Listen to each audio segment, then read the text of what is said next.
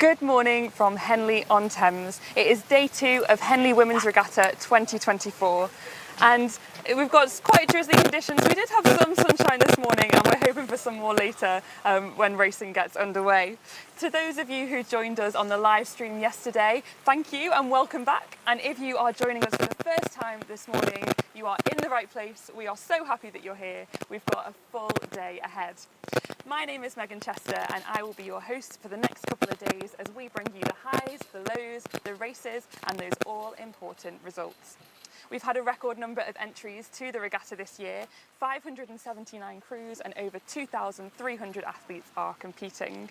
The spectators are ready with their picnics and parasols, or maybe more likely their umbrellas. And it might officially be the weekend, but for our athletes, it's just another day at the office, another day on the river, and what an important day it is. We have a few more time trials this morning and then side-by-side racing will commence at precisely 12:24. Yesterday you could feel from the river that determination as people were desperately trying to get one step closer to a place in a Henley Women's final, and that's only going to build more and more as Sunday draws closer, so we are in for a good day. To talk us through yesterday's racing and look to the day ahead, I am joined by the wonderful Camilla Hadland-Horrocks. Hi Camilla. Hi, good morning Megan. Good morning, thank you for bringing this. This is an excellent idea, wonderful. So Camilla won gold at the World Rowing Junior Championships in 2018 and in 2010, and then in 2018 won a World Rowing Commentary competition, which sounds fascinating. She's also raced at Henley Women's Regatta many times, so we're hearing from an expert here. So Camilla, something that I am always intrigued by and find really exciting when I'm working on a team at a regatta like this is seeing behind the scenes. So can you tell us a bit about your role yesterday afternoon? What did that entail? Yeah, of course. I mean, I've been on the commentary team here now since 2015, and it is one of the best commentary teams that you can get a slot on the roster on, because we're out there on the launches.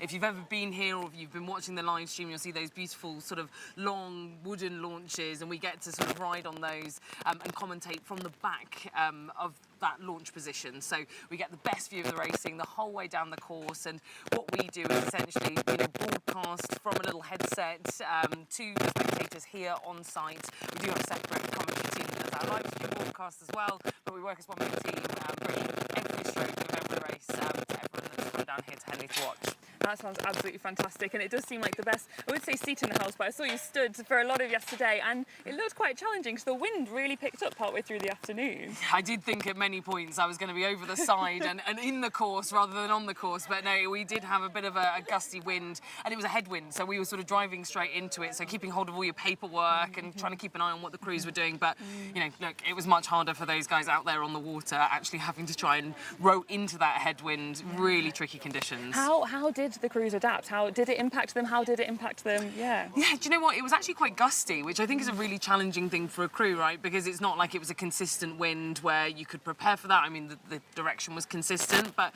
as a crew, I think, those with Coxes on board obviously will have defined some calls that would have made them sit up and row strong and relaxed into the wind, because there's nothing worse than tensing up and expending all that energy, which is already pushing against you down quite a challenging and tricky course, because we're against the stream here as well at Henley Women's, so you've not only got the stream and the wind against you, but if you start fighting against yourself as well, that can get really tiring really quickly. And those crews that don't have Coxes on board, they have to do that within themselves. They don't have someone else to kind of cue that for them. So again, even more to think about for those crews out there on the water. It's the ultimate multitasking kind of situation, isn't it? And I guess in rowing, as in life, there are those things that are in your control and then those things that are outside of your control. How do you think crews can balance that when they're on a course, in a race, in the moment?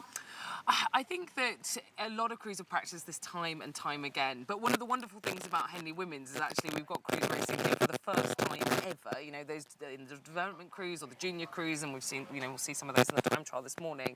It's great practice for that, because more so than many other regattas in this country, you do not only have that element of side-by-side racing, but you've got things like the booms and the drones and all of the crowd, which are, lining the entire bank for 1,500 metres. There's a lot of external factors, and so despite training and sort of carefully running through those practice steps and visualising what it might be like to row here, putting it into practice is really difficult. So I think it's just a case of, you know, the coaches will give great briefings, they'll have done their course walks, they might have, you know, gone out for a pre-paddle before or after the racing just to get used to those external factors and surroundings, but a lot of it is staying in your own boat. Definitely, yeah. You mentioned the junior events. We've got a lot of junior events lined up this morning.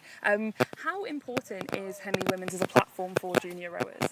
Hugely, hugely. I mean, this is probably, you know, like I say, I rowed here many, many years ago. I think my first Henley Women's was maybe 2009. And for me, this was the big event. You know, this is what we'd raced for all year, is to kind of accumulate the season at this particular point in time. And I think that as a junior, you very rarely get to experience racing alongside some of the countries and world best that we've got here. International competition, you don't get domestically all year, and we'll see that in the junior events this morning. We've got crews from very far afield, from, you know, the likes of the Netherlands, from the USA. We've had crews from like Australia in the past, and so on and so forth, that all come here to race, you know, competition from the rest of the world, which as a junior, you know, that must be magical, you know, thinking about those bits of competition that you're going to get this weekend against some of the very best in the world. Yeah, definitely. It's an amazing thing about, like you say, being able to race people from all over the world, people who have raced loads before, and also people who are completely new to it. And people up and down the bank yesterday, I was chatting to people and they just kept saying this word atmosphere. The atmosphere is here great. Here is great. The atmosphere, the atmosphere. What do you think it is about that atmosphere? What makes that atmosphere? Do you know what? It's a combination of things. I think here, parents and supporters are vital, and they're so close. I think that creates the atmosphere as well. You know, where else really? You know, you don't get this at the Olympic Games where you're within touching distance, right? Like you could, you know, if you leaned, you could probably reach out and touch some of the crews on the Berkshire station. So that kind of stadium and amphitheatre of noise carries you down this whole course like nothing else in this, you know, in this country or in the world. It's a real special place to row, and that's what creates, you know, the atmosphere out there on the water. But then here on the bank too, we've got so many great, you know, merchandising stands. It feels like a bit of a festival of rowing, and again, that sort of international interest. You're hearing different accents down the bank cheering on. It feels like something very special, a big meeting and confluence of lots of different, you know, rowing fans and spectators to celebrate our great sport. Definitely, and it's nice. It's always nice to see the sport celebrated, isn't it? So, as you said, you've raced here many times. Is it strange being back not racing? Well, how does that feel? Do you have special memories attached to the course? I do have very special memories attached to this course. I've now been in this commentary role for 9 years. So since, I think my first commentary spell was in 2015, and in that first year it was very strange. I was commentating on people I'd been at university with just 1 year after leaving, and I was lucky enough, I went to Durham University. Durham made a final and won that year in the academic eights, and was lucky enough to commentate that race, and that was very strange.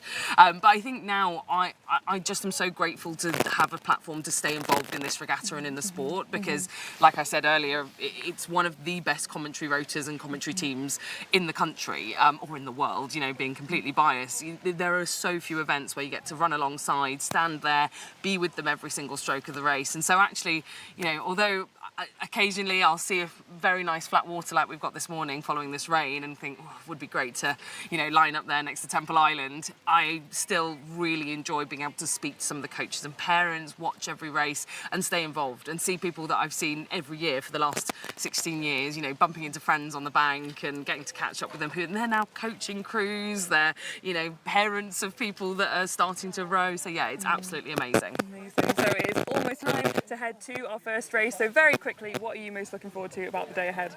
I think the junior time trials this morning, we talked a little bit about how special this is for juniors, and yeah, it's a great opportunity for them to show what they can do this morning down that track. Amazing. So let's head over to the time trials. We're going to be handing over to our wonderful commentary team. They'll be talking us through every step of the way.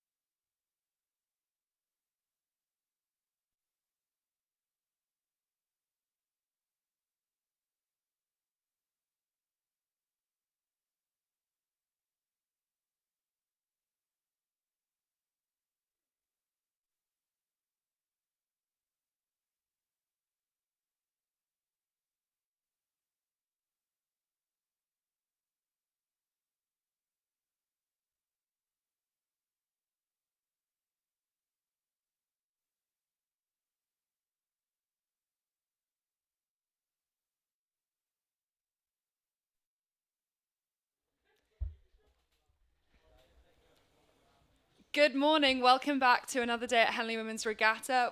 I'm Olivia. I'm Lucy. And we're going to get you started off this morning, take you through the time trials. We're already well underway with the time trial of the junior women's single, the Di Ellis Trophy.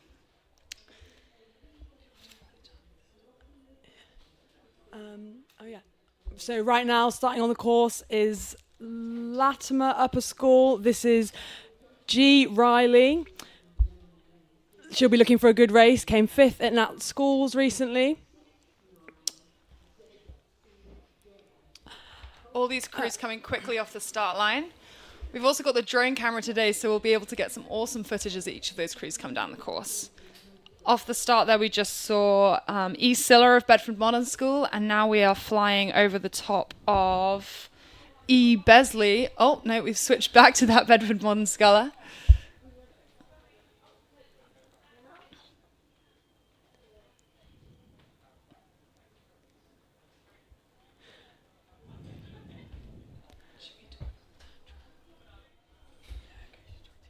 So 16 scullers from this junior women's will qualify through to the event, with 21 of them starting in the time trial.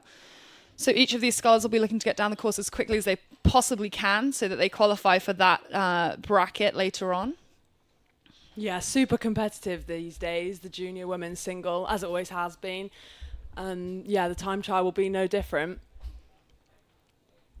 Shots now of the county. No, yeah, shots now. Oh, and here we have. This looks like the Nottingham and Union sculler, P forward.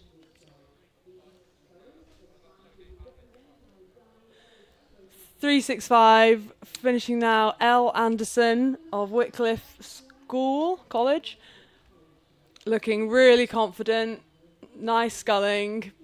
Really strong sculling program at Wycliffe at the moment. Greg Flower's done really wonderful things with that program, and you can see that through their big boats and their small boats now, which is really exciting.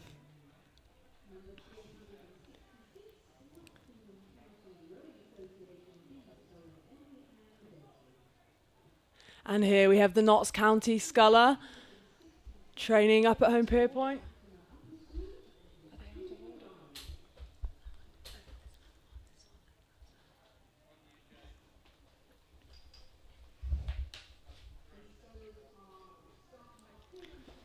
Yeah, this Wycliffe sculler looking so strong through the course.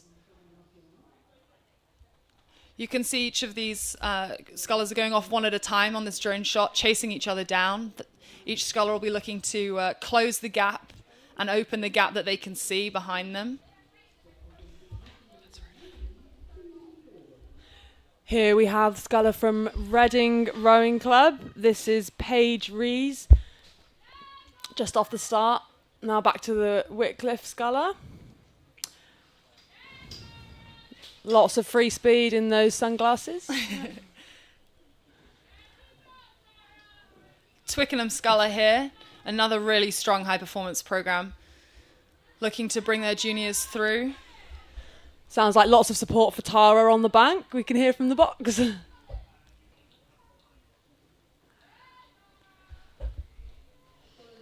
can see that sculler there, just tight on those buoys as they come in through the boys, that is for our English viewers.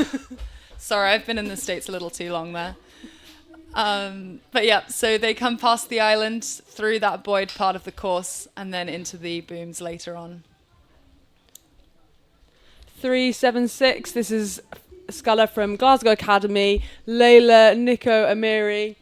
Really strong rowing and sculling, always from Glasgow. They make their trip worthwhile.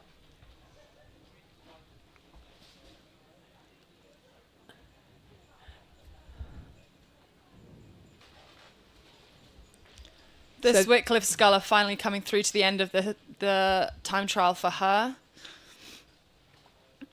Still looking really strong, really pushing hard to the end there. Really exciting to see. She'll be wanting to get herself as high up into those seeding places as she possibly can.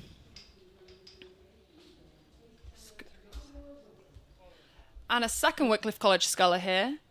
This is Lily Church, sculler 377.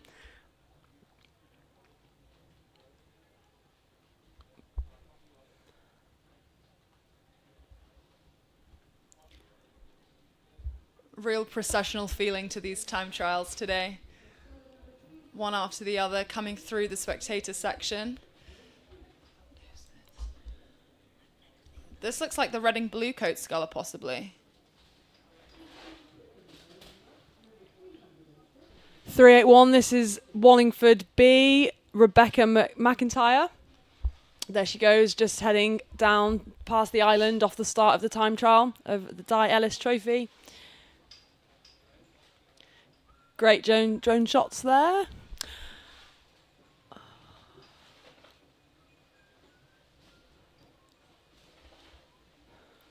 We can see these scullers have the run of the course at the moment. They're able to pick their line.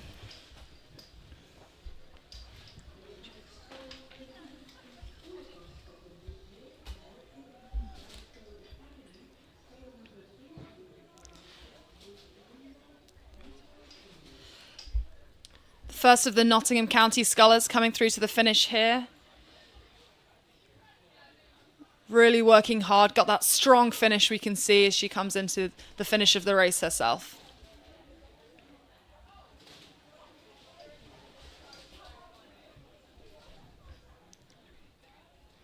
It's just off the start now, sculler 383 from Winchester College. This is Martha Morrow. Looking good off the start there for her time trial. Keeping a really nice course through the island there, keeping really central. Not getting pulled into that buoy line.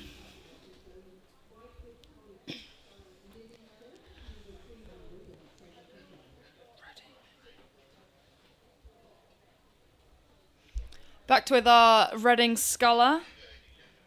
Looking really strong, just checking over her shoulder there.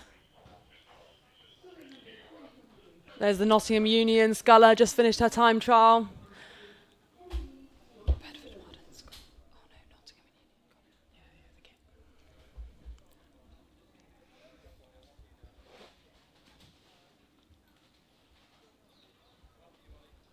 This looks like the last sculler of the Junior Women's Di Ellis Trophy, Canford School.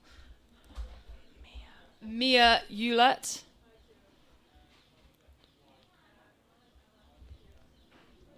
You can see how those gaps grow and shrink as each of these scullers push on through the course.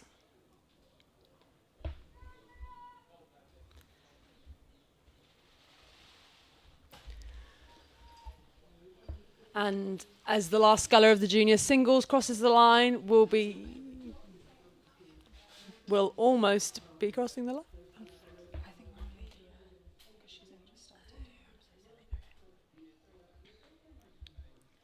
That's the Reading Blue Coat School sculler just finishing there. Wycliffe College there, another strong sculler from them. That grimace really showing how hard she's working through this time trial.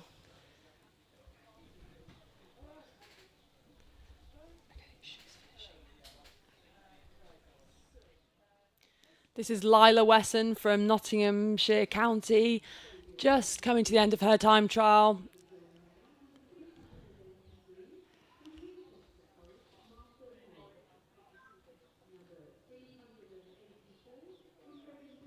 Getting that long reach, eking out extra centimetres every stroke she can all the way to the finish line.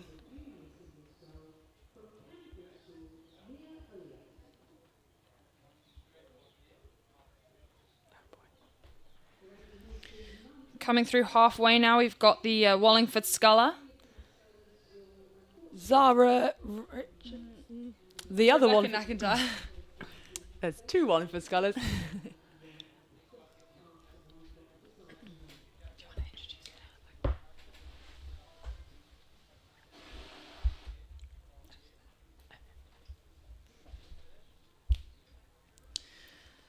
That's the Reading sculler there coming across the line. You can see how tired these scullers are after they finished their time trial, really laying it all out there to try and secure their spot in the later racing. Twickenham sculler following close behind her.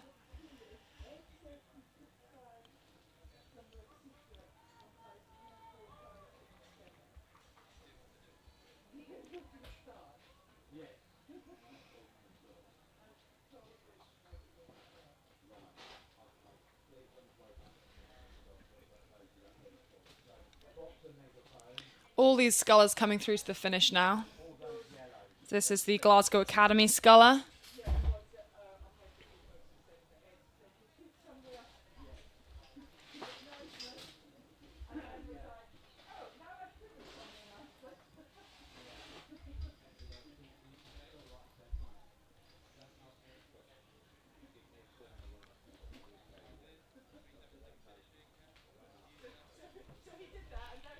And the second Wycliffe College sculler coming through the finish line just there. Really pushing right to the very end.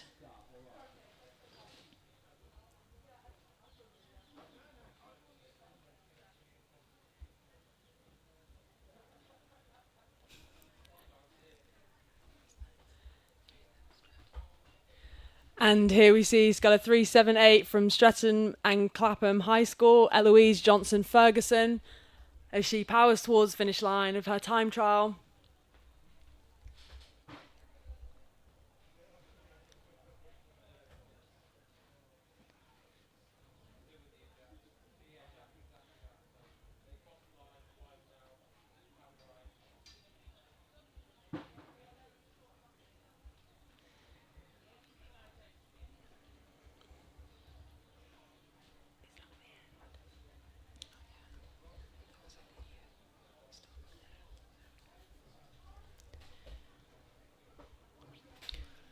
Wallingford sculler Rebecca McIntyre coming through here.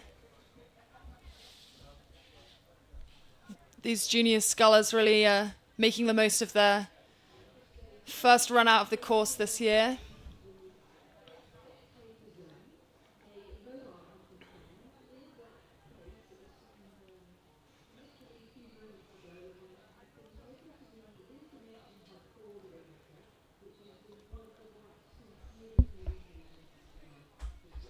Coming into shot now, sculler 382 from Godolphin and Latimer School, Leah Neurot.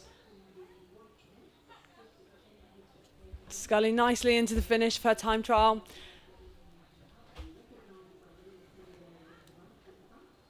Hoping to secure a spot in the top 16 crews that will progress from this.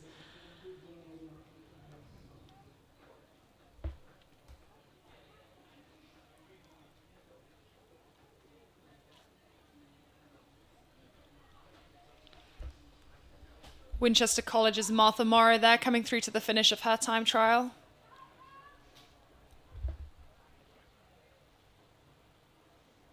Sculling really strongly to the finish there.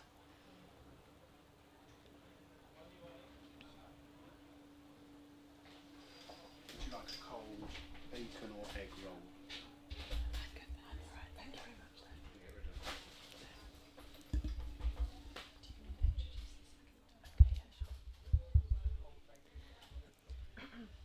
Penultimate sculler of this junior women's event coming through here, Reading blue coat. Neve Askin.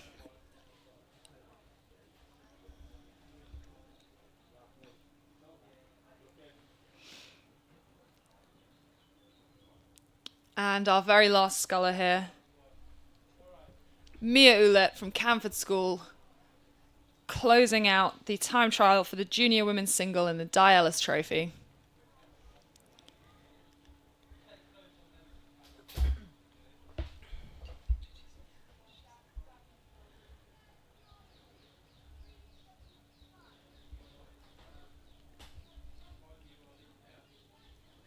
Okay, now on the course we have the junior double sculls. This is the Rayner Cup, and starting us off in this time trial is Lee Rowing Club, Beatrice Hughes at bow, and Jess Kirbyroy stroking the boat, looking really great on those drone shots there.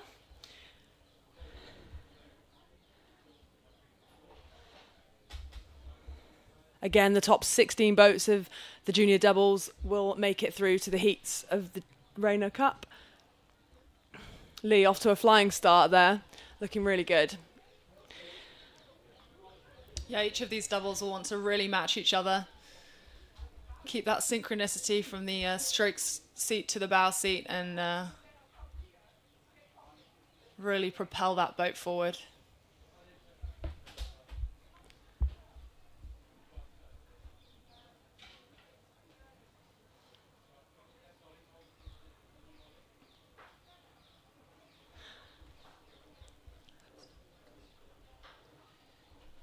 Coming past the end of the island there, looks like Worcester, Royal Grammar School Worcester crew.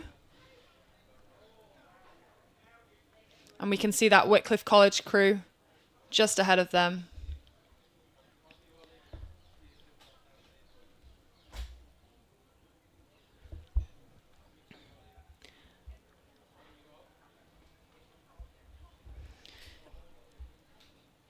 Kingston Rowing Club there, heading off the start.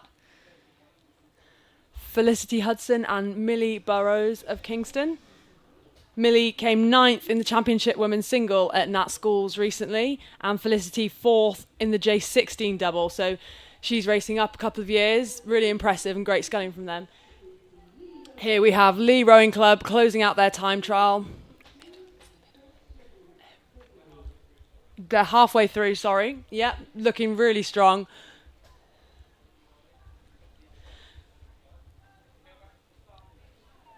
And back to the start with the Rob Roy double. This is Prune, Lestine and Eloise Cottrell.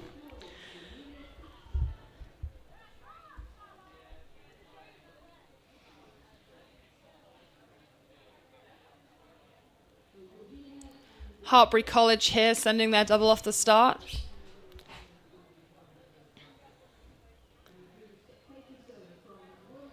Looking to get quick and then really establish their rhythm so that they can send it through the end of the time trial. And here is the end of the time trial with Lee Rowing Club.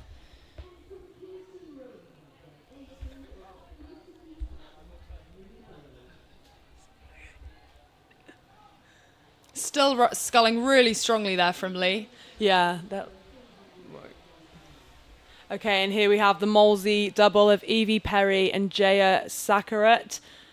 These girls came 4th at national schools in the championship double, so will certainly be ones to look out for and looking to go far in this race.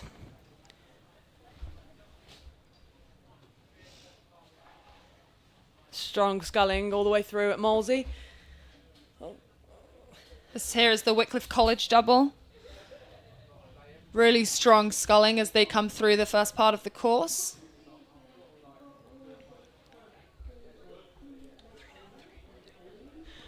And now we're seeing crew 393 from Tideway Scullers School, Lottie Everett and Beatrice Robertson.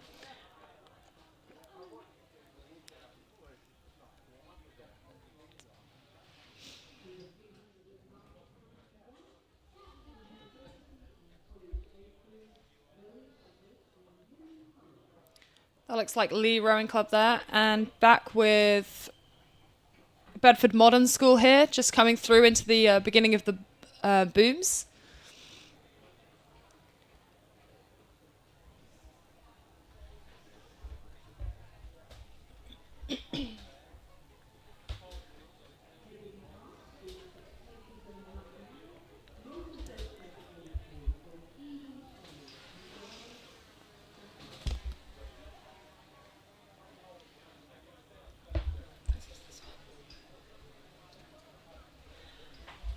And just going off the start there for their time trial is Streatham and Clapham High School. This is Lucy Lindria and Kesha Brunette.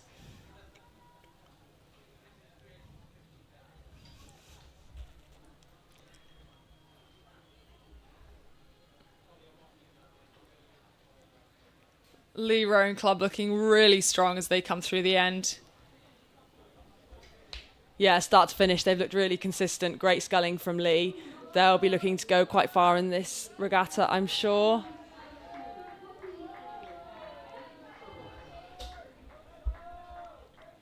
Okay, over to the start, back to the start of the time trial. We have the crew from American School, London. This is Bridget Duffy and Celia Carson.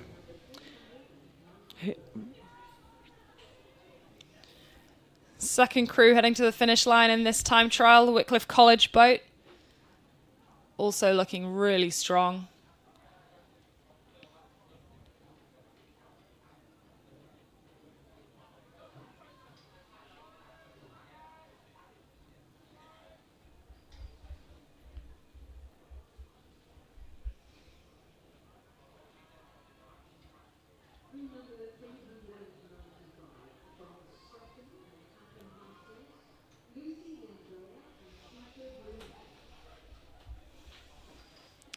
You can see through that drone shot, things starting to fill up on the bank now.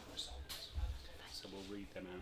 These are the crews that are qualified in number order, but don't mention the ones that haven't. The two.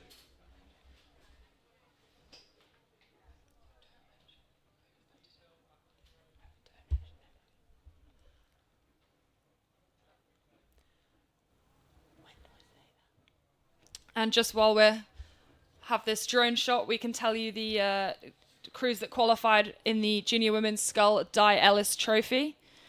In number order, 365 Wycliffe College, 366 Nottinghamshire County, 367 Latimer Upper School, 369 Nottingham and Union Rowing Club, 370 Wallingford Rowing Club, 371 Reading Bluecoat School, 372 City of Sunderland, 373 Notts County Rowing Club, 374 Reading Rowing Club, 375 Twickenham Rowing Club, 376 Glasgow Academy, 378 Streatham and Clapham High School, 381 Wallingford Rowing Club, 383 Winchester College, and finally 384 Reading Bluecoat School.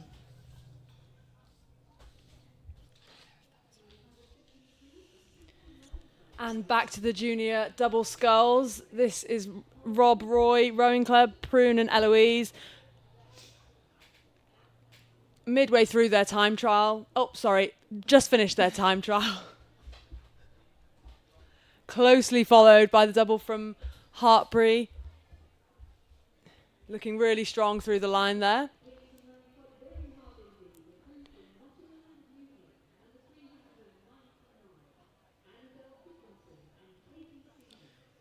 George Watson's double there, sculling past, coming through the middle of the course. This is Scarlett Conn and Rebecca Miller, we can see on your screens. Back to the Molesey double, Eva and Jaya.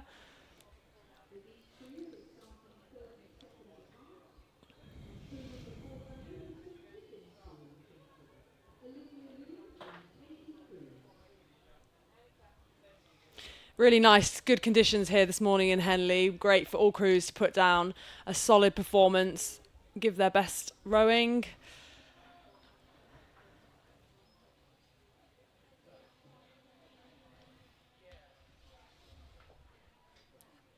Tideway scullers here coming in hot to the finish line. Always strong sculling from Tideway. Their junior women's quad won the Prince Philip Trophy last year. Not the Prince Philip, I apologise, the Diamond Jubilee sculls at Henley Royal last year. So great pedigree in that junior programme at Tideway.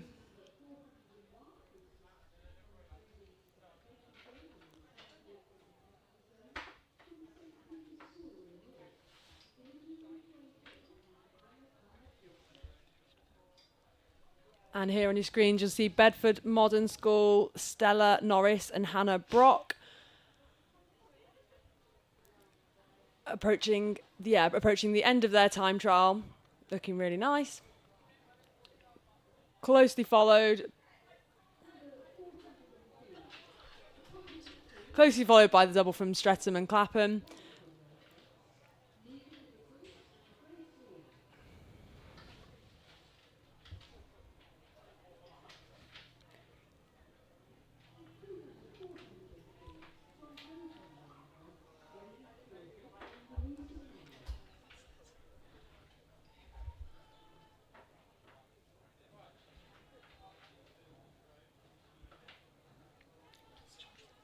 Back in shot now, we have George Watson's College, their junior double scull. Scarlett and Rebecca looking really good as they approach the finish now.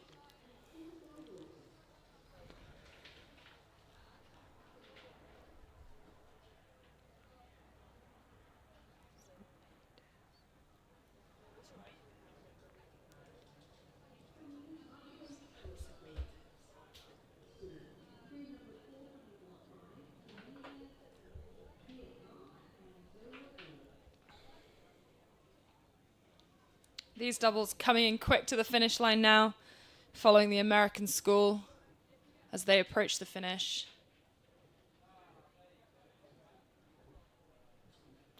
silver medal winners at the Ball Cup 2024.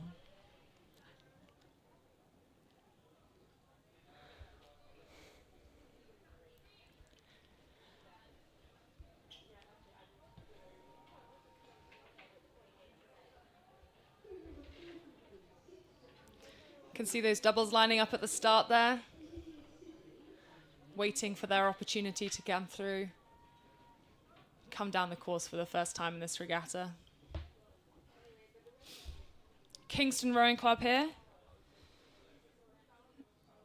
This is Kingston Rowing Club B. Colby and Nina.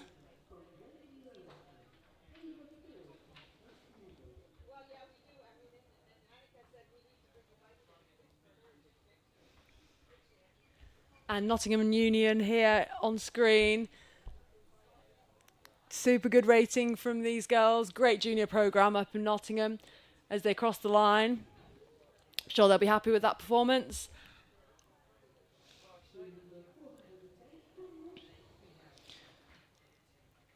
You can see from this drone shot, these crews have the width of the course to choose their line. Want to be taking the cleanest, straightest route down the course. And here we see the junior double from Tiffin School, Olivia Liu and Kate Cruz. Just crossing the line to conclude their time trial.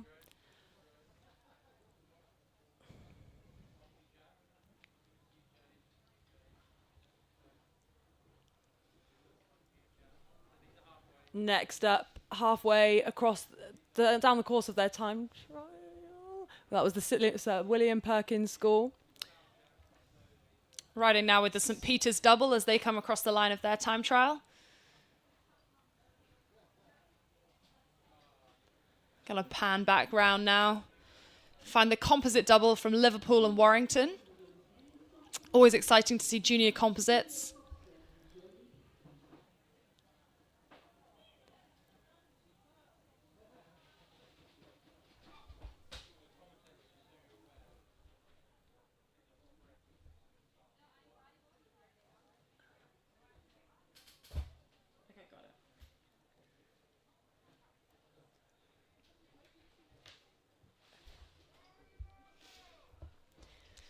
Looks like that's all of those junior doubles off the start line now.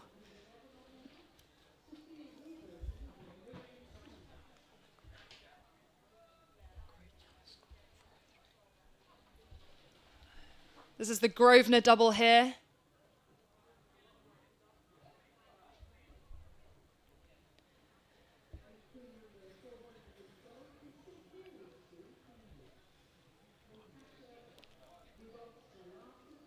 Coming through the finish there, just paddling off. And very close to them, we see the City of Sunderland double coming into the finish. Really strong performance from them. They'll be delighted to have closed that gap. Back to Tideway Scullers School, closing out their time trial. This is Tideway Scullers B, again showing the depth of their programme.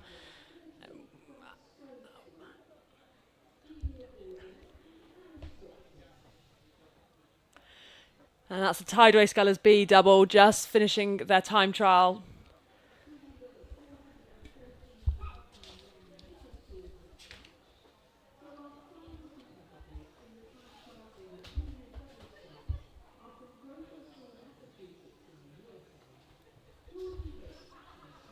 So William Perkins School here. Just squeezing it on into the finish line. Each of these crews wanting to make sure that they qualify and also finish as high up as they possibly can in that seeding position.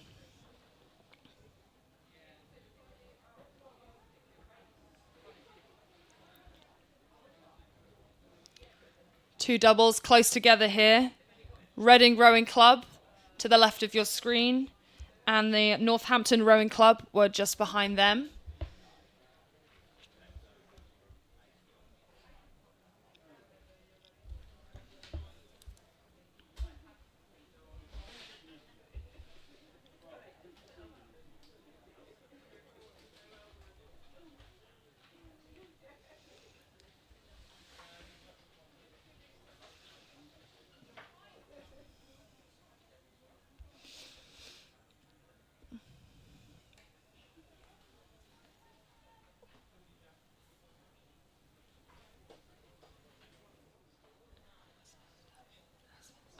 And here we see Westminster School's junior double, Sophia and Adela. Both of these girls are in their first year of rowing, which is really impressive because they're sculling really well, and they say they're absolutely loving it. They made their rowing racing debut in Monaco in a quad. That's great. And so they'll be really pleased to be racing, getting such good experience at Henley Women's Regatta.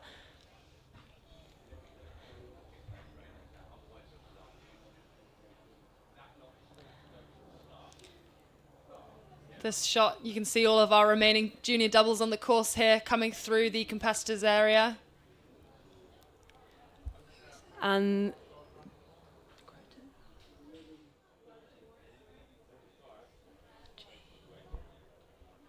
this looks like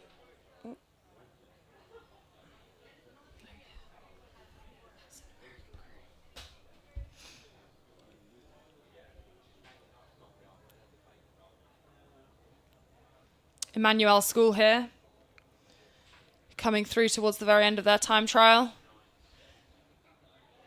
All of these junior doubles looking really strong through this time trial. So exciting to see the depth and strength that we have in junior rowing in the UK.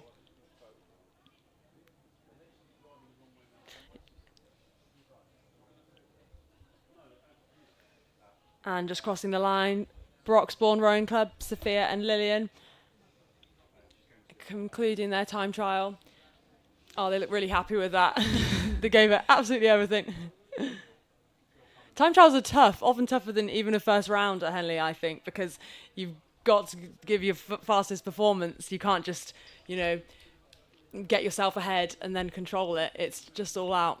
Absolutely, there is no hiding in a time trial. Each of these girls putting everything on the line to make sure that they qualify in the top 16 of the junior women's doubles.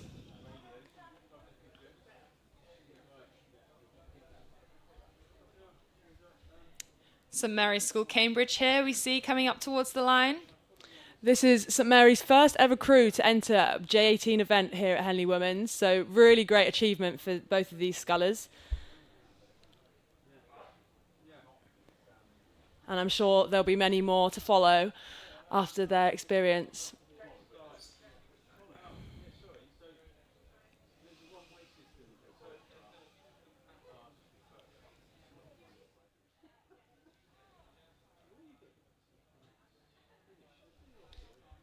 A little bit of traffic here as we come into the end. Stowe Rowing Club, crew number 413 on the left of your screen.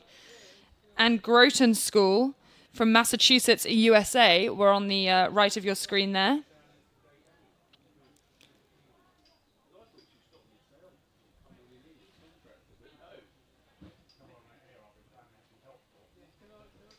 Oh, little crab there. They'll be looking to recover from that nice and quick. Yep, straight back on their rhythm, ready to cross the finish line. And this is crew 415 from Groton School. Really impressive performance of them to catch up a double ahead. You've got to think that if you come over as a junior crew from the United States, you have a lot of confidence in your ability, so it'll be exciting to see how this US double compares to the rest of our domestic crews. Yeah, absolutely. It's no mean feat over here. Even to get through the time trial is super competitive. Okay. Looks like that concludes the junior doubles time trials. So we'll start with the women's junior quads, the B Langridge Trophy. And first on the course, we have a crew from Wycliffe College, Eloise Etherington, Mia Lowes, Violet Holbrook, Brooksbank, and Lily Martin.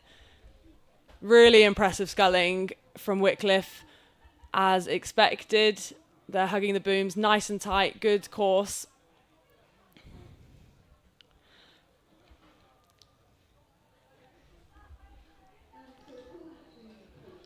Plenty of quads on the course now. 33 entries in total in this one, coming down to 16. So these crews will be really working hard to make sure that they get one of those top 16 spots.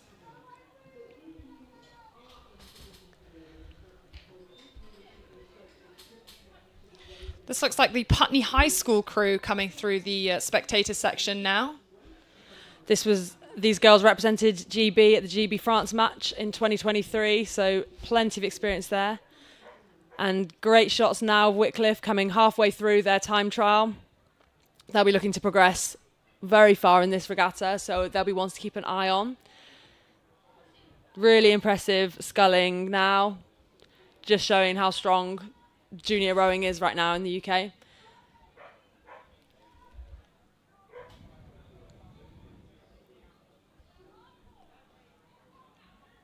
Yeah, really just mirror images of each other as they come through this Wycliffe quad. Really picking that boat up on the rise. Looking really nice coming through this course.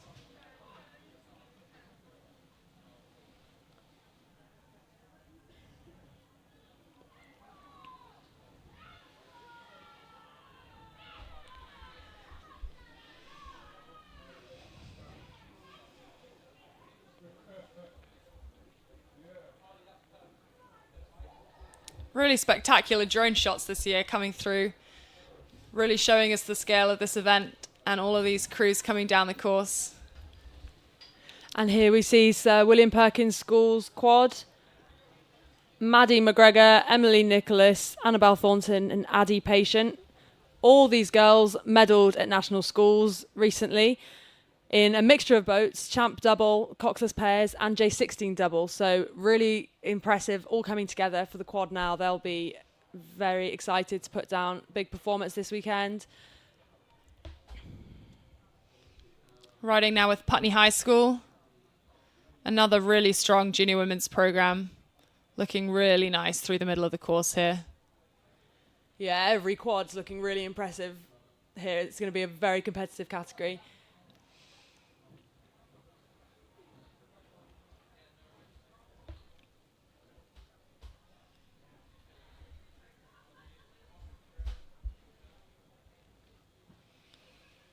Another stalwart of the junior women's sculling scene here. Tideway scullers.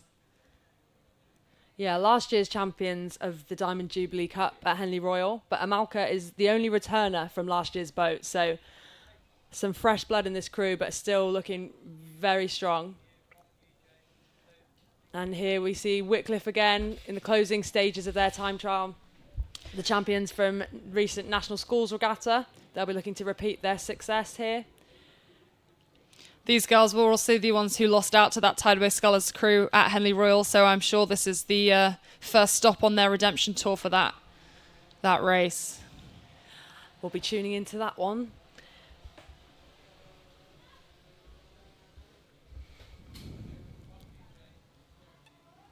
Sculling hard right through the line there, always good to see. Straight into their call down for Wycliffe on screen.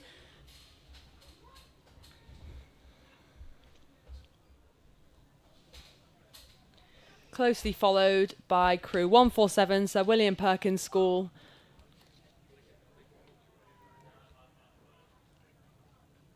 Another quad looking very impressive.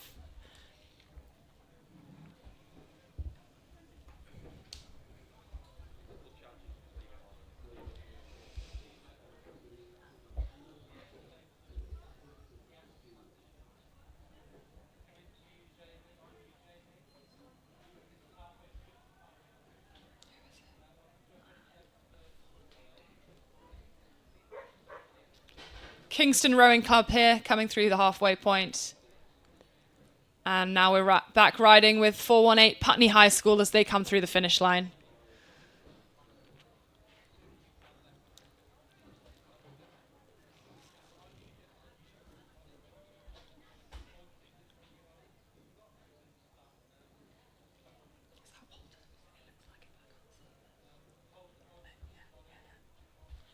And here we see Walton Rowing Club at the start of their time trial, just heading out, drifting out into the middle of the course.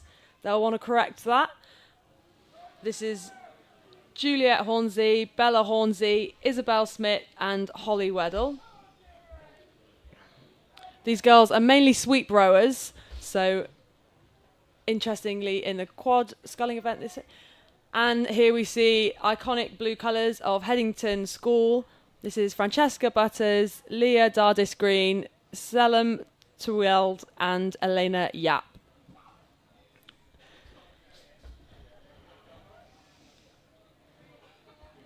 And more sculling from Lee Rowing Club. This is Lee Rowing Club B. We just saw them in looking very strong in double sculls and also their quads.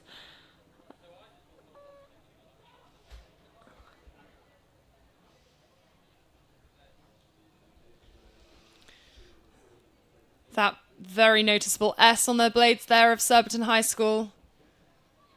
Another crew just correcting their course as they head from the boys into the booms.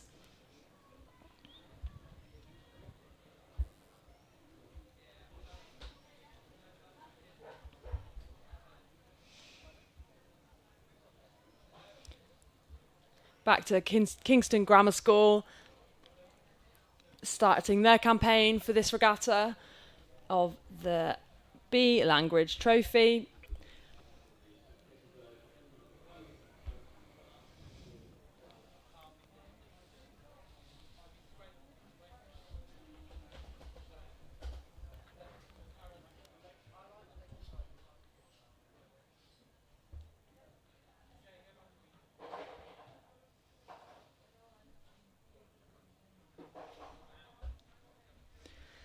And here on our screen we see Sir William Borlase School and now over to back to Lee Rowing Club in the closing stages of their time trial.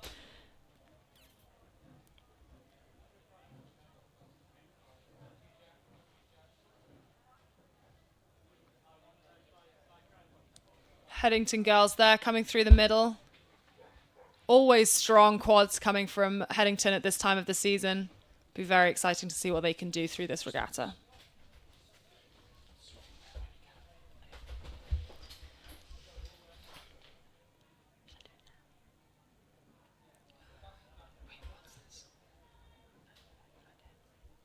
Headington just wrapping up their time trial. And now over to Pangbourne College, halfway through their race, Ruby, Charlotte, Clover and Eve. These girls won silver medal in the Championship Girls Coxless 4 at national schools, so plenty of pedigree in this boat. Probably starting their quad campaign for the Diamond Jubilee. Oh yeah, over to Nottingham Rowing Club. These girls won the B final at Nat Schools and they're looking to progress from that. Wrapping up their time trial. And now we have the time trial results from the Rayner Cup Junior Women's Double.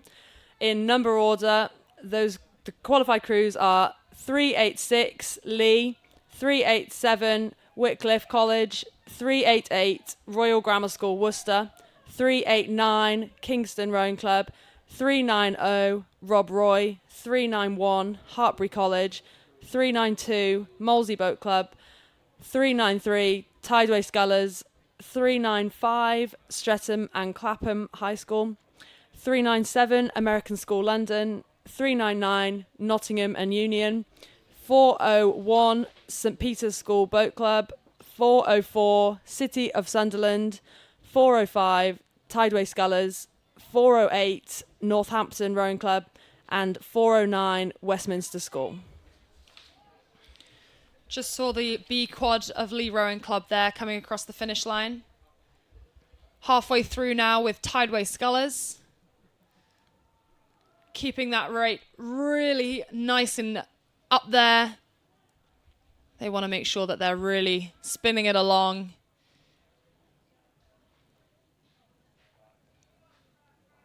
Walton Rowing Club now just coming across the finish line.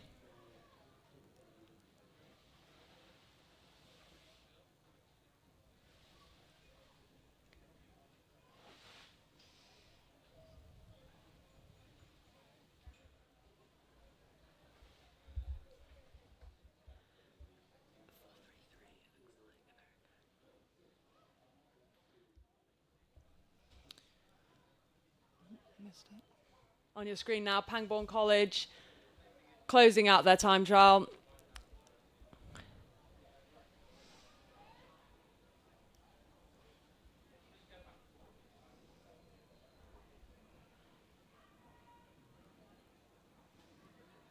Surbiton School quad here.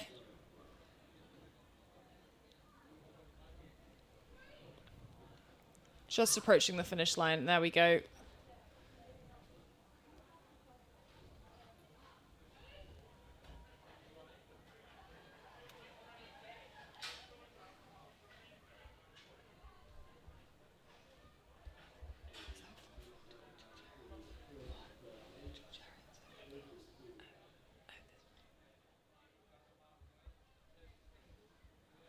Halfway down their time trial, this is George Heriot School, Lucy Edwards, Anna Barnforth, Clara Harrigan-Lees and Katie Mander.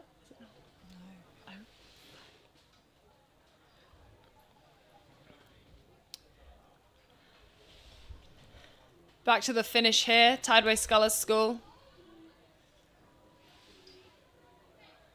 Each of these crews will just be taking it up, trying to eke out every second they can as they come into the finish of this time trial. Yeah, like you mentioned earlier, Liv, these crews obviously want to qualify for the heats, but also be high up in the rankings, so they're seeded well. And you know, if you're a fast crew, you want to meet the other fast crews later on in the regatta, not in the early rounds. So super competitive time trialing here. Shrewsbury School here, halfway through their time trial.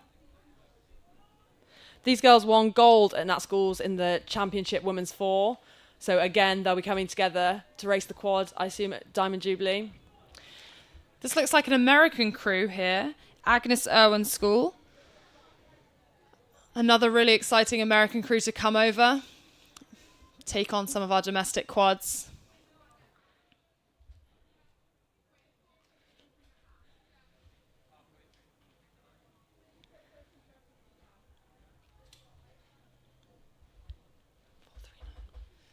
Bedford Modern School there. And now riding with Henley coming through the finish line. Henley on their home stretch of river. They'll be looking to show their dominance on their home stretch.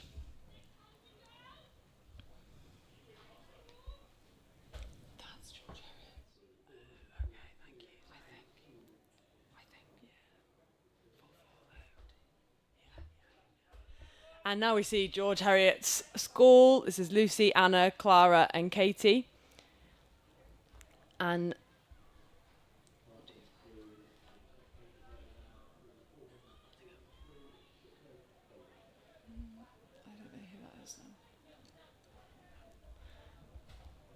it's interesting, isn't it, Liv? A lot of crews from national schools with pedigree in the sweeping events like the Champ Fours and stuff now coming together for a quad at Henley Women's. It's like, obviously for the impact of Henley Royal has on that. Yeah, certainly we've seen Headington often very competitive in the junior eights and quads at national schools, and then move into the quad for the prioritising the quad through the later part of the season through Henley Women's and Henley Royal. Yeah, it makes it incredibly competitive at Henley Women's.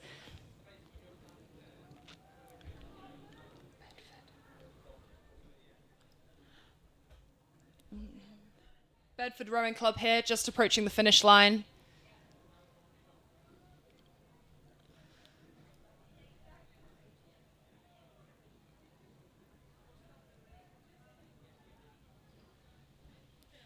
You can really see the symmetry of these crews as they come through in the drone shot, each looking to really match each side of the boat so that they're keeping that line nice and straight.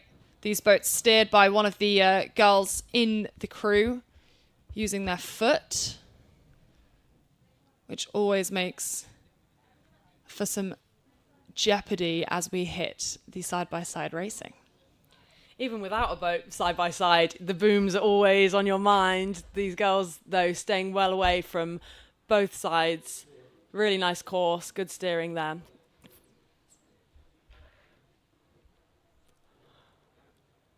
Back to Bedford Modern Schools quad.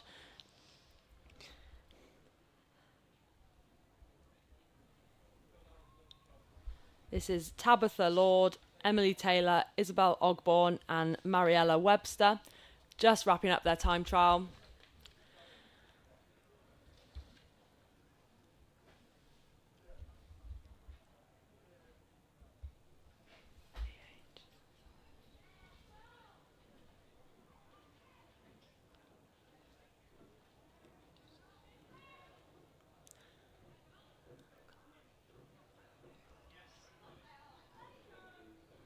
This looks like the George Heriot's quad just finishing here.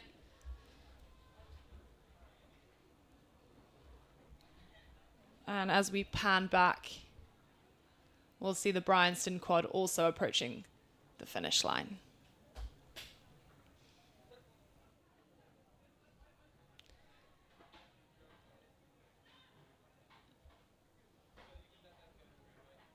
And this is the crew from Bryanston School, Lottie, Abby, Poppy and Lucy, closing out their time trial with a nice sprint.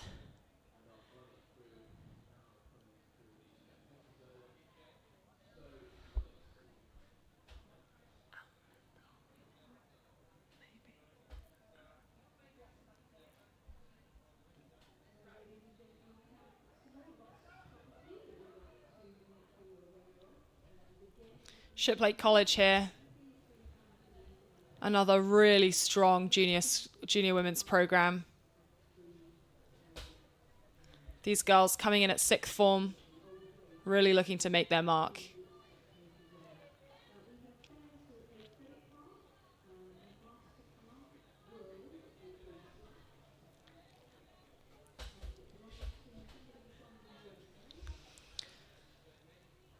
And here we are with the American School London, Hannah, Anastasia, Jackson and Louisa,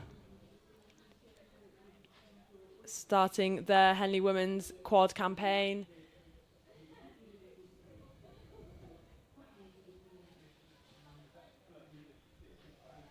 Real focus on the faces of these girls. Nice shout from the bow girl there.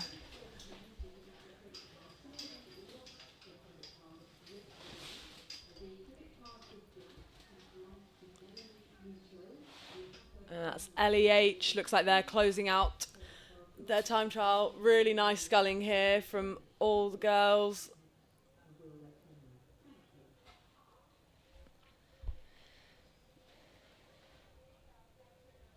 This is Nicola Lee, Heidi Morris, Clemmy Adams and Ella Guthrie.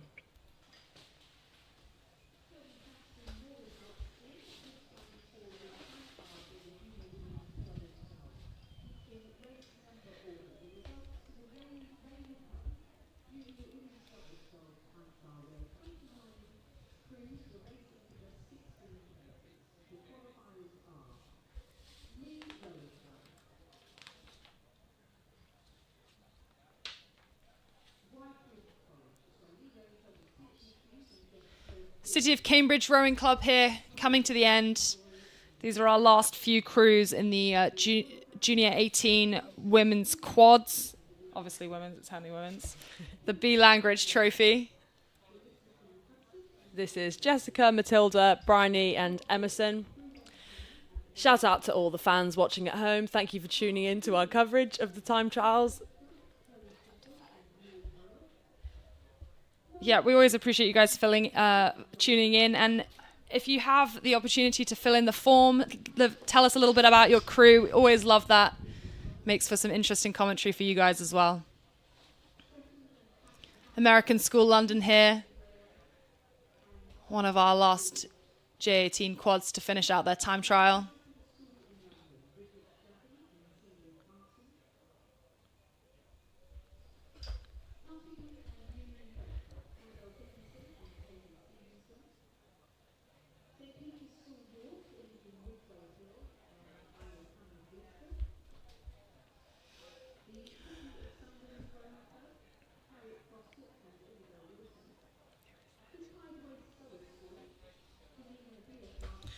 So the drone shot here showing us the very beginning of the J16 women's quads. Sticking with some quads, just going down the age range. The Nina Padwick Trophy.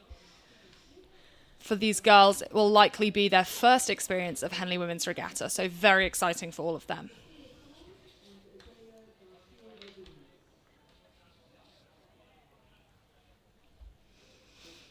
See all these quads coming fast and furious now.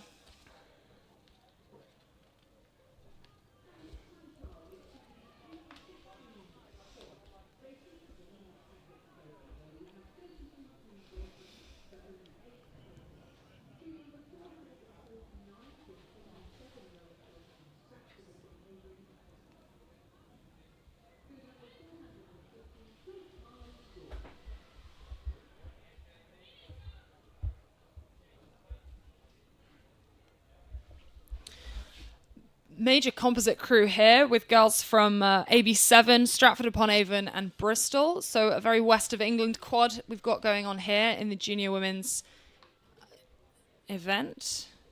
These girls have only had 3 training sessions together, but looking way more experienced than that.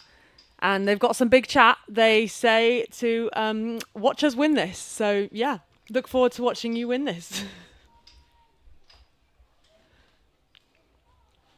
Nice steering as well going on from these girls. Steerswoman Daisy O'Reilly, they are hoping she does not crash. They said that themselves. I promise they did.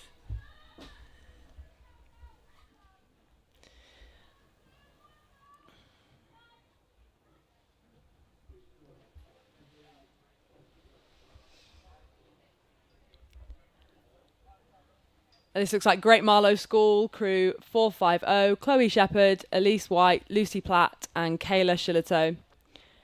Kicking off their campaign in the Nina Padwick Trophy.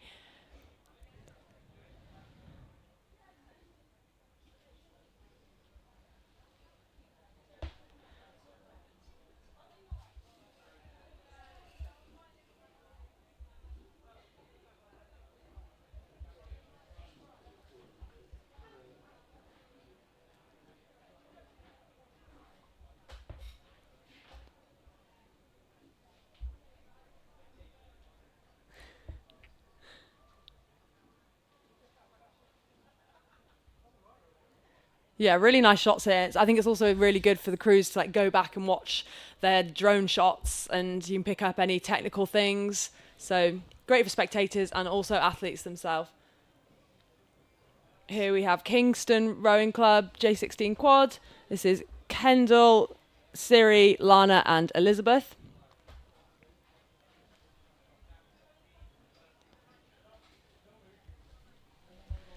First quad to finish in the Nina Padwick Trophy time trial. This is the composite of AB7 and Stratford-upon-Avon, or just Stratford-Avon.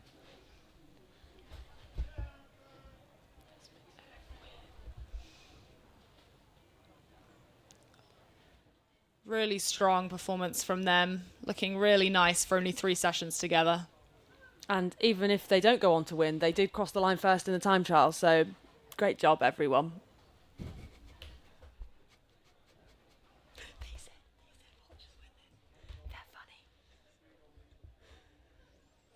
Here we have Nottingham and Union Rowing Club on the course, getting underway with their time trial. This is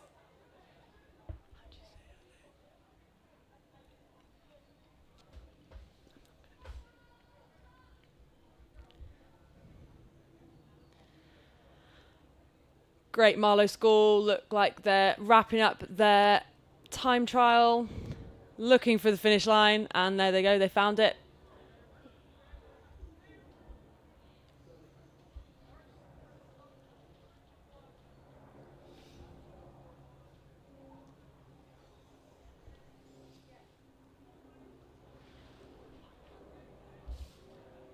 This is Hartbury University and College, Matilda Hudson-Hulls, Harriet Bray, Maria Julia Costa-Glola, and Lorelei Weir. Hartbury always strong in these events at Henley.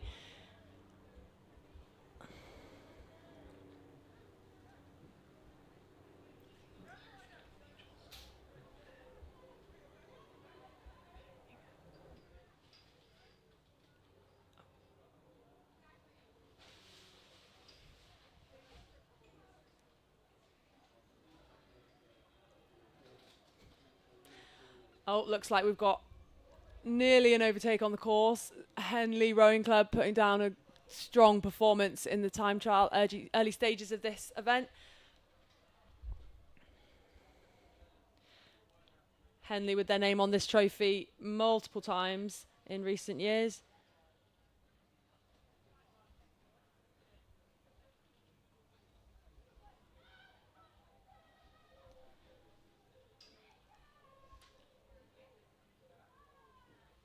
Nottingham Union here coming towards the end of their time trial. Up in that rate, looking really strong, moving the boat very efficiently. Great performance from these girls. Strong programme up in Nottingham. Well done.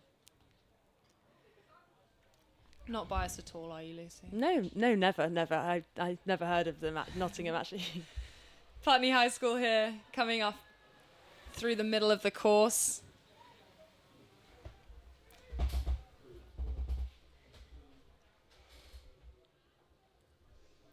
George Watson's now approaching the end of their time trial.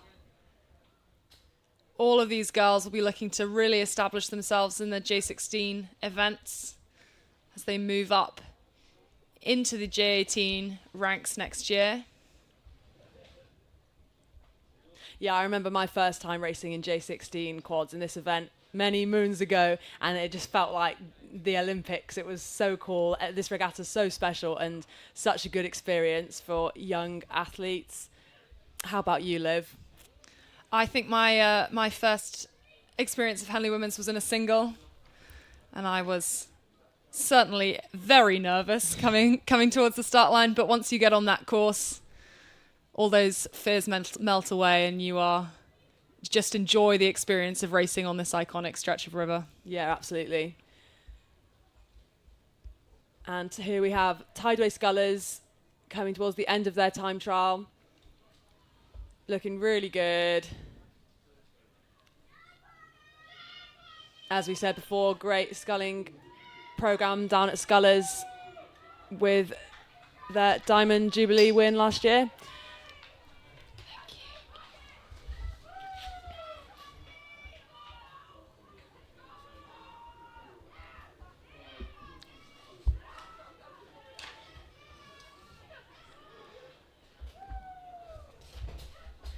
And here we have Surbiton High School, Alice, Sarah, Maddie and Amelie getting underway in their time trial. Towards the end, I do apologise. Yep.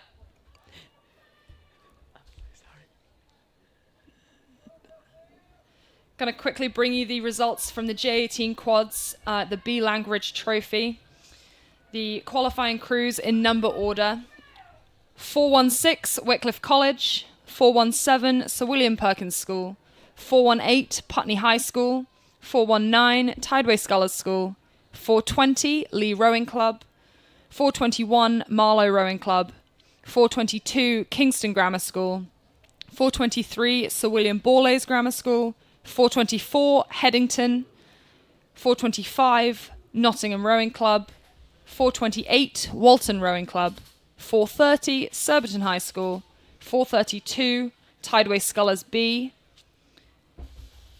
433 Agnes Irwin School from the United States, 438 Shrewsbury School, and 443 Shiplake College, rounding that out.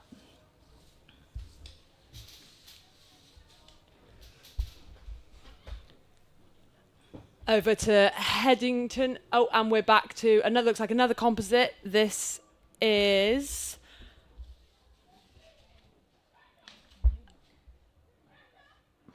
That looked like Derby Rowing Club, Leicester Rowing Club, and Newark, a composite, crossing the finish line there.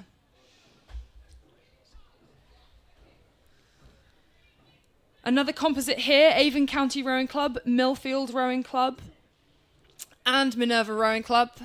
See, this is where my bias comes in. All of these girls training on my Learn to Row stretch over near Bath. Very exciting to see these girls come together in a quad. Yeah, legends made down there, actually. I'm really lucky to know one.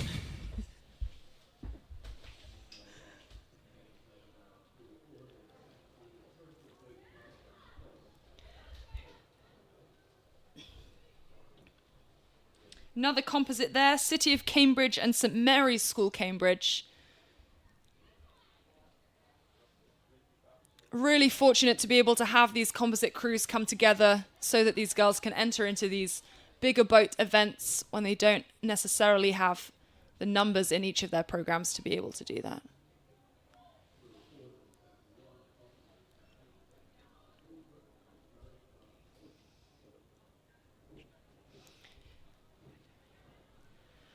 Oh, and here we have Globe Rowing Club. Looks like another composite with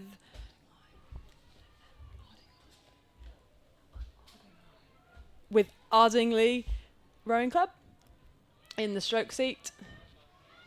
Yeah, some almost side-by-side action here at the end of the time trial of J16 quad. Putney High School just crossing the line ahead of Headington.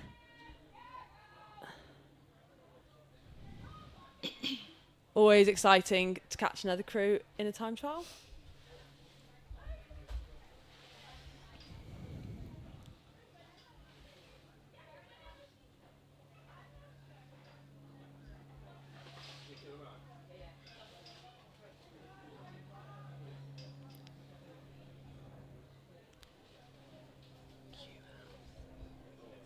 And here on our screens we have Q House School Boat Club, Honor, Lily, Rosa and Lara.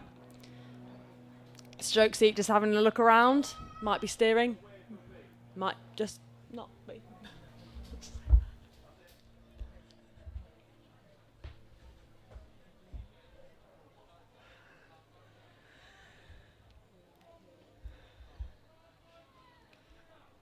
Boat passing the camera there.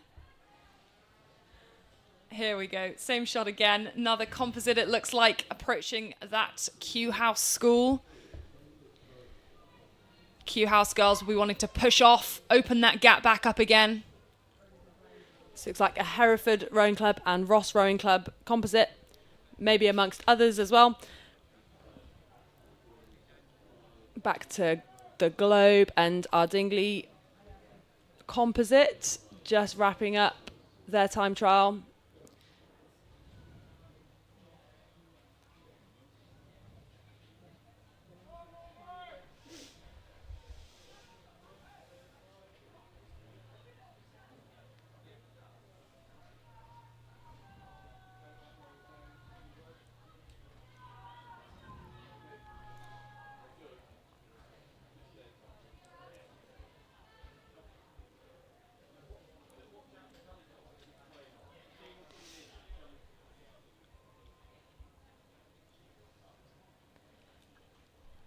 Another gorgeous shot there.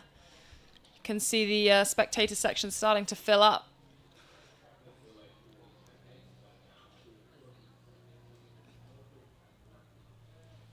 This is the Ross and Hereford composite. Coming towards the finish line now. Molly, Megan, Faith and Leah just crossing the line.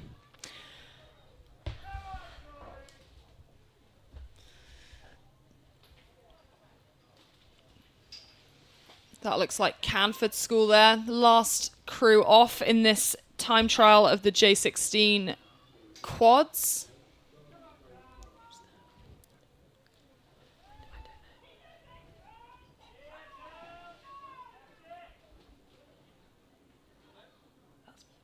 This is Walbrook Rowing Club, Cara, Beatrice, Rebecca and Poppy. And now back to a drone shot of Canford School.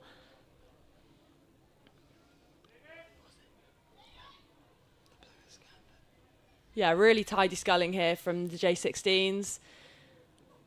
Really impressive stuff. And approaching the finish now, Headington School. This is Headington School B, so really exciting to see that they've got 2 crews to be able to enter into this J16 event. Real depth and strength in this Headington program.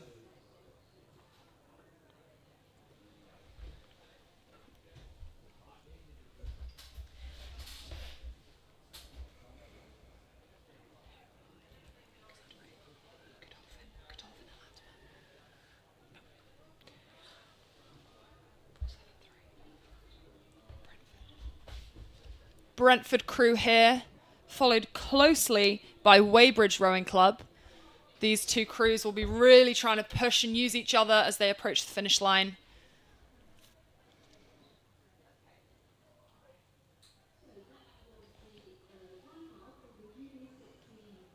This Weybridge Rowing Club crew can really feel them beside them. They're going to want to move through. But this doesn't mean game over for the Brentford crew. Who'll be looking to keep moving fast, maximise their chances. And now it looks like we're getting ready for the Junior Coxed Fours event. This is the Groton School Challenge Cup. And back to Stowe Rowing Club, finishing off their time trial in J16 quads. Quick look over their shoulder from the bow girl there. All of these girls working so hard.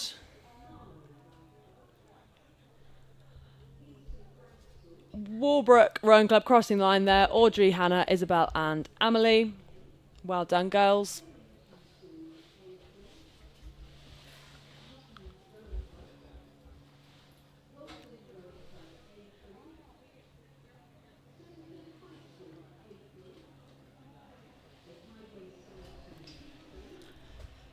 Tideway Scullers B here, crossing the finish line.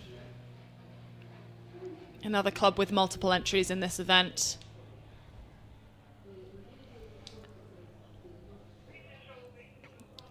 Just looking here at Canford School.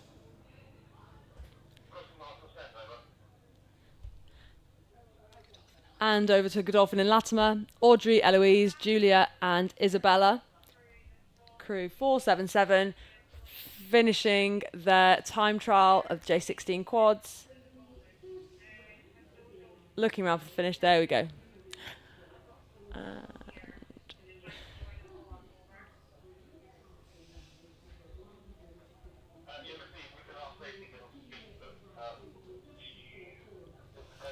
Derby Rowing Club here.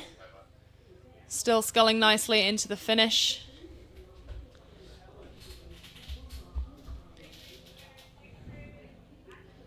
Matching t-shirts, matching ribbons, that's the sign of a fast crew, if you ask me. And also, really nice sculling from Derby.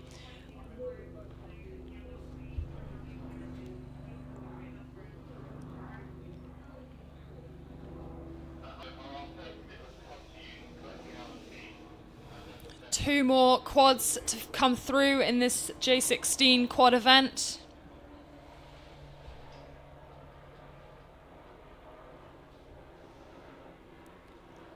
You can see Stowe here, just on the right, crew 479, crew 480, Canford.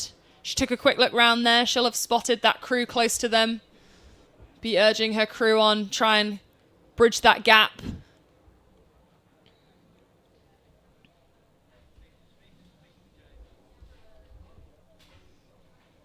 16 crews go through in this event, so all of these crews will be looking to really maximise their chances by working really hard all the way through to the finish line.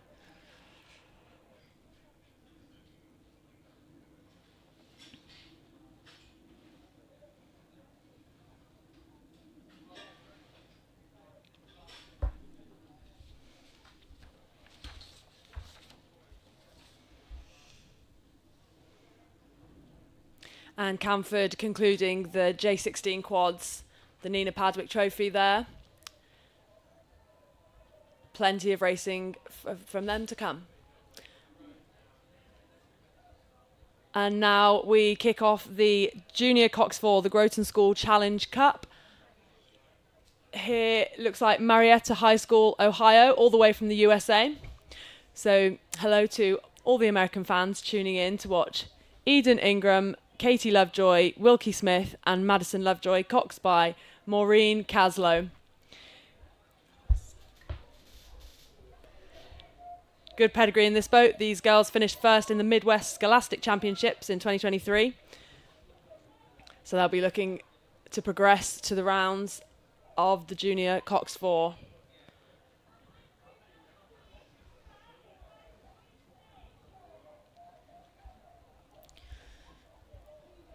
can see on that drone shot there, just coming through into the competitor section, riding now with Putney High School, you can see just entering into the boomed part of the course. Apologies, this is the crew from Marietta High School, Ohio. It's further along the time trial course. Steered there by Maureen.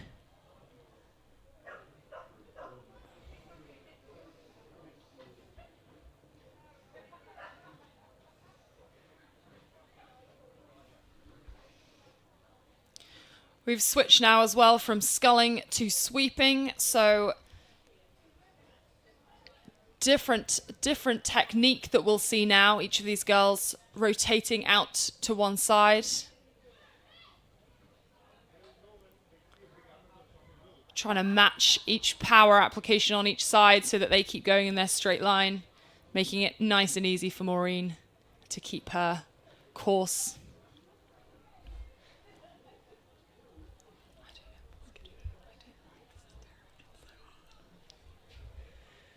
Great shots there of Marietta High School.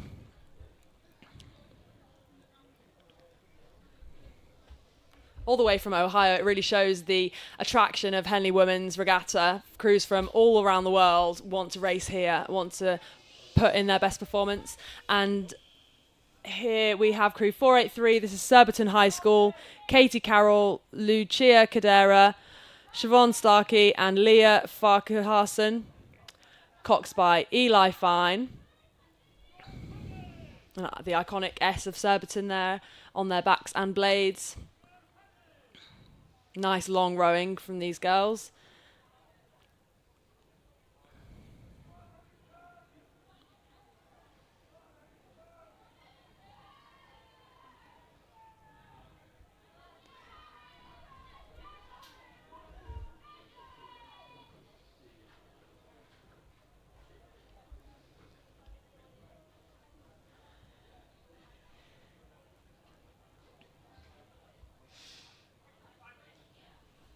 See on that drone shot there, these girls trying to send their puddles right past the stern deck of their boats. Really get as much distance per stroke as they possibly can. Keeping that nice straight line tight on that bank side.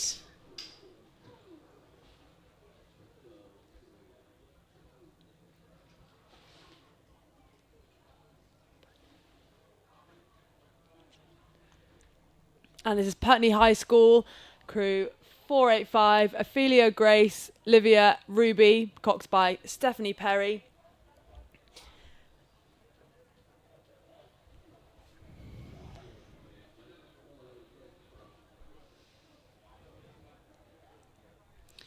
First of our Coxed fours here.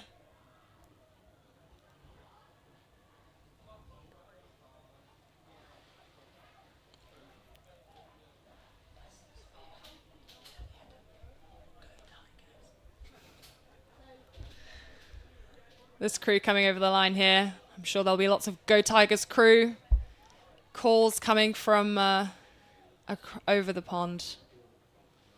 Henley Rowing Club here. Closed that gap nicely, really looking to push them.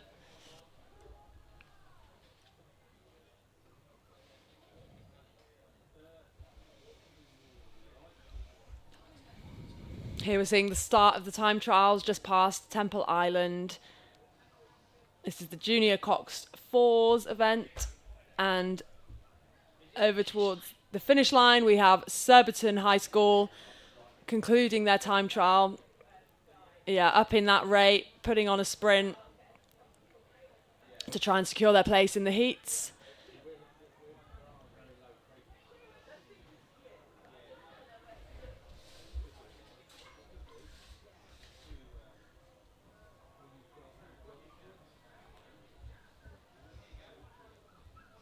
Yeah, nice shot off the start there. Really see how they really have to pry that boat along, pick it up, get it up to speed so that they can settle into their rhythm.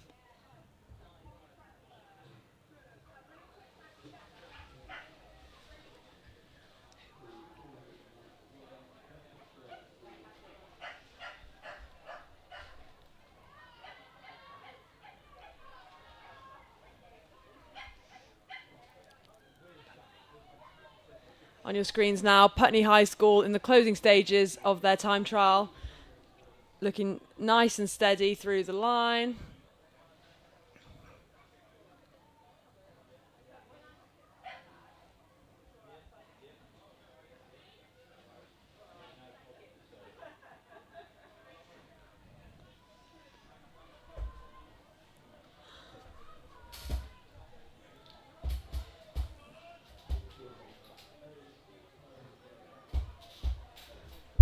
Yeah, great work from these J16s.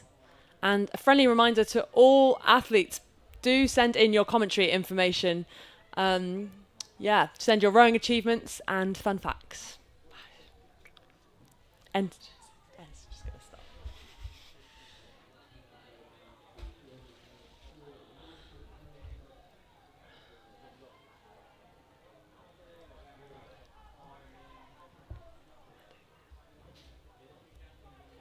That looked like Headington School there, just crossing the finish line. Headington School A.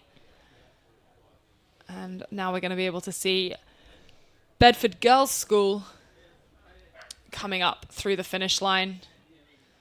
Taking that rate up. Just 16 crews coming through into the main draw of this event as well. So all of these girls will be really looking to work hard in this time trial, so that they make it into that main draw later on today.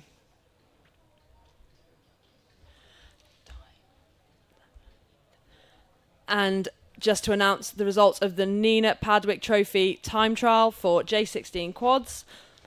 In number order, the crews qualified are 449 AB7 Stratford upon Avon, 450 Great Marlow School, 451 Hartbury University, 453 Henley Rowing Club, 454 Nottingham and Union, 456 Hereford Cathedral School, 461 Derby, Leicester and Newark Rowing Club, and 468 Ardingly and Globe Rowing Club.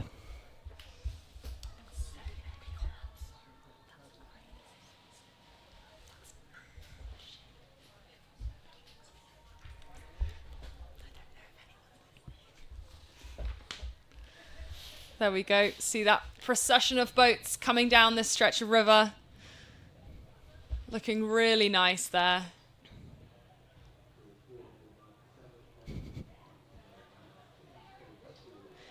And if you're just tuning in now for the Junior Coxed Fours here this morning at Henley Women's Regatta, thank you for tuning in. We are your hosts. I'm Lucy. I'm Liv. And we look forward to more junior time trials to come, continuing the Coxed 4 and followed by the Junior 8s and J16 Coxed 4s to conclude the junior time trials this morning.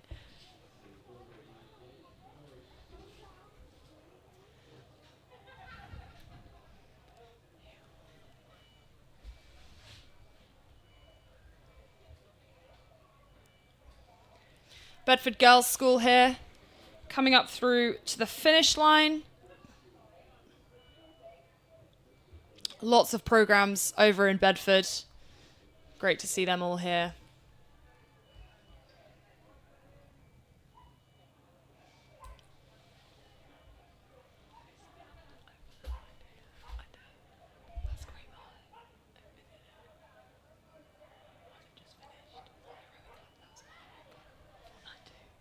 Marlow Rowing Club there, or Monmouth, sorry, Girls School there, just crossing the finish line.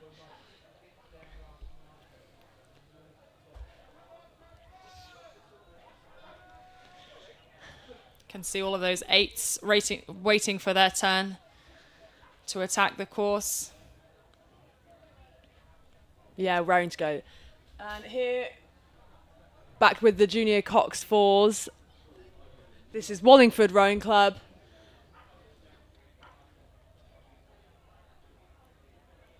Ellen, Isabel, Matilda, Martha and Cox Orla racing towards the finish line here.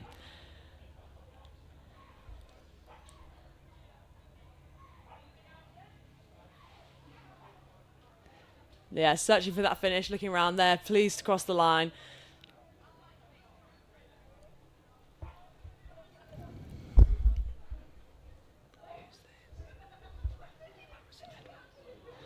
On your screens now, we have St Edward's School Boat Club.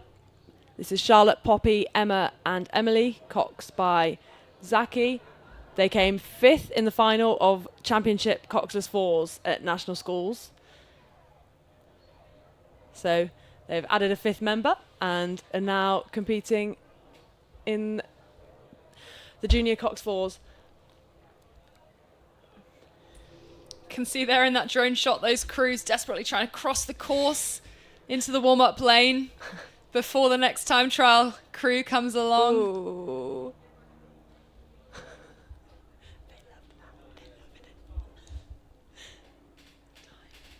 Here on your screens we have Tyne Rowing Club, Millie, Martha, Kate and Moira, coxed by Michaela. Just wrapping up their time trial, trying to secure a spot in the heats of the Groton Challenge Cup.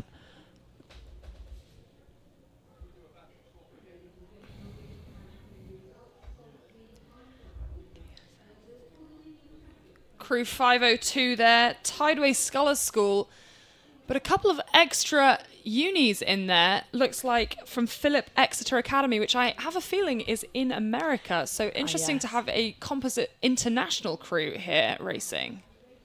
Yeah, global search for the best Cox Fours that they can create.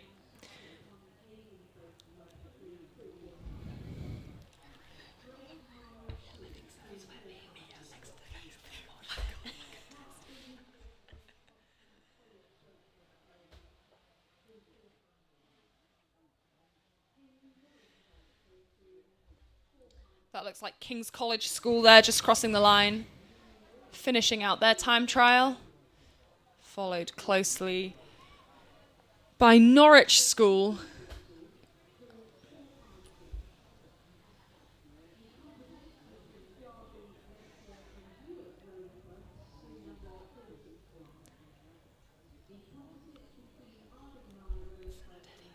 And St Edward's School here, just crossing the line, J16 Cox Fours, Charlotte, Poppy, Emma and Emily. They look really pleased with that. Last few junior Coxed Fours coming through. Canford School here. This is Susie, Amelia, Clementine, Freya, coxed by Devon, crossing the finish line.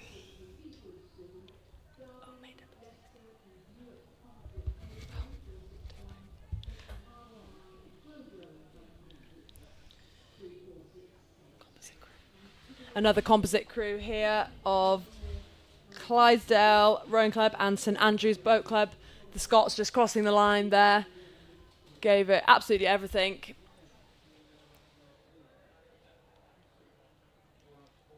Okay, and that looks like the end of the Junior Cox Fours, and we're over to the Peabody Cup. This is the Junior 8s, and kicking us off are Henley Rowing Club. Yeah, really good start from Henley there. They'll be wanting to put down a marker in this event.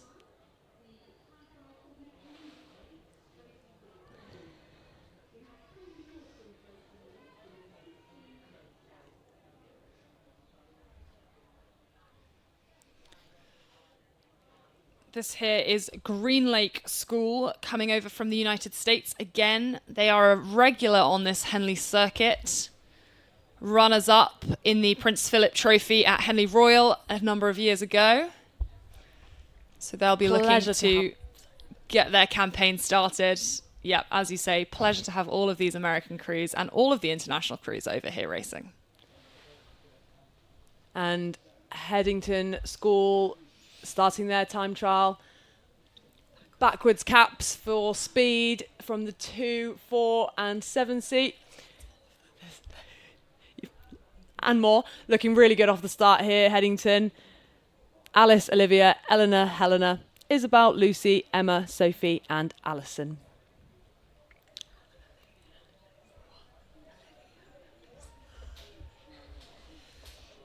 Oh, looks like we might get to see Shiplake College going off the start here.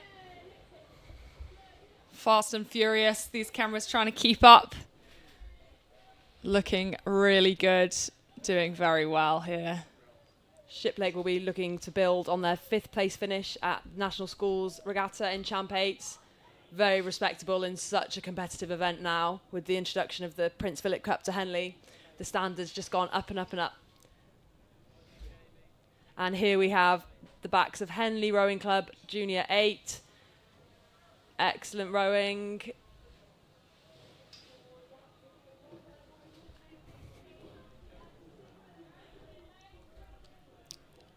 Hinksey Sculling School here, off the line.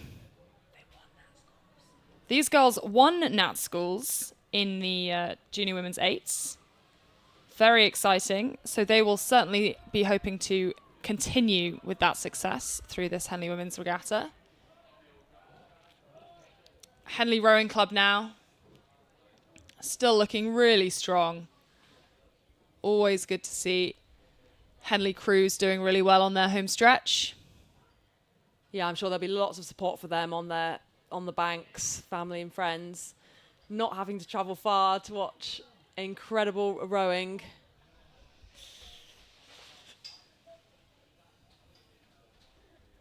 Really nice line from these junior Coxes. Straight run down the booms to get to the finish line as quickly as possible to secure their place in the heats of the Peabody Cup.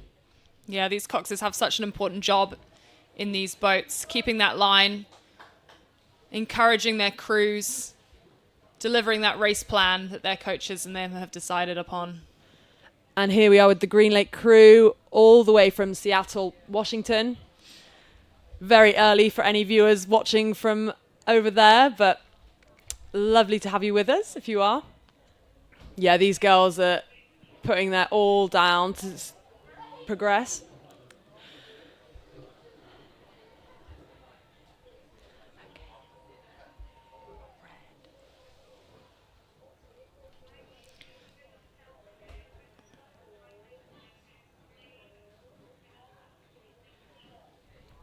Yeah, the backwards caps of Headington clearly working really well for them. Matching hats, matching blade work. I didn't see all of them. That's so embarrassing. Yeah, they're going to get some cracking photos this weekend, I can tell.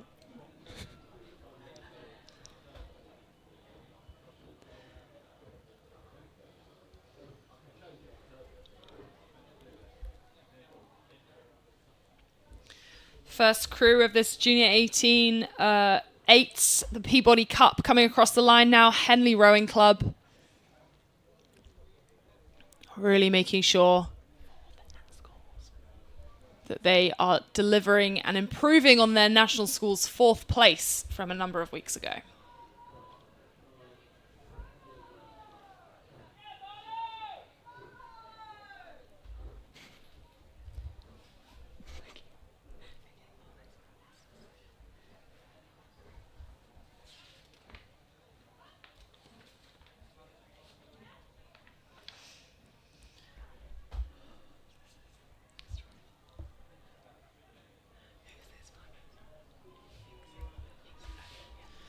Hinksey Sculling School here. Still looking really strong through the middle of their time trial.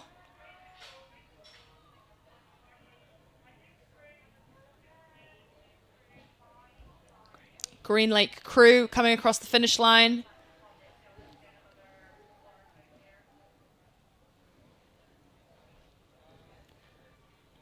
Back to Headington, wrapping up their time trial already. Absolutely sent it down. Well done to everyone.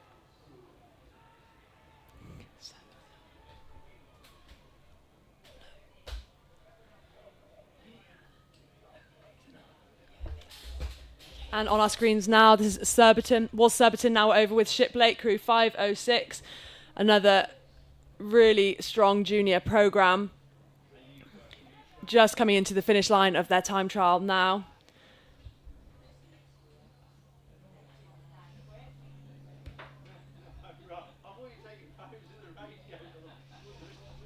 Switching over to LEH now.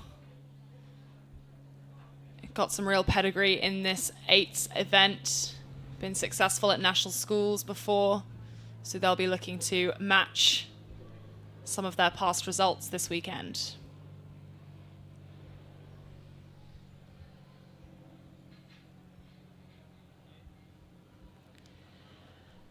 Hinksey Sculling School there, just crossing the finish line of their time trial. Really impressive performance.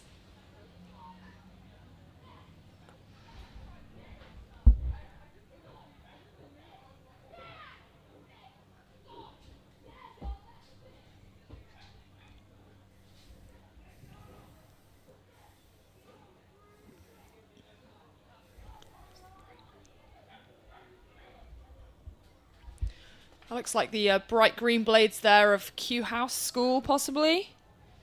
Looking really nice as they come through that drone shot. Now this crew... Oh.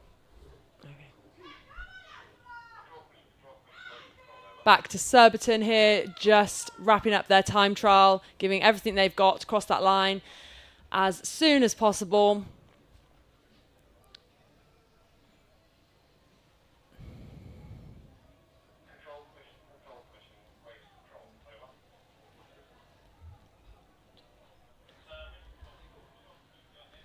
Here we are with Godolphin and Latimer School kicking off their Junior 8 campaign at Henley Women's.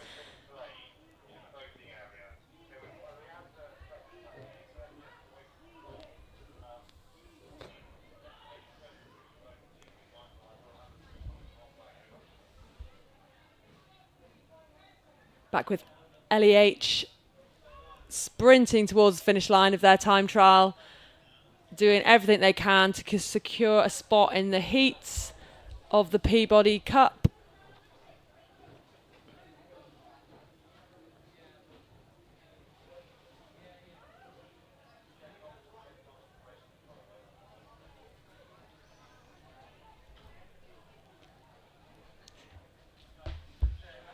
Well done, LEH there, crossing the line of the time trial.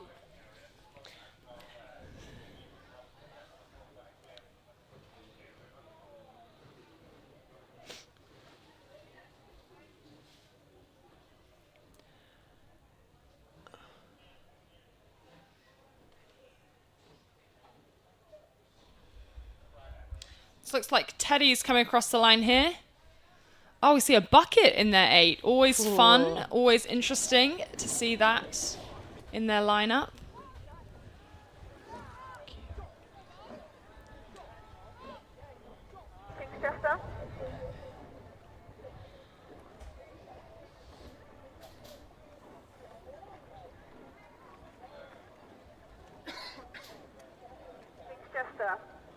Go.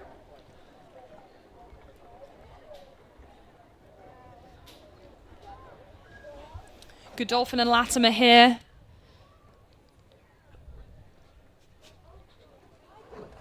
Crew 512 just approaching the finish line.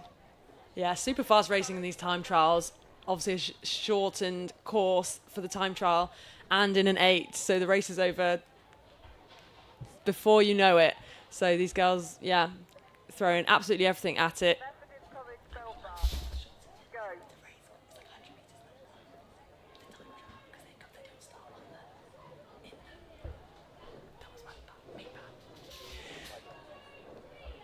Well done to the athletes from Godolphin and Latimer there. Coming, please, Shrewsbury. Next room.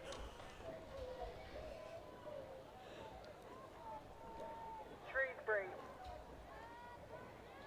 Go.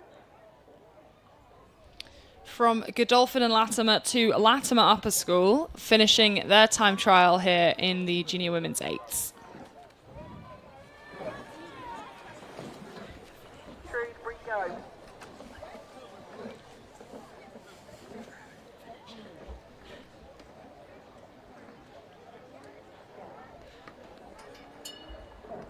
King's Worcester, sorry, George's College, paddle down, please.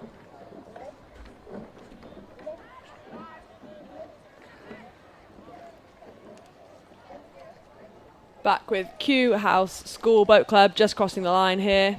This filled with J18s who they say have built Q High School's Boat Club's women's program over the past 7 years. So really impressive that these girls are building their legacy at the club. Well done, Q House.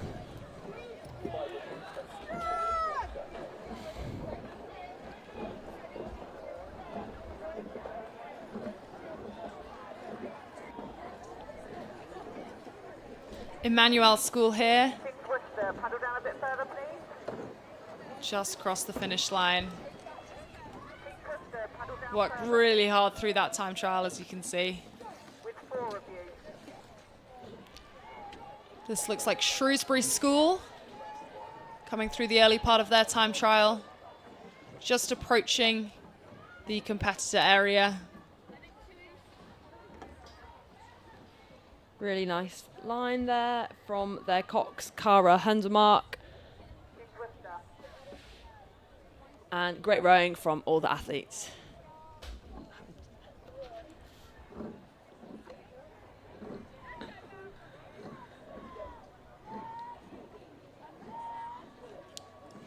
.517 there, Sir William Perkins School. Putting in their last big push into the finish line. Yeah, really good experience in this boat with 7 of the crew winning medals at National Schools Regatta this year in a range of boats from pairs to 4s and doubles, all coming together to put together a super fast 8. We love to see it.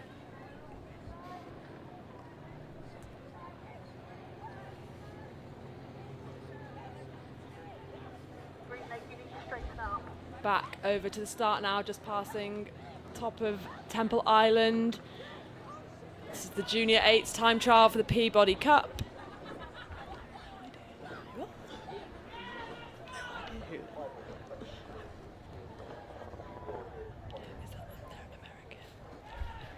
Lake. Go. This is Buckingham Brown and Nichols School. All the way from the USA. Just crossing the line there in the time trial.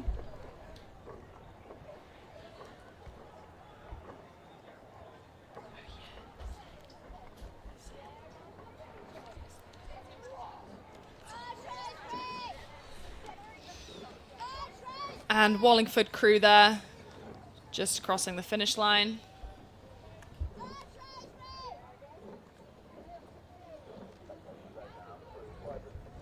Good old bed. Go.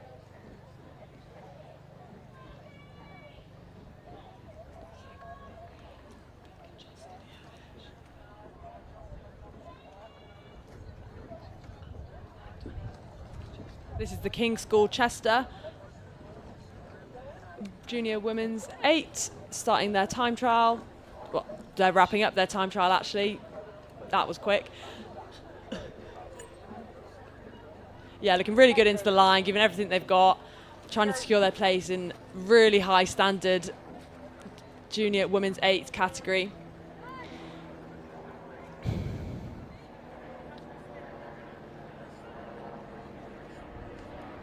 Yeah, they left it all out there on the course, that's for sure.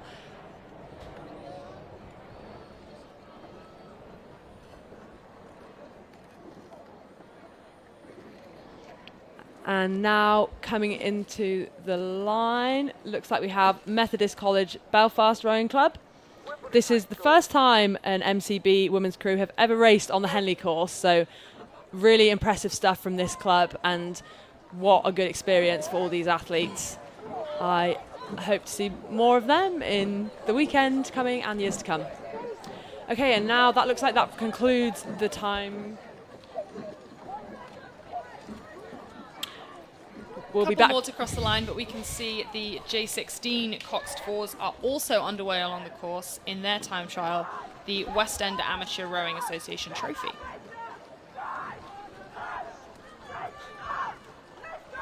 Back with the Junior 8, Shrewsbury, powering towards the finish line. Paddling down down, please, Headington. Just make some space because there's people coming behind you. The timing doesn't start until the hut.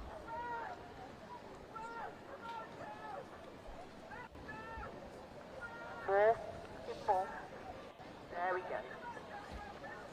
Okay, Headington. Go.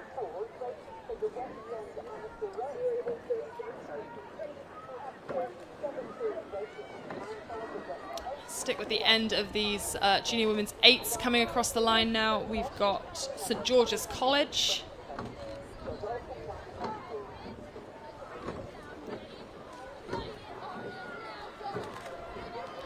Eleanor Holly. Go.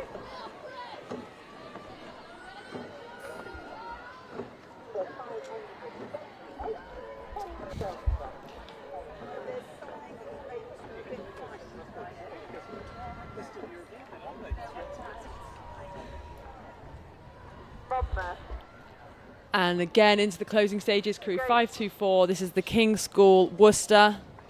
Bow seat, Ruby there we can see with the number on her back.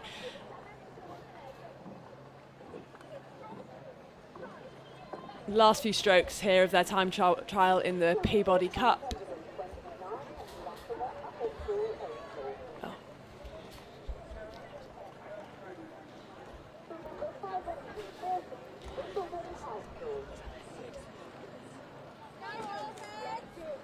Okay, so full scale.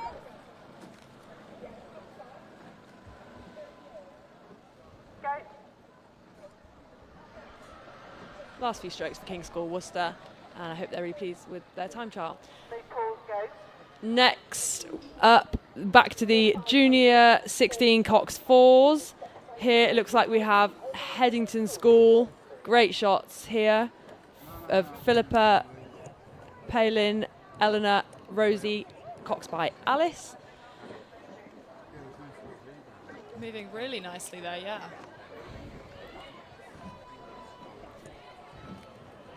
Junior Women's 8s event here, almost sandwiched by Green Lake crew from the USA. This is their B crew. Paddle down, please. Four more strokes. Really impressive to have them bring 2 8s of junior women over from the United States to Henley Women's Regatta.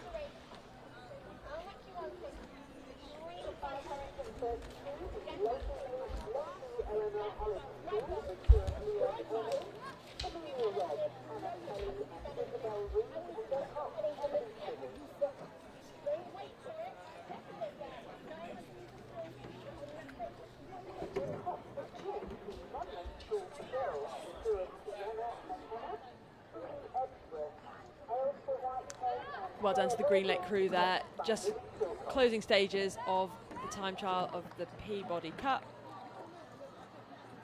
And we'll find out later which crews have qualified for the heats. Looks like quite a pile up there. Not sure what that's about. Bit of traffic getting out the course there. They'll be looking to clear that out before these 4s approach the finish line. And here with the J16 4s in the West End ARA trophy.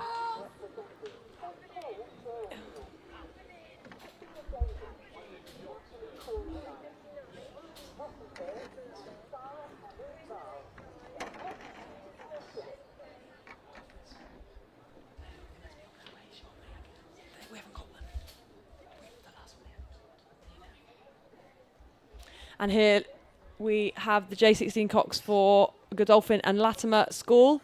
First crew across the line. Olivia, Lara, Hannah, Maya, Cox by another Olivia.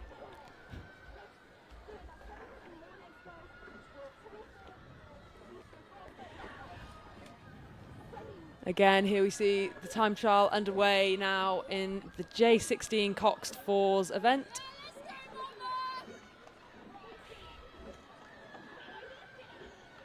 Let's go up! Up, push it! Over with Henley Rowing Club now on your screens, absolutely sending it down for this time trial. Here we have Lucy Green, Jemima Painter, Jemima Butterworth, Martha Dixon, Cox by Elise Pindoria. And they've just finished their time trial. Great rowing there from Henley.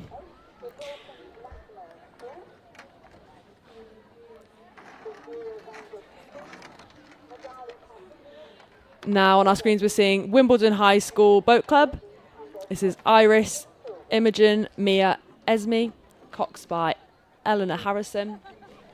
Just finishing their time trial again. Just 8 of these J16 fours heading through to the main draw of Henley Women's Regatta, so very competitive. All of these crews will be working really hard to make sure that they put their best performance out in the time trial and maximise their chances of making it to the later rounds of this competition. Headington School now, working their way up to the finish line. Looking really strong, moving really nicely, even in these later stages of the race. Yeah, great work from Headington there. Every boat from Headington's looked really good this regatta so far, and their J16-4 is no exception.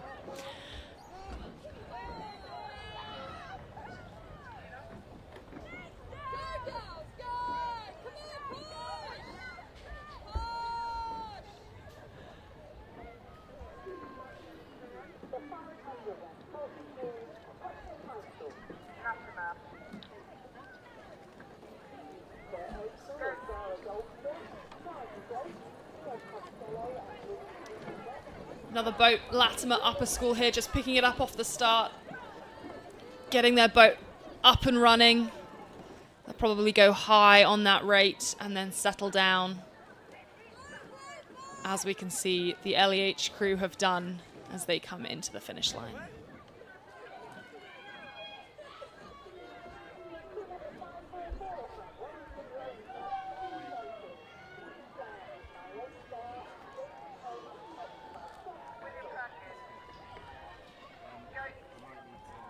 Monmouth School here now, also just crossing the finish line. Can really hear the cheers making their way into the commentary booth now. Lots of supporters on the side giving their crews a big boost as they come past the competitors section. Crew 535, this is St Paul's Girls' School here, their J16-4. Yeah, giving it one last push into the finish line.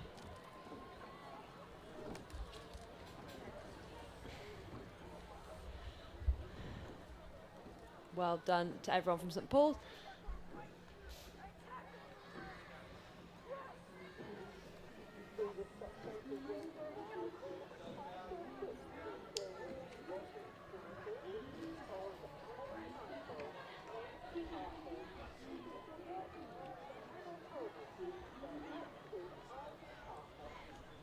And now on our screens we can see Brentford Boat Club on the way to the finish line of their time trial.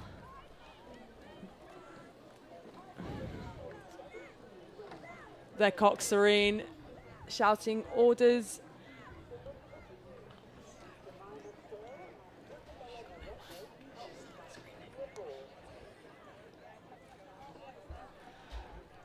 Yep, no microphone on that coxswain there, so she'll have been straining her voice to make sure her crew can hear what she's saying. Straight to the throat lozenges for her and the warm down for the rest of the crew.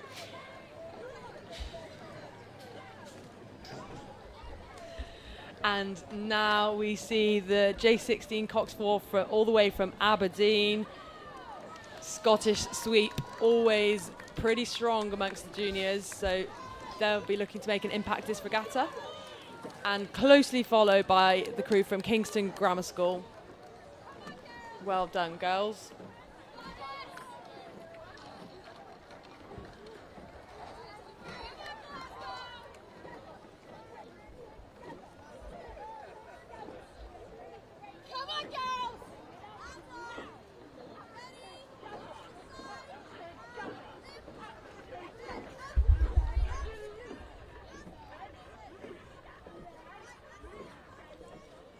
Crew 538 here. This is the Godolphin and Latimer B crew. Again, just showing the depth when clubs have multiple boats in a category. Really helps bring on a whole programme. And they just crossed the line there. Well done. gave it absolutely everything.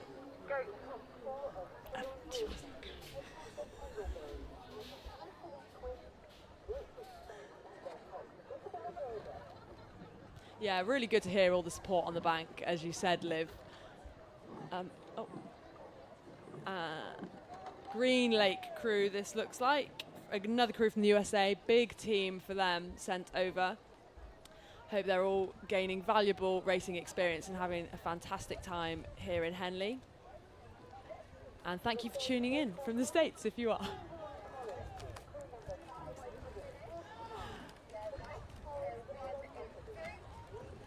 And these finishes come in thick and fast in J16 Coxed Falls, with Putney High School making their way to the finish line.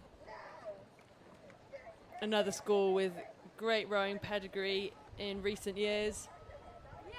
Well done, Putney.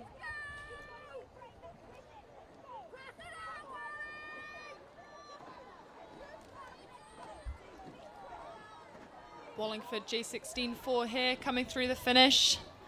Another bucket in this boat.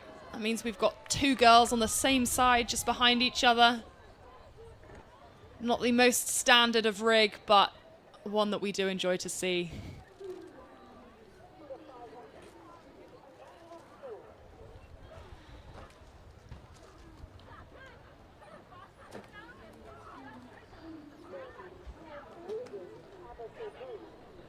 And here we have Glasgow Academy, another Scottish junior 16-4, sprinting towards the finish, looking really good.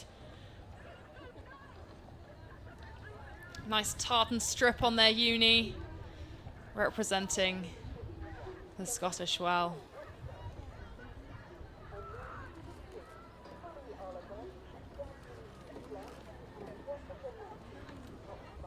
Latimer upper now, moving nicely towards the finish. This is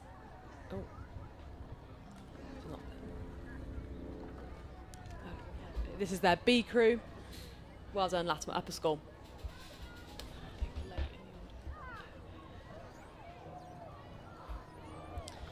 That looks like Q House there. The last of our junior 16 fours and the last of our junior crews for today's time trials.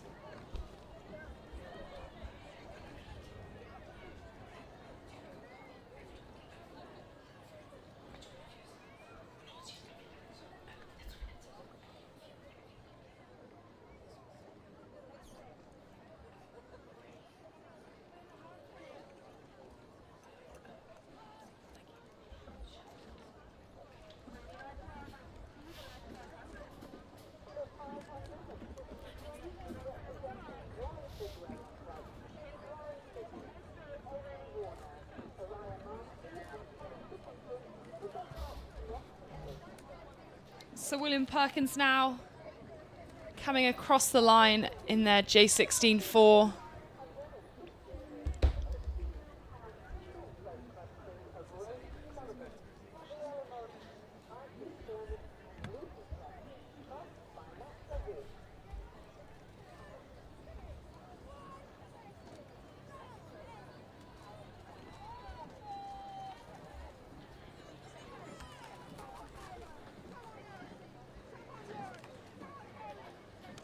And that looks like another Latimer upper boat there.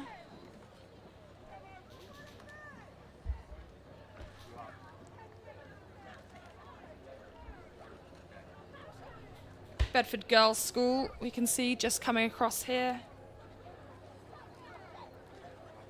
This is Eva, Elizabeth, Jemima, Isabella, Coxed by Sophia, making their way nicely to the finish line. Well done, Bedford.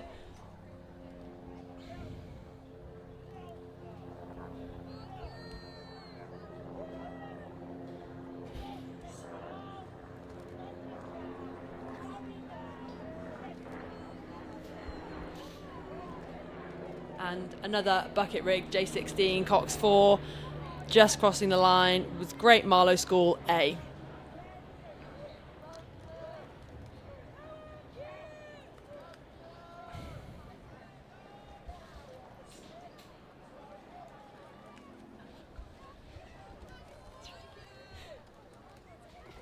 Here on our screens now, we have Pangbourne College motoring towards the finish line, looking to secure that spot in the heats.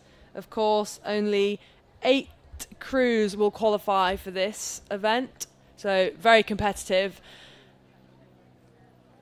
Yeah, very competitive. Need to have a really good time trial to make it to the head-to-heads.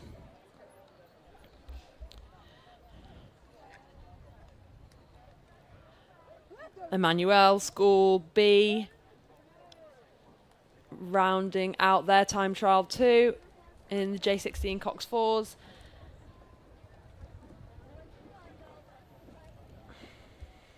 This is Tabitha, Emma, Eliza, Maisie, Cox by Gretel.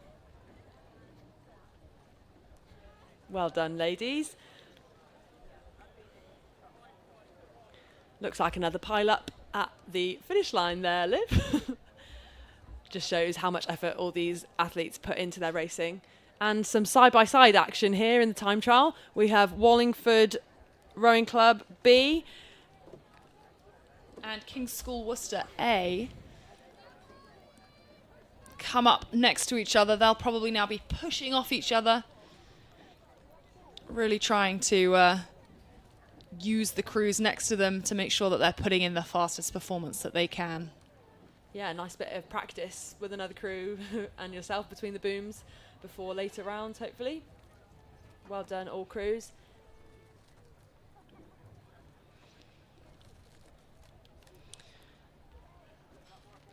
And we are just waiting on Q House School Boat Club to cross the line in the J16 4s event, and that will conclude our junior heats today.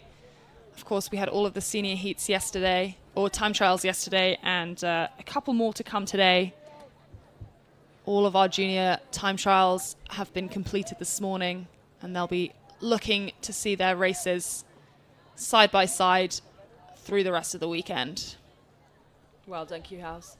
Thank you very much for joining us for all of the action in this morning's time trials at Henley Women's Regatta, greatest regatta in the world, and we look forward to some side-by-side action throughout the day and tomorrow. We've been your hosts, Lucy, and my colleague, Liv, thank you very much.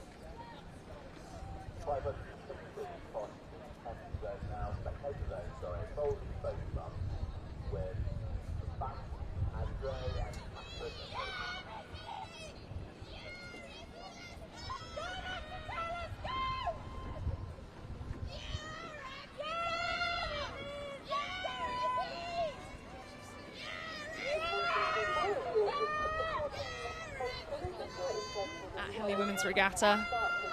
We get some of the most experienced athletes in these championship events.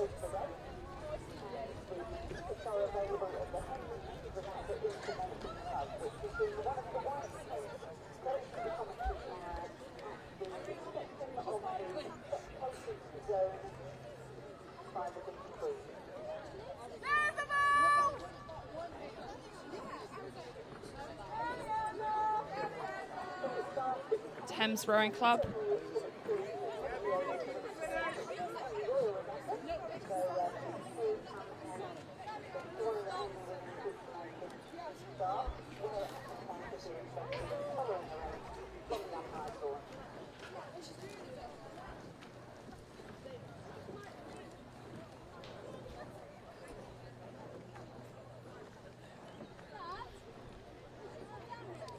Reading double there, just crossing the finish line. Ellie Cook and Finola Stratton.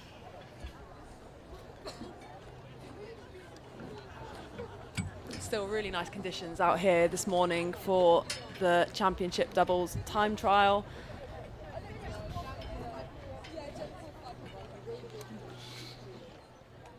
And here coming into the line we have the double from Bath University, Rebecca Court and Ella Fullman. Crew 555, looking really nice into the finish.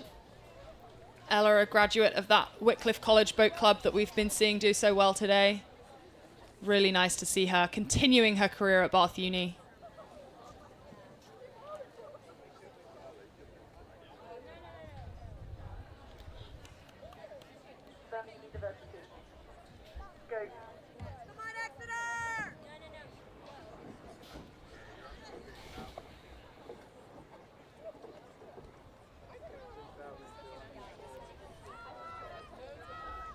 Here we have the champ double from University of Exeter. This is Isabel McGee and Izzy Barnes. Closing stages of their time trial now, searching for the line. There they go.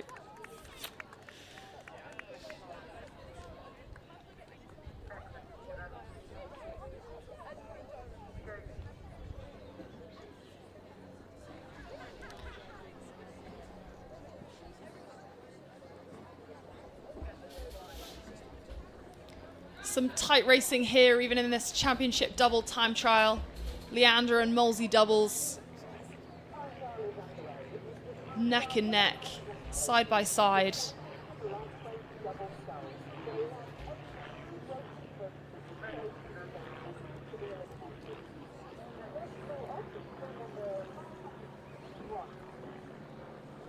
Molesey doing everything they can just to keep ahead, get some extra speed off of the Leander double as they approach the finish line.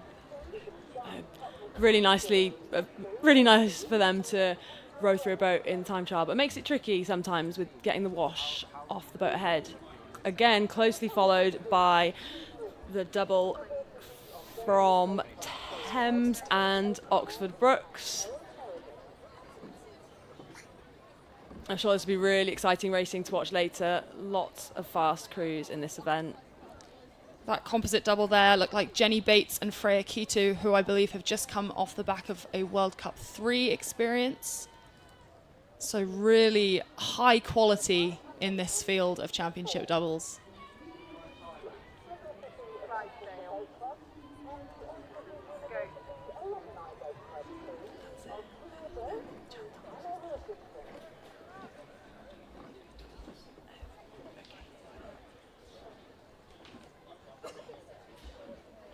And back now to the start of the time trials. We're kicking off the championship lightweight double scull.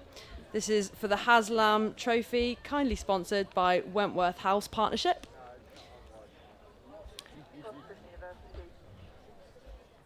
Go.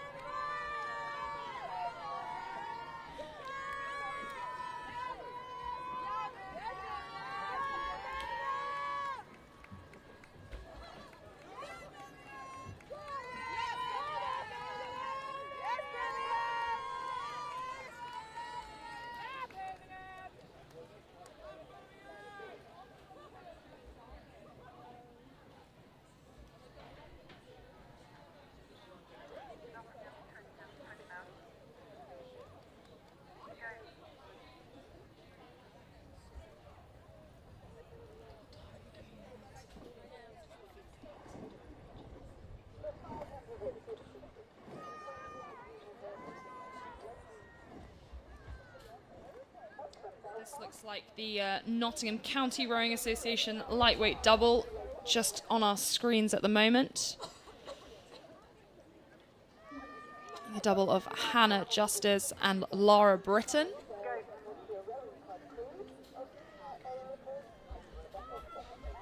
Already come to the end of their time trial there. This is another event with just 6 entries, or 8 entries down to just 6 in the side-by-side portion of this regatta. So each of these crews will be doing everything that they can to make sure that they avoid that heartbreak. The Dart Totnes double here. Laura Macro in the stroke seat there has won Henley Women's twice in the lightweight double.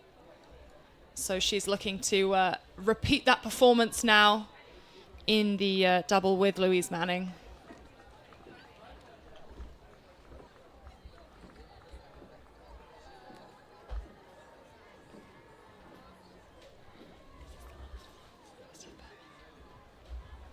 Now on our screens we can see the lightweight champ double from the University of Birmingham. This is Emily O'Connor and Erin Meredith.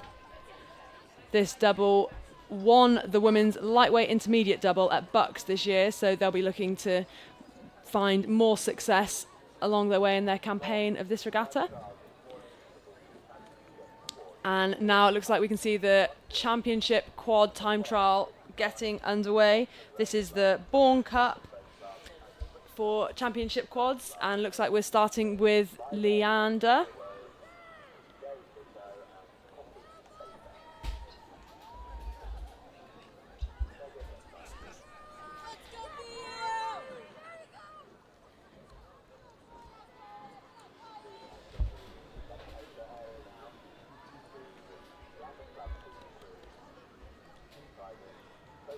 Go back to the doubles coming across the finish line.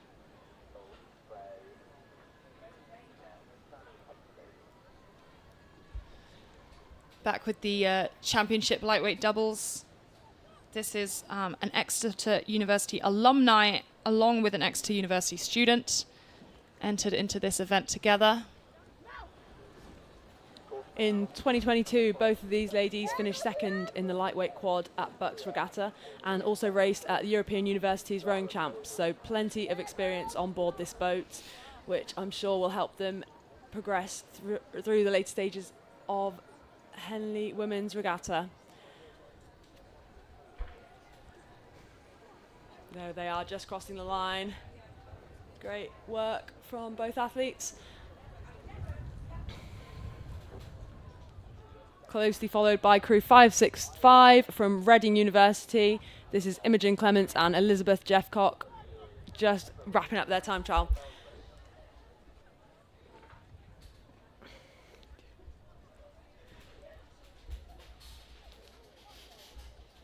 Last few of our championship lightweight doubles coming towards the finish line. We've got Queen's University Belfast.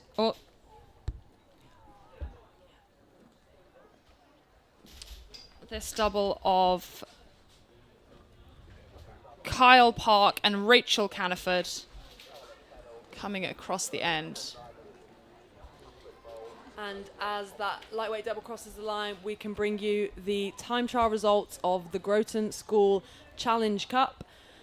In number order, those crews that qualified are 481 Marietta High School, Ohio, USA, 482 Henley Rowing Club, 483 Surbiton High School, 484 Kingston Grammar School, 486 Headington School, 487 Bedford Girls School, 488 Marlow Rowing Club, 489 Aberdeen Schools, 492 Monmouth School, 493 Tyne Rowing Club, 494 Wallingford Rowing Club, 495 Stratford upon Avon, 499 St Edwards, 500 Camford School, 501 Clydesdale and St Andrews Boat Club, and finally 502 Tideway Scullers School and Phillips Exeter Academy. While Lucy brought you those results, we saw the final lightweight double of Boston University Rowing Club cross the line, as well as the first of the championship quads, in the Bourne Cup, a composite of Nottingham Rowing Club, Trentham Rowing Club, and Twickenham.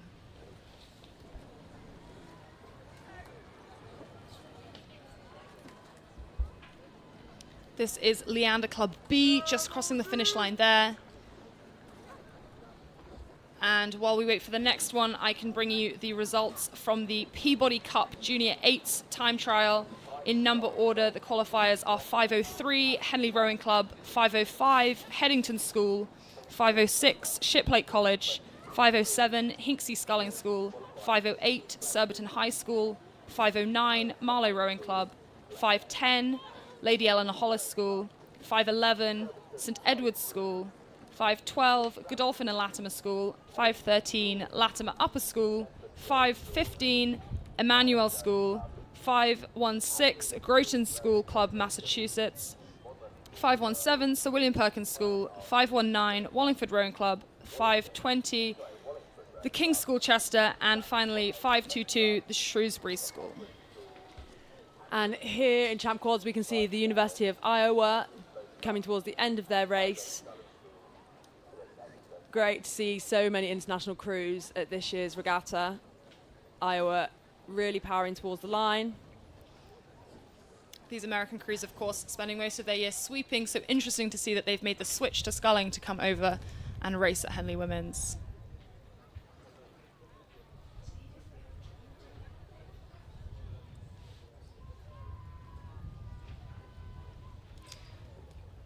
This is the A boat from Leander coming across now in the Championship Women's Quad. Charlotte Fennell in the stroke seat. Apparently she is a wizard with the foot steering, and I can account for that as I've been down this course with her several times before too. So her crew delighted to have her in the boat with the tow.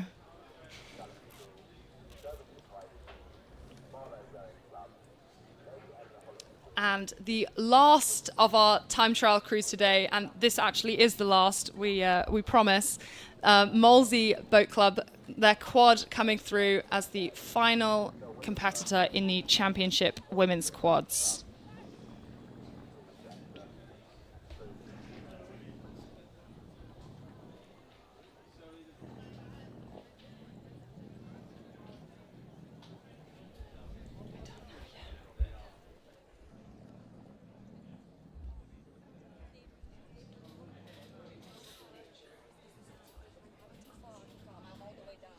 Can you go ASAP for the launch boat, please?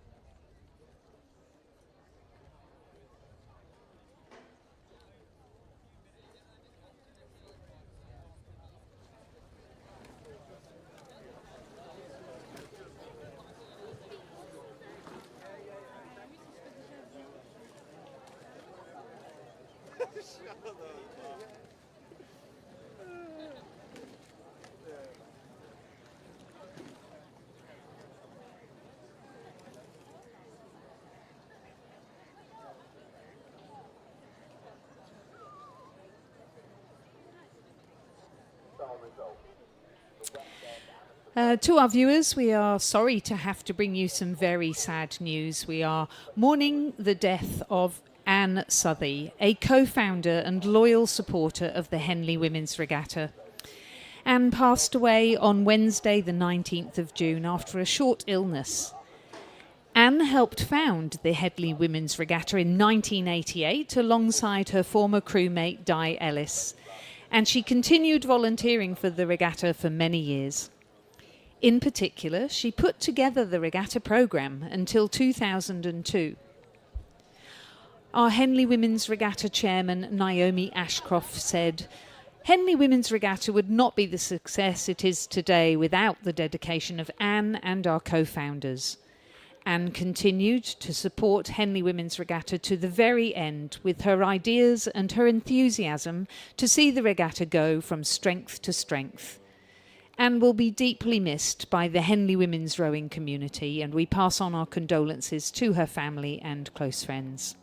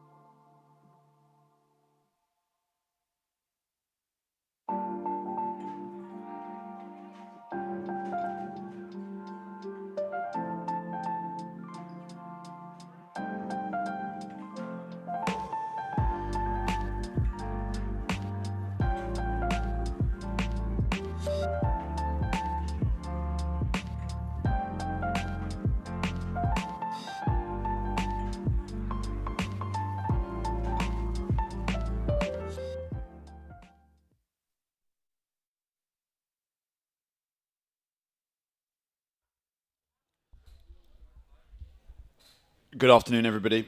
Welcome back to the Henley Women's Regatta. It is the Saturday afternoon. My name is Tom Morgan. Delighted to be joined here by Tash for the next hour or so. We're going to be taking you through the first set of side-by-side racing for the day. We've got a full roster ahead of us right up until about 7:15 this evening, starting with the Aspirational lightweight singles. And away they go. That's Hollingworth Lake on the Berkshire Station and Nottingham Rowing Club on the Buckinghamshire Station. Leanna Daniels and Katie Cooper. And Tash, what are you most looking forward to seeing this afternoon? I think there's some exciting races coming up with some of the academic eights, and yeah, it's always exciting to get going with all the side by side. Now the time trials are over.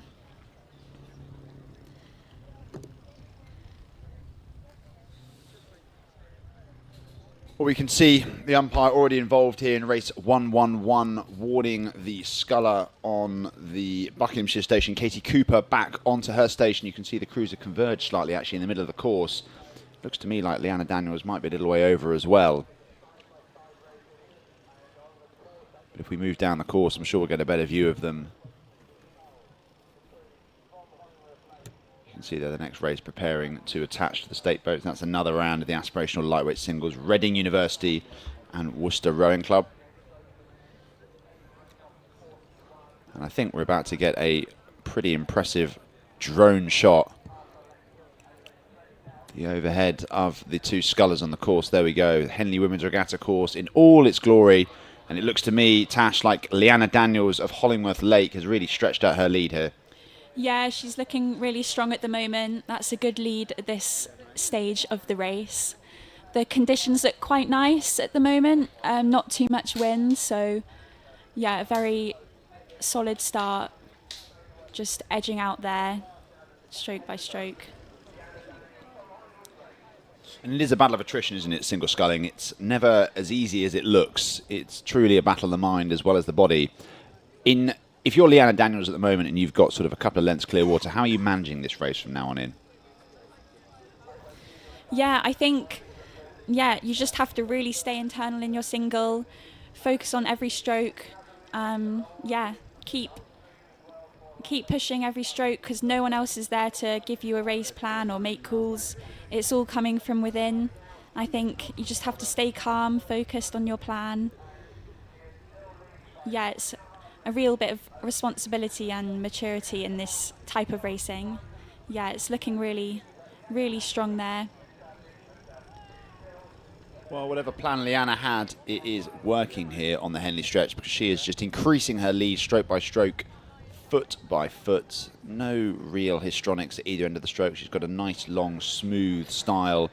She was knocked out in the first round of this competition last year, so it looks like she's already bettered her 2023 appearance. Katie Cooper, on the other hand, 6th time entering Henley Women's Regatta in the single. She was 3rd at the Nottingham City Regatta just a few weeks ago, but unfortunately she's met her match here, I think, in Leanna Daniels, who is looking very comfortable. We've got another race on the state boats. We'll keep one eye on the Hollingworth Lake Nottingham Rowing Club contest, but we've got Reading University on the Berkshire Station and Worcester Rowing Club on the Buckinghamshire Station. Another round of the Aspirational lightweight singles, race 112.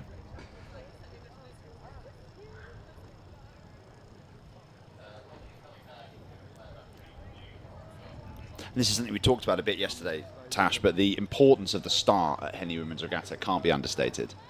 No, exactly. You want that confidence as you come out of the other side of the island to have that advantage so that you can step on to the next part of your plan with confidence, and mentally it just helps that little bit extra. So yeah, off they go. Looking sharp.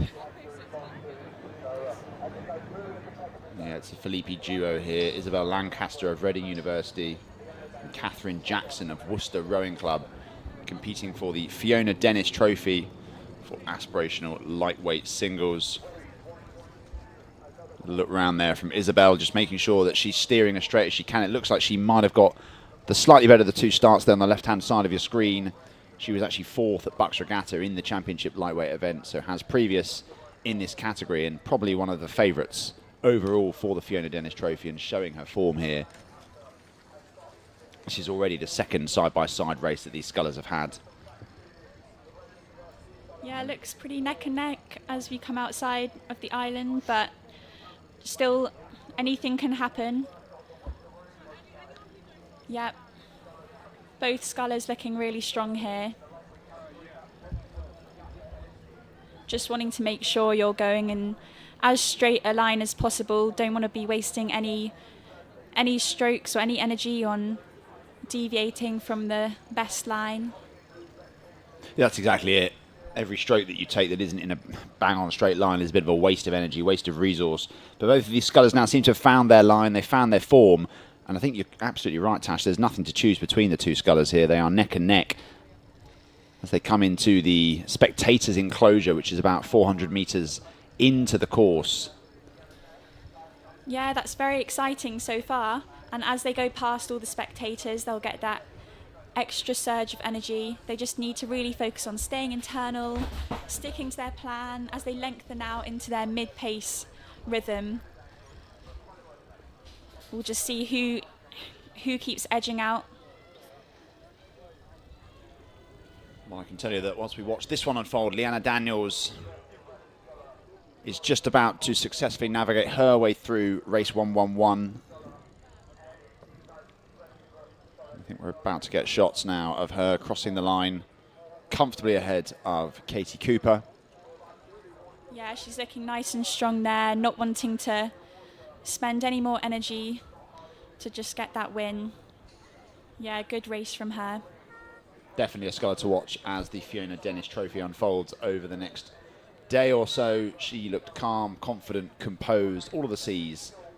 She finds herself in the enviable position of having been the first sculler to secure passage on Saturday's side-by-side racing. So we'll jump back to what is a pretty exciting contest here unfolding between Isabel Lancaster of Reading University on the right-hand side of your screen and Catherine Jackson of Worcester Rowing Club on the left-hand side of your screen. Very different dynamics here in this contest in comparison to the last one. Tash, it's more of a psychological battle here between the two scullers. Yeah, for sure. I think when it's so close, you just, need to focus in on your plan. Don't want to be distracted by what the other sculler's doing. Yep. With a little bit of wash coming in, you can see that's, good control through it to stay calm and long. Yeah, that's a good close-up shot, looking really smooth.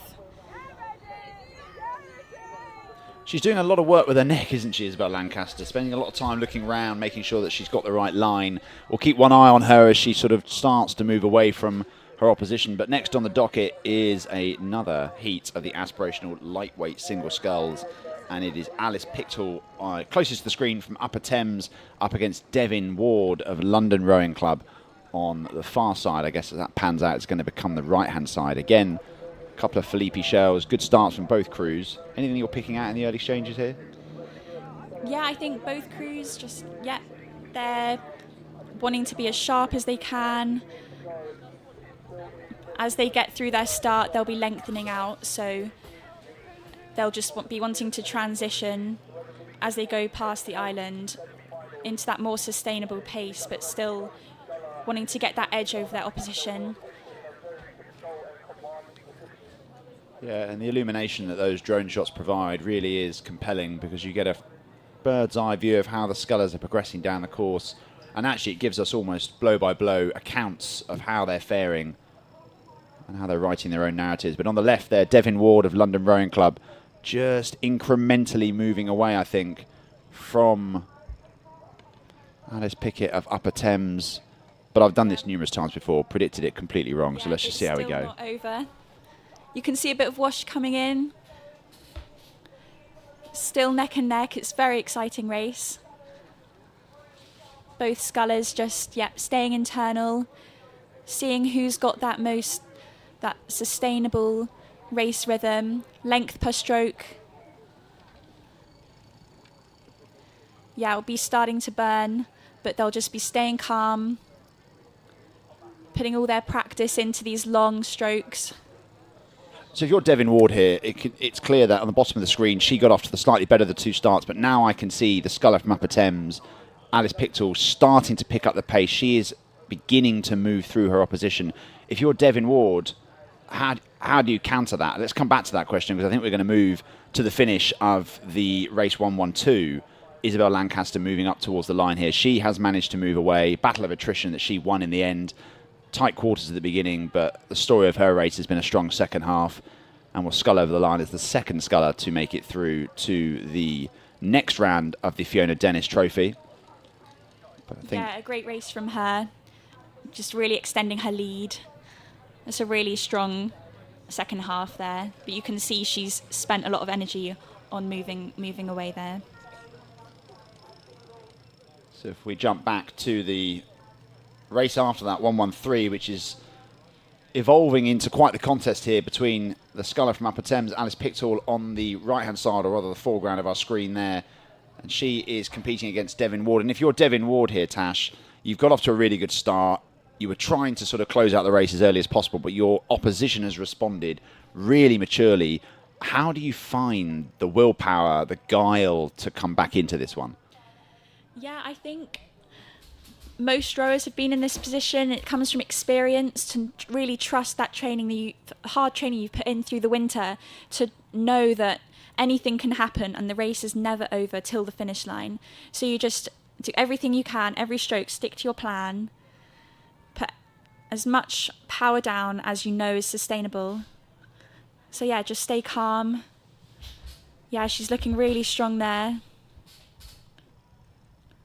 Well, I think sustainability is the buzzword of this particular race, because despite the ferocious start from Devin Ward of London, Alice Pictou just remained calm, remained composed, and has seemed to have found an extra gear in the second half. We'll keep one eye on that one, but now we're moving back to the start for another heat, the final of 4 of the aspirational lightweight singles for the Fiona Dennis Trophy. This one, Rebecca Wearmouth of Lambton Rowing Club. I watched her scull yesterday very impressively to victory. Lambton, of course, only founded 2 years ago on the River Wear, and she's up against Leonie Kennedy. Now, I'm really looking forward to this one, Tash, because this is 2 really, really strong scullers. Yeah, it'll be exciting to see how this one pans out, both attacking the start. The Lambton sculler maybe looking a little bit more direct. But yeah, we'll see what the distances look like as they come through the island, as they lengthen out. Well, there we go. There's the drone shot, and I think you called it completely right, Tash. That's half a length to Rebecca Wearmouth of Lambton on the right-hand side of our screens. And I have to say, she looked imperious yesterday in closing out her heat of this event. So it's no surprise to me to see her jump out to a fast start. Question, of course, is, and we've seen this already in the race before, is can she sustain this pace? Can she continue to break clear? Because as you will know, once you break that elastic band, once you get clear water on the Henley course, it can be decisive. Yeah, exactly. At this point of the race, it's real confidence boost to have that lead. But you don't want to have blown too soon. So yeah, it's keeping that cool head to transition onto that good rhythm. Yeah, both scullers looking good there. She's not broken that elastic. She's still overlap there. So we'll see how this mid-section of the race pans out. So she's certainly using the full extent of her lane, quote unquote, sort of sculling in the middle third of the river there. But it seems to be working for her. I have to say that Leonie Kennedy of Surrey University hasn't allowed her to get away any further. We can see here just coming up to the finish, the conclusion of race 113. And that's the Henley course. There we go. Plenty of wash, plenty of disturbance in the water from the craft that sort of paddle or pootle up and down the course. But we can see here Alice Pictou coming up towards the line, successfully navigating her way through this heat of the aspirational lightweight singles. Yeah, a great win for her there. Yeah, crossing the line, spent that energy to just edge away. Great race.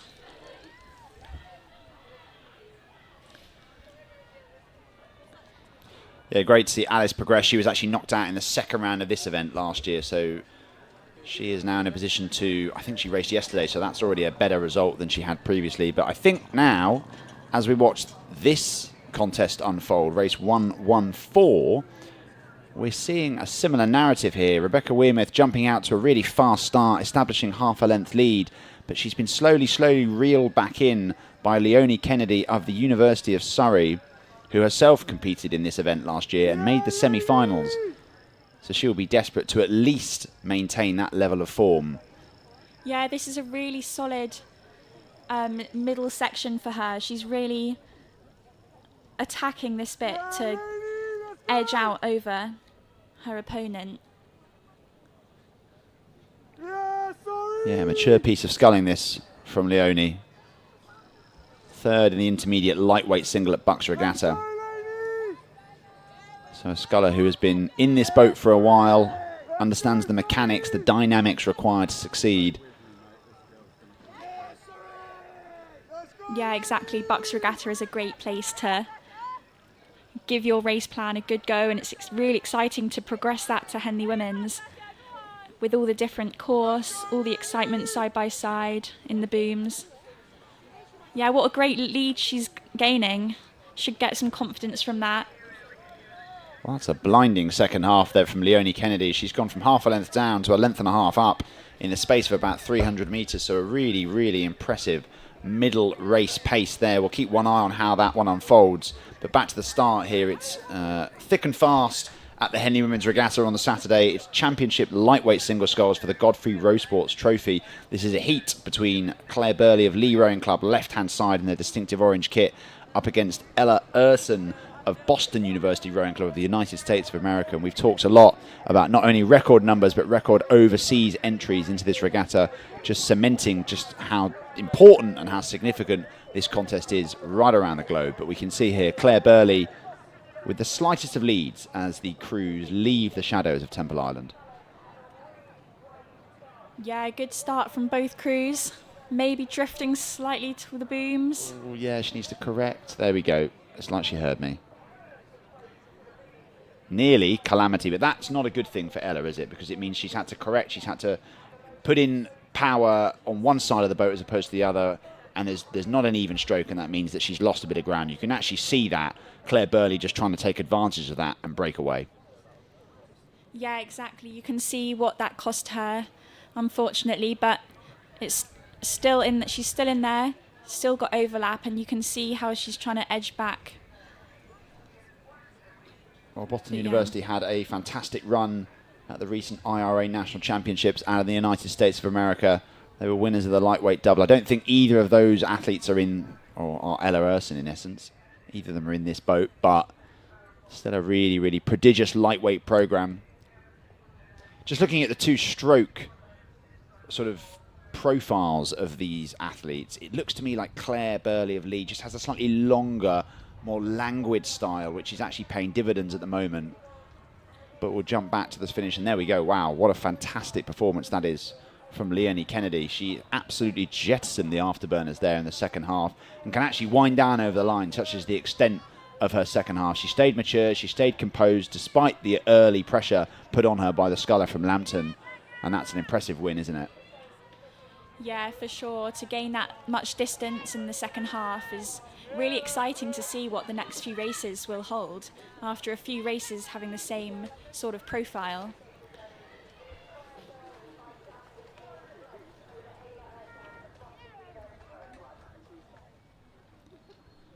And back to race 115. It's Claire Burley, top of the screen in the white shell, orange blades, continuing to lead Ella Urson of Boston University Rowing Club. But that lead is only increasing by a couple of inches every 10 strokes. So these two scullers locked in relative deadlock at the moment. Of course, Ella, a bit of early problems with her steering. But I just think as I look at these two athletes, there just seems to be more dynamism in Claire Burley's stroke. Yeah, I agree. I think she's been maybe rating a little bit higher, really attacking it. Got a bit more of that aggression to it, perhaps. And there we go. We've got another race on the course. Another heat of the championship lightweight single sculls, and it's the City of Oxford Hazel Wake on the Berkshire station up against KSRV Njord, the Royal Students Boat Club Njord of the Netherlands. Elizabeth Otterlo on the right hand side, and we can see here Hazel Wake almost immediately warned by the umpire for her steering, so she's going to have to course correct here, which, as we've already spoken about, Tash, will cost her valuable time. Yeah, it'll be interesting to see what this has done to the race, and see who's leading out.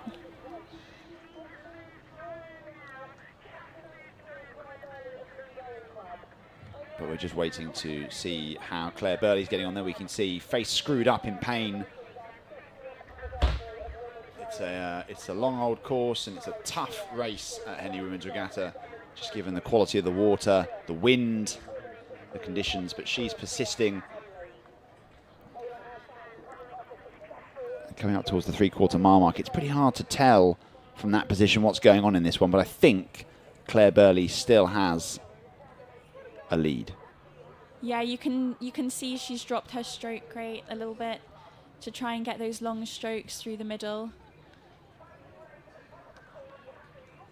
But yeah, it's hard to tell, but the race is definitely not over for either sculler or...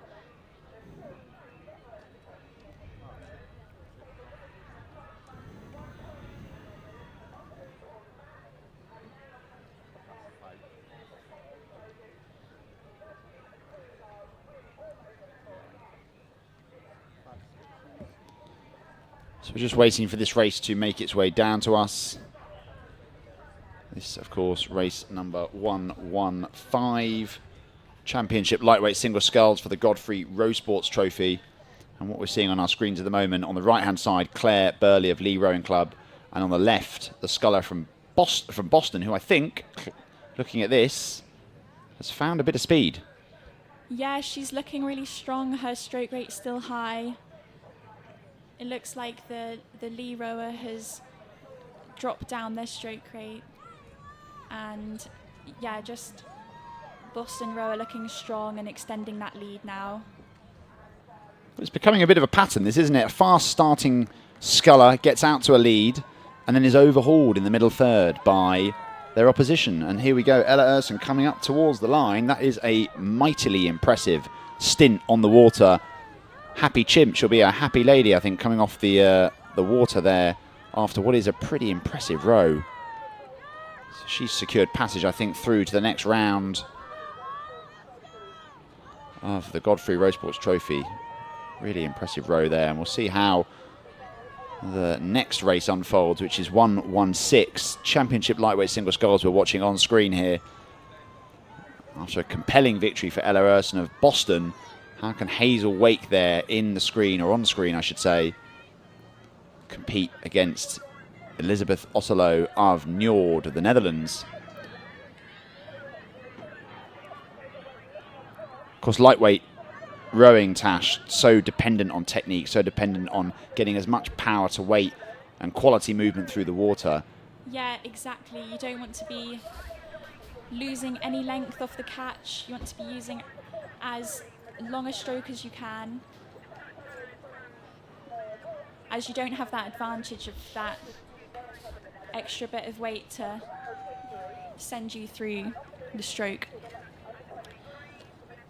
So yeah, we're on to the start of the next race, and yeah, a very different category here, academic 8. Well, exactly, it's Glasgow up against the University College Dublin ladies crew. So Scotland versus Ireland. Ireland on the bottom of your screen, Scotland on the far side in the black. We'll keep one eye, of course, on race 116, Hazel Wake up against Elizabeth Otterlo.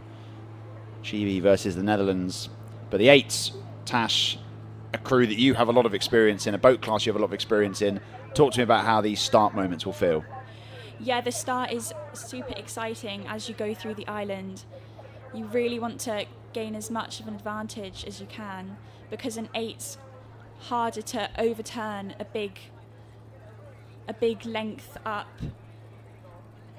So yeah, it looks like University College Dublin have really got a half a length lead out of the island. Maybe they're looking perhaps a bit more direct at the catch. Yeah. Well, we'll certainly keep one eye on that one as it unfolds. 1:17, but I think we're coming up towards the line here. The conclusion of race 1:16. This is Hazel Wake sculling away, I think, from Elizabeth Otterlo of Niort, the Netherlands. And barring any late calamities, I think Hazel's going to secure her passage through to the next round of the Godfrey Rowe Sports Trophy. Yeah, she's not been able to drop her stroke rate too much. She's still sending it through to just ensure every success. There you go. She's crossed the line, got that win. I'm sure she'll be delighted to be joining the amassed ranks for I think will be the semi-finals of this event. And there we go, back to the eights. This is the University College Dublin crew on the top of your screen in the yellow boat, just starting to stretch away. And like you say, Tash, a length in an 8 is a long way. These boats take an awful long time to get up to speed and to slow down. And in their 50th year, celebrating their anniversary this year, this club, they are showing what they're all about on the Henley stretch.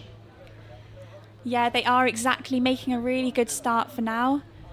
I think it'll be exciting for them to have a good result with this, with that anniversary. But yeah, Glasgow still just holding on there. Yeah, University College Dublin looking quite calm in the shoulders, which is nice. Keeping it quite low down, not too much extra movement. Yeah, they'll really want to be getting onto their good race pace here. Just wanting to get that clear water between the other 8. Just have that confidence through this bit of the race. Well, the Scottish crew clinging onto the coattails of the Irish crew here, but I don't think anything is going to unseat this crew from the University College Dublin. They look imperious. Yeah, looking strong there as they come through 3 minutes. Yeah, at the stroke pair really want to just set that good rhythm for the rest of the crew to follow. The 6th seat will be transferring that down. Engine room in the middle, sending that power. Bow pair setting it up well. Any wash that comes through will set them up well. Keep that boat as calm and composed for this race. Nice. Well, they look determined, don't they? And of course, most of the racing in Ireland this year has been cancelled due to poor weather, inclusive of their university championship. So they'll be champing at the bit to get out here and race and showing exactly what they're all about on the Henley course. They'll not be keen to relinquish their lead. And we're straight back to the start for race 118. This is Edinburgh University on the near side up against Newcastle University on the Buckinghamshire station. 2 boat clubs from the north of England who know each other very well, I should say. Newcastle, north of England, Edinburgh, of course, in Scotland. 2 boat clubs who know each other extremely well. Yeah, this will be a very exciting race. 2 boat clubs, big rivalry up north and in Scotland, up in Bucks. We can see if the result stays the same.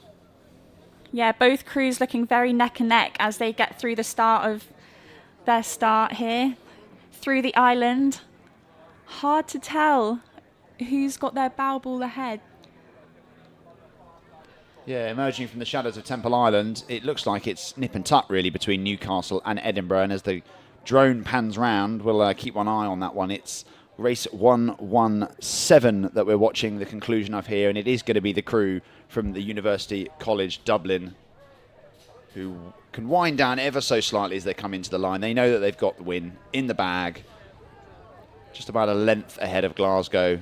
And that was a good race plan, well executed by Dublin. They got out to a length nice and quickly and just sat on that lead. And they'll be progressing through to the next round of the Aspirational Academic 8s category. So if we jump back to what is developing into quite the contest between Edinburgh and Newcastle. Yeah, slight, maybe quarter length advantage for Edinburgh here. Just as they're edging out, they'll want to take this mid-pace rhythm and creep out that little bit every stroke. Both crews looking like they're rating high still. not wanting to let down, but also wanting to focus on your own race plan, staying internal. Yeah, Edinburgh just edging out ever so slightly. Well, Edinburgh will be pretty pleased with where they are now. As I say, the crews were locked together in unison in the opening exchanges. But Edinburgh have just crept out to a third of a length. Looking very cohesive, very dynamic, just a little bit looser than that Newcastle boat, which is powering it along with their distinctive back-end style. But that Edinburgh crew just look a little bit more dynamic at either end, which I think is paying dividends at this stage. Yeah, I agree. They're looking a little bit calmer in the shoulders. Yeah, just dropping their blades in, wanting to be as direct as they can.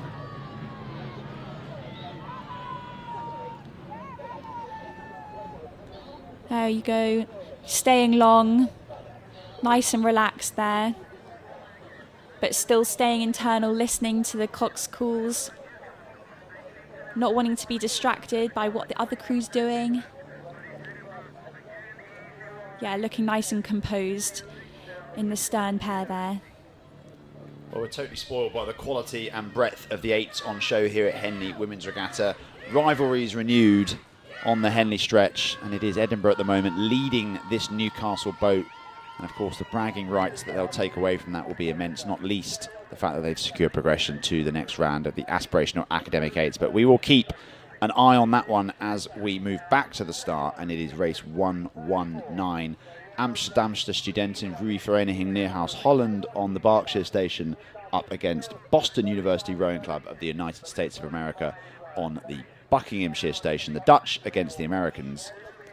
And this one could be pretty interesting, just by virtue of the fact that they're two crews that we on our circuit don't see very much of. Yeah, exactly. It will be interesting to see, as they're a bit unknown in the Henley Women's Regatta. So we can't make any predictions yet, but... And isn't that the beauty of Henley? Is these international crews coming over, wanting to ply their trade against the best of the British, the best of the rest of the world. It's almost like a World Cup. It's got that sort of feeling. Yeah, off they go. Wanting to be sharp, direct, calm as they go off the start, attack it. Well, the expectation is that we may well see this Neerhouse boat in the Island Challenge Cup as alongside this Boston Rowing Club crew in just a couple of weeks' time at Henley Royal Regatta. And there we go, coming down towards the finish. It's Edinburgh who, well, look extremely calm, don't they? They seem to have wound down their rate. They're pretty confident that they're going to take the win here, despite Newcastle creeping up on them. They've thrown everything at it, Newcastle, but aren't going to have the time or the water to reclaim terms. Yeah, that's really confident of Edinburgh to wind it down. They clearly don't want to waste any extra energy on finishing that race, winding it up. Well, for the Colgan Foundation Cup Aspirational Academic Eights, that's Edinburgh progressing through. In the race before that, we had the University College Dublin of Ireland who progressed. And here we can see, jumping out to an early lead, which, as we've learnt, Tash, means very little at this stage. We've seen a lot of leads relinquished. But Boston University, on the left-hand side, just punching that bit harder at this stage. Yeah, exactly. I think they're just still being a bit more aggressive. The Dutch have a very nice fluid style of rowing. You can see an interesting bucket in the 7 and 6 seat of that Boston crew. Sometimes they're just decided for what power or length or style suits the crew. Seems to be working for them though. Yeah, really edging out that lead, nearly to a length now. Well, we can tell the Americans are in town because the volume on the bank has just gone up a couple of decibel levels. It sounded like bird calls. Yeah. But I think it was just support for the Boston crew, who have got a length now on the Dutch. And the Dutch don't travel generally unless they're pretty fast. Neerhouse, one of the premier institutions for rowing in Europe. And I think, although it's a length to Boston at this stage, which, as we've already pointed out, is a hell of a long way in an 8, Neerhouse just need to stay calm, stay in control, stay in their boat, keep doing the small things right, and maybe they can find a way to regain parity in the second half of this race. What are you seeing here, Tash? What are you seeing between the two crews as you look at them? Yeah, I see. The Dutch could be a little bit more direct. There's not that much backsplash on their blades there. Boston being maybe a tad more aggressive. It's not a super long race at Henley Women's, so you do need that lead going through halfway to help in the eights. Yeah, you can say they're really... They're punching it along, aren't they? Yeah, they are. In that 2-seat, she's really sending it. That's some strong power there. Well, it's a classic, I would almost call it agricultural American style. They put so much pronunciation on the back end of the stroke, really firing off to get back up for the next one. With the Dutch, it seems to be a little more calm, a little more aesthetically pleasing, I would call it. But at the moment, it's that Boston Terrier mentality that is yielding the fruit. They continue to lead the Dutch. Yeah, it's the real interesting seeing the two different styles. Well, we'll come back to race number 119 because we have race number 120, the last of our quartet of academic aspirational 8 for the Colgan Foundation Cup. And once again, it is a all-international affair. The University of Rhode Island of the United States of America on the Berkshire station closest to our camera. And on the far side, USR Triton of the Netherlands on the Buckinghamshire station. So it's the Dutch versus the Americans, round 2. We saw that the Americans were having the better of it in round 1. Can Triton improve upon that showing? This will be another exciting, interesting race to see. Yeah, both attacking the start. Off they go. Well, we're expecting... Go on, carry on. The crew closest to us looking like they're rating a little bit higher, but it doesn't look like it's come to their advantage with the other crew edging out slightly. They'll want that advantage as they leave the island, and it's looking really strong. Yeah, Triton off to a flyer here, and that drone providing us with the sort of clarity that we as commentators crave. Really impressive start here from the Dutch. But I can tell you that in race 119, that is concluding with Boston just about to row up over the line. Still a length clear, pretty comfortable in the end for the Terriers. Yeah, they'll be happy with that win after travelling from America. Yeah, the Dutch giving it their all too, but couldn't quite return that overlap. Well, back in for the drone shots, which I just love. I think it's such a beautiful view of both the course and the bank alongside. All the people thronged here to see some top quality racing throughout the Saturday. And there we go, Triton out to a length, stamping their authority on proceedings nice and early. And this Triton crew consisting of relatively inexperienced rowers, mostly second and third years. And they started their sort of season at the Ghent International Regatta in May. And they were also at the Heineken Cup earlier in the year, so in different combinations it should be stressed. So this is a relatively new crew from Triton, but doing the business here on the Henley Women's stretch. They're just trying to break that intangible elastic, aren't they, between themselves and the University of Rhode Island. Yeah, exactly, and they're doing a great job of that. They're really extending their lead, looking super strong at the moment.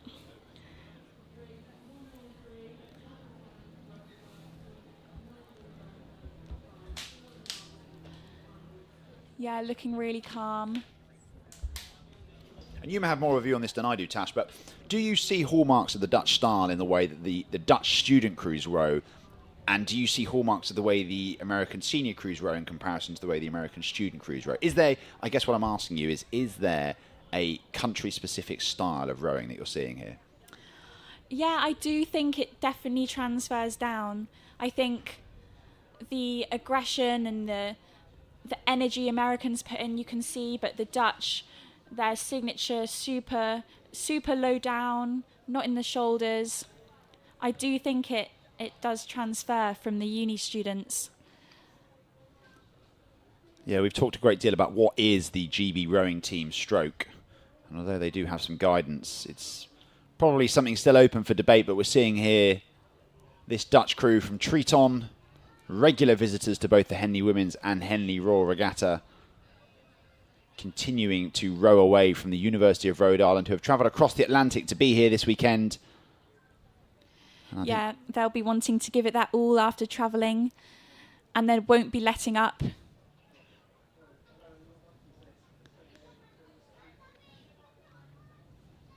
Well, we're expecting this University of Rhode Island crew to continue their efforts into the Henley Royal Regatta in, what, about 10 days' time. And we go back to the start. Race 1-2-0 on the course, the Academic 8s, but this is the start of the junior singles. Race number 121. This is Twickenham Rowing Club, Tara Ray up against Phoebe Johnson of Reading Bluecoat, the Berkshire and Buckinghamshire Station respectively. And wow, what a start that was from Phoebe Johnson. Yeah, you want to get off the blocks quick, get that lead in the single. Yeah, nice and direct. Yeah, she's really sending it out well there. Well, I think if you Google the dictionary definition of flying start, it might just be a photo of Phoebe Jackson at this point, because she is motoring down the course here. She's got several lengths of clear water already over Tara. Now, Tara, J17, only started to focus on her single sculling this season, and she's the only junior representative from Twickenham here at the regatta. And well, she did qualify. The fact that she has qualified means it's the first time a junior from that club have qualified. So it's new ground. She's certainly breaking into the elite here, but unfortunately not able to keep up with Phoebe Johnson at this point, who has just jettisoned the afterburners. And I don't want to call it too early, Tash, but this looks like a race that's been put to bed in the opening exchanges. Yeah, I have to agree with you. With that bit of distance there and that clear water, you can be quite confident that you'll get the win if no disasters happen. Exactly. Yeah, Triton just winding down there over the line. They were successful in their attempts to dispatch the University of Rhode Island, who travelled all that way and unfortunately will be, well, proverbially heading home a little bit earlier than they would have hoped. But we'll see them again in a couple of weeks' time at the Henley Royal Regatta on this same stretch of water. But jumping back to race number 121, this is all about Phoebe Johnson of Reading Bluecoat School. Now able to, well, soak up the acclaim of those on the bank who have come down to watch her scull her way, theoretically, into a quarter-final of the junior single sculls for the Di Ellis Trophy. Yeah, you can see here she's still rating high, like still practicing her race profile. Once she gets a bit further through the race, she'll be confident enough to wind down, but she'll be wanting to give it a good amount of distance before she has that confidence to start relaxing. Well, it must be so difficult for Tara Ray, who we've just lost sight of there. We can see the back of Phoebe Johnson, but for Tara Ray to find the energy, the motivation to continue giving it her all, because not only can she not see her opposition, she can't hear her anymore either. She's got no real indication without looking around of where the other sculler is, so it makes it doubly difficult to find the strength. Yeah, she's looking really calm at the front end there. Not much wobble on the boat. Very stable, which is definitely, lending to her advantage, getting the blades in nice and sharp. Yeah, it'll be exciting to see what she can do further on in the regatta. Well, if Phoebe Johnson wants to progress all the way through to the final tomorrow evening, she's going at least 3 more races ahead of her, so I'm sure conservation will be on her mind, and I think all 3 of those races actually land tomorrow, so it's going to be a heck of a day for all of these scullers if they want to make it through to the latter rounds.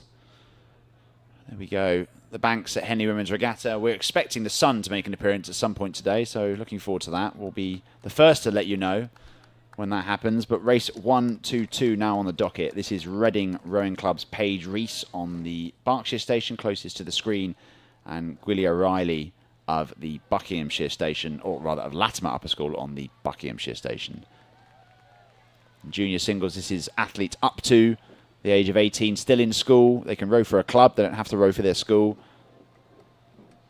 There we go. Nice smooth starts from both scullers. I would say Gwilly O'Reilly on the far side probably got the better of those 2 starts. Yeah, it's hard to tell from here, but yeah, both being as direct as they can.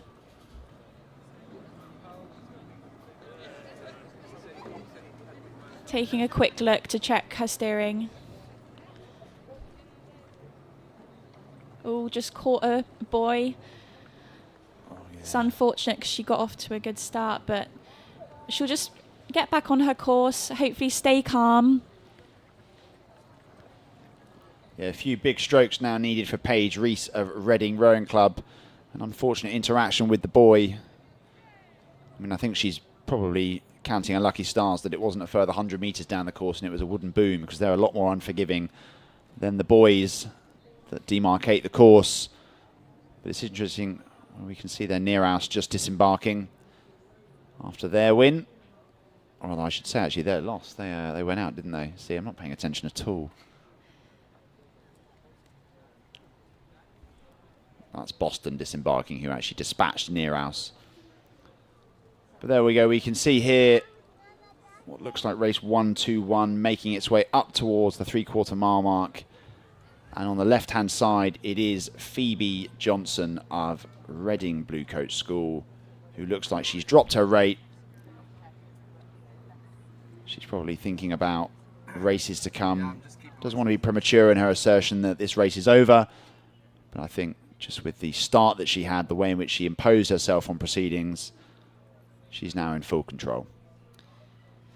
Yeah, exactly. She's looking really calm now. Just finishing through the line. Strong paddle there, winding it down. The Twickenham sculler not wanting to give up. A big achievement for her to qualify. So yeah, real credit to her. Yeah, you've got to credit anyone who gets through the time trials here at a record-breaking Henley Women's Regatta. It's an impressive feat in and of itself. But on the day, Tara Ray, who I'm sure we'll be seeing more of in the years to come, just unable to find the speed to stay with Phoebe Johnson, who will surely now be progressing through to the next round of the Di Ellis Trophy for junior single sculls. Yeah, it takes a while to master the single scull.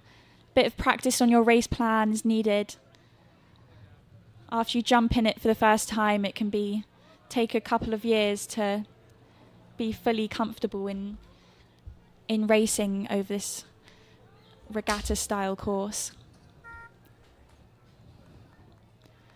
So we're watching here, if you're just joining us for the first time, that is race 1-2-1 concluded. That was a win for Phoebe Johnson of Reading Bluecoat School over Tara Ray of Twickenham Rowing Club. 1-2-2 also on the course, which is Paige Reese of Reading Rowing Club up against Gwillia Riley of Latimer Upper School. And right now on the state boats, race number 1, 2, 3, which is Streatham and Clapham High School's Eloise Johnson Ferguson, closest to the screen, and Lila Wesson of Nottinghamshire Counties Rowing Association.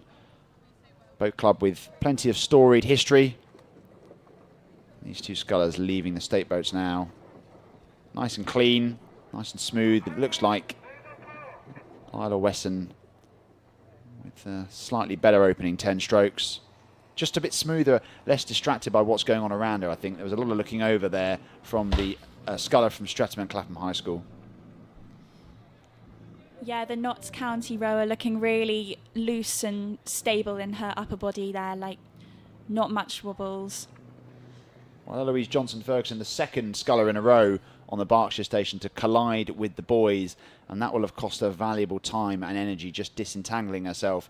And Lila Wesson taking full advantage there as she moves into the boomed section of the course, starting to really establish herself as the lead contender here.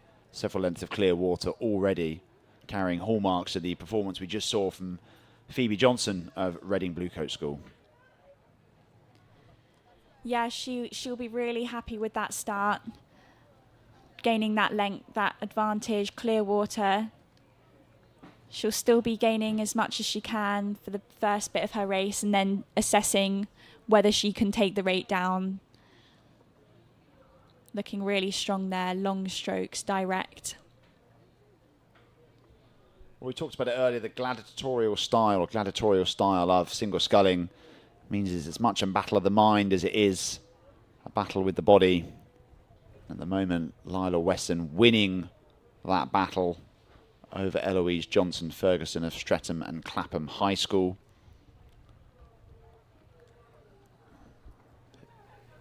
Feels like quite a task now for Eloise to regain terms with Lila, who has, based on that drone shot, the freedom of the Thames Valley to just exert herself, to just impose herself, to maybe practice certain aspects of the race that she wants to, but in essence she's got a pretty nice run of things at this stage. Yeah, exactly. She should be quite confident by now, but also thinking about that energy to conserve for the next few rounds. You can see she's starting to take it down slightly. Still wanting to be as technically sharp as she can to prepare well for the rounds to come. Well, it's not unusual that we see pretty big margins between the scullers at this stage. Of course, the crews who were at the top of the time trial rankings, of which the times are not made public, tend to be drawn against the scullers at the bottom, so there often is quite a large disparity, and that's bearing out here in some of the early rounds of the Di Ellis Trophy. And we can see here Gwilly O'Reilly of Latimer Upper School coming up towards the line in race 1-2-2, securing passage through to the next round, the quarterfinals of the junior single scull category, dispatching Paige Reese with, I would describe that as relative ease. Yeah, I would agree.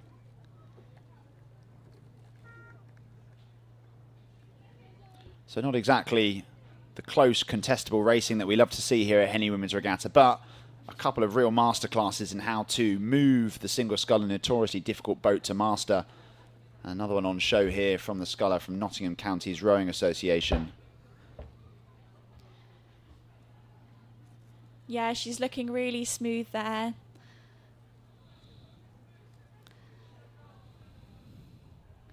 Very long strokes, direct at the catch.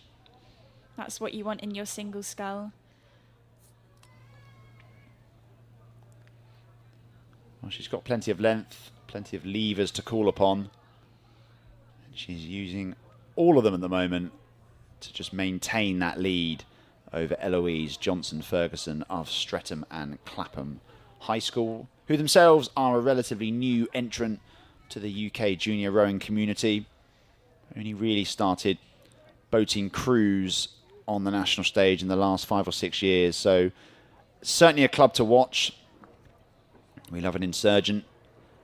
But back to the start here, we've got another heat of the Di Ellis Trophy for junior sculls. It's Martha Morrow of Winchester College, closest to the camera, up against Holly Stoker of the City of Sunderland Rowing Club. So very much north versus south here. And again, I think the sculler from Sunderland on the Buckinghamshire station getting the more robust of the two starts. Yeah, I would agree. The sculler closest to us just drifting in and just correcting her line slightly. Not wanting to get too close to the boys as we've seen before. Oh, I hope she listens to you because, yep, there we go. There's a course correction because I think Martha Morrow of Winchester was on a one-way collision course there with the boys. Still needs to be a little bit careful. But once again, we're seeing a real disparity between the top and bottom end of the qualified crews here. And it's Holly Stoker of the City of Sunderland who has established, well, that looks to me like 3 or 4 boat lengths. Yeah, that's a very impressive start from her. A big advantage in these early stages. Yeah, really exciting to see what she can do. Still stroke rate high. She's still not, she's still sticking to her plan as if it was a very close race, which is a good way to practice for when those races do come, so you're well prepared. Well, you've got to admire the quality and proficiency of these young athletes, but if you are joining us for the first time here on the Henley Women's Regatta live stream, welcome wherever you are in the world. We're enjoying a wonderful afternoon here of racing, and we can see the completion of race 1, 2, 3 unfolding. And it is Lila Wesson of the Nottinghamshire Counties Rowing Association maintaining her comfortable lead over Eloise Johnson-Ferguson of Streatham and Clapham High School.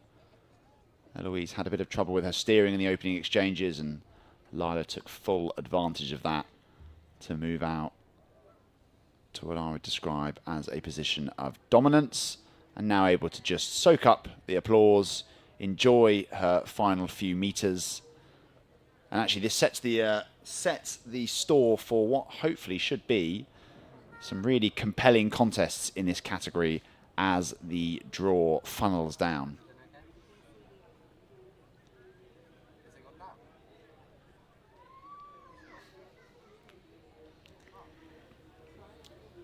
Well, yeah, speaking of compelling contests, it's unfortunately not what we necessarily want to see as commentators, but you again just have to admire the quality here on show from Holly Stoker. The drone is having to reach even higher levels of altitude here to keep both of those scullers in shot. But again, Winchester College not known for their women's program, so great to see their sculler out on the course, having qualified for the side-by-side racing. Martha Morrow, hopefully a name to watch in the years to come, but once again coming up just against someone who has superior boat moving ability in Holly Stoker. Yep, still rating quite high, which is interesting. You think you want to conserve as much energy as possible, but there she goes. In that good rhythm that she'll want to use further along in the racing.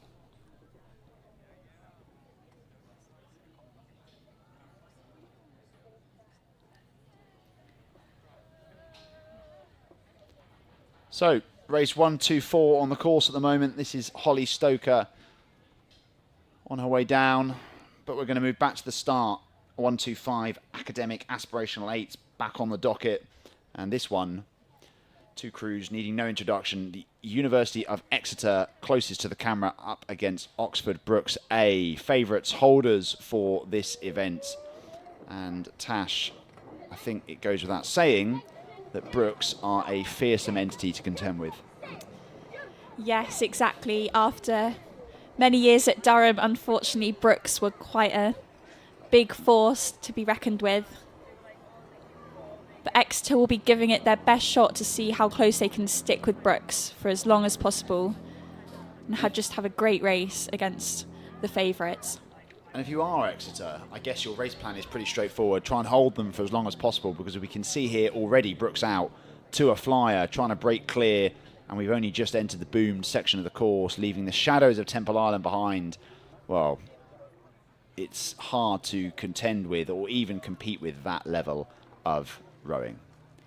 Exactly. The depth in the Brookes squad just allows this aspirational academic 8 to still perform at such high levels as they're displaying right now. Getting clear water between Exeter. Strong start from them.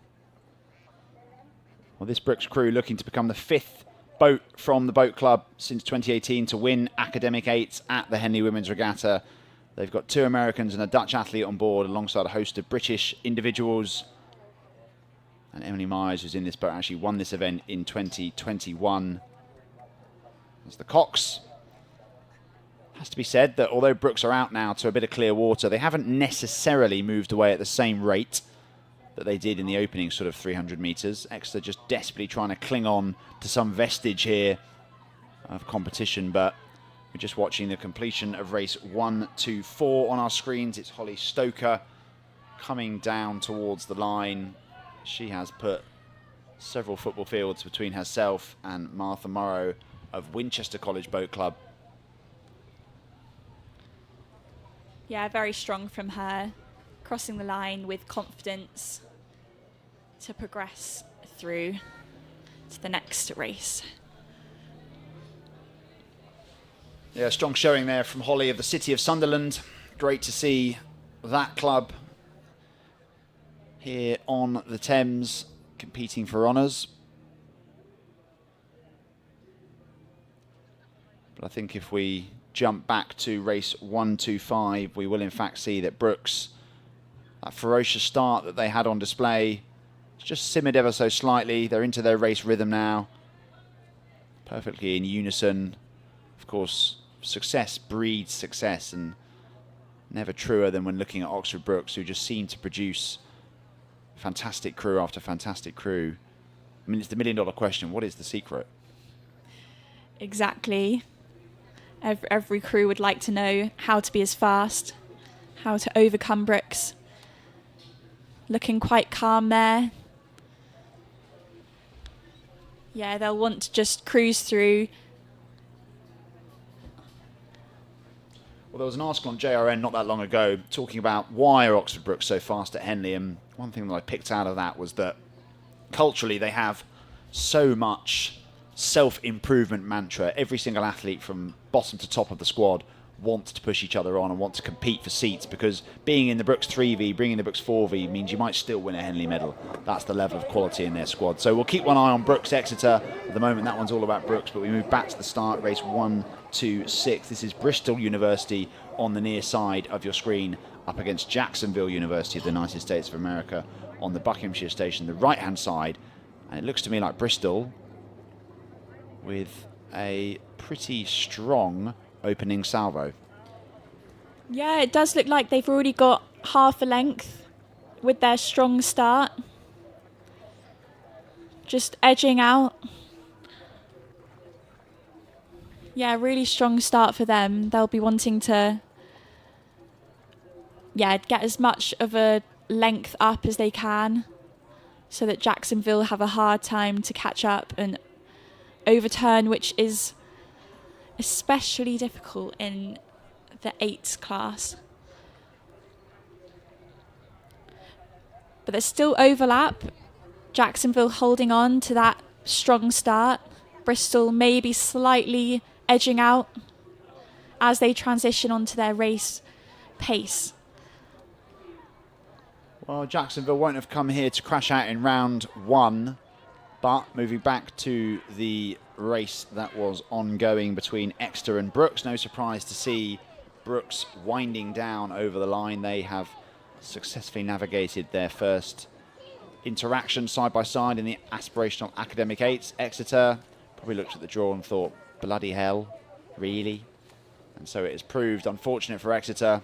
A really good crew, but they just came up against someone slightly better on the day. Brooks moved through there, but back to Jacksonville up against Bristol University. And Jacksonville just keeping their bows in touch with the stern of that Bristol crew, which is critical as these two boats make their way down the course. Exactly.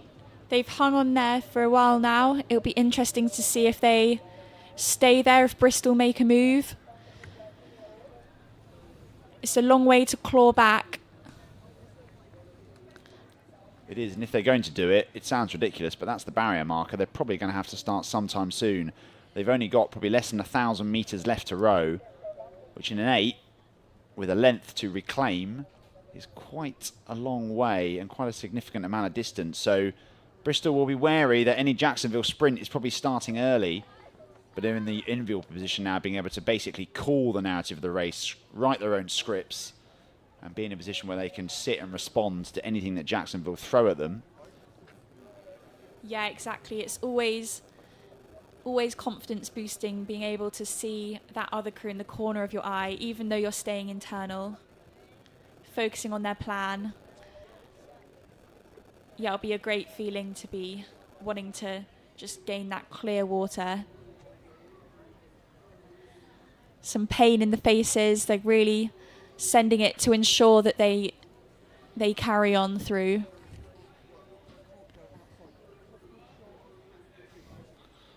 Well, we can see there Bristol University toiling to stay ahead of Jacksonville in the Colgan Foundation Cup. Stroke Eva Barker communicating with her Cox. And we'll certainly keep an eye on that to see if Jacksonville can find that pace to get back on terms. But we're back to the start here for another crew from the United States of America.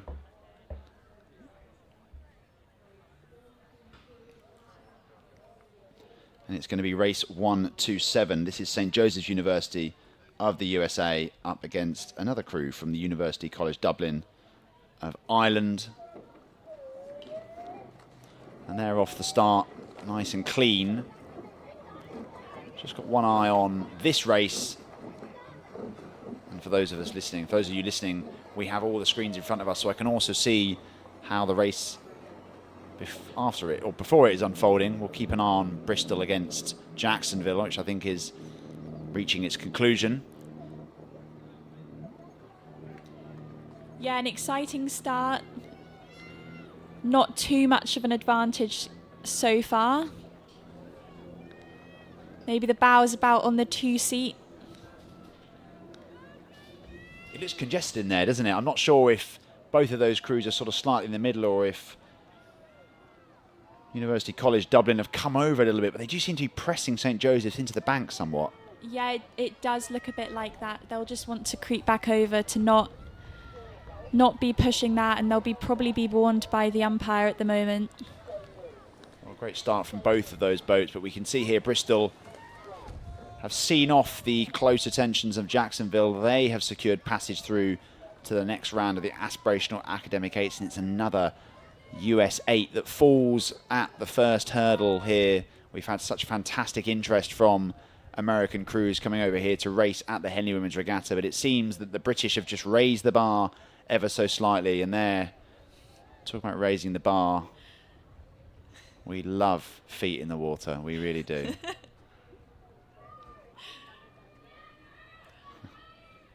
Nothing if not scenic. I mean, get into the spirit of it. Come down, enjoy the racing, enjoy the weather. You know, we're having our 20 minutes of summer this afternoon, I heard, so looking forward to that.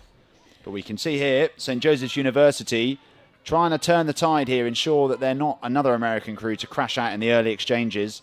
They are leading this crew from Ireland at this stage. Yeah, it's looking strong from them. Even being slightly pushed into the booms early on in the race, they've stayed calm. Getting that advantage now. It's nearly up to a length. But University College Dublin will not let up. Yeah, it's exciting to see that another crew from them fielded. Must be a strong depth of their squad.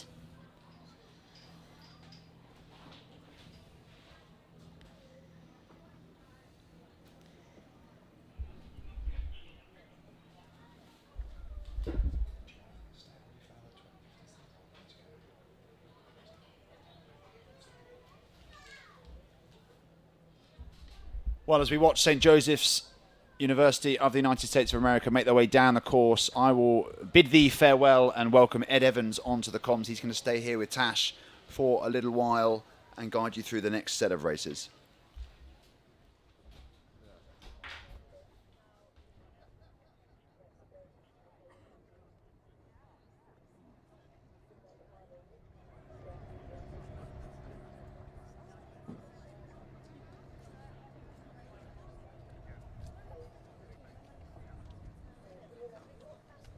University looking strong in the lead there over University College Dublin ladies.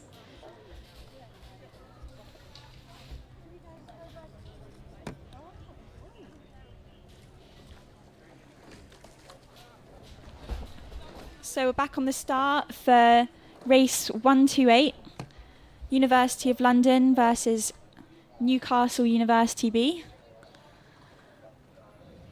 Just ready at their start position. Tash, I'll welcome myself onto the commentary this afternoon. It's great to be back on the airways. I did the time trials yesterday. This is my first stint of side-by-side racing, and just we watched the next race get underway. How's the racing been so far today? Yeah, it's been exciting, really interesting actually, seeing the different profiles, especially in the singles, some strong starts followed by some overturn of that race position. The eights, it's been exciting, but some strong leads so far. Yeah. And the display of technique and power is clear in this race. Currently going ahead, Newcastle B and University of London. UL looking maybe a tad more together at the catch. Blaze looking a little bit more in sync.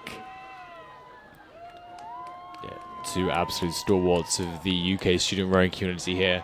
UL, of course, the conglomerate of London universities, including UCL and King's, that all come together to produce their high-performance wing of the rowing programme.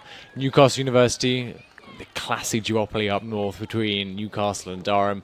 So far, Tash, this has been a bit of a rapid move out so far from UL, moving out to length so far. Yeah, it's a great start from UL. They'll be pleased to be getting that clear water over Newcastle B, who they would be confident to overturn going into the race, but they'll want to make sure they execute their race plan as best they can. Absolutely. And if you're sat in this Newcastle boat now, you've only been rowing for about 30 seconds and you've already lost sight of your opposition. Tell me about the mindset. What do you do? What do you do as the Coxed to get your crew back to where they need to be? Yeah, I think it's just so important to stay internal, just stick to your plan and know that like the race is not over. It's hard in an 8 because you can't see them, you have to really stick to listening, tuning into your clocks, being confident in your training, trust the crew, just give it your best race. UL looking strong here. Yeah, so far UL there, great shot across the bows there of UL, looking composed, relaxed as ever. The technical program they have in place there just regularly produces crews that are able to go out and compete at the highest level of our sport. You can see there the Cox coming through your screen in a minute. Cox Sophie Wentz steering her crew down the straight. Tash, this isn't a course where the steering is super important, but what is the Cox's job here in terms of making sure that they're on the optimum line? Yeah, the Cox's job will be super important to make sure they're as straight as they can. No risk of any blades clipping the booms. You don't want the crew to be distracted by anything, so being as clear, as calm as they can, but also with that right tone of aggression, confidence. Alexandra Lambour there in the stroke seat of the UL boat is stroking her crew to what looks to be an increasingly easy victory over the crew from Newcastle University. This will give them confidence as they progress through the regatta. Several races still to come in the Colgan Foundation Cup for Academic 8s, so plenty of action to come over the rest of the afternoon and into finals day tomorrow.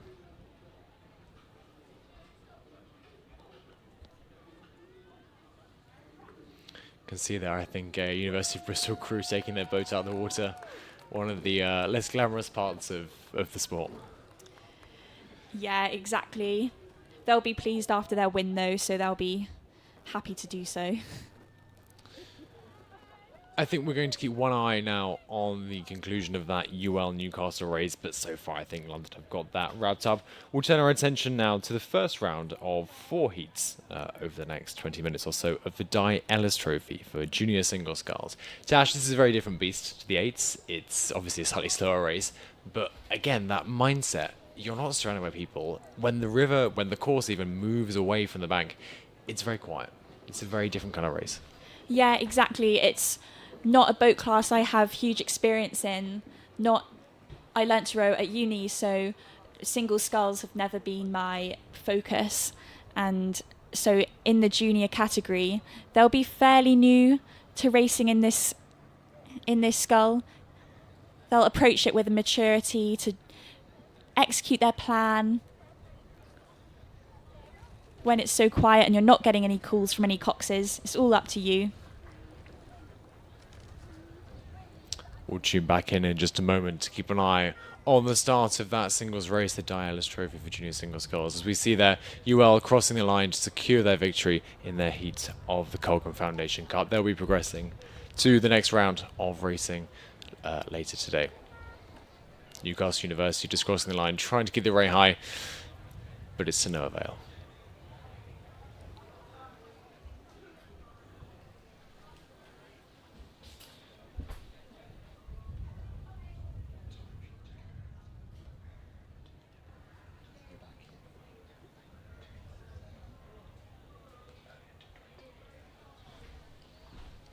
A great drone shot there of the two crews in this first heat of the Di Ellis Trophy. Rebecca McIntyre from Wallingford Rowing Club at the top of your picture, as we stand at the moment, and Emily Anna Beasley of Nottinghamshire County Rowing Association on the lower side. And it looks to me that the Nottingham Sculler has already stretched out a lead of, what's that, 2, maybe 3 lengths over her opposition? Yeah, she's doing a good job there. Just getting that clear water. The course looks very wide from up here, but when you're down there, you've rode on the Henley course previously, those booms sort of come out of nowhere. Yeah, exactly. It can suddenly feel much closer than you think when you're side by side. As when training, if you're going single file, you feel quite comfortable, but as soon as side by side, it might be a bit disconcerting how close you are and how straight of a line you need to take. If there's a slight crosswind, it can really push you to one side. You can just see there those little white tents in the background. Those are our commentary positions as we bring you this live feed of Henley Women's Regatta 2024. The sun is coming out. The day starts a little bit miserable, but the sun is coming out. If you're knocking around this afternoon with nothing else to do feel free to come on down and join us here at Henley Women's Regatta. We've got a huge roster of exciting racing lined up for you, not only today, but into tomorrow as well, when, of course, we will crown the champions of Henley Women's Regatta 2024. We hope to see as many of you down here as possible. And if you can't join us, well, at least stay tuned in to the live stream, and we'll bring you all the latest racing action from the Thames Valley.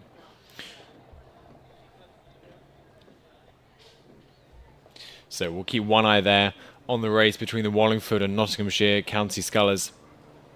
If we move down to our next race in this, the Junior Single Sculls, our next race even is between Wycliffe College on the left of your photo and Wallingford Rowing Club on the right hand side. Yeah, very strong lead there already by the sculler on the far station. Both slightly drifting into the centre of the course. Both will probably be warned, however, one of them's not in the way of the other, so. Yeah, the umpire's job in a race like this, Tash, if you go to Dorney Lake or Metropolitan Regatta, whatever it might be, the crews tend to behave themselves quite well. There's no buoy line here. There's no demarcation down the centre of the course. It's up to the crews to keep themselves apart, and as you say, in this case, there isn't too much infraction. But an umpire can get quite busy with their white flag. They can, and it's up to you to stay calm, because in a single scull it can be quite off-putting if you're being waved and shouted by the umpire. So you just want to gradually get back over to your right side and keep on with your race profile. Lily Anderson then leading this heat of the Dialis Trophy for the Junior Singles Sculls. Wycliffe College, of course, one of the stalwarts of the junior women's sculling scene here in the UK. Their season in 2023 came to a disappointing conclusion when they narrowly missed out on the Diamond Jubilee Challenge Cup at Henley Women's Regatta. This year, they look stronger than ever. They've got 2 quads racing in this regatta. They've got a double scull, and they've got some small boats as well. And so far, Tash, they're just demonstrating why they're at the front of the junior pack at the moment. Yeah, definitely. That's some really solid sculling there. Even with a slight bit of toing and froing to the centre of the course. The calmness to just keep sending down that power. Long strokes. Cool head. Yeah, she's not rating too high, but getting that distance per stroke. Really clean sculling. So Tash, if you're Lily Anderson, you're several lengths up on your opposition already. You know you've got several more rounds of racing to come. What's your strategy here? How are you going to make sure that you put yourself in the best situation come, hopefully, finals day? Yeah, you just want to assess the situation when you're a bit further down the course. You really want to conserve as much energy as you can. Racing multiple races over a few days can be exhausting, and you want to approach each one with as much energy as you can. So when you're confident, you'll have that lead, and just keep it calm to stay in the lead for the rest of the race. You'll take it down as she's doing here. She'll be rating much higher if it was a closely fought race. So yeah, looking strong there. Characteristically very relaxed style there of Wycliffe College, as Lily Anderson makes her way roughly through the 3/4 waypoint of this, the 1500 metre course for Henley Women's Regatta. We can see now in our screen, though, the conclusion of the first heat of the Dialis Trophy, which is between Wallingford Rowing Club's Rebecca McIntyre and Nottinghamshire County Rowing Association's Emily Annabisi. And it looks like the Nottingham Sculler is cruising towards the finish line in, again, a nice relaxed manner, conserving as much energy as possible for the later races to come. So congratulations to Emily on her win in this heat. We'll see her for the quarterfinals later on today. Yeah, really good scull for her. Second Notts County rower to get through. Yeah, showing the depth of sculling in their squad. It's very impressive.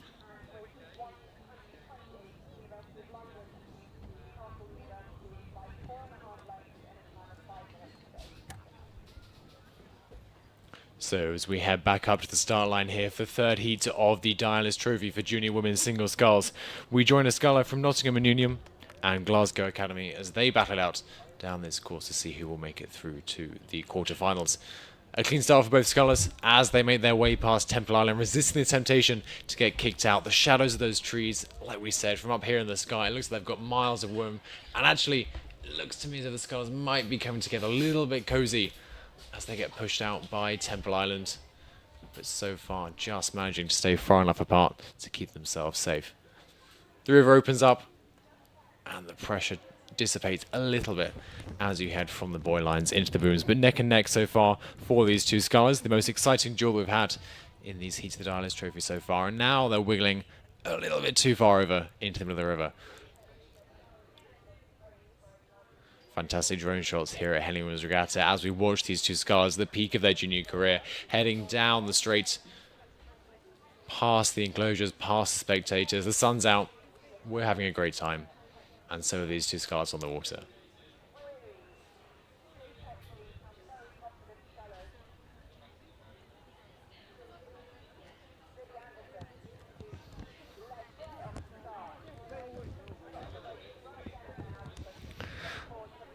I will keep waxing lyrical about this all afternoon, but these drone shots truly are a fantastic way to enjoy rowing like this. You can see there the umpire's launch following these two scullers down there. One of our commentary team on board providing commentary for everyone on the bank here in Henley on Thames today, if everyone enjoying it. But let's keep an eye on the action on the water.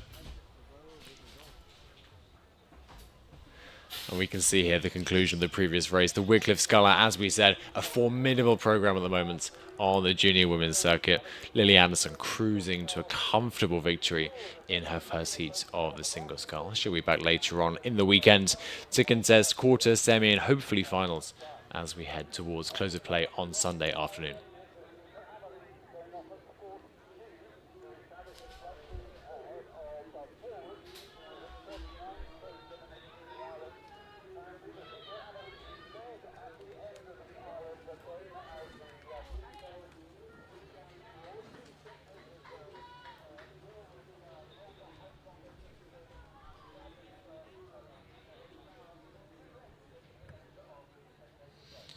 So just tuning back into heat number 3 of the Dialis Trophy for junior women's single sculls. Nottingham and Union closest to your camera versus Glasgow Academy furthest away. The Nottingham sculler seems to have managed to push away from her opposition and opened up. Camera angles can always be deceiving, but from this angle it looks to me to be clear water over the Glaswegian sculler. Our tightest race so far in the junior women's single sculls. These boats, of course, unlike the 8s, their top speed is a little bit lower, but the change of speed and the velocity change that you have over the course of a race can be rapid. So always exciting racing here in the single sculls, as we see there our sculler from Nottingham Union, Phoebe Forward, coming through just past the halfway mark of her race. As we said before, she'll be looking to try and maintain as much energy. It's a constant game of strategy. How hard do you push now to secure your place versus how much do you lean off the gas pedal to make sure that you've got plenty left in the tank and in the legs as we get to later on in the week. We'll keep one eye on that as we move back up to the start line for heat number 4 of the junior women's single sculls. Another sculler from Wycliffe College, Lily Church, faces off against a sculler from Reading Bluecoat. Again, another clean, compelling start for the Wycliffe sculler. Both boats doing well to stay clear of falling afoul of the ever-present threat of Temple Island for crews as they head off the starts of this famous Henley course. You can see there the scullers coming together a little bit. The Wycliffe sculler just managing to break free of her opposition, but also playing with fire with those booms on either side. Again, from here, if you haven't been down to the Henley course before, the booms are a little bit innocuous. They look fairly mundane, but unlike a buoy on a lake at Dorney or Nottingham, which is fairly forgiving, these booms are instant race enders, so crews will do everything in their power to stay clear of those wooden poles, demarcating either side of the racecourse here at Henley on Thames.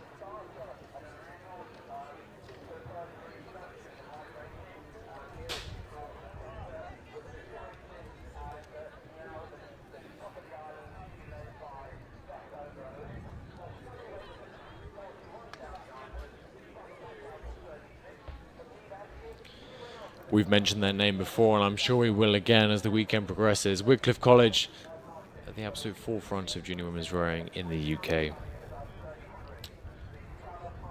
And our single sculler here demonstrating exactly why that is. The strength and depth they have across what's a fairly small squad by junior women's standards is just being read out here as we see the Wycliffe sculler move out to a 4 or even 5 length lead over her opposition as they pass by our commentary position here on the banks of the River Thames.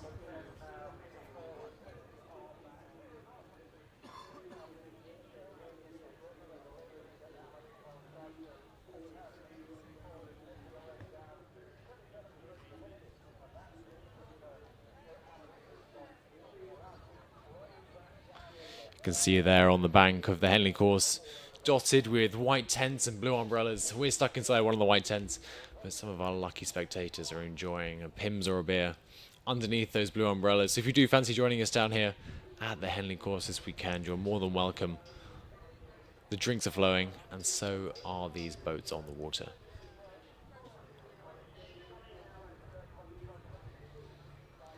Just flicking back on your screen now is the conclusion of the previous race of the Dialis Trophy.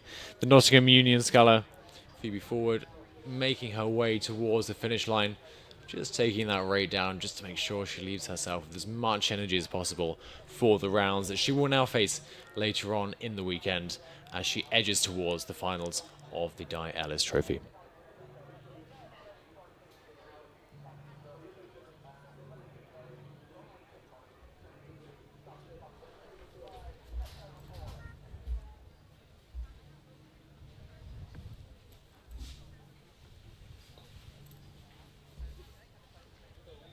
You can see there the Wycliffe sculler there, just riding the waves of the Henley course. Although the race course itself, as we said, demarcated by those booms on either side of the river, is protected from other traffic by the wood, the waves don't obey that. And as the regatta goes on, especially into the weekend tomorrow and in a couple of weeks' time at Henley Royal Regatta, if you'll be tuning in then as well, the waves of launches moving past, other boats making their way up to the Star, can make what's a very calm day normally into quite a choppy experience for these scullers, especially in the single. Only about as wide as a welly boot, these boats, they're incredibly susceptible to changes in current and temperature. So just making sure that you manage that is critical.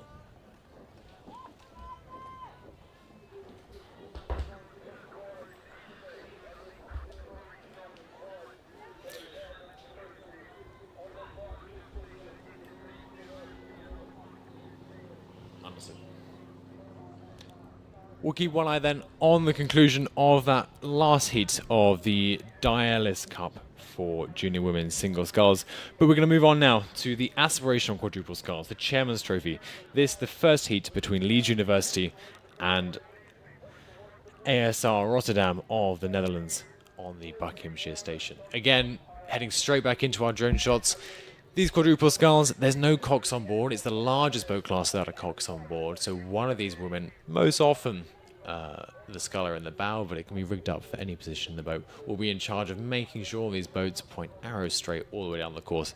You can see there, it looks to me as though the Dutch crew struggling a little bit more, getting pushed off into the middle of the river. So far, the umpire won't have too much to say.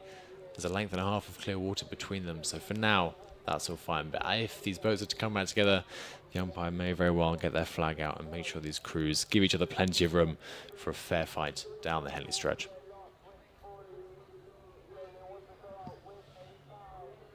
Always one of my favourite boat classes to watch, especially from this view that we have from up in the sky thanks to our drone team. You can just see there the symphony of motion that is a quadruple scull. 8 blades moving in unison, the same number as you'd have, of course, in an 8 with an extra cogs on board, which means that these boats, although they've only got half the rowers, the speed isn't a million miles away from what would be an 8. So incredibly fast, dynamic, exciting races, always promised by the quadruple sculls. These aspirational crews, they'll have some experience under their belts. They may well have been to Henley Women's previously in years gone by, but there's still more to go. They may very well be targeting a championship entry either later on this season at Henley Royal or in future years here at Henley Women's or anywhere else on the national or international circuit.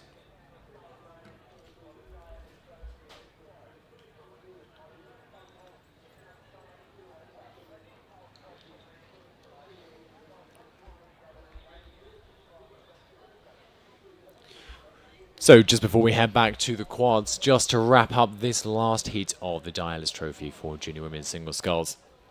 Lily Church, the sculler from Wycliffe College, making it 2 for 2 for the Wycliffe scullers entered into this event. Both of them will be progressing to the quarterfinals later on this weekend as they fight it out to the finals that we have on Sunday afternoon. It could be an all Wycliffe final. We'll keep an eye on it. They're a program on the rise. Stay tuned. Watch this space.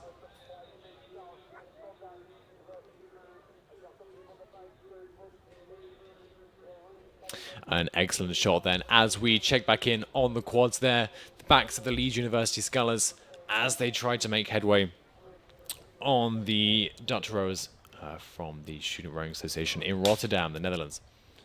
You can see a quick look around there from the bow girl of the Leeds crew. It's her job most likely to steer this boat down the course. It's her call to make the strategy, to make the choice. When do we push? When do we hold back? When do we try and make a move? As they try and eat back what's an increasingly convincing margin from the Dutch team.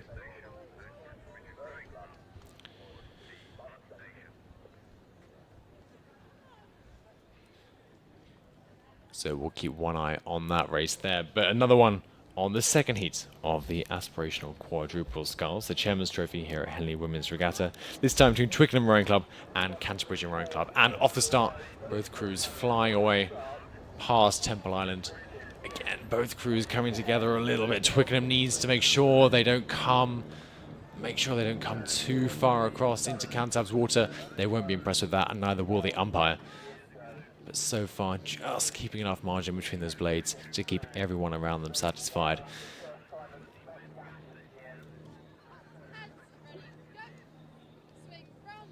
Yeah, perhaps struggling a little bit with the steering there from Twickenham Rowing Club moving across. Umpire may well have to intervene. Both crews moving a little bit. There we go. The umpire there on the back of the launch, waving his flag in the bottom right-hand side of your screen, waving his flag to warn Twickenham Rowing Club back onto their station. It's critical they heed that warning as soon as possible, else feel the wrath of the umpire.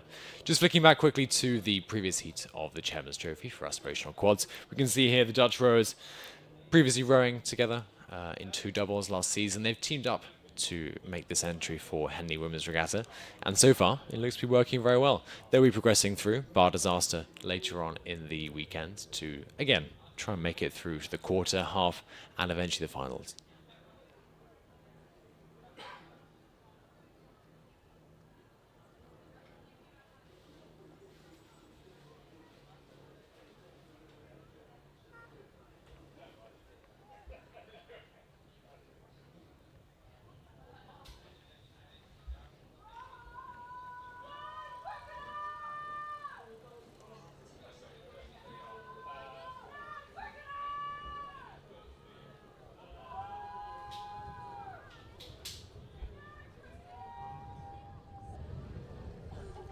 So we join back with Canterbury Boat Club of Cambridge on your screen now. Rowing down in their shiny white Filippi boat as they make their way down the course. not a great understanding yet of where the opposition from Twickenham Rowing Club are. Twickenham struggling a little bit more of a start with the steering. Cantabs, of course, rowing on the River Cam in Cambridge. Notoriously twisty, notoriously bendy. The steers person in this crew will have plenty of kilometres under her belt, knowing how that footplate works, knowing exactly how to ask the boat to respond to her instructions. And there we see that skill paying dividends. They've opened up a lead of several lengths of clear water over Twickenham. Still a fairly relentless rhythm. They're not risking letting go of that lead anytime soon. As you see them calming past the camera there.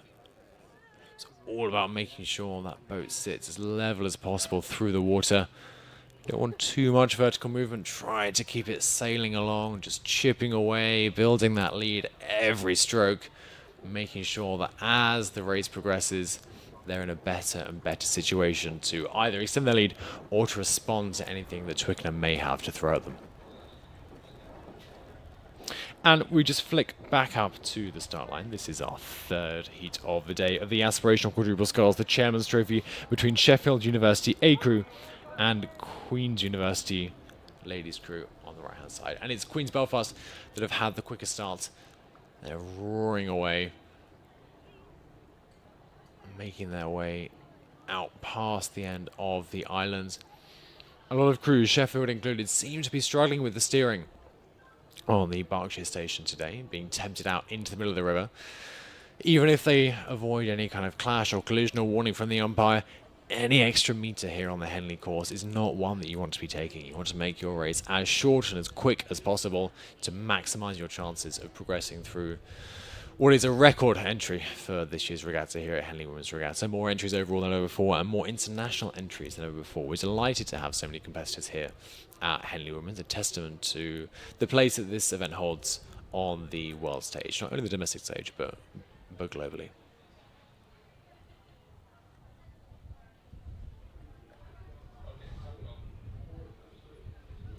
You can see there's some of our spectators and a very sweet little doggy on the bank enjoying all the action here at Henley Women's 2024.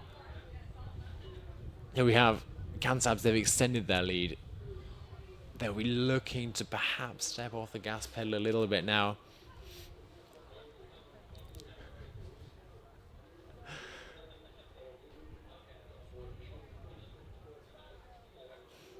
Cantabs extending their lead over Twickenham Rowing Club.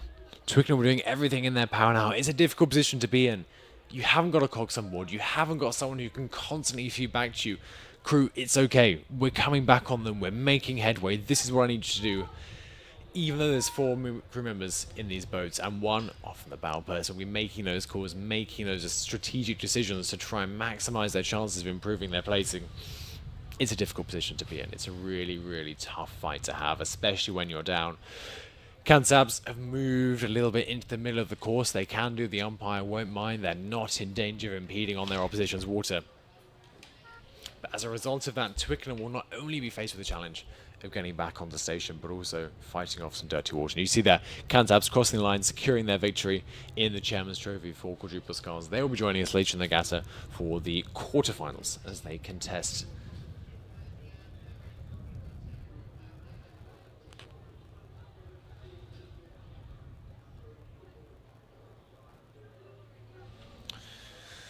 Queen's University Belfast there at the top of your picture, sailing past our camera. You can see there just how relaxed these scullers are. We say it's a strength endurance sport. You have to be strong and you have to be able to do it over and over and over again. And the athletes this weekend are an absolute testament to what it takes to perform at the highest level of sport. It's being relaxed, it's being composed, it's having the right headspace, the right breathing patterns.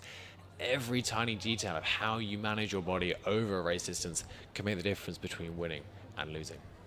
You can see there those ominous booms looming in the background, casting shadows. See there, one of our commentators, Fergus Mayland, making his way down the course in hot pursuit of those crews. I tell you what, these flies that are flying around my head are so annoying.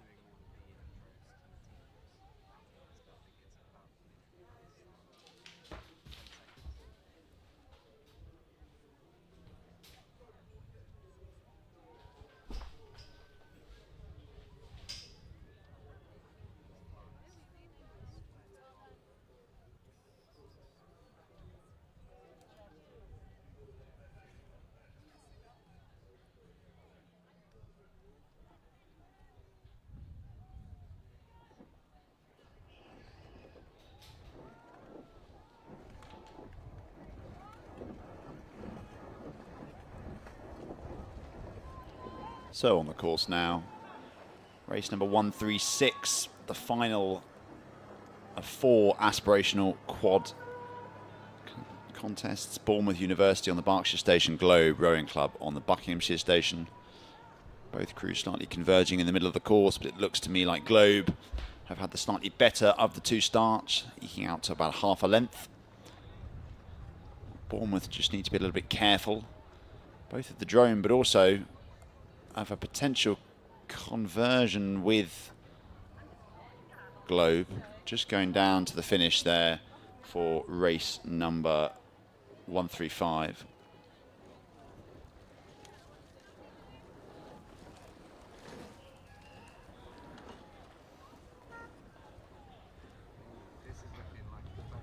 So they were seeing race 136. And it is Globe who have jumped out to about a length. They came into the middle of the course, deviating from their line, but they've now course corrected back onto their station and powering away here from Bournemouth University on the top of the screen. A quad, another of those bigger boats that does take a little while to get up to speed. It means that the length in a quad can be pretty difficult to reverse. And Globe doing their best to ensure that they don't give Bournemouth a sniff here.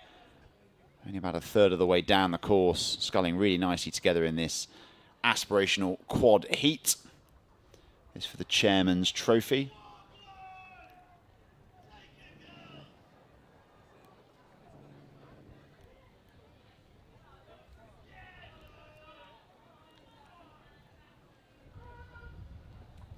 As they come past my commentary position, they've just about stretched their lead to clear water here. Breaking clear of the crew from Bournemouth. Just inexorably moving now up and away.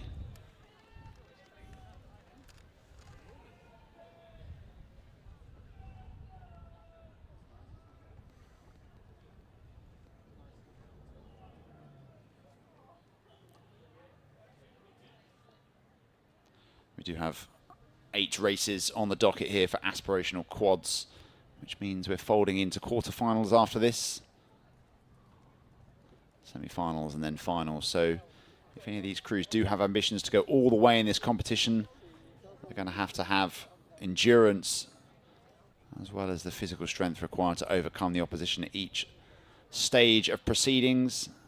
And Globe there looking like a really cohesive unit, sculling beautifully together, making the most of the resources available to them. And I'm sure they'll have one eye on trying to establish enough of a lead that they can just start to enjoy the second half of this contest. If you're joining us for the first time, welcome to the Henley Women's Regatta of Racing. This is race 136 that you're currently watching. Aspirational quads between Globe on screen, currently leading the crew from Bournemouth University, who have just entered our frame.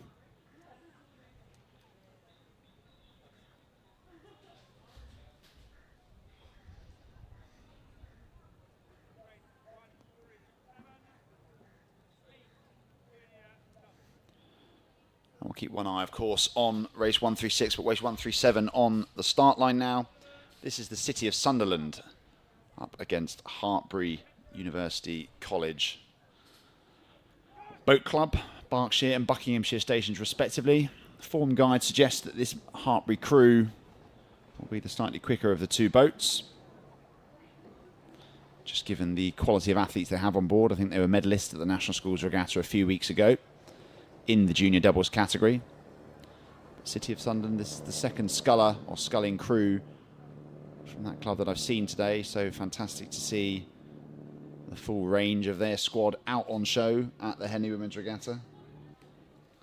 As we move out towards our drone shots, it is going to be Hartpury who have indeed strode out to a lead of about a length as we leave Temple Island behind. Strong, powerful, authoritative start here from Hartpury, who are no strangers to winning on the Henley course. They did, of course, go 4 years unbeaten in the Diamond Jubilee Challenge Cup from 2014 through to 2017. Haven't quite scaled those giddy heights again, But I'm sure this contingent will be keen to lay down a marker here ahead of the Diamond Jubilee in just 10 days' time. And as we move back to the finish, it is the conclusion of race 136, and it will be Globe Rowing Club progressing ahead of Bournemouth University in the Aspirational Quad Sculls category for the Chairman's Trophy. Solid row there from Globe. Textbook stuff, moved out at the start, ensured they had a good lead and sat on that lead, extending it throughout the remainder of the race. And now we're watching this Hartpury double, surely one of the favourites for the Regatta Cup this year for junior doubles.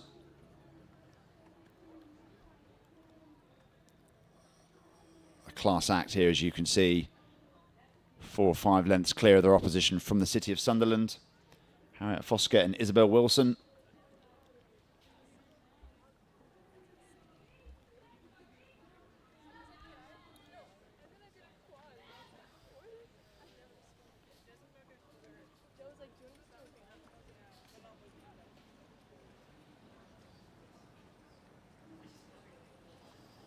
Gloucester, of course, a specialist sports college. Gloucester Hartpury, I should say, a specialist sports college set on producing high-quality athletes across a range of different disciplines, and rowing one of the most important at the university, the college. And a commanding presence here at Henley Women's Regatta, led by this richly talented duo who are continuing to impress after their exploits, as I say, at the National Schools Regatta just a few short weeks ago. With Henley Royal Regatta looming in the background, we'll be very interested to see how these girls perform in a quad on this same stretch of water. But provided there are no unusual calamities to befall this Hartpury crew, as they scull their way down the course, they look in complete control, very, very relaxed, not needing to do anything too special, just maintaining their form, maintaining their power and their quality. They can probably even find it within themselves to take it down a notch or two. But we're back to the start for another heat of the Regatta Cup Junior Doubles. This is Mulsey Boat Club on the Berkshire Station up against Kingston Rowing Club on the Buckinghamshire Station. That's right to left as you look at the screen. This Mulsey Boat Club crew of Eva Perry and Jaya Sakarat, 4th at the National Schools Regatta in the Women's Championship double. And they were also part of the quad that came 4th at the Schools Head back in March. So a pretty impressive duo.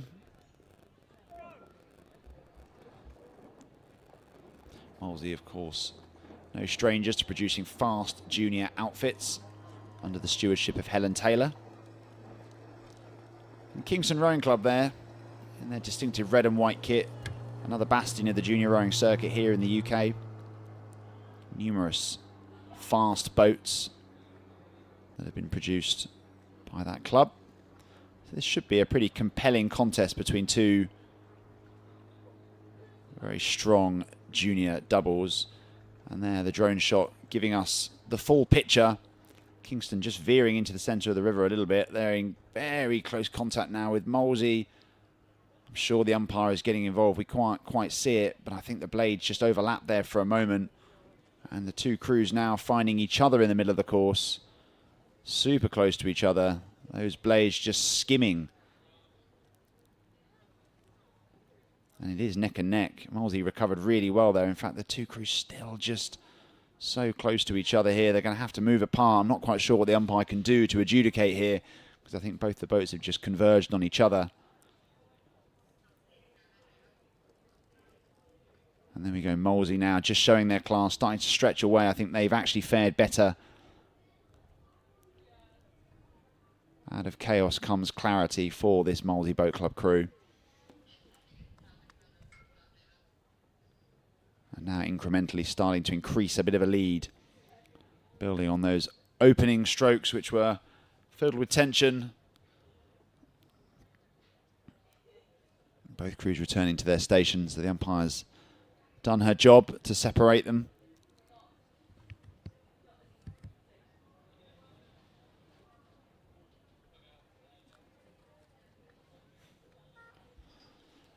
Just watching 137 coming down towards the line. That's Hartbury University College, securing progression through to the next round of the Rayner Cup, comfortably ahead of the City of Sunderland. No surprises there. They are one of the form crews at the regatta this weekend. It's no slight on that City of Sunderland crew. They just came up against the better opposition on the day, but returning to what is developing into quite an interesting race between Messrs Molesey and Kingston Rowing Club. And it is Molesey now who have just moved out, so about half a length. Desperately trying to steer clear both of Kingston's physical presence, but also their encroachment on their lead. If Molesey can continue with their momentum here that they've established in the opening half, they'll be looking to break clear. Kingston putting in a really good showing here, it has to be said. This is the 4th ranked crew in the country from Molesey. They were just outside the medals at Dorney Lake at the end of May, and so will have had their sights set firmly on at least a semi-final placing here at Henley Women's Regatta. But Kingston not letting them have it all their own way at all, trying their level best to stave off any of the form book. So we'll certainly keep an eye on this one, because this race is by no means run. A few of the contests we've seen this morning have been signed, sealed and delivered by Temple Island. This one still very much unfolding. Next race has started between Royal Grammar School Worcester on the Berkshire station and Westminster School in their very distinctive pink kit. This Royal Grammar School Worcester crew, Lucy Whiteley and Olivia Hodgson, won the Women's Junior 17 event at the Junior Sculling Regatta, so they're a year younger than you need to be to compete in this category. And they were bronze medalists in the Women's Junior 16 category at the British Rowing Junior Championships last year. So certainly a crew for the future, but I think the future will be dispelled from their minds as we speak, because they're all about the present right now, entering into the booms with nearly a length on Westminster School. So an excellent opening 25 strokes from this crew from the Royal Grammar School Worcester. And although we see the same names tending to dominate the bigger boats in junior rowing, it often has more variety in terms of clubs entered and clubs succeeding in the smaller boats. And it's wonderful to see clubs who might not usually get their moment in the sun excelling here on the Henley waters. And this junior double from Worcester, plenty of pedigree behind them, as I say. They were national bronze medalists last summer. They won their age group at the Junior Sculling Regatta at the beginning of May, and are here now at the Henley Women's Regatta, racing for the Rayner Cup, and looking mightily impressive in doing so.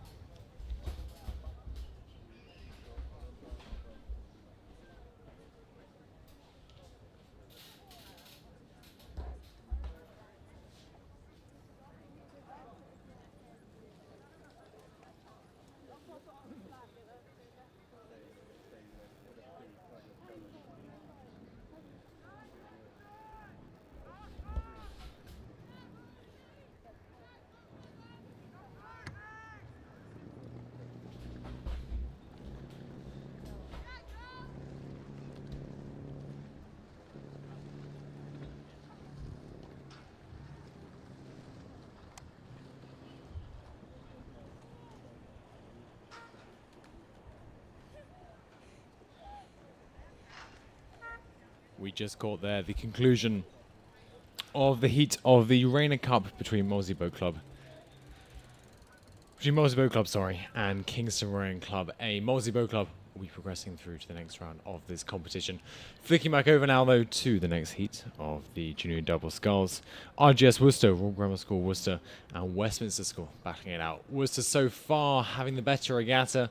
You can see there their bows edging away, moving slightly ahead of the Westminster School crew with each stroke. Westminster, of course, one of the stalwarts of the London area when it comes to schoolboy and schoolgirl rowing. The girls program, a recently new addition. We've had some fast boats over the years, and this double will be trying their level best to get back on pace with the Worcester girls, who so far are in complete control of this race from the front. Of course, in rowing, it sounds obvious. We look backwards, we can't see what's ahead of us. So as soon as you're ahead of your opposition, as soon as you can see what they're doing behind you, you have an immediate competitive advantage. So these girls will be doing well. Just stay relaxed, keep an eye on what's going on behind them.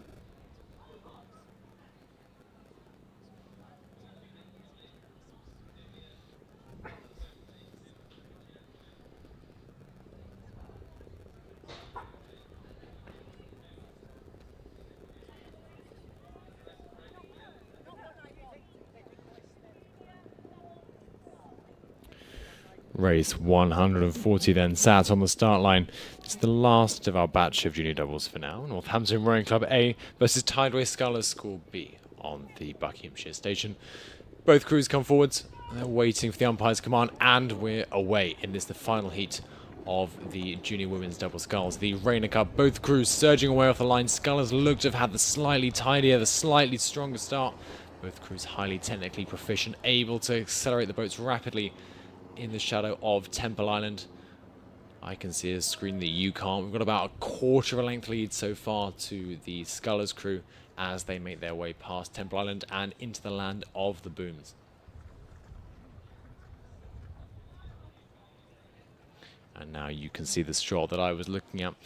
Fantastic shots here from the drone at Henley Women's Regatta. Scullers struggling to hang on to the lead that they generated off the start there. Both crews pretty close together. You can see that they're just entering the booms. There's no margin for error now as they make their way through the bulk of this, the 1500 metre Henley Women's Regatta course.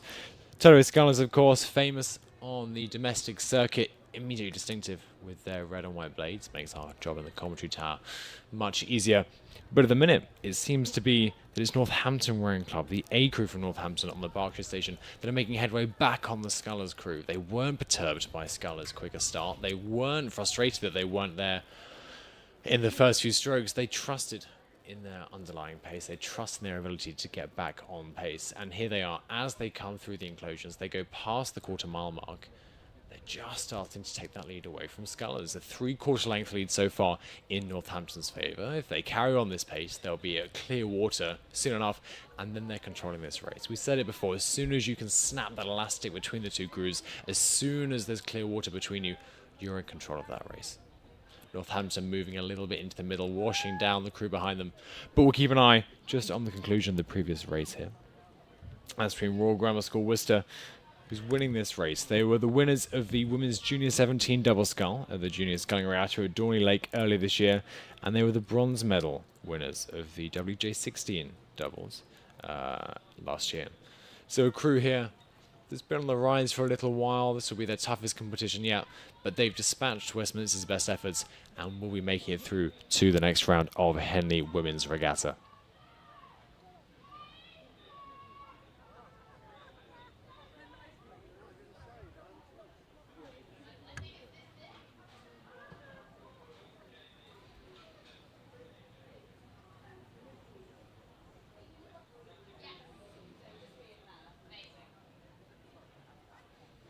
And as we see there, the two junior doubles hovering into view through a beautiful background of bouquet. We're now focusing on these two crews. It's Northampton who, despite a slightly slower start, have got the better of the Tideway Scullers crew. Scullers, to me, look to be struggling a little bit. It's a difficult position to be in. If you're down on this course, there's nothing around you. The course kicks out into the middle of the river at this point on the course. It means there isn't as much sound coming from around you. There's a little bit less motivation for you coming from the bank. You have to dig deep. You have to find what's motivating you and driving you forward. But so far, it's Northampton who have been able to do that better. They're sculling beautifully, moving past our camera position here. Just start to consider taking the rate down a little bit, trying to conserve as much of that energy as possible. They know that if they're successful here, there's still several more rounds, hopefully, of racing to come before they get to the finals, where they'll need all the energy they have to dispatch the best efforts of whatever crew they come up against.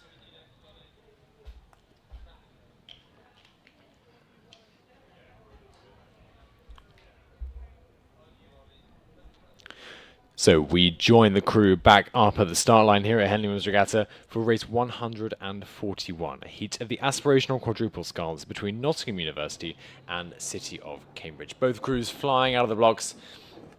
City of Cambridge furthest away from you. Nottingham University closer to you in our picture with their distinctive yellow blades.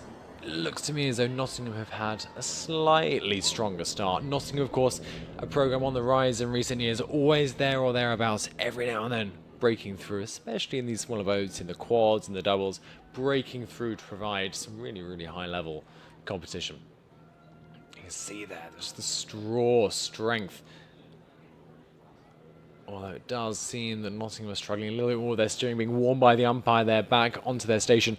I said it earlier on, but I'll say it again. You don't want to be moving off your station. Not only because it risks damaging your boat and your race by clashing with other crew, but you are adding meters. And so far, these crews are neck and neck. You can see the blades coming together. They're going to have to do their best to stay apart. I think Nottingham have just managed to steer clear of Cantabs. It'll all now be about who can best recover from that situation. The heart rate, the adrenaline was already up. That would have spiked it even more. But Nottingham looked to be going back for a second helping. They looked to be going back to Cantabs for a little touch of the blades. I would steer clear, but we'll keep an eye on that. Just on your screen now, the final heat at this stage of the Junior Double Sculls. The Regatta Cup is Northampton University that clawed their way back past Hideaway Sculler School and are now making their way at a much more leisurely pace towards the finish here in Henley on Thames. It's a 1500 metre course, a little bit shorter than most of these athletes will have been used to racing throughout the rest of the season. Most of our races here, if you're not a rower, are 2,000 metres, often down lakes at Nottingham, Dorney, Strathclyde Park. So coming to Henley always presents a new challenge for these athletes. If they are carrying on, we'll be seeing some of these athletes at Henley Raw Regatta in about 10 days' time. That's a slightly longer course, 2,112 metres. But for now, the finish line can't come soon enough for these Northampton rowers, who will be making their way through to the next round of competition here at Henley Women's.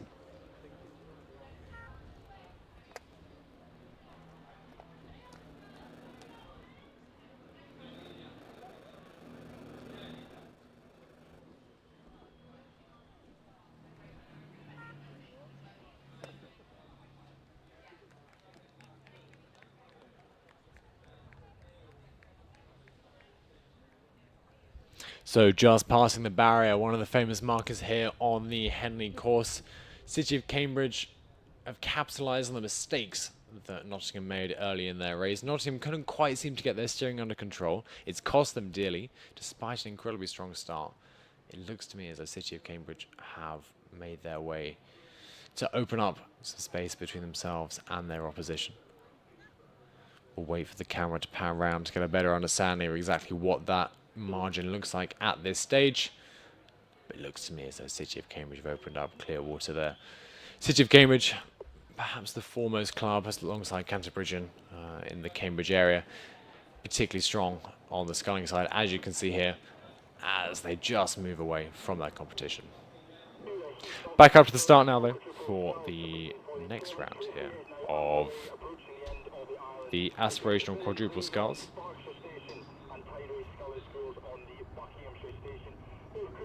This is Wilhelm 3 on the Buckinghamshire Station even, and Hideaway Sculler School on the Berkshire Station. Sorry, let me correct myself, I'm talking nonsense.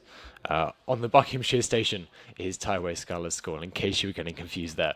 Again, another crew today, Wilhelm, to fall foul of getting pushed out towards Temple Island. Unusual, most of the time, in my memory at least, it's usually the other way around. It's the crew that's in the shadow of Temple Island, those trees that hang over. They intimidate the steers person, not so much the Coxed, they can see where they're going, but in these quads where it's someone with a footplate steering their boat, that shadow pushes them out and they often come together. But Wilhelm looked to have got back onto their station and back in control of their steering wire.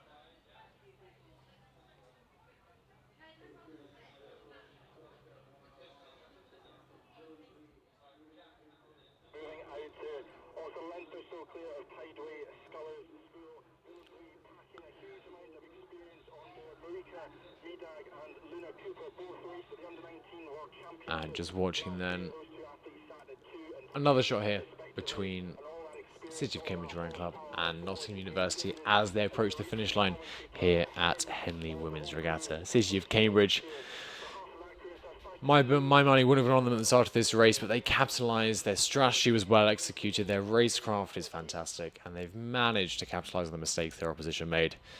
And as a result, they will be progressing through to the next round of this regatta. So we'll be seeing City of Cambridge with their distinctive bumblebee stripes around the back of their unisuits later on in this competition.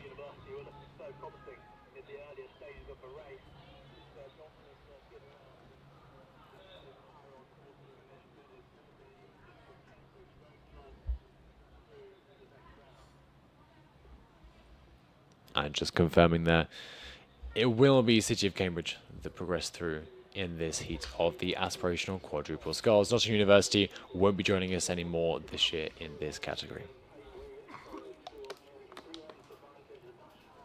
A beautiful shot there of Wilhelm 3 making their way down the Henley course.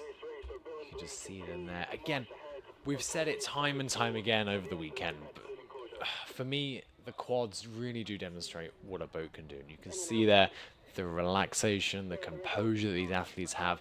They're in command, they're in charge, they know what's going on behind them, they can respond if they need to, they've got that margin.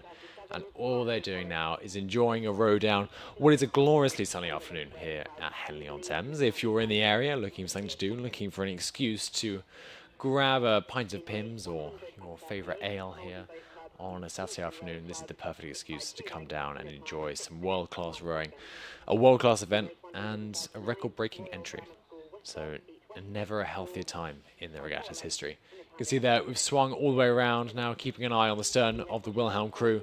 Tideway Scullers desperately chasing them down, trying to do their best. We'll keep an eye there. We'll see if Scullers are able to make any headway on their competition. But for now, let's switch back to the start line. Mortlake Anglia and Alpha line up on the Berkshire station against Bath University on the Buckinghamshire station for race number 143. And there's another heat of the Aspirational Quadruple Sculls.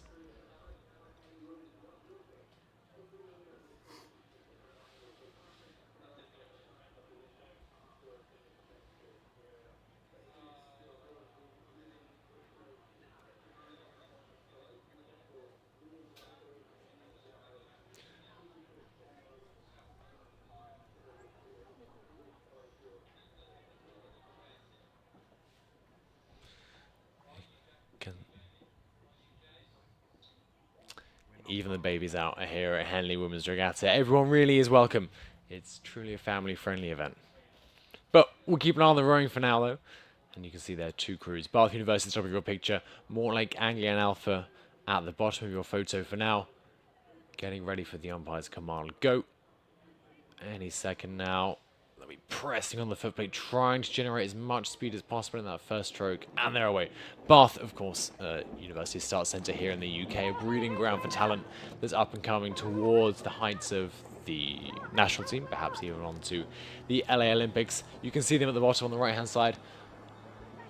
In the top left, though, we see Wilhelm. They've extended their lead over Tideway Scullers School. Scullers weren't able to come back, and it will be Wilhelm bar disaster that progressed through to the next round of the Chairman's Trophy for Aspirational Quadruple Sculls here at Henley Women's Regatta. Just approaching the finish line. Again, we've said it again. We've said it before, and I'm sure we'll say it again. Trying just to conserve as much energy. They'll need everything they have when they come up against their opposition in their next race.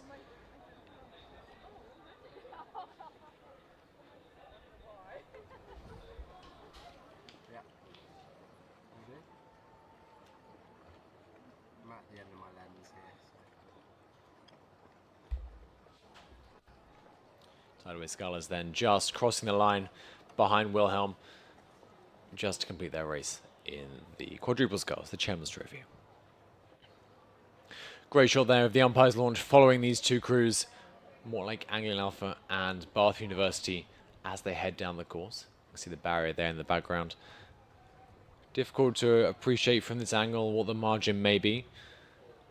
I'm sure we'll get a better view in just a moment. But you can see there the Mortlake crew just ducking behind the booms there from our perspective. Sitting there in their boat.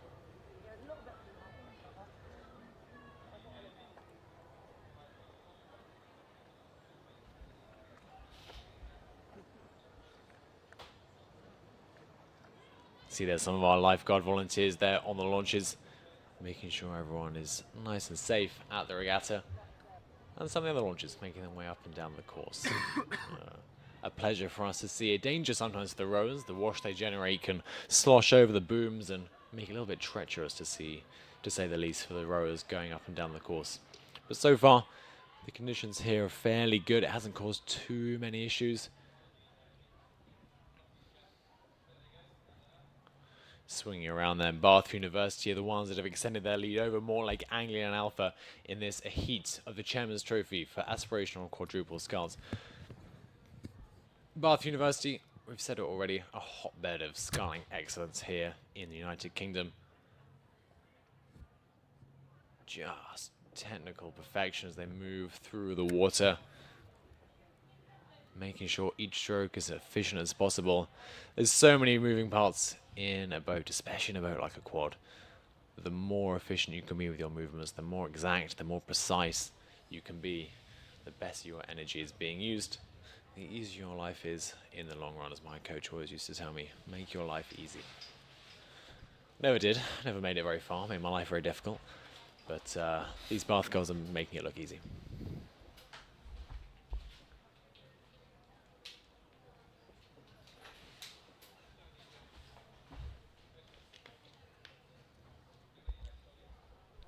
Just see the fleepy bow there of Mortlake, Anglia and Alpha trying to edge back onto Bath University. It's a tall ask, it's a big order to ask to get back onto their opposition here. It's gladiatorial, it's one-on-one. As soon as you lose sight of your opposition, it's very, very challenging to get back onto terms with another crew. You can't see them. It's always a challenge. But crews here at Henley Women's Regatta always perform. It's always an absolute spectacle to see.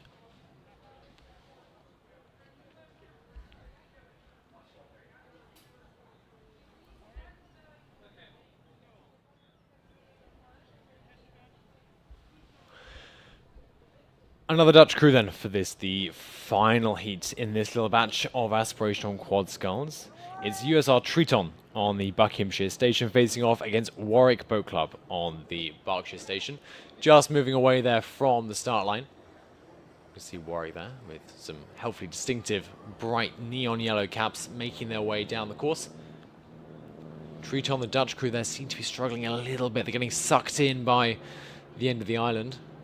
That's pulling them across. They need to be careful. They're heading towards the booms. That's not a place they want to end up. They need to make sure that they're not coming too close to the booms. It could be deceptive, but at the same time, they need to be careful. That's a race-ending moment if they come into contact with those booms.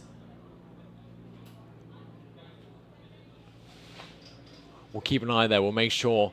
I think I can see a screen that you can't. I think Triton have managed to escape disaster there, but we'll keep an eye. We'll keep an eye on that race. Bath University, though, in this heat of the Chairman's Trophy, sculling to an easy victory, making it look easy at least, over Mortlake, Anglian and Alpha. We'll be seeing them later on in the competition. Do make sure to tune in over the weekend at Henley Women's Regatta. We've got lots of racing coming up for you. Heats and quarterfinals today. We carry on with those into Sunday for, of course, the all-important semi-finals and finals, where we will crown champions across each of the events here at Henley Women's Regatta. I, for one, can't wait. I'd love for as many of you to join us as possible over the weekend then.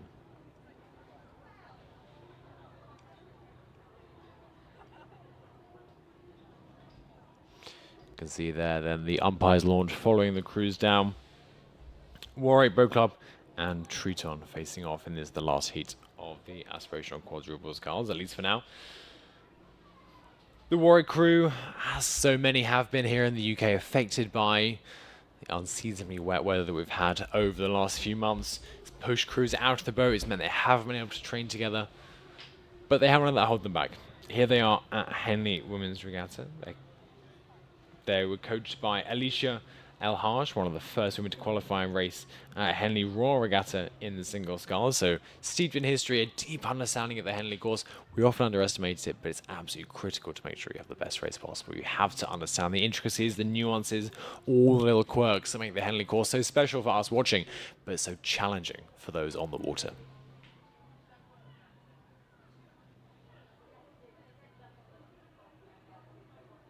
You can see there then, it's the Triton crew who've had the better of Warwick Boat Club, making their way down the women's course, the Henley course, even here at Henley Women's Regatta. Yeah, relaxed, composed, at one with the boat. Characteristic, of course, of Dutch crews, those sharp catches as soon as they're at the front of the stroke, they're moving away. There's no wasted time. No wonder they're out here leading at the front of this race.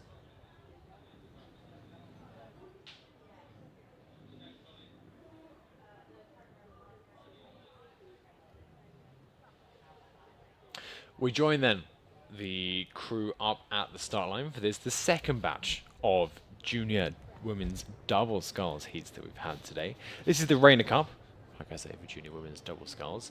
We join here on the start line Streatham and Tideway Scullers School A crew. Scullers, of course, entering almost every event here at Henley Women's Regatta. Always a club that's able to put out multiple high quality crews, but will they be able to get the better of Streatham in this race? We'll have to wait and see.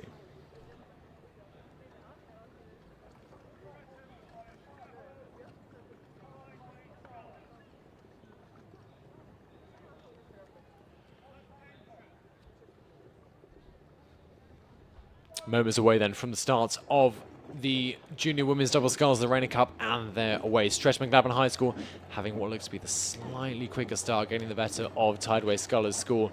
Both these crews have to make sure that they don't fall into the all-too-easy trap laid down for them by the end of the island. It looks to me that Streatham are moving over, perhaps even squishing out Tideway Scullers School. I can't see the umpires launch. I doubt they'll be too impressed.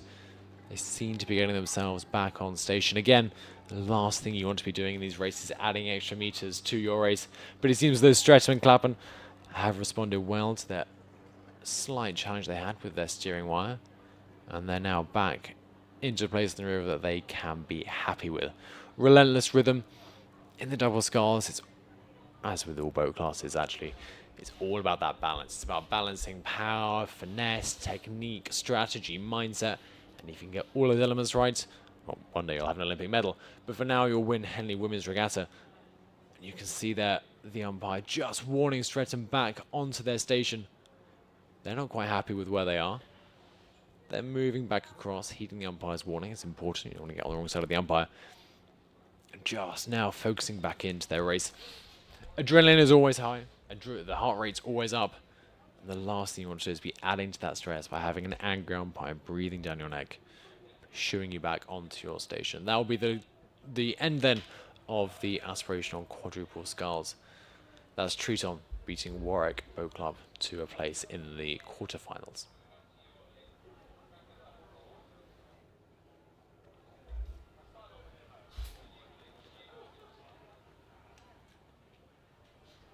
A great shot here down the course of the Henley Strait. You can see here better than anywhere else those booms and piles that demarcate the course from the rest of the river, and the traffic flowing up on what's here the right hand side of the river is a challenging course. It's unique. Nowhere else in the rowing world do we have huge wooden poles either side of our blades and traffic just beyond there. So always a challenge to these crews. Just underscores the importance of understanding what it takes to perform and win here at Henley Women's Regatta. But crews so far this weekend have been doing an excellent job of capitalising on its intricacies for their own benefit.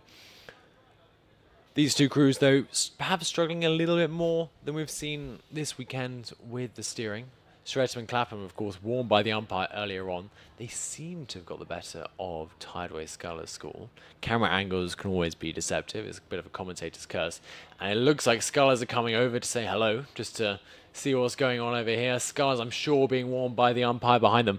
They almost look in tandem from where I'm sat here.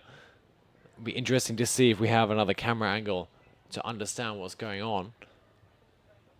Just Streatham and Clapham there, now desperately trying to avoid any kind of clash. You can see there, now riding the waves. This race went from fairly calm to a bit dramatic in a matter of seconds. Riding the waves there, laid down by the traffic either side of the course. Scullers, I think, still on the wrong side of the river. They'll want to get back over, maybe trying to avoid the wash, maybe a tactical move. But mate, life is always harder in the dirty water of the boat in front of you. Streatham and Clapham performing well. We'll check in on those in just a second. And back up to the start then for our next race, race 146. Nottingham and Union versus Wycliffe College on the Buckinghamshire station. Nottingham look to have a slightly quicker start. Both of these crews actually well-recognised names on the junior domestic circuit. Wycliffe, of course, we've seen already both of their single scullers in the previous event make it through to the quarterfinals. This double will have exactly the same ambition, but Nottingham Union with a relentless start pace there refused to make it easy for Wycliffe to get another vote in. Oh, a slide crab there from the Nottingham crew, well recovered, but Wycliffe will look to capitalise on that immediately. If you're not familiar with rowing, we call it a crab. It's a bit of a weird term, but essentially means the blade gets stuck under the water, gets ripped out of the rower's hands, and in that case, you just have to try and control the situation as best you can. The Nottingham crew there did an excellent job of staying on top of it. Blades can easily get drawn parallel to the boat, and that's a race ender even. But Nottingham have recovered well. They need to make sure that they're not going to clash into Wycliffe, though. The umpire not warning them yet, as far as I can tell, which is a bit of a surprise to me. But Nottingham having a little bit of a tour of the river today, trying out all their various tricks. I don't think Wycliffe managed to capitalise on it as much as they may have liked so far, unless camera angle, again, always a little bit deceptive. Unless Wycliffe are actually significantly far up on their opposition from Nottingham, in which case that would explain why the umpire wasn't too concerned about the infraction on the racing line. But we'll check back in on those crews in just a second.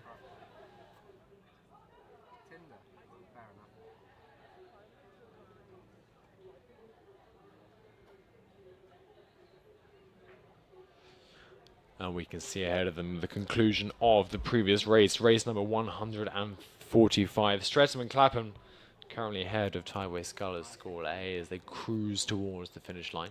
Again, we've said it before, we'll say it again. Streatham looking to make sure they maintain as much energy, as much performance as possible for later rounds.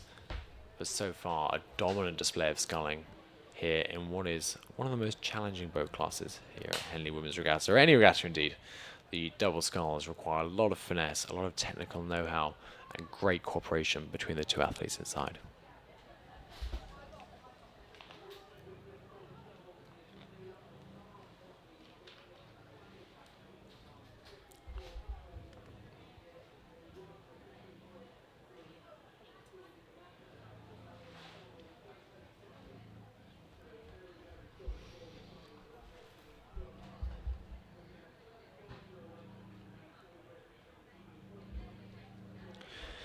You can see in your photo there the backs of the Wycliffe College crew, distinctive purple blades with that white chevron stripe. They look to me to be comp blades, the new engineered design from Concept 2. They're designed to try and maximize efficiency through the water, and so far Wycliffe are using them to their advantage. We've said it all weekend. If you're tuning in for the rest of Henley Women's, if you'll be joining us again for Henley Royal Regatta, you will no doubt hear this name, Wycliffe College Boat Club. Dominant performances across the junior women's sculling categories, and in fact some of the junior women's sweep categories earlier in the year when we did the heads of the river on the tidal Thames, the tideway as we know it. And you can just see why. Strong, relaxed, composed, athletic. There doesn't seem to be anything that Wycliffe can't do. It's very possible, ladies and gentlemen watching at home, that you'll see Wycliffe representation in most, if not all of the finals here for the junior sculling events. That's the single, the double, and the quad. Come tomorrow afternoon here at Henley Women's Regatta, which is a huge testament to Greg Flower and his team at Wycliffe College. Back up to the start then for race number 147, a heat of the Rainer Cup for junior double sculls. American School in London on the Berkshire Station face off against Lee Rowing Club on the Buckinghamshire Station. Both crews getting away cleanly so far. If they can avoid what some of their predecessors have fallen into on this part of the course, either getting sucked in or pushed out by Temple Island. We keep saying it, for those of you that perhaps even haven't been to Henley, don't understand just how imposing it is to have that island there and then suddenly fall away. It can make a huge difference to how you're able to manage your race. Even if you've done it before, we see some of the most experienced crews falling into those traps, coming off into the island and whacking off that first set of booms, which is not a pleasant experience, I can tell you that for one. But so far, both these junior crews performing incredibly well to steer clear of any damage of the kind. Wycliffe College then leading race number 146 ahead of Nottingham and Union Nottingham. Of course, a fantastic programme, often produces quality crews, especially in the singles, the doubles, the pairs, the smaller boats that provincial clubs often target as their way to really demonstrate what their athletes can do and give their athletes a chance to compete at the highest level. It's Wycliffe College, though. You'll keep hearing that name. It's Wycliffe College this year who have just nailed and completely understood what it takes to create a programme in which junior women can perform at their absolute peak. They make it look easy. They really do.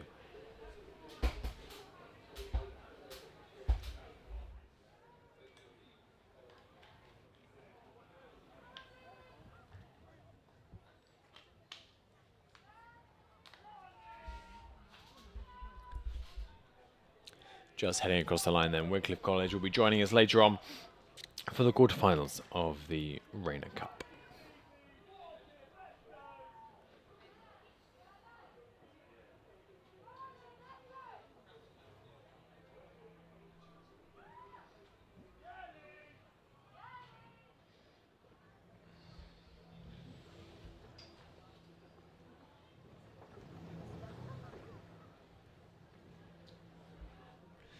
Lee Rowing Club there in your picture.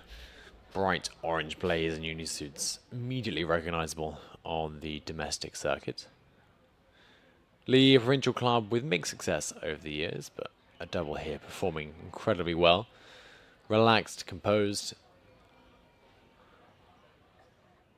trying to stay in control of the race.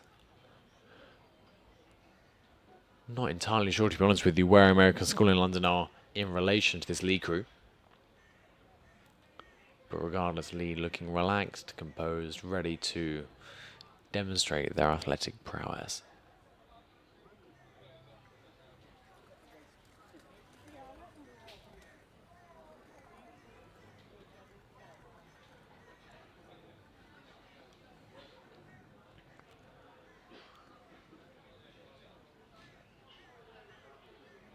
Lee Rowing Club then just completing their race in the Rayner Cup. Back up to the start though for race number 148, our final heat of the Rayner Cup for junior women's double sculls. Rob Roy Boat Club versus St Peter's School. Rob Roy closest to you in the red on your screen. St Peter's at the top. And out of the blocks, both crews getting away cleanly. Bow seat there, prune of Rob Roy Boat Club, having a quick look around, making sure their line is where it needs to be for their optimal race start. Both crews managing well with the challenge of Temple Island. Rob Roy having the cleaner, quicker start, getting away, looking to perhaps give them a slight advantage. St Peter's, of course, won't let go of this race. It's only in its first few strokes. There's plenty of time to come. But Rob Roy there, just making their way past the end of Temple Island. This double, of course, raced at, both these doubles, in fact, raced at National Schools Regatta earlier in the year. Rob Roy being warned early there by the umpire. You'll see throughout the regatta, umpires having different tolerances for what they let their crews do.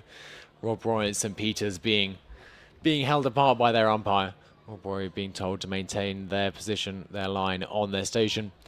As I was saying, both these crews, National Schools B finalists, I believe. Prune Eloise there in the Rob Roy boat, I believe, winning that B final. St Peter's several seconds behind them. They'll be trying to overturn that result today, especially in the junior circuit across the summer season. These crews get to know each other. They understand where their strengths are. They understand perhaps where their competition has their Achilles heel, and they'll be looking to capitalize on that and to try and make the best of a situation they possibly can. And a demonstration here by the Lee Rowing Club crew of exactly what it means to do that, cruising to victory.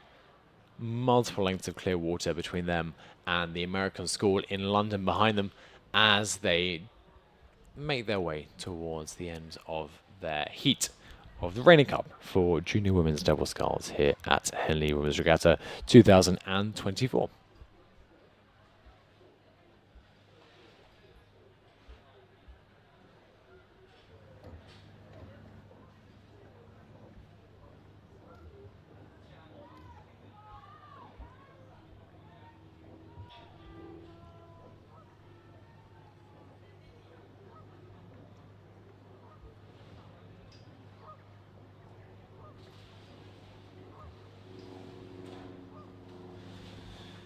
the American School in London. Then just coming up to the finish line of Henley Women's Regatta, our 1500 metre course here, in which these crews will do battle. Just making their way now, they'll spin and come back in, congratulating each other across the line. Always a great atmosphere, both on and off the water here at Henley Women's Regatta. We tune back in, though, to the battle between Robbery Boat Club on the right-hand side of your photo and St. Peter's School on the left-hand side. Rob Roy had the better race so far. We thought they might be. They came in as favourites for this race after their finishing position at the National Schools Regatta at Dorney Lake a few weeks ago. That was over the last weekend of May, I believe. You can see there the bags of Eloise Cottrell and Prune Lelisi making their way through the halfway mark. Robbery Boat Club, of course, one of the smaller clubs that we have in the provinces of the UK, but always a hotbed for technical excellence, as demonstrated by this crew there making their way down the course. We'll keep one eye on that. We'll make sure that that race stays as we expect it to go, but we'll also head back up to the start line for race number 149. We're getting through the races here at Henley-on-Thames. This is race number 149, the Aspirational Single Sculls. This is City of Oxford on the Berkshire station and Strathclyde University on the Buckinghamshire station. City of Oxford being warned back onto her station. Caitlin Armstrong came third at the Met Regatta on the Sunday. She came second in the Time Trial and fifth on the Saturday. She started rowing in 2012 at Merton College, Oxford, and despite initially hating it because of the cold, wet mornings, she now enjoys it and has been rowing for City of Oxford Rowing Club for 7 years. I believe a veteran of Henley Women's Regatta. I've seen her here several times and commentated on several of her races. It's a pleasure to see her back. She managed to capsize last week at Reading Amateur Regatta, which made for an excellent Henley Women's Regatta prep. She'll be hoping not to repeat that this year. She'll be hoping to stay clear of any unnecessary visits into the Thames. But so far, so good for both these athletes. The Aspirational Single Scull is, of course, one of my favourite events. Individual stories always shine through in these boats. It's always about what you're doing in the boat. How are you managing yourself? When you get out on the water, you can see through this shot actually how the bank swerves away from the course. When it goes quiet, what are you doing? What are you saying to yourself? How are you managing that situation?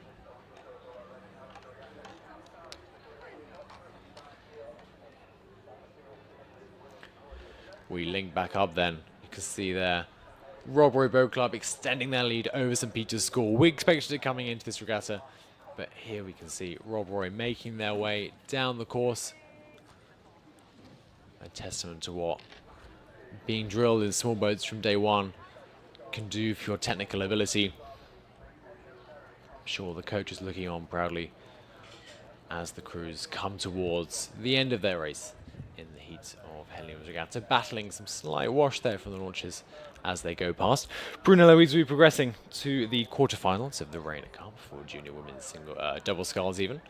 We'll see them later on in the regatta as they try to make their way all the way through to the finals on Sunday afternoon. If you can't make it down to Henley-on-Thames today, please do join us tomorrow, or at least on the live stream. We have some incredible racing coming up. We wouldn't want you to miss it.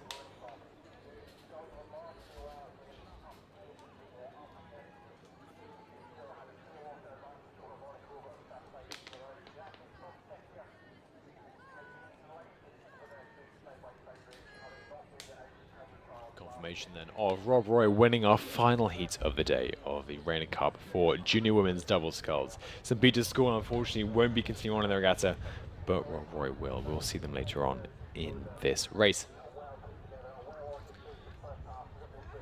Joining race 149 at roughly the halfway mark, this is the Bernard and Pauline Churcher Cup for Aspirational Single Sculls.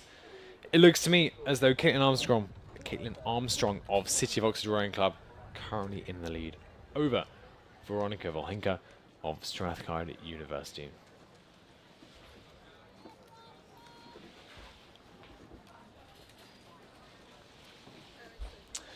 Dogs watching on, making sure they can see what's going on. Really is a family-friendly event. Do bring the dog down, do bring the kids down. It's a great day out for everyone. I'd have my dog down here if they'd let me, but there's no dogs in the commentary box, unfortunately. Race 150 then. We join at the start. This is our next heat of the Aspirational Single Sculls. Walbrook Rowing Club closest to our picture at the moment, and London Rowing Club at the top of your picture there. You can see Walbrook at the bottom.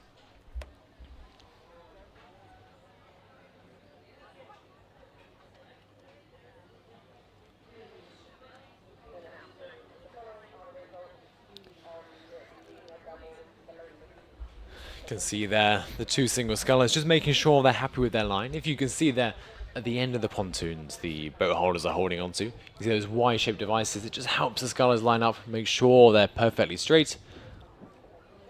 But now it's all about pure speed and performance. Walbrook Rowing Club, Rini Myberg coming up against Francis Seeley of London Rowing Club. Francis Seeley won the Remenham Head in a quad earlier this season and stroked the second 8 to a 29th place finish at Weehall. That's Women's Head of the River.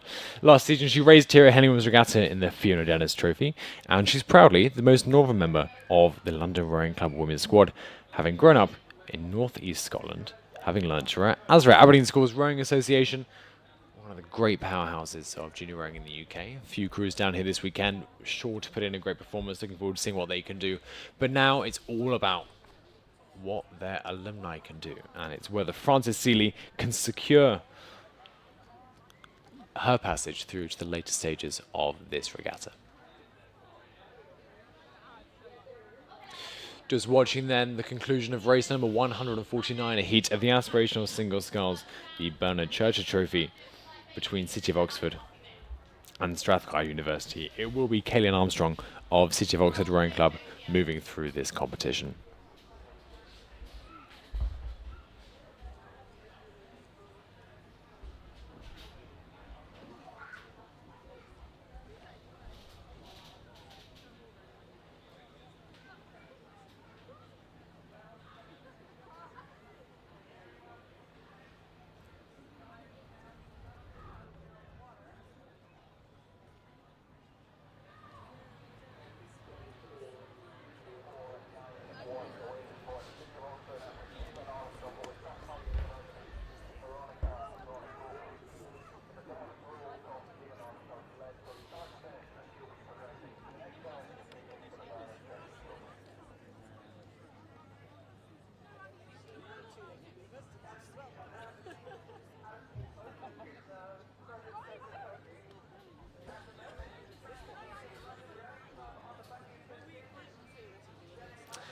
We've said it before, but we'll say it again. The banks here at Henley Women's Regatta groaning with supporters here. It's a great day out if you're at all interested in making the trip down to Henley-on-Thames. We'd love to have you join us here. The skies are blue. The racing is even better.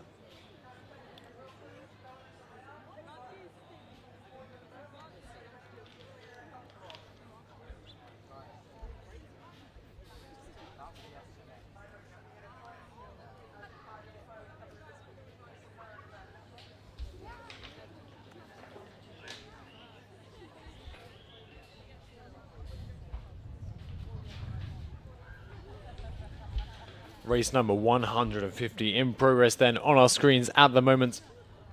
And that's the Aspirational Single Sculls, the Bernard Churcher Trophy, between Rini Myberg of Walbrook Rowing Club and Francis Seeley of London Rowing Club. So far, I believe it's Francis Seeley of London Rowing Club capitalising on her experience with the squad to extend her lead out over her competition.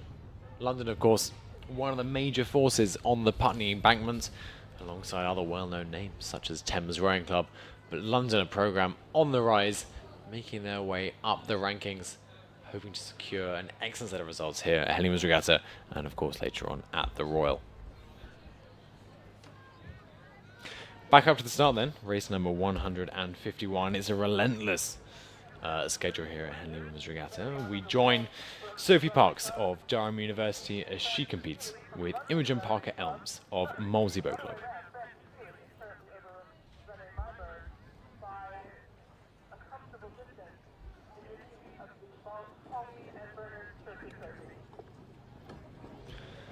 And we're away in race number 151, a heat of the Aspirational Single Sculls. Durham University Multi-Boat Club, two institutions that need no introduction. Durham, one of the powerhouses of Northern University rowing here in the UK.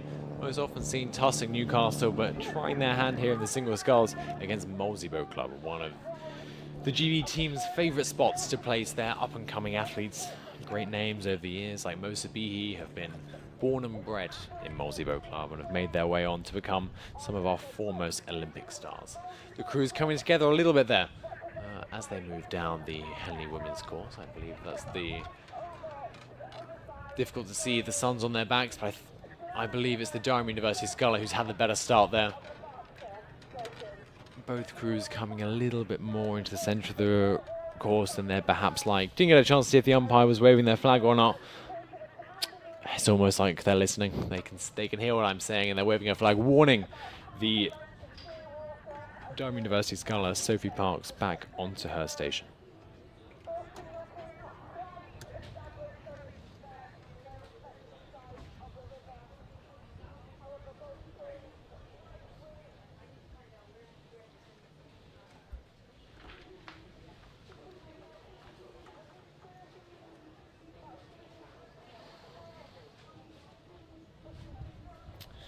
Just as we watch this race between Durham and Multi-Boat Club play out, just a reminder of what's to come over the next few hours if you choose to stick with us here at Henley Women's Regatta. We've got one more of these Aspirational Single Sculls heats to get through before we run into some blocks of racing. All of these blocks are 4 races long. We're going to run through some junior women's quads, some more Aspirational Singles.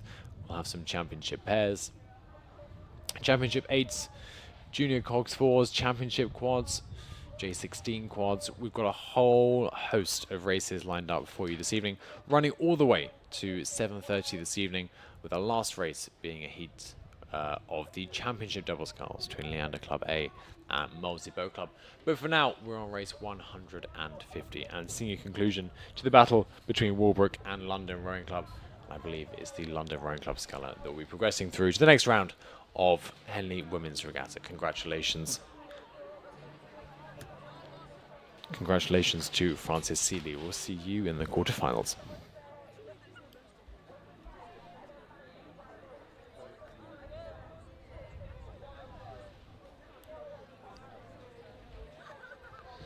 Durham University then are the dominant force in this, our penultimate heat of the Aspirational Single Sculls, moving away from the Multi-Boat Club Sculler. Imogen Parker-Elms just not quite able to be on terms with Sophie Parks of Durham University. Durham famous for their rigorous training program. Early mornings, cold early mornings, paying dividends here on the Henley Women's course. Putting all that training into practice. I said it earlier on, but I'll say it again. A strength endurance sport. The more strength you have and the more endurance you have, the better you'll do. And pair that up with excellent sculling technique, as you'll see demonstrated across all of the events this weekend at Henley Women's Regatta, and you've got yourself a winning formula. So looking forward to seeing how these scullers progress. Sophie Parks at the minute leading this race, number 151 of the Bernard Church Trophy for Aspirational Single Sculls.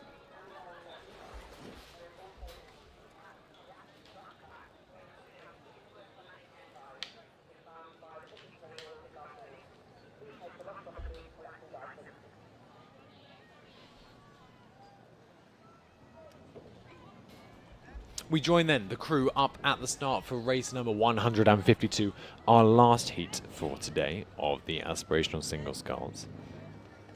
On the Berkshire station, Jay Gowan of Morlake and Glen Alpha Boat Club faces off against Naomi Holland of Upper Thames Rowing Club. Two clubs even that need no introduction, both resident on the Thames, slightly different points, but both resident on the Thames. Upper Thames Rowing Club, this is, of course, their home water. They'll know the water well. In fact, they may even row past their boat club.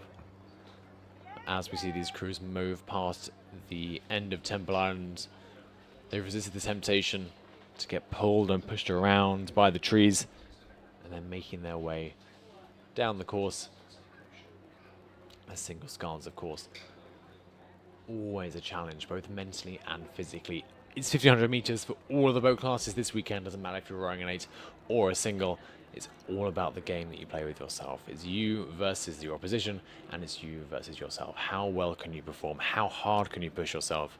And where can you find yourself come Sunday afternoon?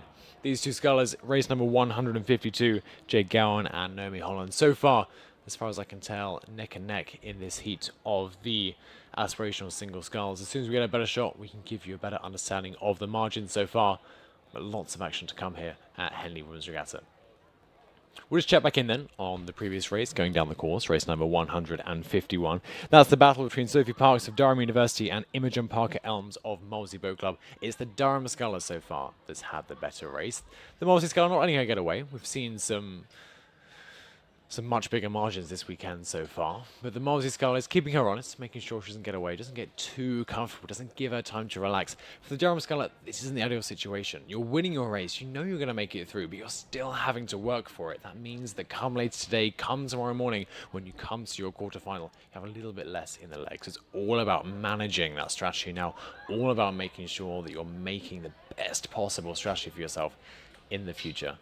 But Durham, of course, no stranger to performing at a high level. I'm sure the coach is ready to advise Sophie Parks on how she can do just that as she crosses the line here to secure her place in the next round of the Bernard Churcher Trophy.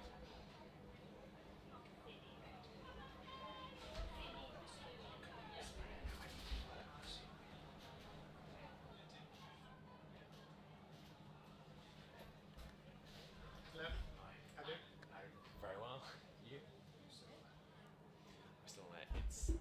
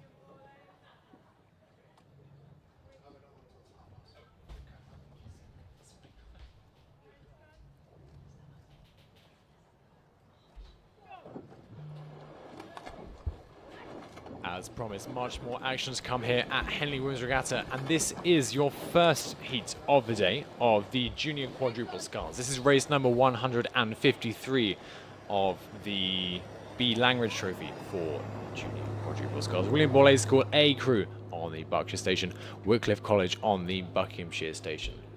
Two crews that need no introduction, both titans of the junior domestic circuit. Wycliffe, of course, this is their top crew. Wycliffe being arguably, I think even arguably, being comfortably the top women's sculling club this year on the junior circuit here in the UK. They've swept all before them to set new course records at the Schools Head of the River, at National Schools Regatta, and then we're looking to do the same here at Henley Women's Regatta. They've fallen afoul a few years ago of the booms, but ever since they've learned from their mistakes and just seem to deliver relentless performance year after year after year, and already stretching out to a comfortable lead, approaching the quarter mile mark here. It really will take an incredible competitor to unseat Wycliffe College as they make their way through the rounds here at Henley Women's Regatta. Eloise Etherington, Mia Lowes, Violet Holbrow, Brooksbank and Lily Martin in the stroke seat of that Wycliffe College crew. They're used to training on a canal. It's fairly narrow, it's very straight, so they're used to what it means to row down a course where there really is no margin for error.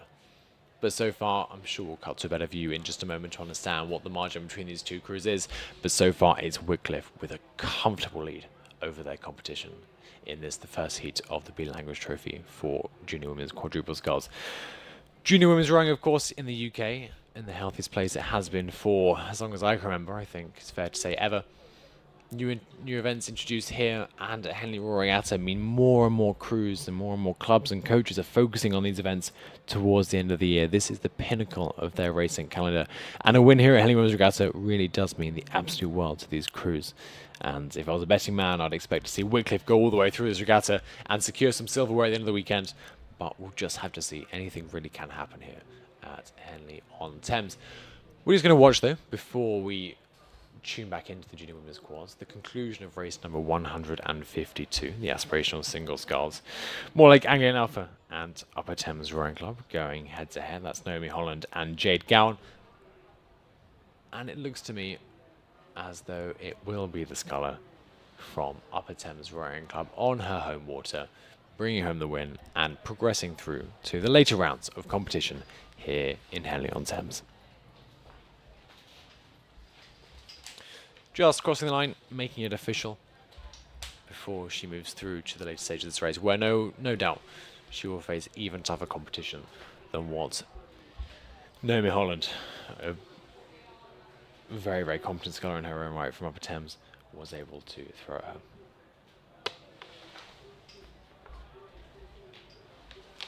Correction there. Naomi Holland is the sculler from Upper Thames that will be progressing through to the next round. Jade Gowan of more like Anglian Alpha in second place in that race. Here we go though. Wycliffe College already reducing their rate down as they stride their way down the Henley women's course.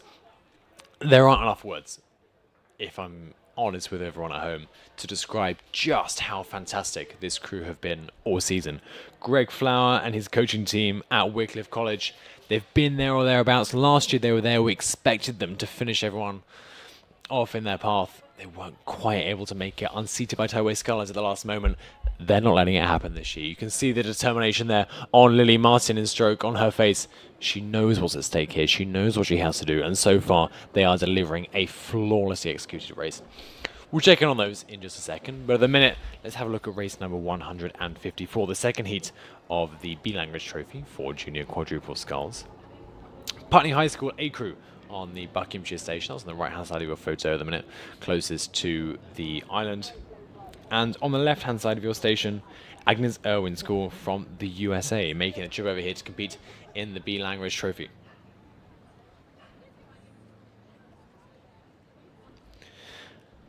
Many of those scullers in the US crew: Ava Kennedy, Claire Lingle, Kate Jemniski, and Amelia Kakalivanalvi, I apologise, have made the trip over to Henley Women's Regatta before. A couple of years ago, they'll be making their way through the regatta deeper this year, trying to better their results from previous years.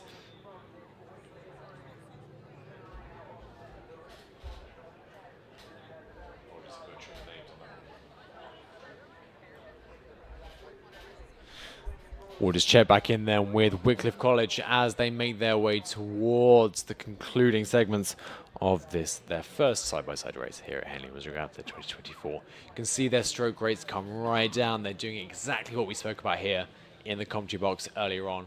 And there you go. Blaze down, job done. They'll be moving on. We won't be seeing Borlase again in this regatta, but a sterling row nonetheless from Sir William Borlase School.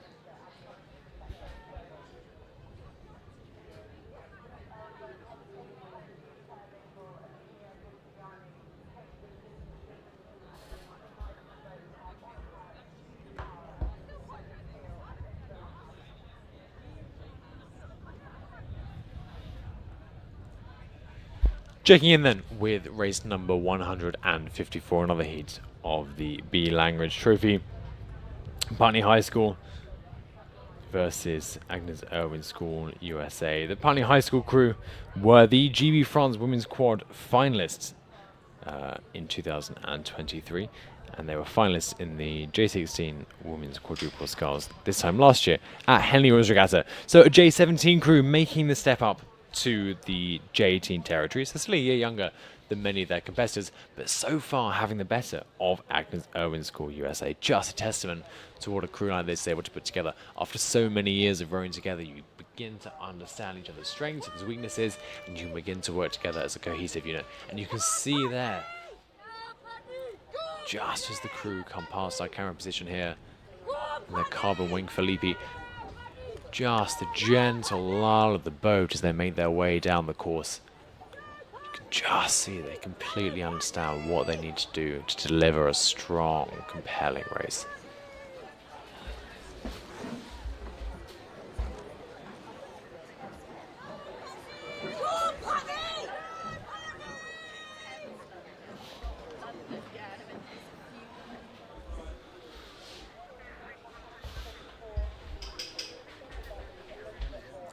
We join the team back at the start then for the third heat of the Junior Women's Quadruple Sculls, the B Language Trophy. So William Perkins scored A on the Berkshire Station, joined by Shrewsbury scored A crew on the Buckinghamshire Station. Again, two crews often at the forefront of the junior roster here in the UK. They'll be trying to make their way as deep into this regatta as possible.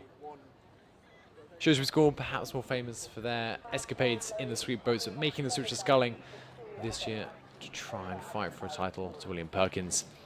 Often technical masters in these sculling boats.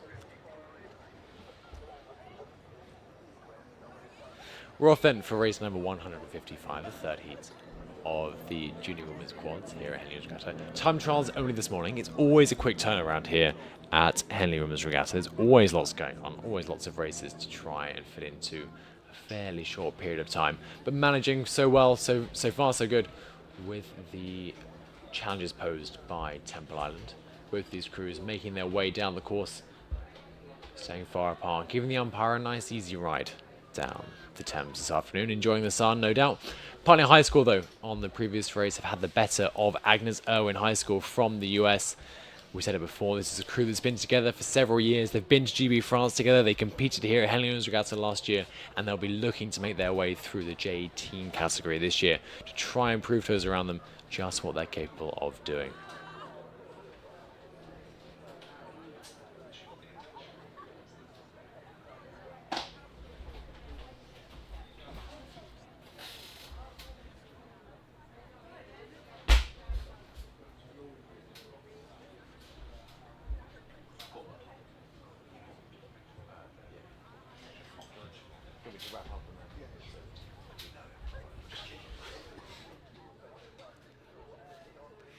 And we'll keep an eye on some of these races carrying on throughout the rest of the day. That brings to a conclusion my shift with you here on the live stream here at Henley Women's Regatta.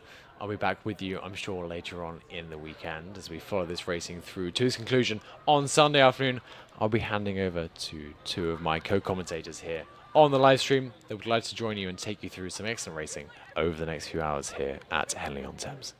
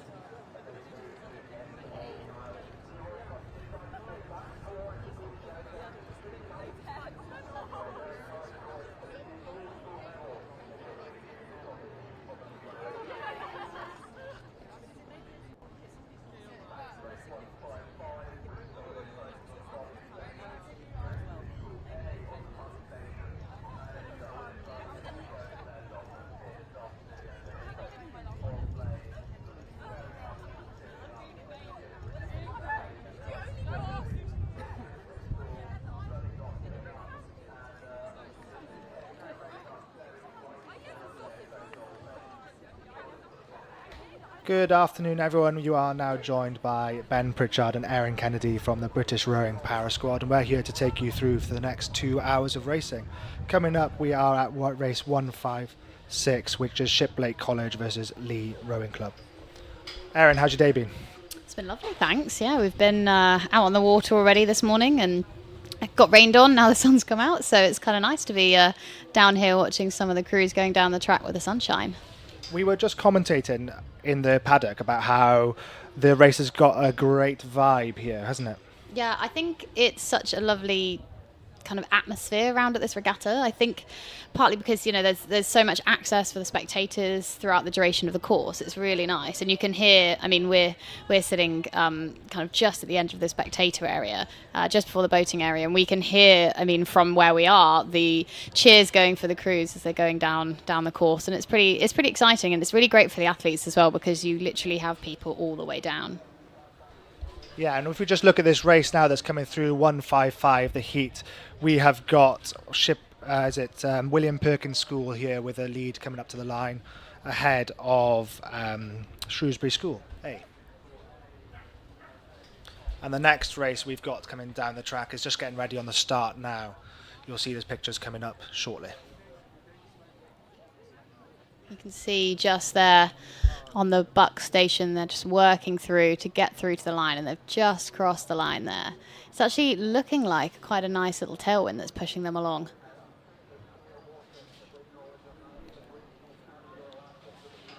It looks here, Erin, that we've got Shiplake College with a slight lead ahead of Lee in this quads race here.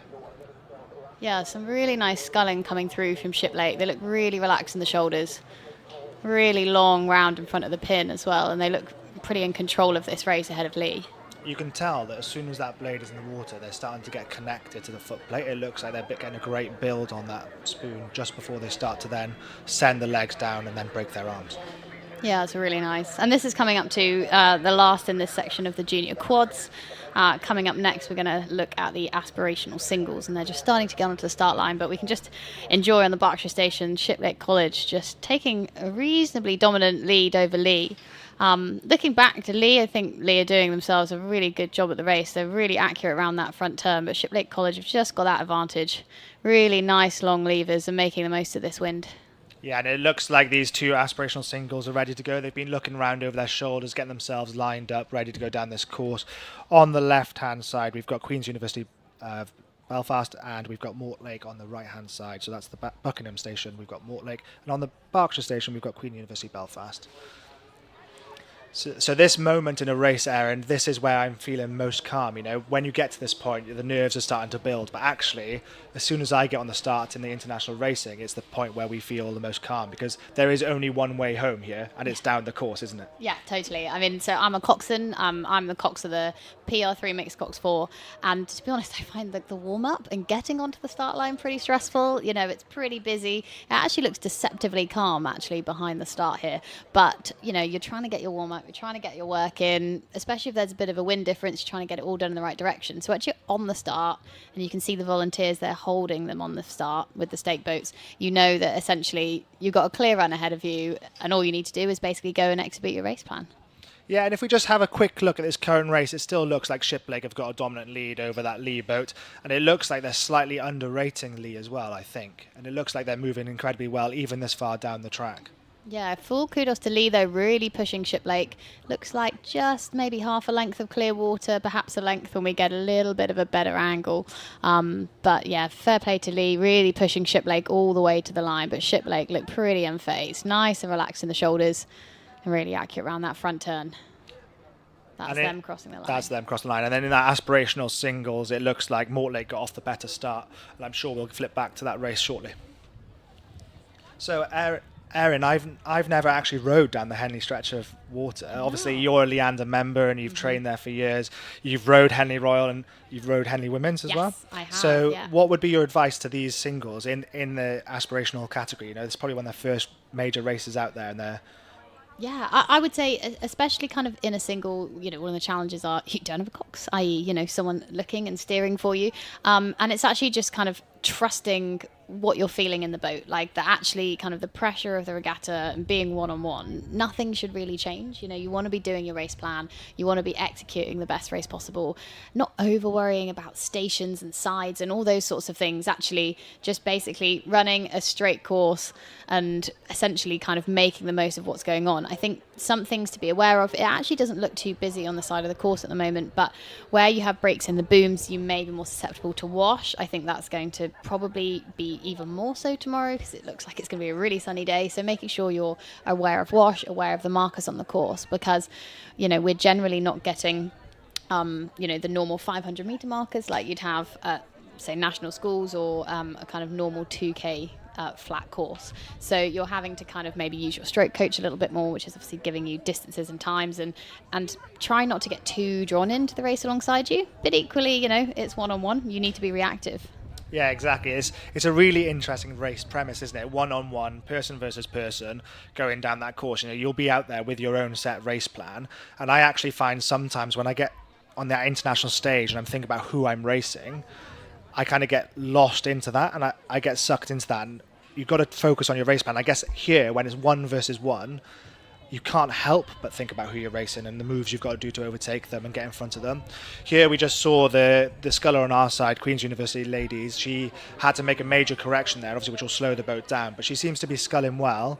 And I think from here, the view we've got, I think Mortlake have got a slight lead. Yeah, absolutely. You could see there was a little bit of steering just going on. And we were starting to see kind of a little nudge from the umpire just to get back onto station. And generally speaking, the straightest line is the fastest line. So it's just making sure that you're kind of keeping one eye on the booms, one eye on the umpire, and trying to make sure you're getting down the course as safely as possible. Yeah, and it looks like that Mortlake sculler is taking it down now and enjoying this wind in to the finish line. She's got to save those energies for tomorrow, which is a very smart move. Next up, we have Cambridge University on the Berkshire station versus York University on the Buckinghamshire station. This is another aspirational singles, and they're just lining themselves up ready to go. So we'll go down to that once this race 157 is finished.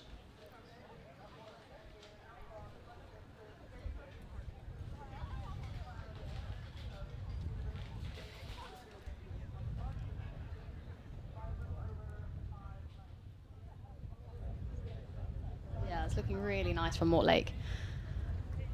Just making the most of that really nice flow on the boat as she's coming forward and trying to keep it really accurate around that front end. We're just going to move down to the start and we're just going to be starting to look at this next race, number 158. As they set off another aspirational singles race. So we're on the Berkshire station. We've got Cambridge University. Alice Baines, who rode in the spares race for Cambridge at this year's boat race. She's a member of Queen's College, and Alice was a stroke of the spare 4 for the boat race campaign this season. She began rowing at Stratford-upon-Avon and in the J13 squad and continued racing at national level throughout her junior career when she went to Cambridge. She rode for her college, Magdalene, where she was previously women's captain and had many successful races on and off the cam. So she seems to have a great experience. And on the Buckinghamshire station, we've got Molly Rippon. You can see there that she's just come across the river, and there looks a bit of contact there potentially. Yeah, just look a little bit close there. Just those two scullers sort of coming in. You've ended up with York University on the Buckinghamshire station coming over a little bit and having to make quite a major correction to get out of the way. She just needs to then have another little look round to just make sure she's going to be clear of the boys. And both of those scullers look like they're just struggling with the steering just a little bit. It can really draw you out when different people are going in different directions and you kind of get drawn into each other. So just need to keep an eye there on the Buck station. She just straightens up and gets ready to continue on with her race. You can overcorrect, can't you? Because in the excitement of a race, when you've just gone through your start process and you're putting down all that power and you're being told to correct your steering, you can kind of overcorrect. And you kind of see Molly did that. She kind of was in the middle of the river and then she had to shoot over. Now she's very close to those booms, so I hope she just keeps an eye on her steering down that course. Yeah, that a gorgeous shot we're just about to see. Here we go here. Lovely shot with the booms. So you can see right there, Molly is right on the booms. So she just needs to just keep an eye. There is a little bit of a crosswind going on, so just make sure that crosswind doesn't push her on. But she looks really confident sculling, and really now she can get stuck into a rhythm after they both had to kind of do a little bit of correction on steering. Now Molly can just basically just focus on executing her race plan as much as she can. These overhead shots always make single scullers look so peaceful, don't they? It looks like they're not even trying there, but as a single sculler myself, I can tell you that when you're in race mode, you are definitely trying, despite how calm it looks. It's almost like a swan where they're gracefully floating on the water, but you know their legs are kicking like the clappers underneath. Yeah. It looks like Molly actually here is getting some contact with the stern of Alice. She's actually moving really well, yeah. It's really good. It's a lovely little, lovely view. But yeah, she's coming back, but unfortunately I don't think it's going to be kind of quite enough. It's going to be a little bit of a push as she's coming all the way We're just up. looking now at the previous race, the 157 Queen's University Ladies versus Mortlake, and you can see Mortlake there is casually tapping it down across the line to take the win through to tomorrow's knockout. Yeah, it's a really dominant performance there. She's just making sure she's nice and relaxed. She's getting pushed all the way to the line. And there they are, just crossing the line. Really nice. Looks like a lovely little tailwind. So, you know, as you well know that Henley Women's and Henley Royal are all basically racing against the stream. So it's always nice when you've got a little tailwind pushing you along. Yeah, and that drone shot is absolutely incredible. You can just see here both scullers moving efficiently across that course. And I still think that the University of Cambridge sculler Alice Baines is probably going to succeed this. But you can never say that because in a single scull, anything can happen and the speed can happen. You can just see that Molly Rippon has hit the boom. Unfortunately, we did say earlier, Aaron, that she was skirting it close to that boom. A little bit close. Unfortunately, I think that's just a little bit of that crosswind. Such a shame. She was doing such a fantastic job. She's just backing it down a little bit more, and then she's going to kind of reset. But I think we're just going to take it then back to just watch the Cambridge University boat continue down the track. Yeah, nice. Yeah, and if you were Alice here, Erin, would you start to take it down just to save as much energy as you can before tomorrow, or would you go down the track to test your legs and test your fitness? To be honest, with the regatta that's as tight as it is and knowing how tight the racing is going to be, I would most likely be kind of taking it down and just getting a bit of a sense of the course. You can actually see like how flat it is. There are some, as we're looking towards Upper Thames, you can see then some of the boats starting to come down. So just make the most of the flat water, to be honest, and just really enjoy it. Here we have the next start of the Aspirational Singles. We've got Niamh Killigan and Catherine Hinton.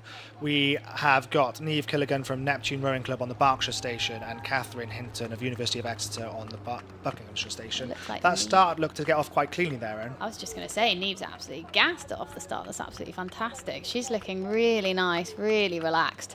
It's really good. You can see that wind on the water, actually. So she's just got a little bit close to those boys. I think quite a few people are getting a little bit caught out. And this could be kind of a real opportunity if you kind of can monopolise on it. She had an absolutely fantastic start, just had to correct. And I think she's doing a fantastic thing here. You know, Nick always talks to us, Aaron, when I'm trying to train for a crosswind, to point the bow of your boat 1 degree into that crosswind just to help you go straight. She's probably overcorrecting here a little bit and going too far, you know, but you do want to kind of crab your way down the lake. And actually, you can see from the view we've got now with this drone footage that Catherine Hinton's made the most of that correction, and now she's taken a slight lead, half a length lead. Yeah, absolutely fantastic from Exeter University. That's Catherine Hinton over on the Buckinghamshire Station. So what she needs to do is just really focus on her rhythm and her line and not get pushed into the booms on her side as well. You can see she's got kind of really nice length around the front. She's being pretty accurate around that front turn. She looks like she's perhaps underrating just a touch on Niamh. But Niamh is definitely kind of coming back and through. And that's something the umpires will just be keeping an eye on. They're quite close together, but it's looking like a really good race. You can tell the difference in the sculling technique here. You've got this Buckinghamshire Station, the hands are outside the boat at the catch, so she's getting really good effective length of that front turn, whereas Niamh is kind of short and stabby and powerful through the middle of the stroke, so she's not getting quite as far round the boat, but when she's in the water she's very well connected and punching that boat past her. It's really punchy. It's kind of a tailwind kind of requires, you know, a rhythm which is quite dynamic around the front and make sure you're really picking it up. We're just jumping back to that Aspirational Singles 158. We're just having a look at Cambridge University just as she's just about to come through and cross the line. As you can tell, she's just really taken it down. Unfortunately, Molly had a touch with the booms earlier, so she's basically got an opportunity to really relax and reserve her energy and get a sense of the course ready to run down tomorrow. We did see a picture earlier of Molly though. She's kind of got herself back up and she's sculling well. She will be deflated from hitting the boom, there's no doubt. But credit has to go to her to get back on with it and start sculling very gracefully down that course. Keep your head high, Molly. You're doing well. Yeah, here she is. She's sculling down the course now. I know she's taking it down, but fair play to you for getting down and finishing the course. Yeah, well done. And actually, it's just good to know that she's got through and she's absolutely safe. And it's great to still get a run down the course. And she had a really good race up until then. Really good. Okay, so we're just jumping back now to race 159. Okay, we're about halfway through the race here. And we can see it's a really good race. It's really hotting up, nice and close. Yeah, these two scullers have changed lead, 4 or 5 times now from what we've been watching. We're very fortunate here in the commentary booth that we've got about 7 different camera angles that we can see. So we're watching the racing as it plays out. But yeah, you can just see that Neve has now taken a lead again. She looks to be so efficient and so technical there. Although I would probably say that the wash on the boat is making the boat switch from side to side. What would you call that? Your yaw of the boat is rocking quite. It's probably the bounce of the water, Aaron. Yeah, definitely kind of maybe just a little bit of platform, but you can see she just, look at her shoulders here. Look how relaxed she is. So often I'm always telling I obviously Coxed in a sweep boat, but it's very similar. Just like keeping the shoulder blades sort of sat down on your lats and trying to keep it there. And that's really nice, really relaxed. We can see there's a race just kind of getting ready to go here, and that is the next one in the Aspirational singles. So that is on the Berkshire Station. We've got Strathclyde Park with Sarah Happs, and then over on the Buckinghamshire Station, we've got Pippa Biggs with Martlet. Yeah, we actually know one of the coaches from Strathclyde Park, Tom Youngs. He coaches my understudy, for want of a better word, Jake Woods. He's a really good guy. He's in the Paris singles with us at the British Rowing Development Programme, and Tom is one of his coaches. And I know that Tom said that Sarah is hoping for a good race here and hopefully going to progress to tomorrow. That start seemed to get away really cleanly. We're just getting that drone shot here. It's stroke for stroke. It's absolutely fantastic. Really nice. Really dynamic from that front turn, and it looks like Catherine's taking the lead again. It looks like she's taken that rate up and she's really punching through, correct? Yeah, it looks really good. So that's Pippa over on the Buckinghamshire side. They're quite close together, so she's just going to need to be aware, Pippa, that she's not kind of drifting too far over. And it's when this seems to be where the problem seems to start. So you can see at the end of the island here, a couple of 100 metres in, and then just starting to get a little bit more exposed to the wind. You've had a little bit of protection, and then they're right next to the bank. So this is where, if you are on that Berkshire Station, you're really feeling the crowd. It feels really close by. You can see people are, so close, they're even hanging their legs into the water. And so this is where they're going to be starting to get into their rhythm and starting to get into it. And it looks like, to me, we've got kind of quite a nice start, but we've got Pippa just half a length up at the moment, but there's no one's got time to relax. And we're just going back to the previous race now, which is Catherine Hinton of University of Exeter versus Neve Killigan of Neptune Rowing Club. And it looks like Neve has now, established a dominant lead on this race, and she is sculling pretty well towards this finish. Although the University sculler looks to be putting in a push here, Aaron. Yeah, definitely. She definitely seems to be taking it up a little bit, really starting to work through that back turn and really pin it out. So you can see, that big boat going past, that does provide just that little bit of wash. It's something you just got to be aware of. But yeah, that's a really great finish coming through. You can see there from coming through from Neve. Yeah, you've seen a couple of looks over her right shoulder here from Neve, wondering where that finish line is coming from. And it does feel like a long way. And one thing that the casual viewer may not know about Henley is that you're rowing against the stream. Yeah, and it can just drag out the race just a little bit longer than you might want it to be. And it's just one of those ones where you just got to basically just keep pushing on, especially if you're not super familiar with this part of the water. So we've just seen Neve there win the race 159 of the Aspirational Single Sculls, and you just watch Catherine cross the line there. So Neve will progress through to tomorrow, and unfortunately that means that Catherine's regatta is finished in the Aspirational Singles. Yeah, there's been a good showing from University of Exeter, and definitely their rowing programme is developing quite a lot. Their head coach, I used to be a Coxed at Leander Club, so it's really nice to see him down on the towpath. And it sounds really exciting. The University of Exeter rowing club's really starting to develop. So we're just jumping in now back into race 160, which is just catching up here with Sarah and Pippa, who are still battling it out. It looks pretty tight to me. So interestingly, Pippa's racing under the Martlet Boat Club, which is the alumni club for University College BC Oxford. Interesting. I didn't know there was an I know alumni one. You're an Oxford alumni, aren't you? I am, yes. Very proud Pembroke College. And I actually started rowing at Pembroke College, Oxford. So I have my entire rowing career to dedicate to Pembroke. And to be honest, kind of that collegiate program is absolutely fantastic. And for me, it's what kind of rowing is all about. It's community, competition, and just having a really, really good time and enjoying the sport. Look how close this race is. This is amazing. Yeah, this is absolutely fantastic. So we've got Sarah and Pippa really pushing each other. We're just jumping ahead just a little bit, so we're moving into some junior quads. So we can just see lining up on the start, we've got Headington School, who is up on the Berkshire station, and then on the Buckingham station we've got Walton Rowing Club. Now this is going to set to be a really, really good heat. Interestingly, I've just been reading some of our notes. In this Walton boat, it says that the crew are mainly sweep rowers, having come first and fifth at pairs head. So it'll be interesting to see now that they've made the switch across to sculling how they go here at Henley Women's. Yeah, absolutely. And kind of Headington is an absolutely kind of dominant school in terms of kind of junior women's rowing and sculling, and there's some kind of fantastic talent that's come all the way up through to kind of wins at national level, international level as well. And one of my first international crews I rowed with Fee Gammond, who was from Headington as well. And there's quite a few come through from there. Look at that, Erin. Look how close the spectators can get to the action. There can't be many sporting events in the UK where you can literally sit about 50 metres from the rowers. It's really interesting. I mean, it's quite funny. I remember one of my early regattas, and she's now my mother-in-law, but she was my boyfriend's mum at the time. And I remember sitting so close, I can hear her literally kind of shouting my name before I even started, and I was so nervous. And then actually kind of hearing the direct support was actually kind of really quite nice and relaxing, knowing that everyone was kind of got your back. And I think it's one of the really lovely things about Henley and about the course itself, that you can be so close. I mean, you can see that stripy jumper coming down now. That's one of the best things about Henley Women's and Henley Royal, is that everyone gets their Henley dress out or their club blazers. Also the bucket hat. Where do you ever see a blazer and a bucket hat? Yeah. What a combo.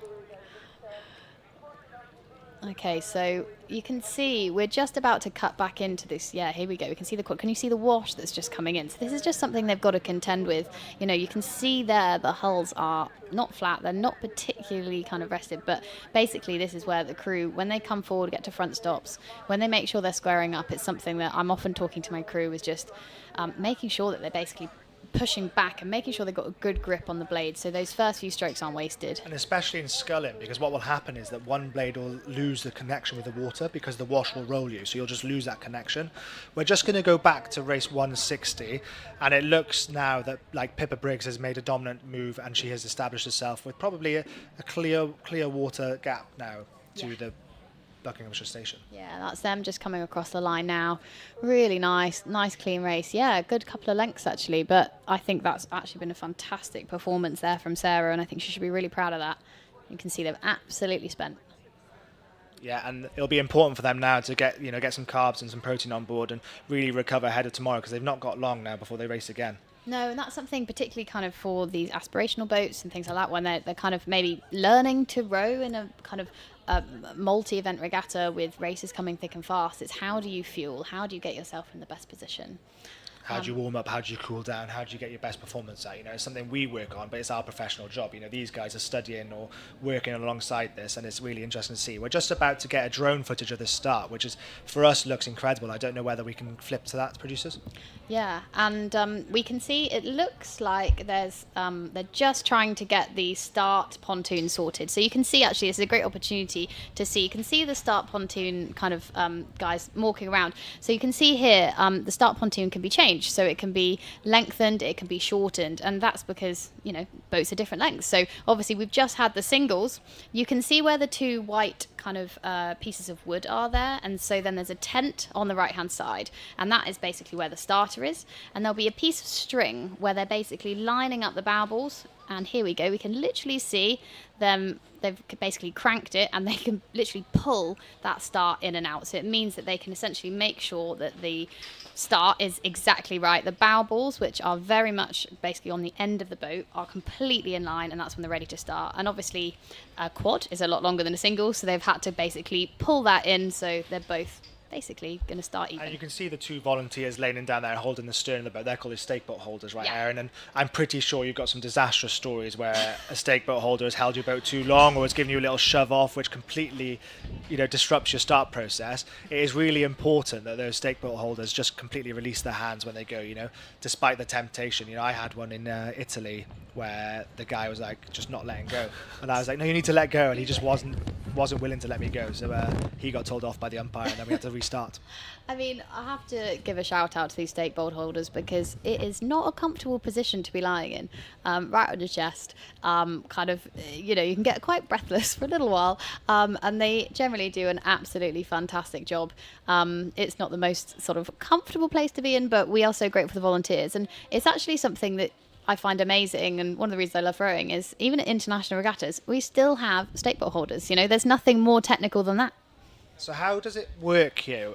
When we're on the international scene, we get attention, red light, go, because obviously we have visual impaired athletes in our program. Mm-hmm. How does it work here on a side-by-side, 1-versus-1 program? Is it the same kind of thing? Does the umpire stand up and say, attention, white flag, go, or does he raise his flag and then drop it? How does it work? So they will come forward and they'll basically be on the launch. They'll be using a megaphone, or basically shouting really loud, depends how close they are, and they'll essentially be saying, raising the flag and attention go. So they'll be holding the tip of the flag and holding the flag up, and attention go, and on the go, the flag will drop.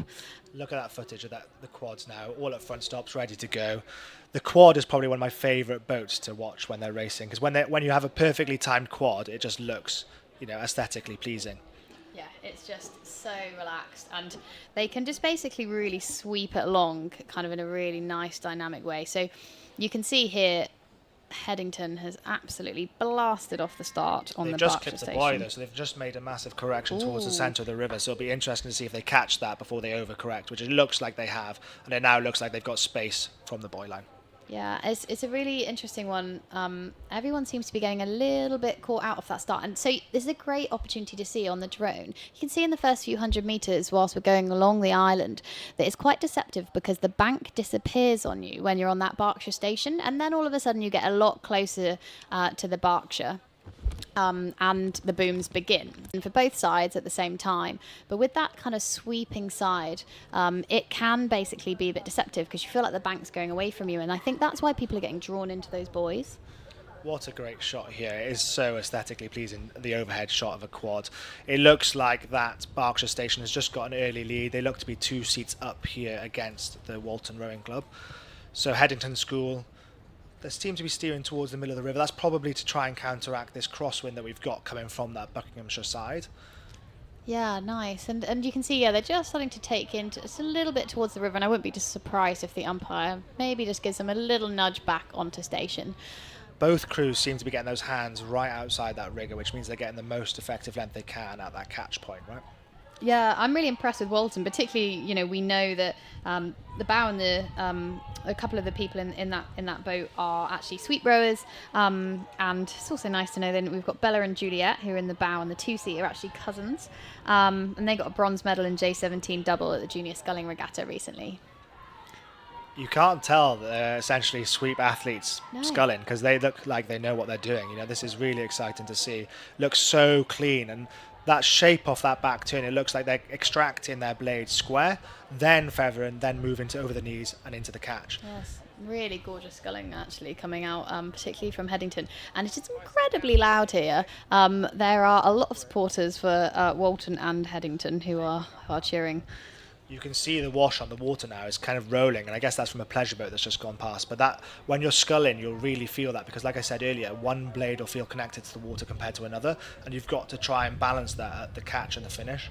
Those are the only 2 places you can set your platform, and in the middle, you've just kind of got to roll with it and hope that when you get to the catch, you'll be level again. It was so washy, you actually saw an 8 that was warming up on the other side of the booms actually stopping to let it go past. So, yeah, pretty dynamic. And we've now got the next start of 162. That is Marlow Rowing Club versus Kingston Grammar School. Marlow on this closer side and Kingston on the Buckinghamshire station. Yeah, so I think we're trying to make up just a little bit of time here because we obviously had to wait for that quad to basically be put in line. So you can just see they've absolutely gassed it off the start here. We have Marlow Rowing Club on the Berkshire station, Kingston Grammar is on the Buckinghamshire station, and Marlow's had a really great start, really dynamic, and they've got a fantastic kind of junior programme. They look really aggressive at that catch. You can see them adjusting now to come back into the middle of the river, but you can see they're really aggressive. You can see the backsplash coming off the back of their blades. They're really getting that catch in and moving, and it looks to pay it off for them here. It looks like they've got an early lead. Yeah, absolutely. Kingston just got a little bit caught in the middle of the water, but they're making their way back, and you've got in the Kingston boat there, you've got Angelina, Charlotte, Indy and Hattie. Yeah, look at that shot just after the island now. Marlow seems to have got an open gap. That looks to be about a boat length and a half gap to... Yeah, pushing to 2. They are moving really quickly. So it looks like they haven't taken it down, Erin. It looks like they're still in a start sequence. That rate seems savage. They're absolutely flying. So they're just about to come up through the 500 metre mark of Marlow. And they're perhaps trying things out.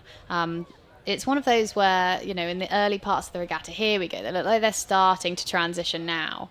But they've got an absolutely huge dominant lead, and it looks like they're perhaps trying things out, getting themselves ready. This is just the heat at the moment. Obviously, they're going to be having a couple more rounds coming up, and you can just see that spectator area. And it's really nice and full, and we're just outside the spectator area, and you can really hear everyone cheering. It now looks like both crews have settled onto their race rhythm. Obviously Marlow with that early lead. If we're just going to go back to this race for 161, which is Headington School versus Walton Rowing Club. Headington look like their shoulders are still low. They look cool, calm and collected. But as do Walton Rowing Club on that far station. They look like their shoulders are still low. They're rowing in time. I think that's actually been quite a good transition from Walton. It looked like originally kind of Headington was going to absolutely run away with it, but I think Walton looks like they're really starting to kind of find their rhythm through the middle. Sometimes a little bit less accurate with the drop and getting their blades in and on, but once they're on, you can really see them hanging through it, really nice and dynamic through the body. I love the shape that this Headington School have got off that back turn. They're really cleanly extracting that blade at the finish and then feathering, then moving, and I think that's something that's really important in sculling because that will set you up for your catch. It all stems from that finish position, and if you can extract it square, then you're on the level and your blades are high enough and you can move straight through without any disturbance from the water. Yeah, fantastic. And Ryan does a fantastic job at Headington running kind of a multifaceted programme, and that was a great exhibition of their sculling there. Here we are, we've got a close-up of this Marlow crew. You can see the back muscles engage as soon as their blades are in the water. They're getting hooked up to that foot plate and ready to go. Yeah, really nice. So just running through there, you can just see in the bows them just taking a little look, making sure they're running straight down the track. But it's really nice to see a young crew, where their eyes are up. You know, not getting drawn into the stroke coach. They're looking down the course. They're looking straight down the course, making sure they're rowing straight. It's really nice to see that. They're not getting distracted by the stroke coach. And here we have the start of the race. Next race, they're coming thick and fast now, Aaron. But this is 163, Nottingham Rowing Club on the Berkshire station versus Tideway Sculling School on the Buckinghamshire station. Yeah, and it looks like they're both off to a pretty even start. Nice and clean, which is what we would like to see. And we actually have in the Tideway Scullers, which is over on the Buck Station, we've got only one returner from last year's Diamond Jubilee winning quad. So kind of quite a new combination potentially being put together, but we actually do have quite a lot of kind of talent in this Tideway Scullers group. We've got Ansley and one other person, I can't actually see who they are, but they both raced together in the GB Women's Quad that came fourth in last month's European Under-23 Championship. So, yeah, you've got some real talent in there, but it looks like a really tight race, and Nottingham Rowing Club is really pushing them. Yeah, in our notes here, it says that these girls have become a unit after a grueling winter together, spent mainly on land because of the water conditions over at Nottingham. So, yeah, it'll be really interesting to see how they do in this 1-versus-1 race down the river now.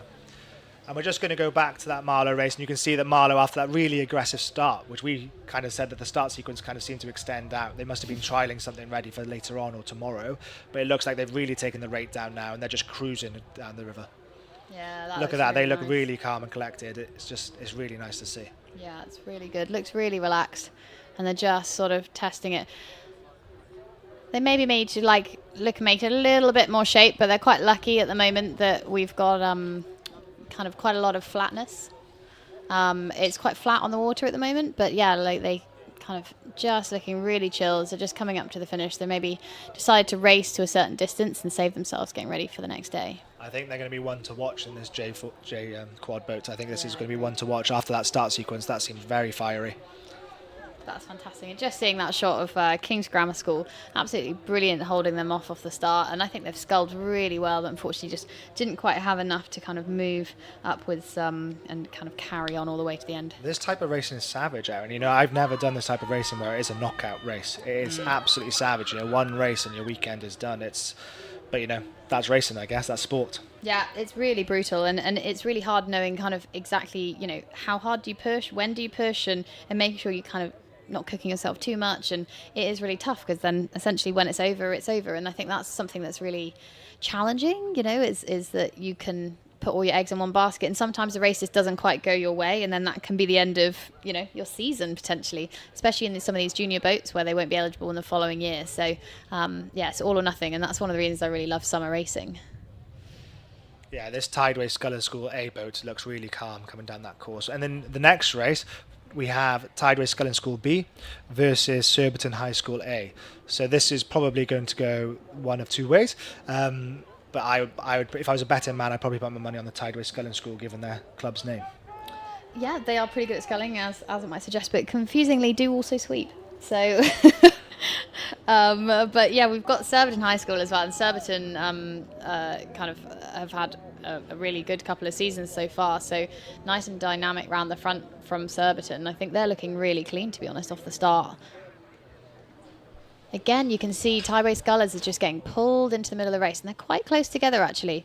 You can just see in the back of that shot that the umpire flag's just gone up, so they're going to get a warning now to come back over to this Berkshire station. Yeah, you can see just the angle there. You can see kind of how the wind has just kind of pushed them around a little bit, and Tideway Scullers is definitely moving into Surbiton's water, so they're definitely going to need to make a little bit of correction. And I mean, this is looking a little bit boat racy in terms of how close those blades are together. And a big thing is, I did the boat race many moons ago now, but a big thing is essentially just trying to stay really relaxed. The closer the blades are together, you just need to stay as relaxed as you can, because if those two sides who are close to each other... Oh, that looks really close. It looks like they're going to get some contact. Yeah, I know. How many warnings is too many warnings? Oh, that's a very open question. It's basically a case of trying to be as relaxed as you can. I mean, obviously, if you're a Cox and you're receiving the warnings, you're ignoring them, that's not so good. So you need to make sure you are responding to the umpire. And we you are. can see here that having had to make that correction, it's given Surbiton the chance to make that early lead. Yeah. Because they've had to steer, which slows you down. Surbiton have capitalised that and kept their line straight and have got, what, 2 foot of the little lead canvas there. Now, I think, yeah, full kudos to Surbiton, because they would have felt really starting to get pinned in there. But they kept their line, they've kept really relaxed, and actually kind of the Buckinghamshire station, your advantage starts to come a little bit more later in the course. It's very even, the course, so Berkshire maybe have a little bit more advantage out of the stream at the start, and then it moves over towards the Buckinghamshire station, and it's really nice sculling from the two of them, and now they're just running straight down the track, and they're just about holding that canvas lead, Surbiton. This is a great race. I think they're extending. I think Surbiton have now got out to a 2-seat lead, which is really exciting. Ed Fuller, who's on the programme with us in the 4, he's a champion sculler as well. He always tells me when we're looking at my video review that you want to be like a pendulum. You want to be coming into the finish and out of the finish the same speed. You don't want to change. And if you looked at those overhead shots of those quads, it looked like they were doing that. They were coming in and leaving the same speed. Yeah, so that's just the end there of race number 163. So that was Tideway Scullers on the Buckinghamshire station, just taking the win over Nottingham Rowing Club. And we're just then back, slightly confusingly, with Tideway Scullers again, but they are now over on the Berkshire station, and they're against Surbiton High School. So we can just see here as they're coming through, running around halfway through the course, it's still looking pretty tight.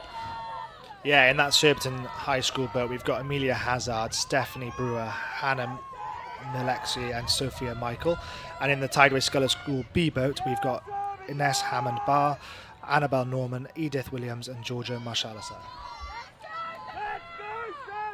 That's really nice. So you can see there, they're just kind of needing to make sure as they're coming forward, they're just not letting kind of their bodies crash down onto their knees, keeping their chests up, keeping it really nice and dynamic, and that's going to be something that's really going to help them as they go up against the stream. The next race up, which is just on your screen now, is the Redgrave Challenge Vase, which is for championship pairs. Now, I am very excited about this race. I'm very excited that I happen to be able to comment on, because in Putney Town, we've got Ava and Eleanor, but Eleanor Warren, who is over in the stroke seat in Putney Town, who's on the Berkshire station, was in my first ever crew, first ever boat I ever rowed in at Pembroke College, and we rowed together for a number of years. So I'm really pleased for them. They come through qualification. It's been a project they've been working on for a while.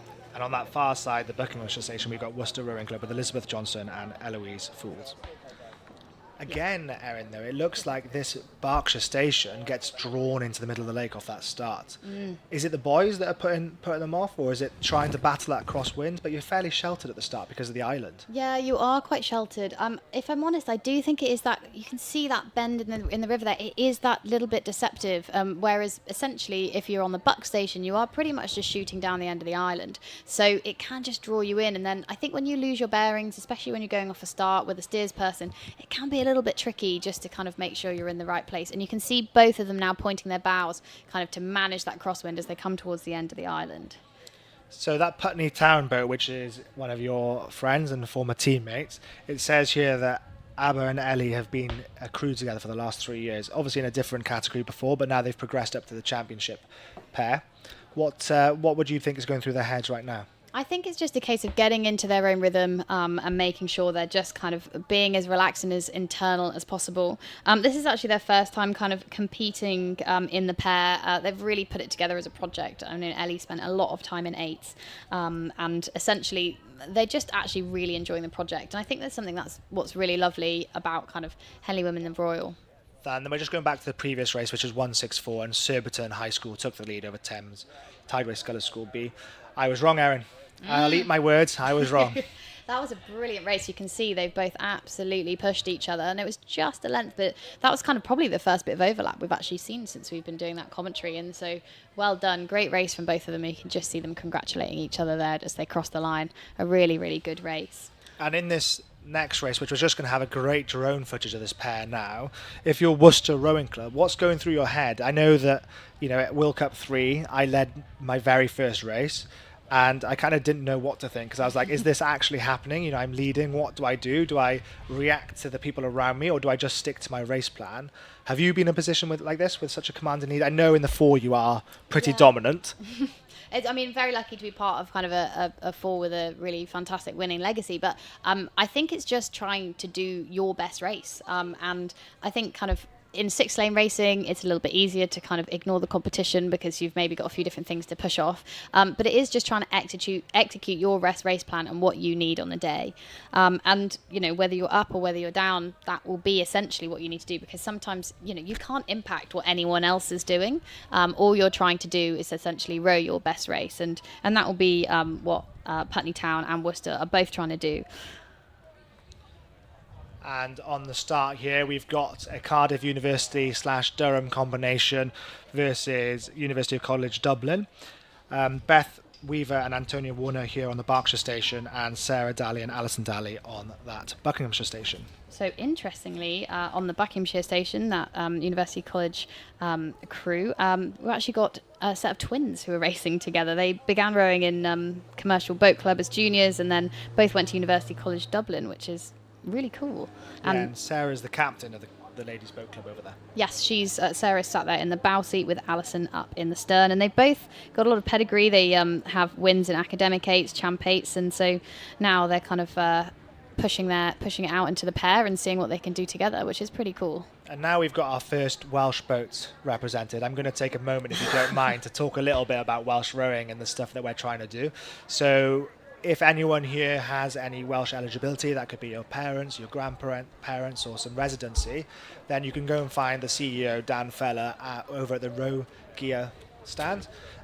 We've got some international home international races coming up, and also beach sprinters in the Commonwealth Games in 2026. So if you do think you've got some Welsh heritage or Welsh eligibility, please do go over to the Row Gear tent and speak to Tom or Dan Feller, where they can try and direct you into the policies. Yeah, and so we can see here we've got a couple of lengths clear with the Buckinghamshire station with the University College, and then we can just see, second, just chat a little bit about this Durham University crew. They, Beth and Antonio, they rode together as juniors at Hereford, and they also raced a pair last year in the Hambledon Challenge Cup. So it's a really kind of great little combination that both of these pairs seem to have worked together for a little while. But to me, it just looks like Sarah and Alison just have just a little bit more length around that front turn and just being able to kind of really monopolise on what they're doing. And I think it's really paying off. If you look at kind of how far they're pushing the boat, you can see their puddles. And it's just trying to get as much clearance as you can, as much distance per stroke. And I think they're just getting a little bit more. They've not taken it down, Erin. They're still at race rate there. It looks like they're still pushing on. They're still trying to go for a competitive time. The pairs are notoriously one of the hardest boats to row because of that platform. You've only got 2 blades to create a platform, and it's all about the shape that you create, right? Yeah, and I think pairs, you've got to work really well together. Unlike kind of, a double where obviously, you have a little bit control over which side you're basically kind of, pushing and dominating on. It is a lot harder to manage, especially off the start. So we're just joining this next Champ Pairs race. Which is 167, which is Cambridge 99 versus Leicester Rowing Club. That is Rachel Lewis and Claudia Holmes on the Berkshire station, and Molly Alcivarli and Sophie Connolly on that Buckinghamshire station. Yeah, so Rachel in the bow seat and Claudia in the stroke seat. They actually only started rowing in the pair in the summer of 22 because they were basically going to give pairs a go. And obviously it's actually going pretty well. They won the pairs club category and they've basically stayed in the pairs for a little while, kind of basically trying to repeat that success coming into Pairs Head this year, but it didn't quite work out for them. But it's really nice to see them back in a pair and really exciting. They both said they're incredibly excited to race Henley Women's. And that's just University College Dublin taking the win from the Cardiff and Durham boat.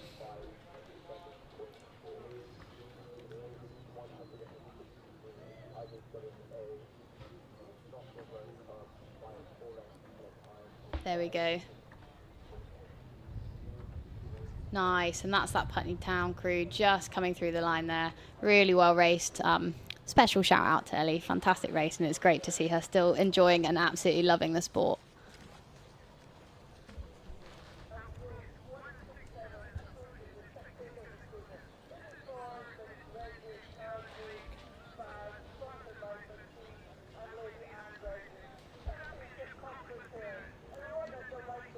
Look at that grimace on that face. She's obviously feeling this race right now from that bow girl. She looks to be in some pain, as you would be, hoping to be in some pain. You're going to be pushing yourself to the limits down this course. This is race 166, I believe. And they are just kind of pushing their way down the course.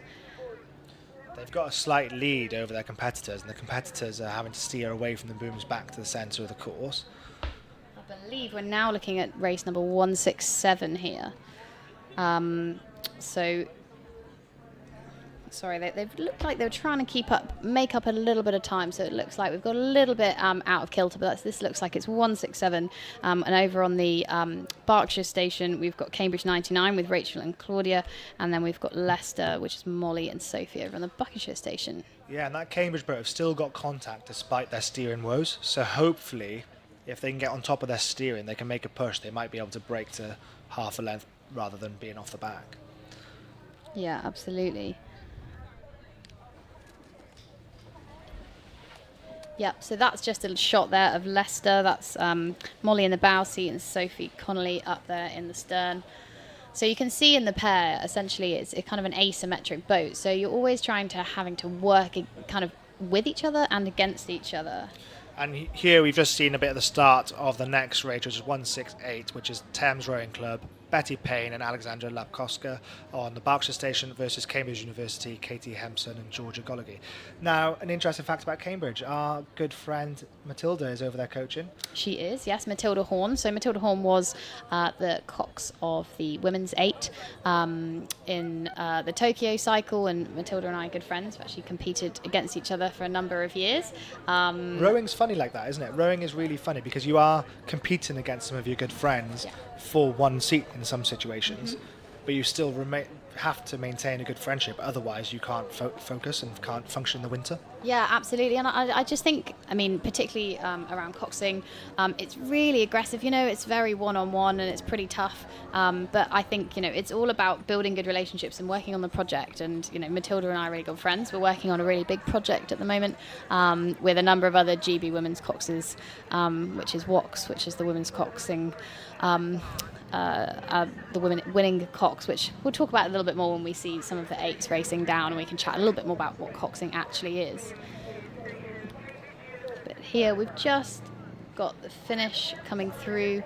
These guys we're looking at just came through in second.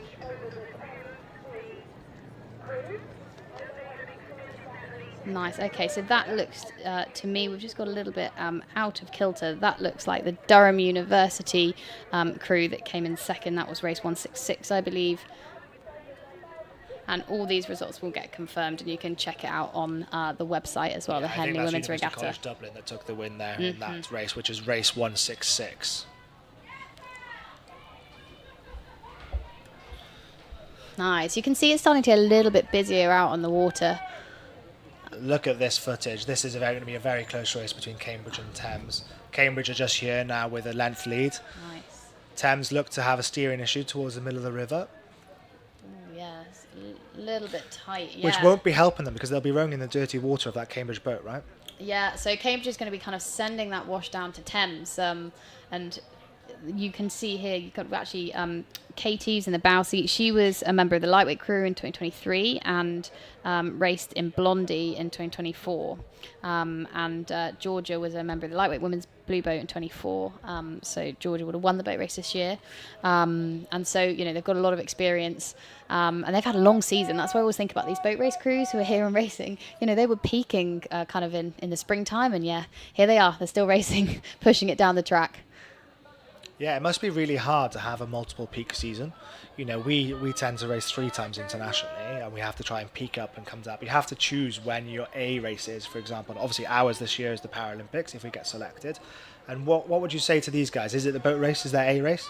Or is it these later season races? It's the boat race. It's got to be the boat race. It's a huge thing, and you're kind of building towards it, and it's really something that's super exciting. We're just jumping back to the finish of 167, yeah. That it looks like Leicester Rowing Club have got a lead on that early race. 167. Yeah, that's them coming across the line there. Lovely, and that's just ahead of Cambridge 99 with Rachel and Claudia. Really nice race. Yeah, the benefit, I guess, to the boat race season is you do end up with just that little bit kind of more time. It's not kind of June, you've still got a little bit more time, from kind of April. So we're actually now going to jump into the Ron Needs Cup, which is the Champ 8s. This is actually a quarterfinal, the first of the quarterfinal we're talking about, and we've got Oxford Brookes University on the Berkshire station, and we've got Buckinghamshire on that station. We have Edinburgh University. Now this is where you come into your own, isn't it, Aaron? As a Coxed athlete at the start, this is you trying to get your athletes off the gun and ready to go, get them in one time, in one motion. Absolutely. I mean, I like to be as relaxed as possible off the start. I don't actually say a lot because they're already working as hard as they possibly can. I'm mostly actually thinking about making sure we're getting off straight and steering. But it is going to be a louder race, so you're going to be able to hear the coxes. Obviously, we have the breath to be able to basically talk, whereas obviously the rowers are running out of breath a little bit. But you can see here that Brookes has taken a really dominant start, and they are looking to be about, I reckon, by the end of the island, they're going to be about half a length up, which is really nice. It's really interesting that you say that, because I always think about it. If I was giving my all, I'm in a single, I'm by myself. It's up to me to motivate myself, right? But if you're giving it your all and then you've got somebody that is stationary about asking you for more, how would that make me feel? And you gave us a presentation at the start of the season about race jockeys and then a blind guide skier. Yeah. Do you want to talk a little bit about the blind guide skier and the lessons you learned from that? Yeah, absolutely. So I went and kind of had a chat with Brett Wild, who is a guide skier in the Paralympics. He's actually recently retired. He used to work with Millie Knight. And talking about kind of how does he kind of work with different crews, I'll pause just there. We're just jumping quickly back to the finish of number 168. And here we can see Cambridge University taking a very dominant lead over Thames Rowing Club, and they're just coming into the finish there. I know Thomas Mapp will be absolutely gutted with that. Mappy was one of my first coaches back in Wales, so he'll be absolutely gutted with that. But, you know, that is racing, that is sport, and it comes down to the day. Yeah, absolutely. And Cambridge women have done an absolutely fantastic job this year. I am sad to say, as an Oxford supporter, but yeah, absolutely fantastic, great race. So if we jump back to with the Coxed thing, you can see lovely. They've got about 3/4 of a length. So what I would say in kind of eights is you can potentially make up those margins sometimes a little bit quicker. You know, the boats are moving so fast, but on the flip side of it is obviously because the boats are moving so quickly, the race really can kind of slip away from you. So this is where Patrick Moody, the Cox there, will be really trying to drive his athletes and making sure they don't we talk about kind of like snapping the elastic. So you've got kind of between two crews, especially if the lead is changing, you want to make sure you're not kind of snapping the elastic and letting them go too soon. But this Brooks boat seemed absolutely fantastic, and they do actually have pedigree. They are this Brooks crew, not these particular athletes, but they were the champions in this event in 2023. Brooks is such a momentous program, isn't it? It's the amount huge. of athletes they have and the amount of boats they field out and the amount of successful boats they have just keeps a churn out. Winners and winners and winners and winners. They're brilliant, and it's really great to see, because about 10 years ago I was at Oxford, and the Brooks women's programme was just starting, and now to see where they are, it's amazing. And here we go, we see another Brooks boat going down, another quarterfinal. Here we then have Brooks racing Leander Club B, so we've got Brooks again on the Buckinghamshire station and Leander on the Berkshire station. And would you say that home water is an advantage in a race like this? You know, Leander will train on this water day in, day out, multiple times a day. Yeah. The Cox will know it like the back of their hands. Yeah, Shauna's brilliant. She's been a member of Leander Club for a couple of years now, so she'll know exactly where she is. Same with the Leander athletes. And, they're full of Wargrave eligible athletes, so I think they're going to be attempting to kind of topple Thames in the Wargrave, who've been winning quite consistently over the last couple of years, and they've just kind of really working towards it. And so you've got a couple of names in there. Izzy Hawes is an absolutely fantastic rower, and it's great to see her back in the boat and really kind of dominating in this event. And it looks like, to me, they are up just a little bit on Brooks.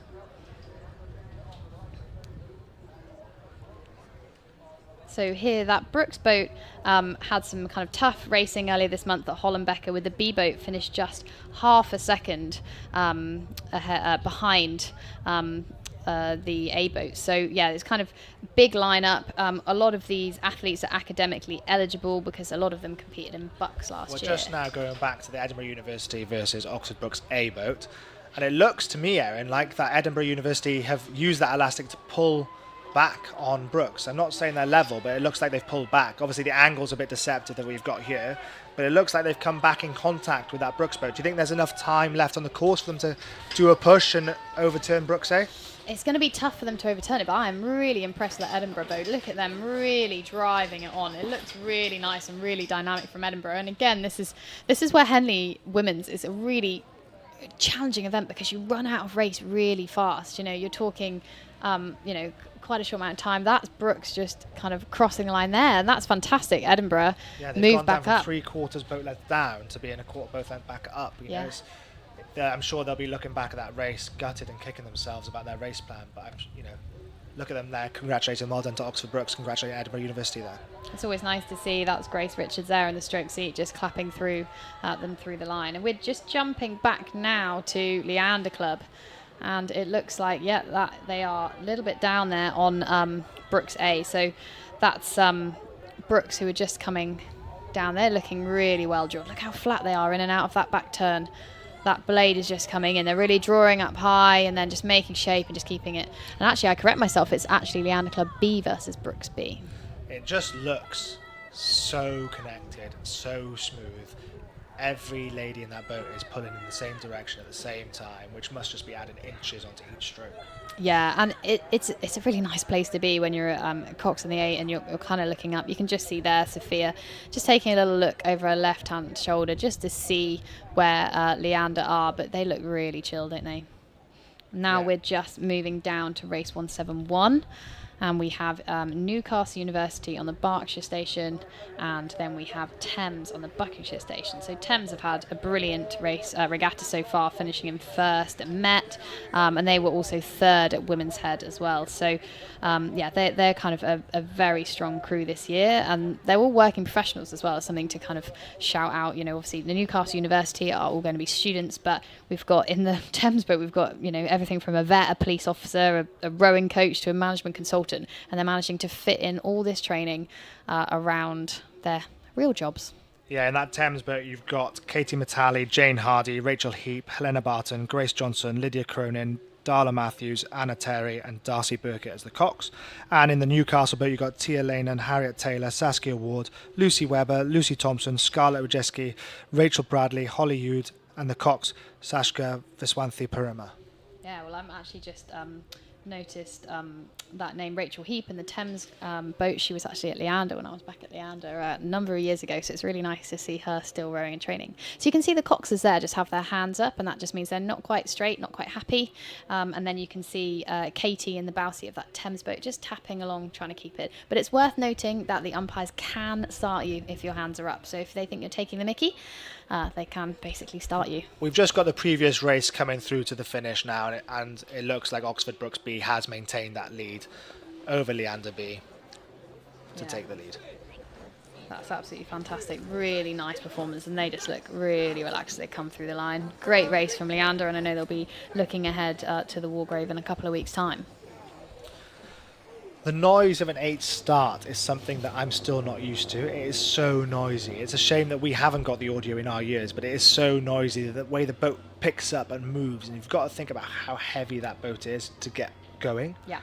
Each athlete weighs 60 to 75 kilos potentially, yeah, plus the weight of the boat itself. That's a lot of weight that you have to get up and move, and not to say they've got a 40, 50 kilo Cox that they've got to carry along in the course as well. Yeah, absolutely. So coxing weighing actually kind of evened out. It used to be different if you're coxing men and coxing women. It's now 55 kilos across the board. If you're under that weight, then you have to carry dead weight. Your coxers will be weighed before these races, and your boats are often weighed at international regattas as well. But this is a fantastic start. I'm really enjoying the look of this. So Newcastle University have gone out really hard around that off that start, just coming over and past the end of the island. They're level, but I think we're going to start to see this Thames boat just eke out just a little bit, canvas by canvas, as they start to find their race rhythm. That Thames boat looks really light off the catch, but then really powerful through the mid-drive to the finish. It looks like they've got a really good send as soon as their knees start to lay flat to the boat, and then the arms come in. The way that their blades are, because they have black blades with kind of red and white, it's almost like stealth, you can kind of see because the darkness of the river, but actually you can see how accurate they are. So I'm often looking and hearing for splash. Backsplash means you've got a nice little kind of bit of backsplash, getting that blade in, and then how clean are you off that release, and look how clean they are. And I don't know whether the listeners can hear the background noise we've got, but everyone is getting so excited about this race because of how close it is. You can hear the supporters on the bank getting so excited. And rightly so. This is a really close race. It's probably the closest race we've had to commentate on today. Totally. So we've got Newcastle here. Absolutely fantastic. Stroked by Holly there. And they have taken a canvas on Thames. And I'd say, this Thames crew is a classy crew, but I think Newcastle have really come out hard.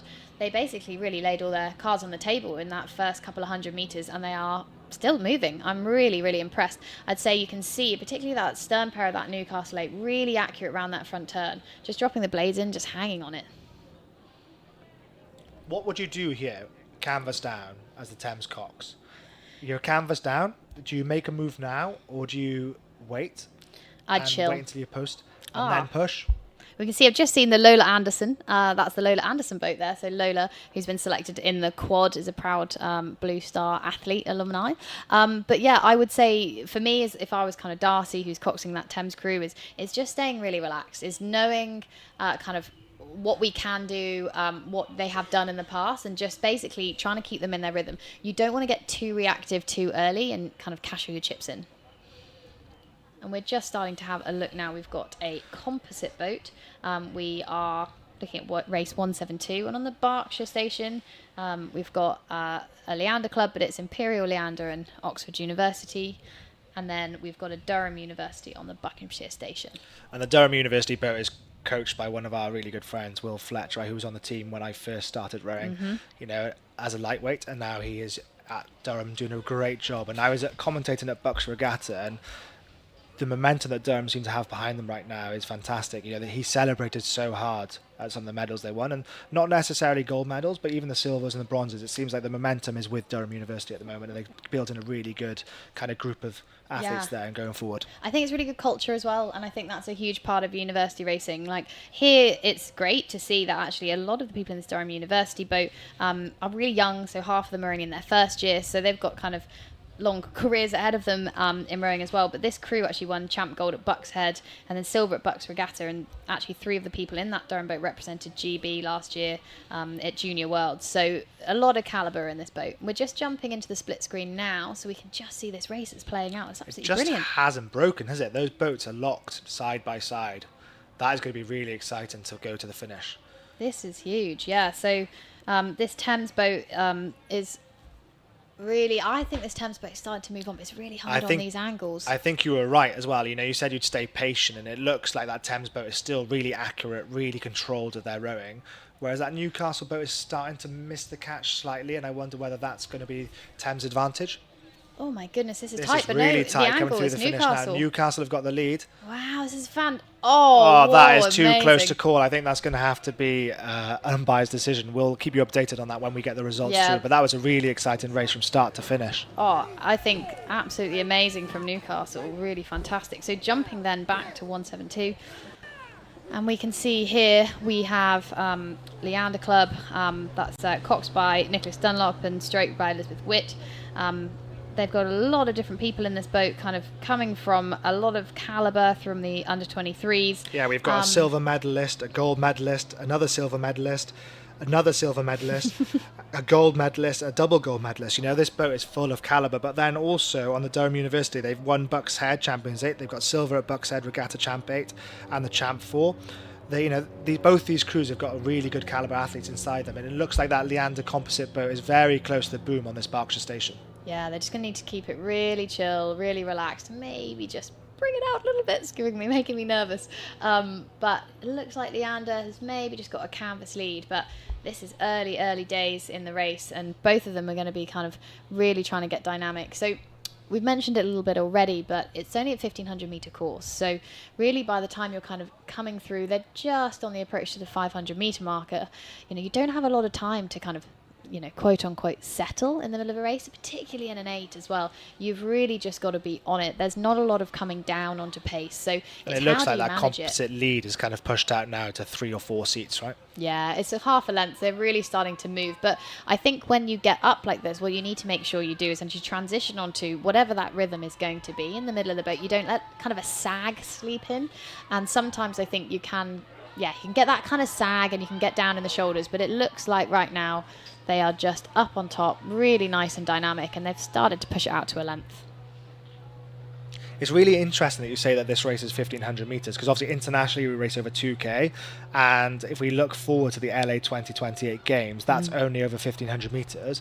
I wonder whether we'll get a lot of international crews coming to Henley Women's to practice over that 1,500 metres, because as it stands, World Rowing aren't changing any of their events to be 1,500 metres in the lead up to LA 2028. So it'll be really interesting for Henley Women's to see if they can attract that top quality calibre to come here and get a practice under 1,500 metres. Yeah, absolutely. And we're seeing increasing numbers of international crews who are coming over to Henley Women's, which is amazing. I know it was a record number of entries for Henley Women's this year. And it's going to be sort of I think even more popular, particularly like you say, for those international crews. It's an opportunity to actually race over a shorter course. Because you're right, our race plans are set to 2,000 metres. So how do you adjust that? And these guys will also probably be trying to target Henley Royal in a couple of weeks' time, which is over 2,000 metres. So it's really interesting how you adapt your race programme to fit these multiple distances racing. Yeah, absolutely. We're just seeing here a really lovely close-up there. We saw Elizabeth and Nicholas kind of as we were coming through the line. And now the next chunk of races we've got are the Junior Coxed 4s, and the first one up is Stratford Avon on the Berkshire Station versus Tyne Rowing Club on that Buckinghamshire Station. So here we are. This is my event in the Coxed 4. So if you're looking for where the Coxes are and you're not that familiar with rowing, take a look into the bows. They are lying down. You'll just see their little heads. You put something on Instagram the other day about the treatment you have to receive because of the position you sleep in. I'm joking. The position you lay down in at the front of the boat, and it puts a lot of strain on the upper neck and your lower back, right? Because we jokingly swapped. I got in your seat at Caversham, and you literally lay on a bar. Yes. With some foam to keep you in position. I was surprised. Yeah, it's not the most comfortable. Yeah, so in an 8, if you're coxing, you are basically feeling the boat, and you obviously have a lot of, you can see, but you're basically feeling it mostly through your glutes, through your back, and then you kind of got your hands. Can you see? Because aren't you shorter than most of the rowers in front of you? Yeah, I mean, admittedly, it is sort of like driving with kind of a hand half in front of your face. So I actually think it's a skill. But when you're landing, you do sometimes have to kind of like sit up on the back. But here, you are even more limited. You've got a gorgeous view of the water in front of you, but you don't actually kind of see what's going on. But we're just going to jump quickly back to the finish of these last of the quarterfinals in the Champ 8s, and you can see, I reckon Leander Composite has just started to relax just a little bit, taking it down as they take it up through the line, but Durham has not given them any opportunity to relax. They look about a length different. Phoebe Snowden, Emily Shepherd, Jamie Ford, Lauren Carey, Ella Bramwell, Annie Sharp, Megan Hewison, Elizabeth Witt, and Nicholas Dunlop as the Cox.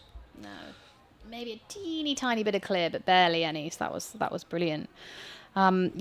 So going back into those kind of in the coxing seat of the 4, like you're just feeling it in a different way, and obviously you've got to rely on boat feel a lot because you can't see what's going on around you. So you've got to be really confident to know what you're doing. And I actually think it's a big challenge in the booms here because they can't see where the blades are against the booms, and that is something I always think is particularly skillful, particularly in these junior boats. They may well have not steered in booms before, and they've got to be really confident, and they are both doing a fantastic job. Yeah, and it looks like that Tyne boat on that Buckinghamshire station has got an early lead. That's Isabel Daly, Isla Temple, Joy Will-Smith, Hallie Seymour, coxed by Alice Lankin. And on this side, in the Berkshire station, we've got Maddie Hall, Molly Vondrak, Kate Richardson, and Imogen Hill as the cox. Yeah, and another thing just to say as well, one of the challenges as the Cox is you can see there that Tyne boat is ahead, but it's very difficult to be able to turn around and see. So once you know that you're up, you don't actually often know how far. You can't really turn around and look around your shoulder because you're impeded by the boat and the blades, and you don't want to offset the boat. So when you are up, you just need to make sure you're essentially kind of trusting what's happening, and you've got to have really good comms with your bow person. So you may well hear kind of the bow person talking to the cox in the same way you would have had the stroke person. In this picture we've got now on the screen, you can see those coxes laid down there. They've got their heads up slightly because they're making sure they're straight and ready for the start, and I'm sure they'll settle down into their position. On the Berkshire station, we've got Canford School, which is made up of mostly junior rowers, J16s and under, and then on the far side we've got Clydesdale Ark and St Andrews Boat Club A boat. Yeah, so these junior Cox 4s, one thing I will say, and I can say it as a Cox, is they're pretty heavy boats because obviously the fewer the athletes in the boat and you've still got a Cox weighing the same amount, it does kind of require a different sort of style of rowing. Obviously 8s, you want to get up and get punchy and get moving, similar to the quads, but kind of a Cox 4 can be quite heavy around that front turn. So it's really important to make sure you're really well gripped up and you're really kind of driving it all the way through to the finish. It's kind of quite a punchy, chunky boat. So against the stream, it can be quite heavy, and they'll probably be quite glad there's a little bit of a tailwind pushing them along because it does make it a little bit light around that front turn. And we can just see as they're coming through the end of the island, in and around 250 gone, we have the crew on the Buckinghamshire station, that composite with Clydesdale and St Andrews just starting to lead out, but they've still got 2/3 of a length up there on Canford School. And we were talking a bit before about the difference between coxing at 8 and the view you have, and then coxing the boat field when you're in a coxed 4, when you're laying down in the front of the boat. Yeah, I think it's just sort of where you're sort of feeling the boat. So if you kind of, you're getting the kind of momentum and the sweep through, it's a little bit like, if you're driving your car, for example, you can feel something's wrong, but you can't quite see it. So it's a case of sometimes thinking, okay, what do I need to change? So, for example, if I'm kind of feeling kind of a bit of a bounce around the back turn, I know that we've probably got discrepancy in and around the finish. It might mean that someone's popping their knees, we're not getting the turnover proper, so it means that I probably need to make something around the back turn. So it is sometimes a little bit of trial and error when I'm wanting to make that change. But actually, I think it means if you're in a bow loader, you've really got to dial into your boat feel and you've got to be really tuned in. It's really funny because when you're going around Caversham in the mornings, I'll hear you say, make a change or do this or do that. And then you say, good change. And I'm like, well, how does she know? Because she can't see what they've done. They could literally be ignoring you. My cues for a good change are what I can feel, or essentially what I can see. So if the splits have changed, then obviously we're going a bit faster. But obviously if I was feeling that bounce around the back turn, for example, then I can basically feel that they've actually made a good technical change because the bounce has gone and then the speed has come with it. Here then we can just see we're back to race 173, and that is on the far side. Tyne. Yeah. Nice. Tyne's just crossed the line. Good. And that's the first of those heats of the... And interesting, they're still rowing. They haven't settled down now, you know. I have to admit, so there is a sound when you go through the line, but sometimes you are in the midst of it and you can't hear. And I actually think it's a particular problem when you're in a bow loader. Because we're closer to the water, you're hearing the splashes and you're hearing the water all the time. And so I will fully put my hands up. If anyone watched the World Cup that we were both at last weekend, we rode all the way through the line because I didn't hear the finish. But admittedly, I didn't want to make them stop before the finish, which is why we rode You'd rather through. go through the line than stop before, right? Exactly. Yeah, exactly. So here we can see this is this composite crew Of Clydesdale and St Andrews.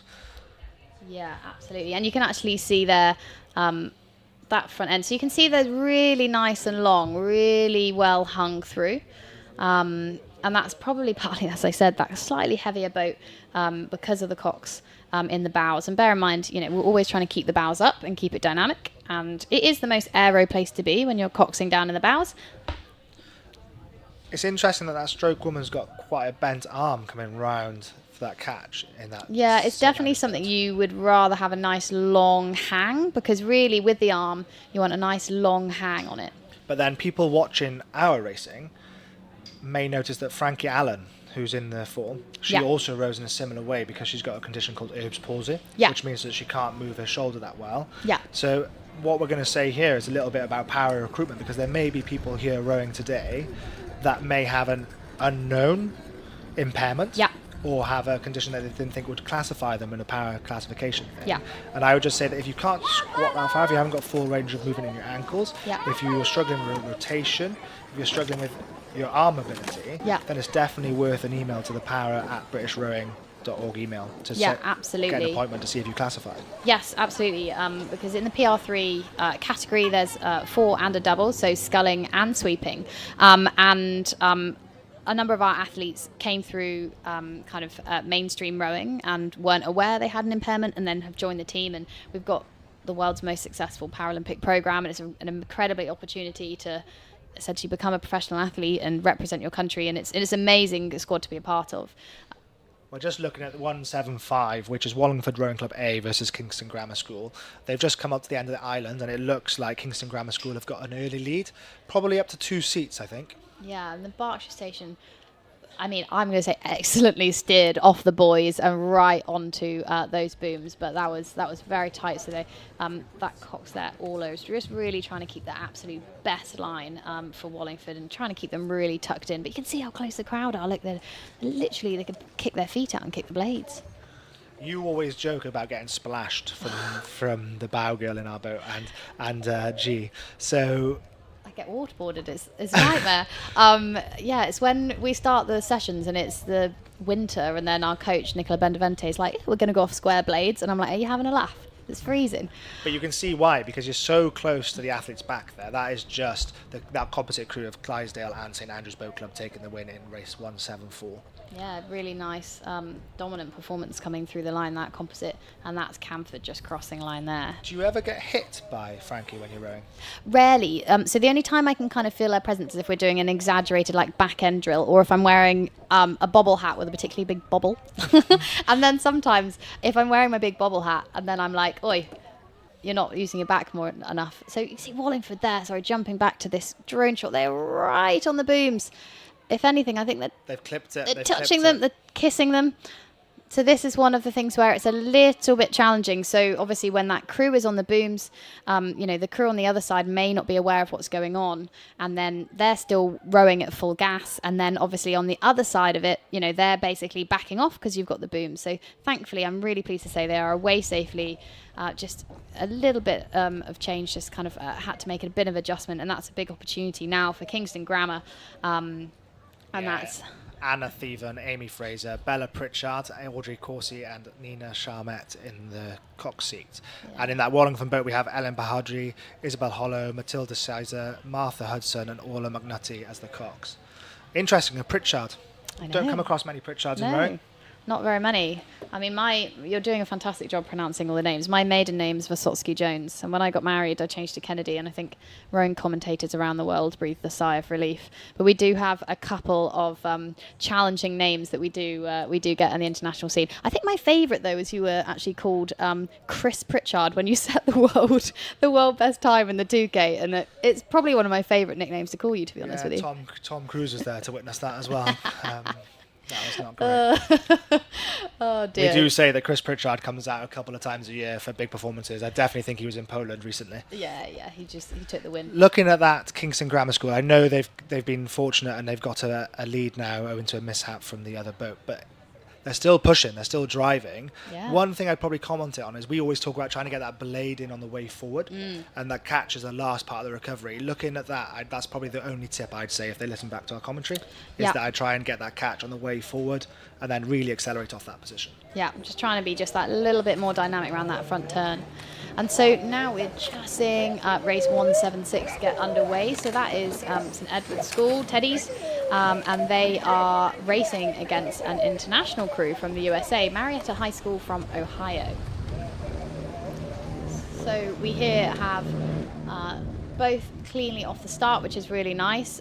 Teddy's School, the women are coached there by Natasha Townsend, one of my very good friends, ex-housemate, but she is actually on mat leave at the moment, so I know there are some amazing people in her stead looking after the good ship. They're definitely doing well because they came 5th in the final of the Champs Coxed 4s at National School Regatta, so they're clearly... Tash is doing a great job and is obviously being looked after well while she's on mat leave. Absolutely. And then in that boat, we've got Charlotte Baker, Poppy Luttrell Hunt, Emma Sullivan, Emily Orphan, and Zaki Beer is coxing them. And then we've got a pretty big American crew. They look like they've got quite a lot of talent in this boat. Yeah, they finished first in the Midwest Scholastic Championships, as well as third at the SRA National Championships, and third at the Stotsby Bury Cup. Now, if you're a domestic crew, a British crew in this regatta, and you pull an international crew, you've got to kind of think, oh gosh, because you're not going to be flying from Australia, America, the Netherlands, if you're not any good. Yeah, I agree. And it's often like, oh my goodness. And I think it's the unknown as well. A lot of these teams have kind of come out of nowhere. We don't kind of follow the American calendar. And so it's really hard to know kind of where they are. We can just see here, this is just 175. That margin is kind of reflective. KGS seem to have really paddled it down now, and they're cruising now to the line. Yeah, so that's really nice. Solid from them, and just unfortunately that was just kind of thanks to kind of a little bit of a touch with the booms, but they'll be saving themselves ready for the next day. But yeah, just jumping back to that, the kind of the challenge with having an international crew is completely unknown. You don't know, if we turned up in the States and said, I came 5th at Nat School's Regatta, they'll be like, okay, what does that mean? And to some extent, that's a little bit the same for us. Let's give these girls a shout out from Wallingford Rowing Club. You got Ellen Bahadori, Isabel Hollow, Matilda Sizer, Martha Hudson, and Orla McNutty. Now, ladies, well done for crossing that line. I know you hit the booms early on, but well done. You picked yourself up, you composed, and you rowed really well the rest of the course. Yeah, well done. It's incredible. It's a gorgeous place to row down in Wallingford. Not sure if you've ever been down that stretch, but really nice long row. No, my rowing experience is the Tower, Twickenham, the Islanders, and Caversham. Is that it? Oh, Caversham. Ugh. Yeah. So come on, mate. One of the things when I retire from international rowing is to do a little bit of a tour. Bit of a tour of some idyllic spots, because we are very lucky. One of our sports is an outdoor sport, and you're in nature. You're in some beautiful places, rowing along the riverbanks, and the nature you get to see exactly. Stunning. So this is really interesting. This is pretty tight. It looks to me like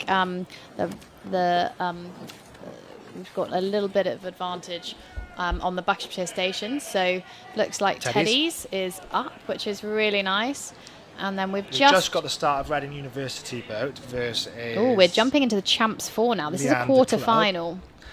But we're very lucky. We've got an insider here, haven't we? Ed Fuller is a Reading University scholar. Legend and scholar. But he was giving us some information on this crew, and he was saying that this is actually Reading's second-ranked boat of the regatta, and Zara actually did really well at under-23 final trials this year.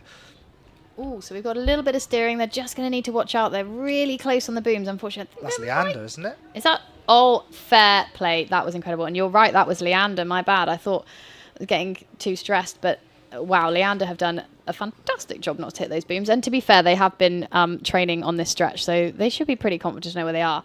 But actually, a bit of a controversy because obviously Sophie Gray was part of the Reading Start Centre, so she will know that Reading stretch very well and might even know some of these athletes. We also share an alumnus. She was the University of Southampton rower, so that's where I went to university to study my masters. And Sophie also actually won the Aspirational singles at Henley Women's, and she's sitting in the bow seat here. And interestingly, she's related to rowing champion Ben Hunt-Davies. Yeah, gold medal in the Olympics. Yeah, so got a bit of rowing calibre there. So we've got them, and then Reading University. I think they've had a really clean start. And to be honest, they haven't been particularly distracted with what was going on alongside them. Be striding away.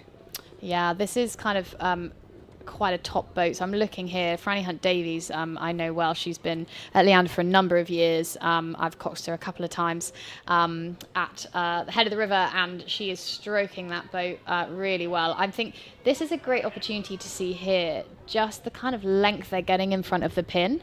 Really nice. So they're just really getting accurate right around on the bows, and it's just trying to get as much length as you can, really. Yeah, you can see the shoulders are down, and Nick Baker, my coach, always says that at the catch you want your shoulders to stay down and you want the power to come from as low down in the boat as possible, and you can see that all four of these ladies are doing that. Their shoulders are down, their arms are around the side of the boat, and they are driving from low down. They are not disrupting, they're not pulling up to their ears or getting that neck tense. They're coming round the pin, and therefore all the momentum is going through the bow of the boat. Okay, so we've just jumped back to the Coxed fours here, so we're just coming up and seeing them towards the final. And then over there on that Buckinghamshire station, we've got Teddy's School. Interestingly, with a bucket. It's the first bucketed boat I've seen today. It is actually, yeah. So we actually row a bucket in the mixed Cox 4 at the moment. I'm not going to lie, it's not my favourite lineup because you can't row pairs quite as easily, you know, if you're doing drills and training, but it works for us in racing. So, you know, it's whatever works best. But it is actually, I think, quite hard. That's them just crossing the line. Congratulations, Teddy's, yeah. To kind of row a bucketed Cox 4 because there's a lot of weight in the middle of the boat. So it requires real skill for the people in the middle of that bucket. And is it the same thing in an 8 where every person in the boat has a set role? Like the middle of the boat is the powerhouses and the bow silk merchant and the stroke obviously setting the rhythm. Is that the same, or is it not as important in the 4 compared to an 8? Yeah, it is a little bit different, but I mean, it's just a little bit more condensed because you don't have quite so many sort of in the middle. So you do have kind of up there in the stern, they are, you know, the stroke person is the same for kind of all of those different combinations. They are basically trying to set that rhythm. They've got to, you know, be really silky, be really accurate around that front end. The bow person tends to be someone who's kind of quite agile, quite technical, and then that middle is sort of like that powerhouse. We're just looking at the start of the next race, which is race 178, a quarter-final between Hereford Cathedral School and Nottingham and Union Rowing Club. In the Hereford Cathedral School, we got Grace Watts, Elizabeth Ubansky, Emily Wall and Abigail Ubansky. And then in Nottingham and Union, we've got Ola McEvoy Lusty, Naomi Lee, Koppel, Ella Hardmanani, Page. Okay, and this actually is the J16 quads, and this is a quarter-final race. So you can see there, they're just coming forward to front stops.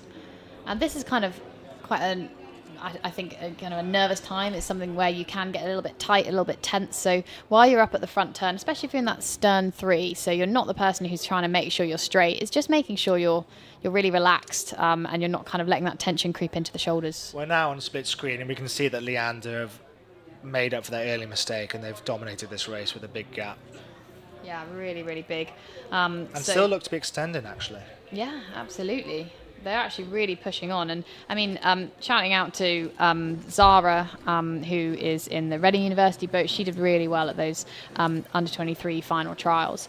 But it is the Leander crew that is really dominating, and it doesn't look like they've settled down a little bit. Maybe they're not quite doing their finish, but start there in the bottom right hand corner, that looks like there's been a collision between the two boats off the start. I wonder what the umpire will have to say. That looks like a crab's been caught, and the two-seaters lost control of their blade, I believe.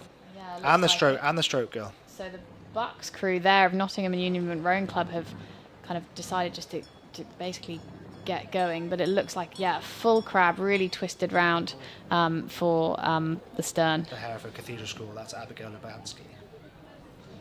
Yeah, absolutely. It's really tough. You've had all that adrenaline. Breathe, take composure, and do your race plan, because if you try and re-attack it from here, you're going to make a mistake. So you've got to be careful and composed. But it looks like the other boat's stopped, so I wonder whether the umpire is going to restart this. I think a flag may well have gone up.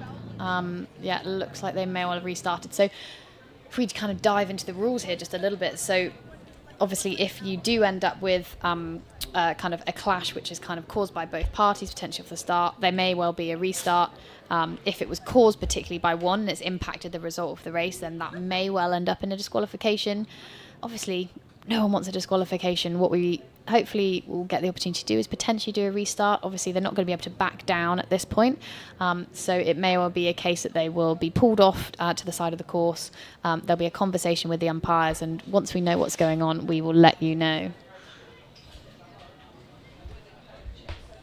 Yeah, it's a tough one. No one ever wants to be kind of in a clash. Everyone just wants, to be honest, a nice, clean race. And you can just see here, they're just paddling off. But it's a lot of adrenaline when you come off a start and things don't quite go to plan. So yeah, it looks like they are coming off the course. You can see these breaks in the booms. So that essentially allows for easy escape off the booms. It makes it easier as well for kind of some of those umpires' launches if they need to move around. And you can see the team tents actually in the background there. I'm just looking at one of the other camera angles that we've got, and you can see a crew going down, warming up to their race, smiling and chatting with the spectators. That was a great shot. I'm not sure we're going to be able to get it on the stream, but that was a great shot looking at the interaction between the crews and the supporters. Yeah. And you can see there's a lot of people kind of out on their pleasure cruises. It's getting a little bit busier. You can see some people here, and they are absolutely trucking. And it'd be great if they could just slow down just a little bit. So if anyone is watching, watch that wash off the back of that boat. I would be absolutely raging if I was in my single. Look at them waving away. Look at us just making wash. If I were you, and if you're going to hire a boat over this weekend or over Henley Royal, do just knock it down a couple of knots. Enjoy watching the rowing. Don't try and beat the athletes, and keep it nice and flat for them. Everyone will appreciate it. While we're waiting to see what happens with this race, we'll go back to that power recruitment and how we've got somebody called Josh O'Brien in the boat now, and he actually classified at Bucks. So he went with Bucks with Birmingham University and didn't know he had a classifiable condition, and spoke to the British Rowing tent there, and they were like, "Oh yeah, we'll take you down, we'll classify you," and now he's a European champion. Yeah, European champion, and he is just kind of one example of people, particularly in that PR3 category, so that includes visual impairments, and it's quite kind of low-level impairments, so it's often kind of ankle-related. In the crew at the moment, we've got someone who has Erb's palsy. We mentioned Frankie Allen before. She was rowing at Pangbourne, and then came down to classify. Gija Rakaskaita, she had a car accident when she was younger. So we have a real mix of people. And then Ed Fuller, who had a blood condition, which normally by itself isn't classifiable. Yeah. But because he had a bleed into the joint, it means that he has limited range around his ankle, which then makes him classifiable. Yeah. So those people out there that don't think you have a disability, you don't have to have a disability to be eligible in the para rowing team. You just have to have an impairment that doesn't make you to row full slide. We row under point systems. You have to have 20 points to be in the PR3 double. Yeah. And I think it's a minimum of 10 points to be in the PR3 full. Yeah, absolutely. And also for kind of coxswains out there as well, obviously there's the opportunities in the men's 8 and the women's 8 in international classes as well. But I personally actually started off in able-bodied rowing. I started at Pembroke College, Oxford, went on to Oxford and went on to Leander Club. And then I ended up joining the para squad after I was unsuccessful in getting the Olympic women's 8 seat in 2016. And I'm not going to say I never look back, because I actually never did. It was genuinely one of the best decisions I ever made was to come over trial with the paras. I absolutely love it, but I personally don't have an impairment, and so for Cox's looking for opportunities, the Paralympic squad is also there as well. Yeah, and it's really interesting because unlike other guides or assistants at the games, you actually get a participation medal. You get your own gold medal, but it's a non-participating competitor. Is that what it's titled? Yeah, it's a really interesting one because actually I think I'm the only kind of role which also exists in the Olympics and the Paralympics, because obviously you don't have tandem. They're called stokers in cycling, which I think is quite a cool name, which is when you have a cyclist who has sight, who is James guiding. Yeah. Some of the men with the biggest quads in sport, I think. And then you also have the guides. We mentioned Brett, who is a skiing guide, and so that doesn't exist in able-bodied sport, yet the coxswains do. So it's kind of an interesting one. I sit in this kind of weird hybrid role, and I think that's what all coxswains do, really. We sit in this weird role. Imagine a Venn diagram between athletes and between coaches. And it looks like I'm not sure if this is a replay we're just seeing on the screen, or if this is a new race. Oh, fantastic. So racing has got back underway. Which is race 179, Henley Rowing Club A versus Ardingly Rowing Club, Globe Rowing Club A on that Buckinghamshire station. Yes, here we are. So obviously Henley Rowing Club are going to know this stretch very well, and Henley Rowing Club have a brilliant junior women's programme. Very lucky to live on the river in Henley. You've got a great view of Henley Rowing Club, haven't you? Yeah, I've got a balcony onto the river, and every Sunday I'm out there having my cup of tea. Sundays are only day off, and I'm always seeing that Henley Rowing junior women churning it up and down the stretch. They're doing fantastic and leading out at the moment this Globe Rowing Club crew. So we've been very fortunate to have a mixture of boats to watch today. And we were talking earlier about the difference between an 8 and a 4 and the difference the Cox feels and steers.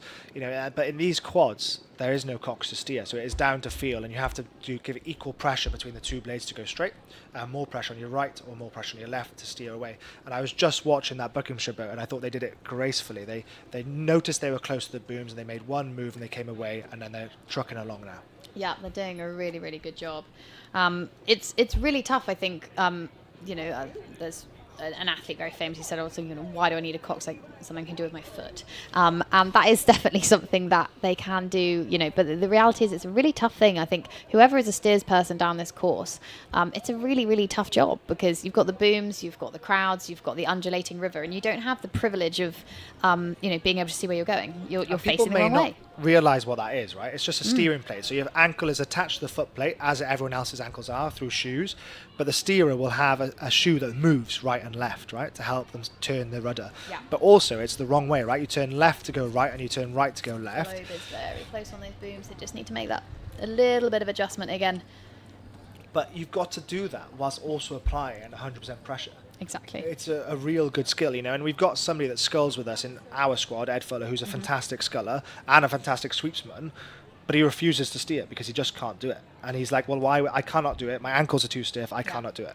There's one of the challenges we actually have in the para squad. So obviously I cox a sweep boat, so they do drop into pairs into the winter, and it is a challenge because who do we find to steer? Because a lot of our men and women have ankle impairments, so it means it is a bit tough sometimes to kind of get the right person steering.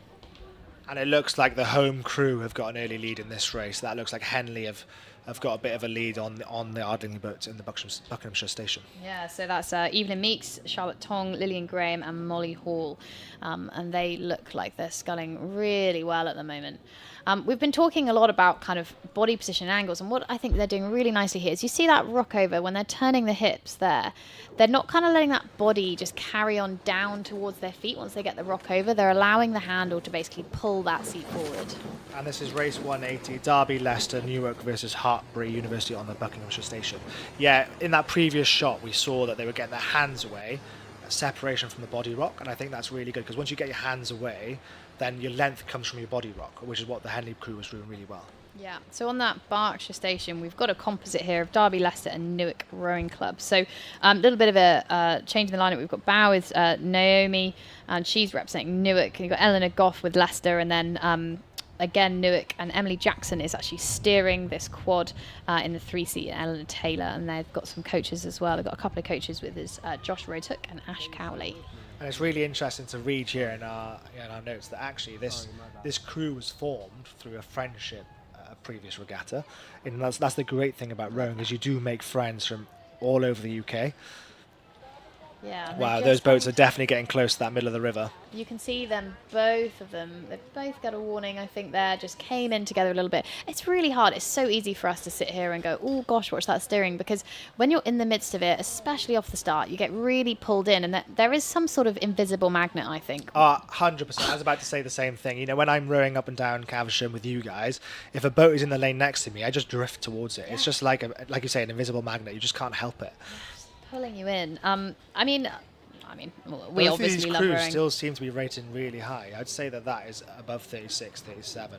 Yeah, it's pretty nippy. I think actually they're really being really reactive to what's going on around them, which is really nice on the water. We've just had a note come through as well. That when we were commentating on before, 178, which was Hereford and Nottingham, when they had that quite early clash, there will be a restart on that, so we will bring that to you as and when we have That's time. nice to hear. That's nice to hear that they get the chance to restart it. Absolutely, but then that's a challenge in itself. I was about to say that you've got to get yourself down, calm. Yeah. Got to go through your start process again, Mhm. visualize, get ready to go, try and get rid of the adrenaline that's pumping through your system. You Yeah. know, you will have adrenaline. You've just had a collision in a race, right? Yeah. You've got to try and refocus, reset, and go again. Yeah, That's and a also- really good skill to have. Depends on the time. I'm not sure where it will fit into the racing calendar, but that's just coming across the line there. That's 179. That was that Henley crew that we said looked to have a great separation.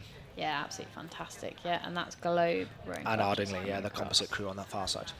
Yeah, so they don't know how the time, so making sure you're fueled. They won't have a lot of water with them. Probably would have poured out most of their water, so they're not carrying kind of empty bottles and things like that. So let's see how long they'll be on the waterfall. But yeah, big skill to be able to restart themselves.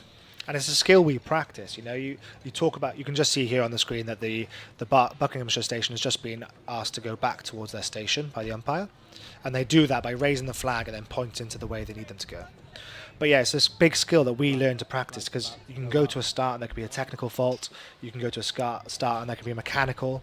So we've got to practice that ability Yeah. to turn off, shut down, and get back up again. I think you can learn things as well when these sorts of things happen. So for us, when actually at the World Cup, we basically got to the start, and the race before had been late. We were running late, and we basically ended up kind of sitting at the start for a minute.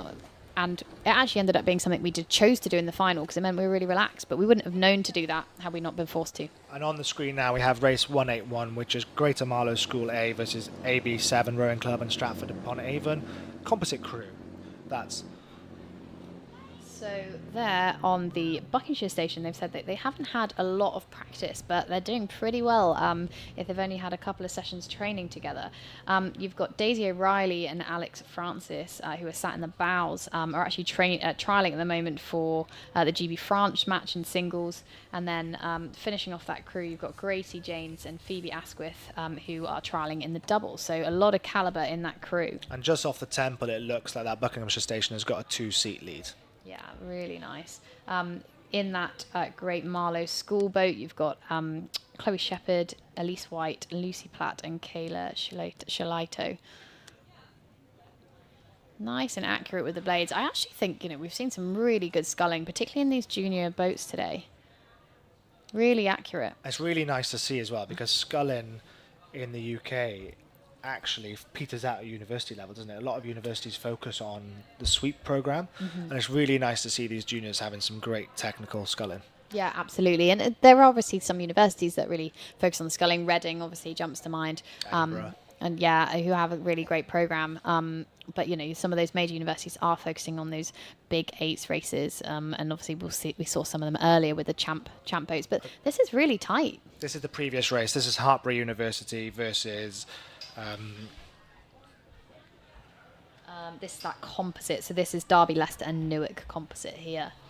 And the Hartpury Rowing Club has just, gone from strength to strength to strength. And that's probably because they had a start centre base there. Yeah. So they would have had a load of athletes go there and develop a program. And that's probably drawn people to go there. Yeah, to go absolutely. to the school to train there and to progress. Yeah, so it's a case. You can see the wash there. You can see the boat lifting up and down because of the wash that was caused by that pleasure cruiser coming past. And that's Hartpury there. Just across the line. About half a length, 2/3 of a length over then to that composite. So All of really that well stroke raced. has really used everything. You can see both crews gave it their everything to try and progress through to tomorrow. So we're just then jumping back to 1-8 1 here. So this is a quarter-final of the Nina Padwick Trophy, which is J16 quads. So it's looking like it's still pretty tight. To me, it's looking like the Buckinghamshire Station with 7 Rowing Club is up at the moment. And then we're just jumping down to 181.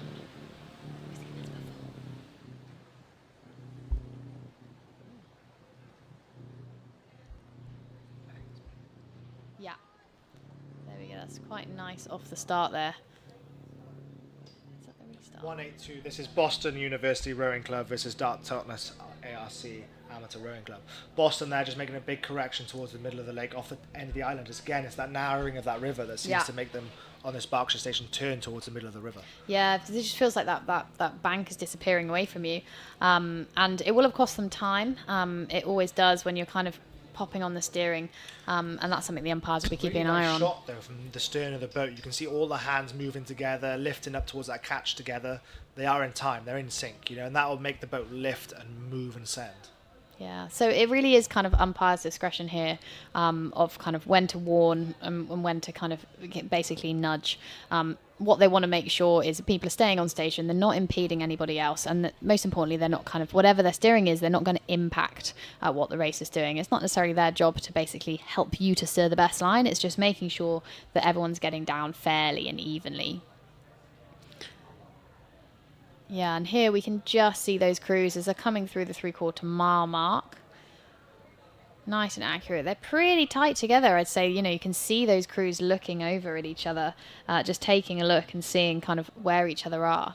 But both crews pretty much matching each other stroke for stroke. And it'll be interesting to know when these international crews come over to adjust to, the jet lag and the getting used to the river and rowing the river, because it is an interesting course. Not many people get an opportunity to row between 2 beams. I've never done it. So if you're from an international course, you've probably never done it unless you've raced here previously. So it'll be interesting to know, do they come a week, 2 weeks before? Are they here throughout Henley as well? This race is very, very close. It looks like this Berkshire State, this is the Hereford Cathedral School versus the Nottingham and Union A.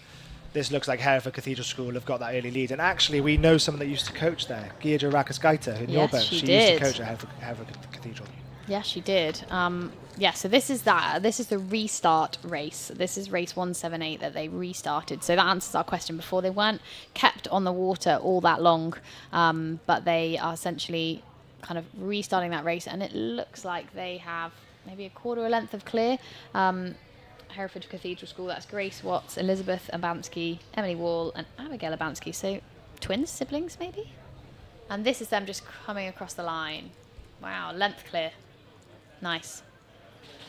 Okay, well done to both crews. It's always really stressful having to redo a race. And so that's really well managed by the 2 of them. So we're just jumping back then to one of the other races going down the track here. So I think we've jumped them back towards... Is that the AB7 Rowing School versus Greater Marlow School? Yeah, may well be. This is race 181, yeah, bang on. Absolutely. They look like they're pretty relaxed.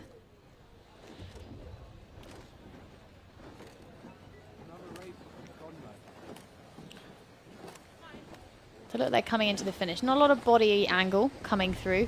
So it's just like they're really kind of driving the legs down. So essentially when you get towards that point... Girl screaming for more. She wants more from her crew. Yeah, nice. So now we've just finished with the J16 quads and we're moving towards the Champ Lightweight Doubles. That's the Haslam Trophy and these are quarterfinals. This is Boston University Rowing Club from USA versus Dartmouth Amateur Rowing Club. And this event is sponsored by Wentworth House Partnership. And these athletes will have to wait in 2 hours before they race, right? Yes, yeah, normally it's 2 hours before. And it's generally a boat average. 62? 57 kilos average. Someone, message me to correct me. I'm normally on the Cox's way in. But yeah, they're normally 57 average with a kind of variability between 55 and 59, obviously, would be the maximum of either athlete. But, the better it would be is the optimum is obviously both are in the middle. And obviously, Great Britain, got to have a shout out to our incredible lightweight women's double who are reigning world champions of Imogen Grant and Emily Craig, and they are They're both some incredible athletes, you know, because Oh, if you wow. think about the mileage we do and the calories that I get to eat and the fact that they're limiting their intake, it's impressive to see what they do. Yeah. They are incredible athletes, those two and ladies. you eat a lot of calories. I do eat a lot of food, yeah. Yeah, this is fantastic. So we're just seeing towards the end of this quads race. So this is the Nina Padwick Trophy, and you can see that crew over there on the Buckingham Station, which I believe is the AB7 Rowing Club. Composite with Stratford upon Avon, yeah. Yes, absolutely, and they're doing really well. They've taken it right down. They look to be cruising there. That Big- looks like paddling speed to me. Big credit to Daisy O'Reilly, who on her crew info was hoping not to crash, and so she's done an absolutely fantastic job down the booms. Well done. Yeah, and lightweight racing is really exciting because it's normally one of the most closest races we'll see at the international scene, and because they're such small boats and very light, the speed can change in an instant. It's not like an 8 where you've got to get the momentum up and move. They're quite reactive. It's looking to me. I'm just having a little look out out of our tent where we're commentating from. It looks to me like the wind's starting to turn. Actually, it's definitely getting a little bit windier. So It looks like it's now turned to a crosswind from our side, from Mm. the Berkshire Station. Yeah, absolutely. So that crew there, number 562, that is Dart Totnes Amateur Rowing Club, Louise Manning and Laura Macro. And Laura won Henley Women's Regatta, the champ lightweight singles in 2019 and in 23. Look how long they look. They're suspended for such a long time. They're getting really nice. in, their catches are in, they're clean, and they're super suspended. And now we've just got Birmingham University A versus Queen's University Ladies Ireland. Well, at the University of Birmingham, we've got another Erin, which you never see. So Erin Meredith in the stroke seat, Emily O'Connor in the bow seat. Erin Meredith won gold in women's lightweight into 1, and Emily O'Connor won silver, both at Bucks. So, yeah, very highly competitive category, winning kind of gold and silver. So, yeah, pretty strong. And they also won Met Regatta, and you can actually see that calibre right now. That Buckinghamshire Station from the University of Birmingham really pushing on. That is an early lead. That's about a length and clear. a quarter. Yeah. That's big. Absolutely trucking. In the Queen's University Belfast Ladies Boat Club boat, we've got Kyla Park and Rachel Caniford. It's a long race for these smaller boats, isn't it? I know it's only 1,500 metres and we're used to racing over 2,000 metres, but it's still a long race. It's going to be over 5 minutes. Yeah, absolutely. And I think this is where kind of rowing's an interesting sport. Obviously, it's like a power endurance. And this is where lightweight rowing, I just think, is so impressive because, you know, we're talking about power endurance and it's making sure you're fueled well. It's making sure you're basically, you know, ready to recover and all those sorts of things. But obviously, they've been weighing in. So they will need to make sure they're rehydrating and they're kind of planning all those things in around where, you know, they're prepping for a race. And 2 hours before isn't that long, you know. If you boat for your start 35 minutes, 40 minutes before you start, that's only an hour and 20 where you've got time to refuel, rehydrate, you know, and get as much on board as you can before you start racing. It's a skill. And it's definitely a crosswind here because we're getting blown around in our tents a little bit. So it's definitely coming across from the Buckinghamshire side of the station. And here we're just seeing a really nice shot of the University of Birmingham as they're just coming along. They actually won the lightweight double category together at Met Regatta on the Saturday not that long ago. So it's obviously a well-drilled unit. We can see that wash. And you can see the boat send. You know, as soon as they're on that footplate and they're driving those knees down to the deck of the boat, you can see that end packer boat lift and move. It's really interesting actually to see a scull and end packer. I was just going to say that, yeah. So often you tend to see lightweights in Philippes.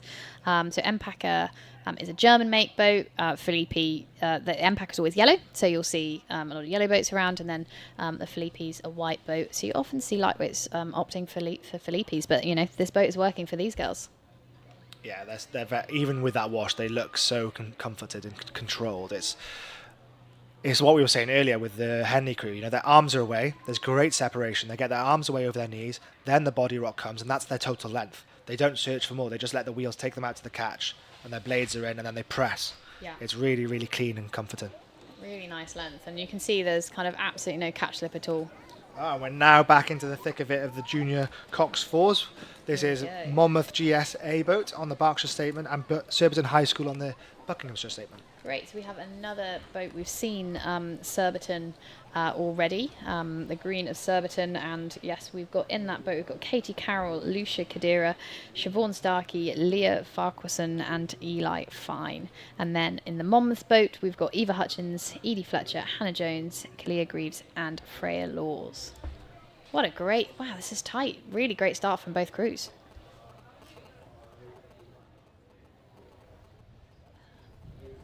Nice. So it looks like that Buckinghamshire station is just starting to eke ahead at the end of the island. Yeah, that's good. Quite tight on that Berkshire side. Station, yeah. Yeah, really tight. Again, you've just got that challenge as a Cox, you know, you can't see where the blades are.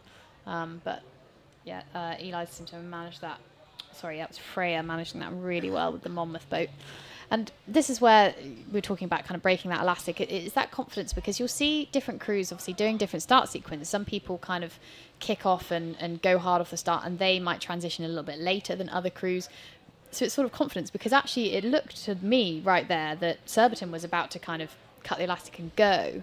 But actually that transition maybe down a little bit earlier for Monmouth is maybe paying them back, because that kind of margin that Surbiton had, I think Monmouth is starting to move back on them now.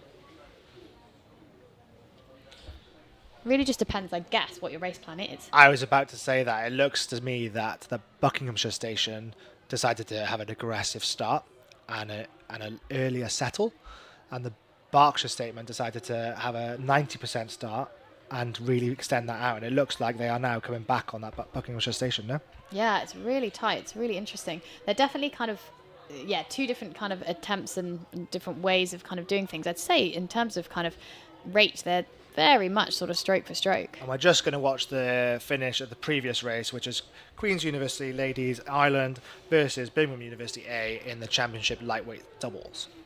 And that's Birmingham University paddling it down after a very stupendous effort, where they got an early lead before the end of the island even. They had a clear water before the end of the island. It was really good. Really, really nice. And, you know, it's worth noting as well, you know, we're just across the finish line there. It's 5:20. We have got races going on all the way up until about 7:30, which is a really, really long day. If you are not racing until 7:30, you know, you need to be thinking about your whole day. You will have trained earlier in the day, but when do you train? How do you do it? You don't want to be getting up much later, because if you're in kind of race mode, you don't want to be having a big old lie-in. So it's something that's kind of really challenging. We've got a great view there of Freya Laws, who is the Cox of that boat.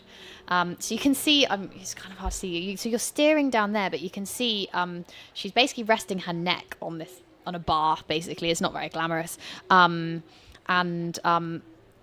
she's really going for it. I'm loving it. And it's one of those ones where you need to use everything you can to really feel for what's going on. And it must be difficult for her, because she can see the gap to the crew on that Buckinghamshire station. Yes. And she can't let her crew know that. No. Because you don't want to deflate your crew, but you want to try and spur them on for more. Yeah, there's honesty really required. You know, you can't be messing around and saying, you know, oh, we're really close and you're not as close as you'd like to be. So it's sort of, how do you deliver the information that's going to basically kind of produce results? You can see the stroke girl there trying to shout for more. This is the start of the next race, which is Marlow Rowing Club A versus Aberdeen. Nice. Long old way they've come down from Aberdeen, and not so far from Marlow. No. Would Marlow come over to this river in the lead up to Henley Women's to train on it and get some experience in between the booms, or would it literally just be rock up to yesterday and race the time trial? I mean, I don't know for definite, but if I was them, I would have kind of come over just that little bit earlier. Given they're so close. Exactly. It's you know, it's just a drive down the road, and it would have been kind of an opportunity to kind of get a feel for being on the river, get a feel for the booms, and I think it's like the busyness and the atmosphere is you've got that balance of how early do you come down, because you know that you've got the quietness of your own river, and it's going to be busy, it's going to be frantic here. How much prep can you get that's helpful? But then you need to get ready and know the course. And this is a great start. We were saying earlier about the difference in race strategy or race profile, and you can see it here. You know, the Aberdeen boat are really pushing that start. They were up at some really high rate numbers, I would say over 40 there, whereas Marlow seemed to be a bit lower on rate and trying to go for a more powerful start. Yeah. So it's between movement and power. Yeah, and that's we said kind of in these Coxed boats, it can be a little bit heavy. We are looking kind of at a little bit, of wind. It seems to be a bit swirly, or kind of all over the place. But they both seem to actually have settled a little bit earlier. So you've got over there on that Buckinghamshire station. Aberdeen. Yeah, that's it, Aberdeen. And they look really long. I'd say. You can see the run off the end of the boat, right? You can see that run never dips. If you're looking at that V shape of water coming off the stern of that Aberdeen boat, it never seems to break. And what that means is it means that the athletes aren't sitting on the stern or on the catch for too long. They're not letting their body weight slump. They're getting their blades in, they're putting their body weight against the blade, and they're extending. If you weren't doing that, what you'd see the stern dip towards the water and close that run off. Yeah. What I would say, though, is kind of looking at that overhead view, it did look like that Aberdeen boat was maybe just kind of muscling it a little bit more physical. They were getting a little bit more wash than that Marlow crew, which seemed really clean. And that was the finish of the previous race. Monmouth Grammar School versus Surbiton High School. Nice, just seeing them cross the line, really absolutely worked it. And you can see... the stroke guard just bent over the rigger. Nice. Yeah, you can see a close-up here of that Aberdeen boat, and you can see what I'm saying there, but there doesn't seem to be any dip at the stern, and you can see the boat lift and send forward at the bow and then sink down under the power. Yeah, that's great. Just a shout out there in that Aberdeen boat for Lily Arthur, the Cox. She won the J18 Cox 4 at Women's Henley in 2022. And you've got a number of people kind of in that Aberdeen crew, Jemima Aspirational, Sophie Sinclair, Penny Irvine, all kind of GB trialists this year. And it's nice to see some sisters in the boat as well, the Bowsey and the Cox, the sisters.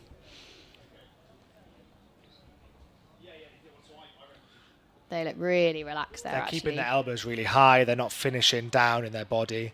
They're sending all of that power through that bow of that boat, which is what we try to do at training.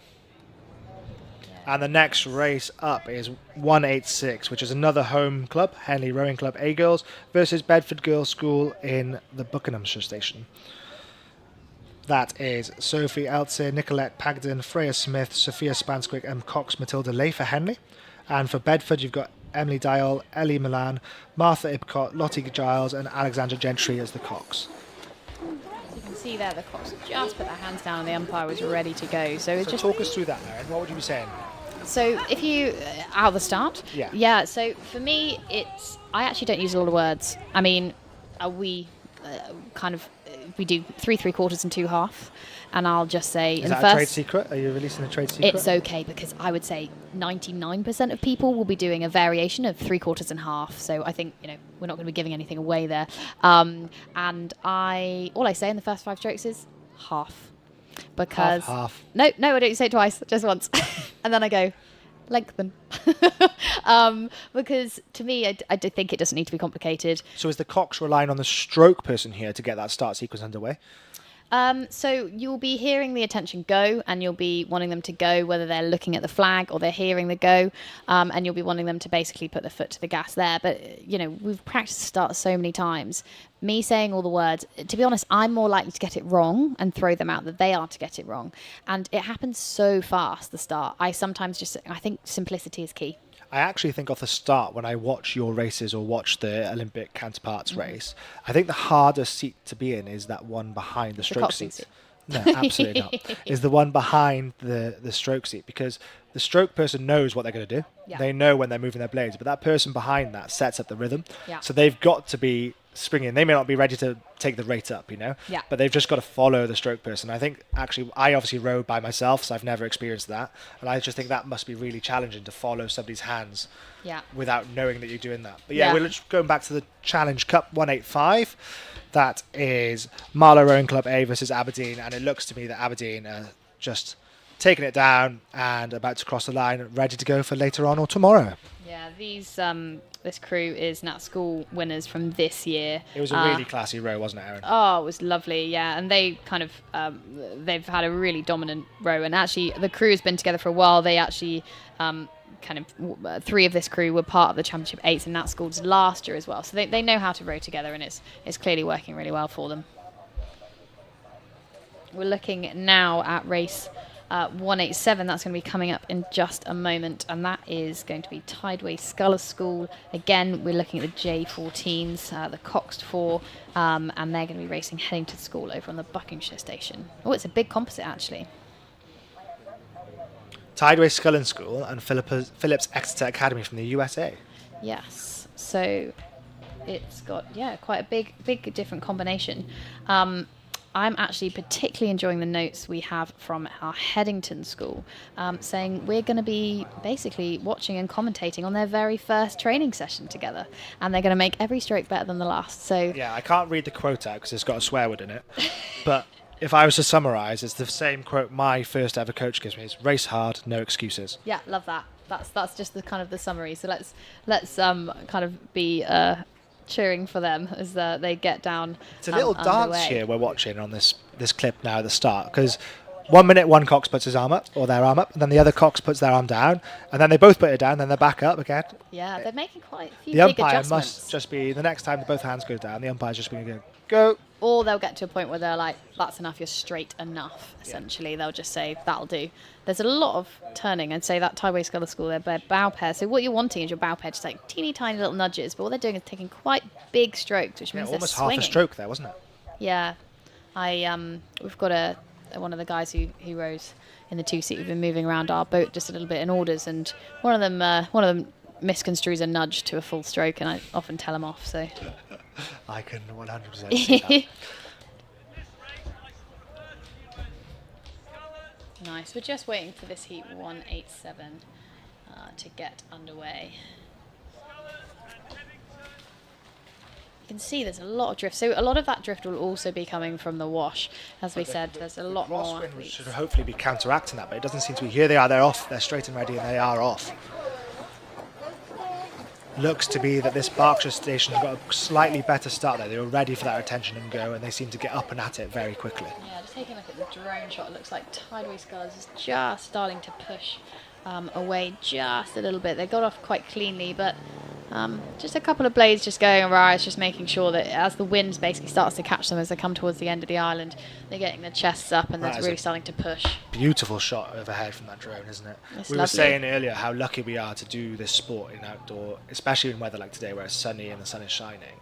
But it's very important we look after our waterways as well, and I know you're doing a lot of work around that, as are British Rowing and a lot of people, and I know that Henley itself and the town is really keen about looking after this waterway, and you can see why looking at these drone footages. It's just fantastic. It's absolutely gorgeous. Yeah, it's something that obviously is not just impacting rowers, it's impacting all river users in all different ways, and it's something that we all need to basically be taking real interest in, because we want to be able to keep doing this amazing sport. And on the screen now is that home club, Henley, versus they're here against Bedford Girls School. That's and the that Henley A group. boat have managed to get a mammoth lead and are just paddling out, but it looks like they're not just settling down, they are still sending it. They're still Pretty hooked up, chunky. engaged, and going lengthy on that. Probably a bit like power strokes. Yeah, absolutely. Just making sure they're getting their arms away. Just giving it a nice little push away, and that's through the line. It's there. something we've seen with both Henley crews there, that separation. It's obviously the coaching style that they like, is to get that separation from the hands, body rock, and then that is your set length. You're not searching for anything more. You're just letting the wheels take you out to the catch. Yeah, really nice to see. They've got Bedford Girls School absolutely gassing it to the line. Which is great to see. Love Because you that. could get deflated, but actually, no, we're going to do our race, and they could have been hunting for time. Yeah, They could have absolutely. been training for a PB or anything like that, and that's really important to race yourself, not just give up. Looking back to this crew, we're just about to see that we're still pretty tight. So we haven't seen that crew on the Berkshire station, the Tideway Scullers composite, kind of not got kind of a major margin. I'd say, definitely you've got Headington is still very much in it. And considering it's their very first training session, they're doing a great job. I'm very impressed. It's really good. You can see as well, you've got the different in rig there. So you've got kind of more standard rig. You've got going on in the Headington school, but you've got that bucket again, which is working in the Tideway Scullers boat. And again, as I said, it takes kind of a lot of skill, particularly when you're in the middle of that bucket, to make sure you're kind of moving well together and working well. So everyone at Henley Women's, that is our time done. I hope you've enjoyed Erin speaking. I've just kind of sat here and let her do all the work, which is fantastic. But yeah, thank you very much for joining us, and we're gladly going to be around if you want photos. We're going to be in the boat park. We're going to be at the eateries. We're just going to be having fun watching the racing. But we're going to pass you on now to Tom and Shona. Yes, and they're going to be taking over, and we've got some junior 8s coming up now.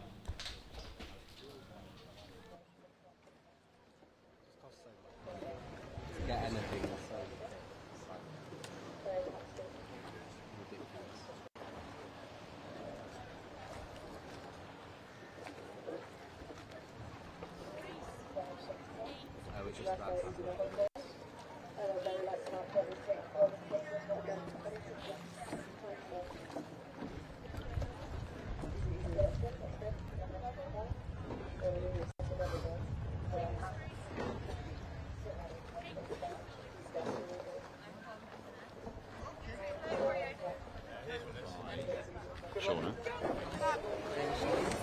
It's my first time.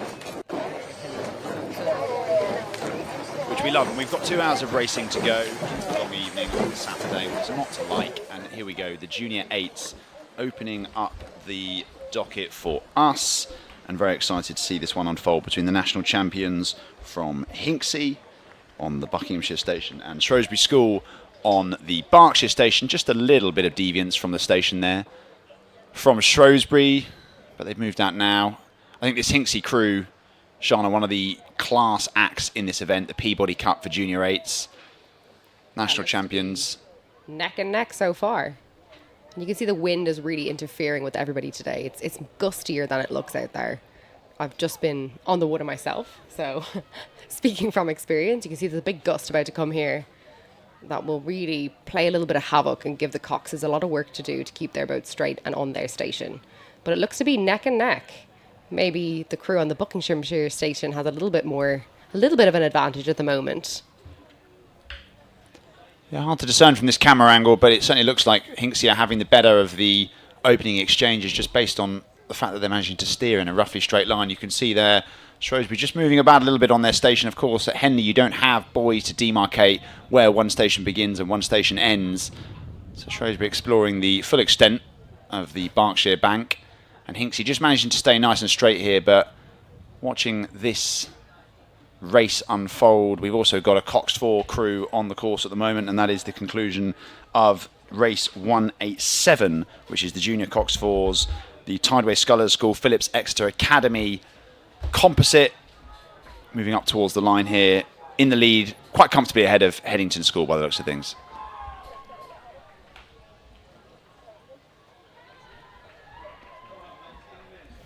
Well, they're really pushing it together, really in sync, a really nice crew here. It's so difficult in these conditions. There's a really strong crosswind out there today coming from the Buck station over to the Bark station. So they're really managing it so well in that Cox 4. It's a very heavy boat with only 4 people and then a Cox.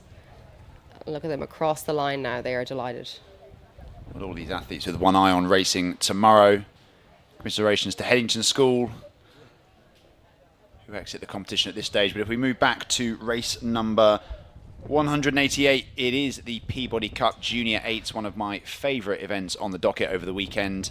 And Hinksey just into their stride now, finding a nice rhythm. It was actually their mid-pace rhythm that secured them the championship title at the National Schools a few weeks ago. They were sort of in the field up until the 1,000-metre mark and then really broke the back at around the halfway point to secure that gold. And it looks like their mid-race rhythm is one to be feared because they have established what looks to me to be a lead, not necessarily of a commanding margin, but they're certainly comfortably ahead of the crew from Shrewsbury at this stage. There's a lot of pedigree in this boat as well, by the looks of it. A lot of people here have represented GB already at a very young age.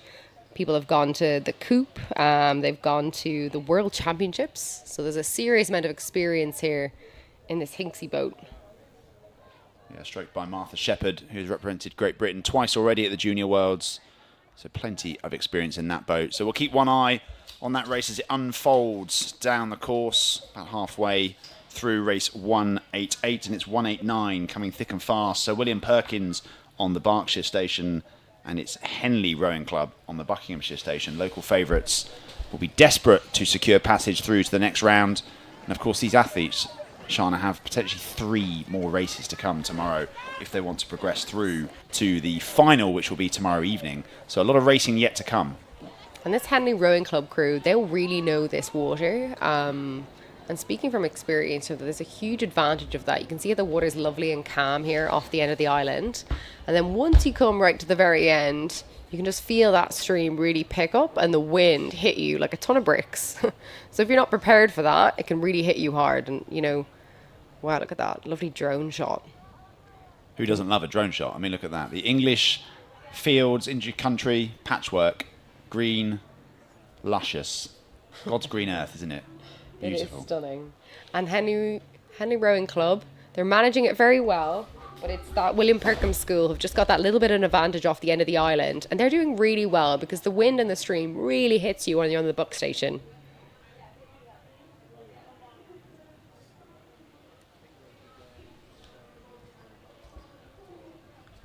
Oh, Henley Rowing Club are up. Really good, yeah. Look at that. And what a lot of people don't see here as well, you can see that they've got the booms in. And there's also the wash that comes off all the other boats you can see there on the screen, just at the top of your picture. And those boats will come down, let this umpires launch here, and it'll leave a little bit of wash for them to manage. But they seem to be doing a really good job at the moment. Well, that's Hinksey rowing over the line to complete their heat of the Peabody Cup.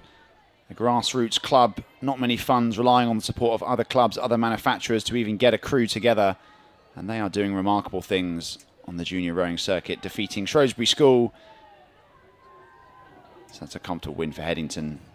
But it's Henley and Sir William Perkins that we're going to be watching in just a moment when the camera pans back. And I think we're going to find ourselves in a situation with Henley doing the business from the Buckinghamshire station. And we do see at this stage of racing a fair disparity between the crews because, of course, the draw dictates that the fastest time trialists end up racing the slowest time trialists of those who qualified. And so there can be several seconds between the crews on paper. And as Henley sweep past the barrier, looking in unison, pretty cohesive, I think they're in control of this one. Yeah, really slick. You can see that wash there just hitting them from the side. And they're managing that really well. Their Cox is really in control. Ella Dickinson, I think, she's doing a great job at motivating her crew and managing that wash at the same time. So there's a lot of multitasking going on there, you know. People don't really see that. But she is doing a phenomenal job. And look at those Henley rowing girls. They are really getting gripped up and synced up together, and they are managing all that wash. It's not disrupting them whatsoever. They are doing so well right now. That is a really primed crew. Well, they do say that Henley Women's Regatta is increasingly akin to the Women's World Cup for rowing, and we can see more international pedigree on board this Henley crew as we ride with them down the course. It's Emily Simmons and Abigail Smith, both represented GB at the Coupe last year. Emily winning 2 silvers in the Coxed 4 and Abigail winning 2 golds in the 8. So loads of pedigree, and not to be underwhelmed, or overwhelmed rather. 7 of the Sir William Perkins crew actually won medals at the most recent National Schools Regatta, but fair to say in this particular race they've just met their match, I think. Absolutely. You know, Henley Rowing Club are doing a smashing job there.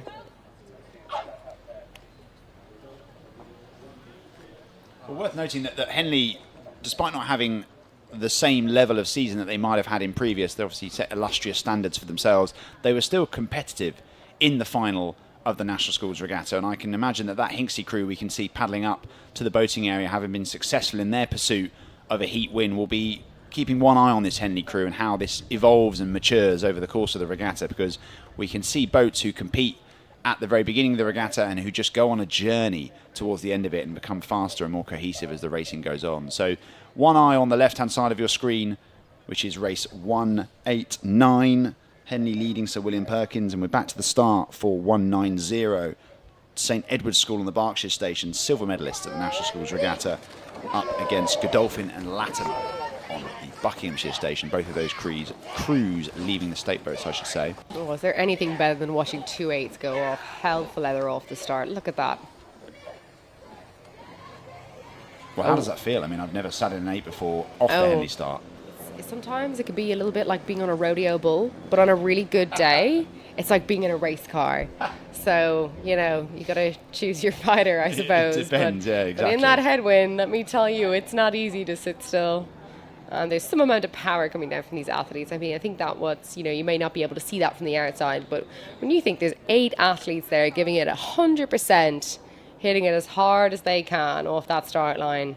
And then look, we see that wind off the end of the island. It's really getting every crew. You can see the boys moving around there in the wash and the wind.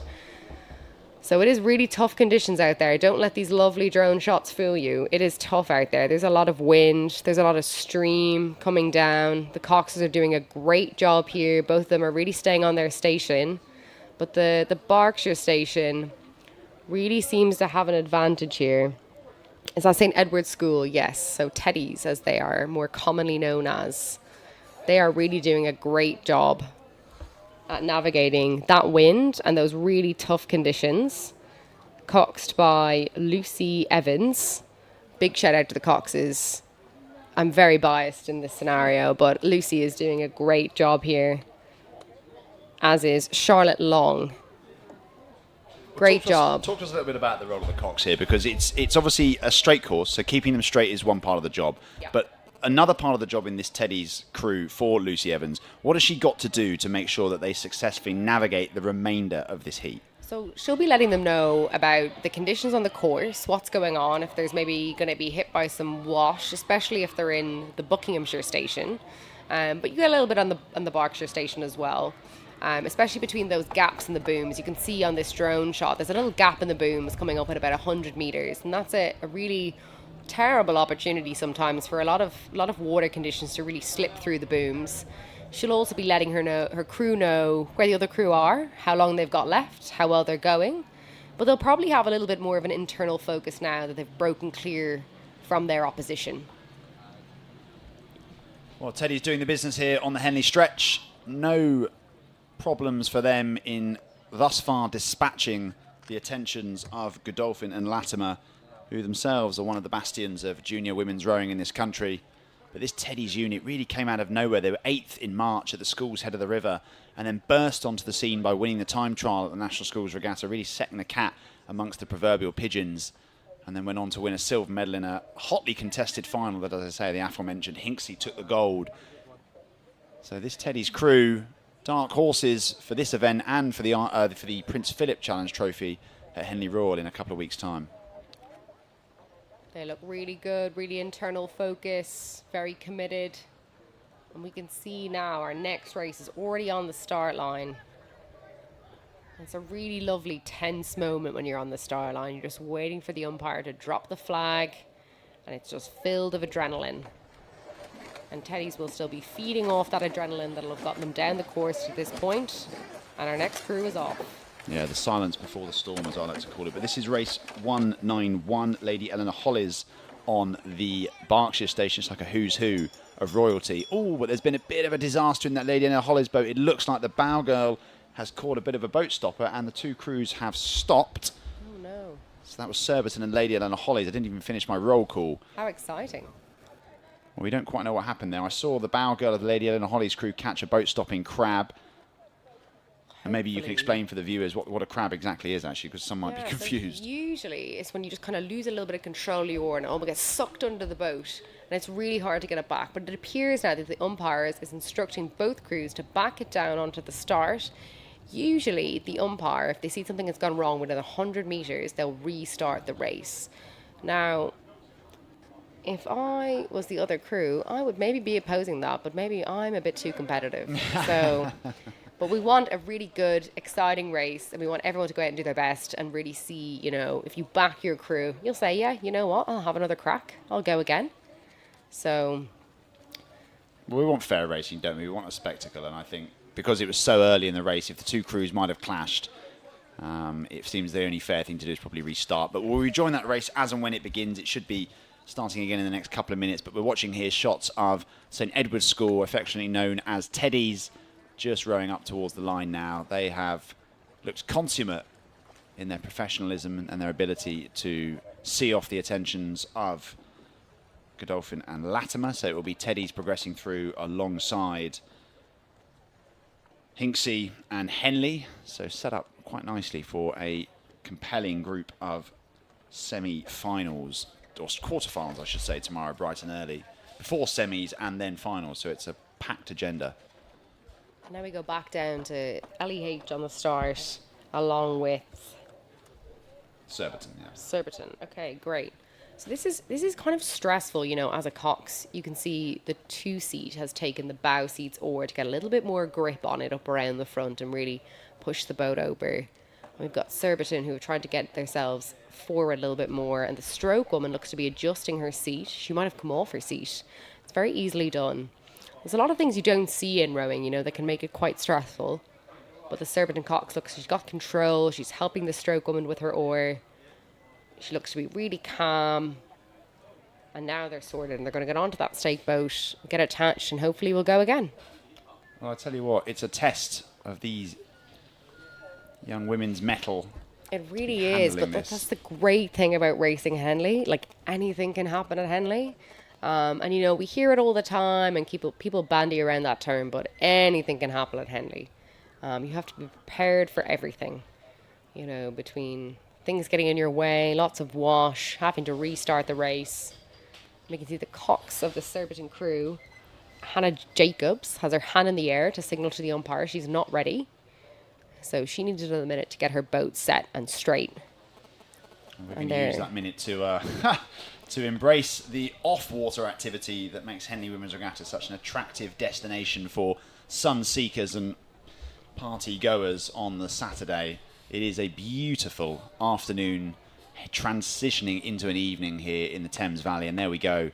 That is a stunning shot, isn't it? The blue of the River Thames contrasting with the patchwork green fields of the Berkshire Bank. It's busy out there. There's loads of people on the towpath. It's absolutely glorious. So if you're watching this from home, come on down. There's lots of fun to be had. Great atmosphere to soak up. It's a really great regatta. It's my first time at the regatta. And oh my word, the atmosphere is it's really wholesome. It's just lovely to be involved in. And here we are. LEH and Surbiton are away off the start again. Let's get a nice clean start.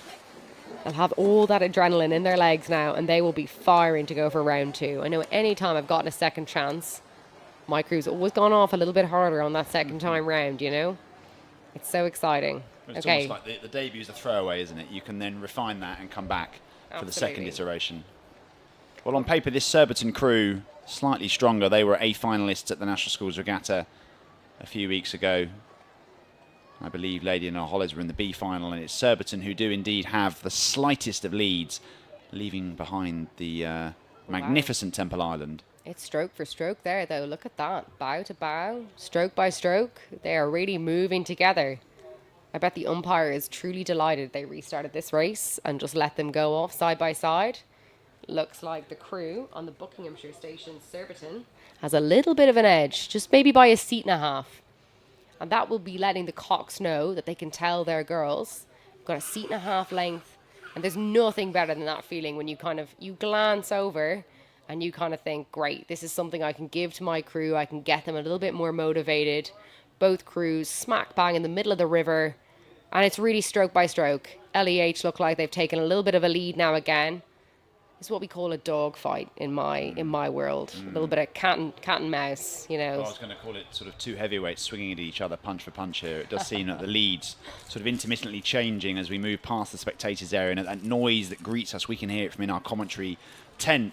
It is tumultuous, and watching these brilliant. two crews come down the course. Yeah, look at that. I think LEH, they look like they've gotten into a really good rhythm. Surbiton look like they're rating a little bit higher, maybe chasing it just a little bit. It's so exciting, though, and I can hear the crowds roar here in the tent.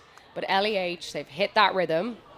A little bit of steering, moving away from the booms. It's very exciting, though. And when you hear the crowds, it almost wants to push you into the center of the river a little bit more.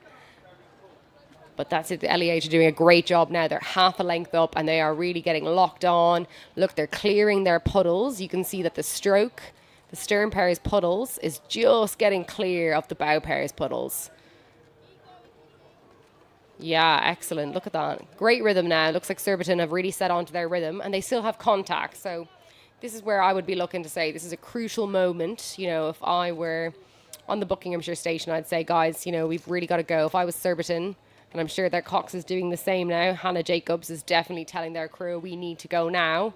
We need to give them a little bit more. We need to keep our contact. And they're not letting go, you know. They're really sending it. They're really staying up there with them. So it's not over just yet. going to be look like a really good fight to the barrier, and we'll see where they are in about 150 metres or so. It's not a long course, is it, the Henley Women's Regatta? It's 1,500 metres. So like you say, if you're getting into the sort of middle third and you find yourself staring down the barrel of a length, you need to make a call at that point because you've only got the best part of 750 metres left to row at that stage. So we'll keep one eye on what is developing into a fascinating contest between Messrs Lady Eleanor Hollis and Surbiton. But we move back to the start for the beginning of a set of 4 Championship Coxed 4 races. It's Molesey Boat Club on the Berkshire station and it's Upper Thames Rowing Club on the Buckinghamshire station. Of course, Upper Thames, who row on this stretch of river almost every day, will be intimately familiar with the unique nature of the boomed course. And you could see already, I think it's at Molesley on the Berkshire station, I've already moved a little bit more central.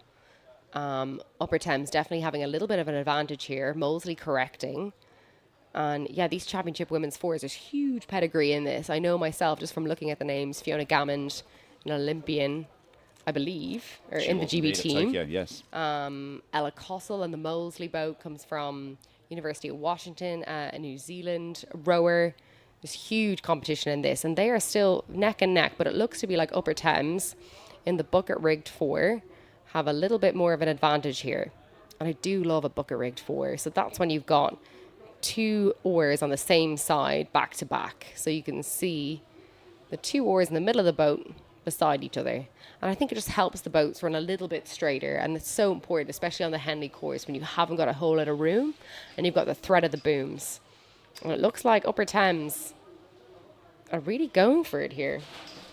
Well, we'll keep one eye on this Championship Coxed 4 event, but we'll move back to the finish line for the conclusion of race 191. And it is Lady Eleanor Hollis who have held Surbiton, checked that early move from the girls in green, and have pushed out to a half a length. And it looks like they're going to take a richly deserved victory. And there we go across the line. They will be delighted with that. You can see heads dropping, splashing the water. They're delighted with that win. Yeah. Really, really impressive. Turning the tables on the crew that beat them at the National Schools just a few weeks ago. A great race. And it looks like we have another great race here. Look at this. Neck and neck. Women's Championship Coxless 4s. It looks like the Molesley crew are just getting a little bit of an advantage here now in Upper Thames. A little bit down, maybe half. I would say that's about half a seat down. Maybe a seat. Well, are we seeing a similar pattern to the last race where Surbiton had the early impetus and then Lady Eleanor Hollis checked them and then found their momentum based on the fact that they didn't allow Surbiton to get away and just continued to row on? Are we seeing a similar thing here from Molesley? Absolutely, but look what's about to happen now. So Molesley are moving a little bit more central, I would say, more central than is optimal. You want to stay right close to those booms when you're on the Berkshire station. Just gets you out of the stream, gives you a little bit easier water to row in, and Upper Thames, will know that. They'll know that they're coming a little bit close. They'll have maybe a really internal focus. They'll know that it's just about going as fast as they can in the water that they're in. They won't be backing down, that's for sure. But there's a great shot there of this Molesley crew. A really powerful, experienced women. It's great to have such pedigree at this regatta. The standard is going up every single year when you see these international athletes come over and row their best. It's great for young girls in the sport to see this. It certainly gets me really excited about rowing. It's fantastic. Absolutely, yeah. Well, we'll keep one eye on that Molesley Upper Thames contest because it's Thames and London now. Grudge matches all over the place in the Championship Coxed 4s for the Avril Vellicott Cup. This is race number 193. Thames on the near side in the yellow boat, Black Blades, and it is London on the far side, the Buckinghamshire station, in their distinctive dark blue kit. And this is a real grudge match. The Putney rivalry, not just for the best coffee spots after training on a Saturday morning, but also for bragging rights on the Henley love a boat. grudge match. Love a grudge match. There is nothing better. Oh, it looks like the Thames boat is really steering across here. A little bit of a correction. Umpires giving a warning, I think, to both crews, just to return to their stations. But maybe it's the Thames crew on the Berkshire station that have moved over just a little bit more. They've made a good correction. Doesn't look to have impacted them too much. Why are we getting so much steering in these Coxed 4s? What's causing that? So the island is a bit of a wind blocker. You're quite sheltered from the island, and it's quite a bad crosswind. About an hour ago, the crosswind was coming from the Buckinghamshire station over to the Berkshire station. So once you come off to the end of the island, there's loads of trees up in the island that you can't really see on your screen, and that blocks the wind. And once that pushes you over, if you're unexpected, you can just be blown over. And you can see the Upper Thames crew here, you know, they're struggling with the wind. It's really difficult.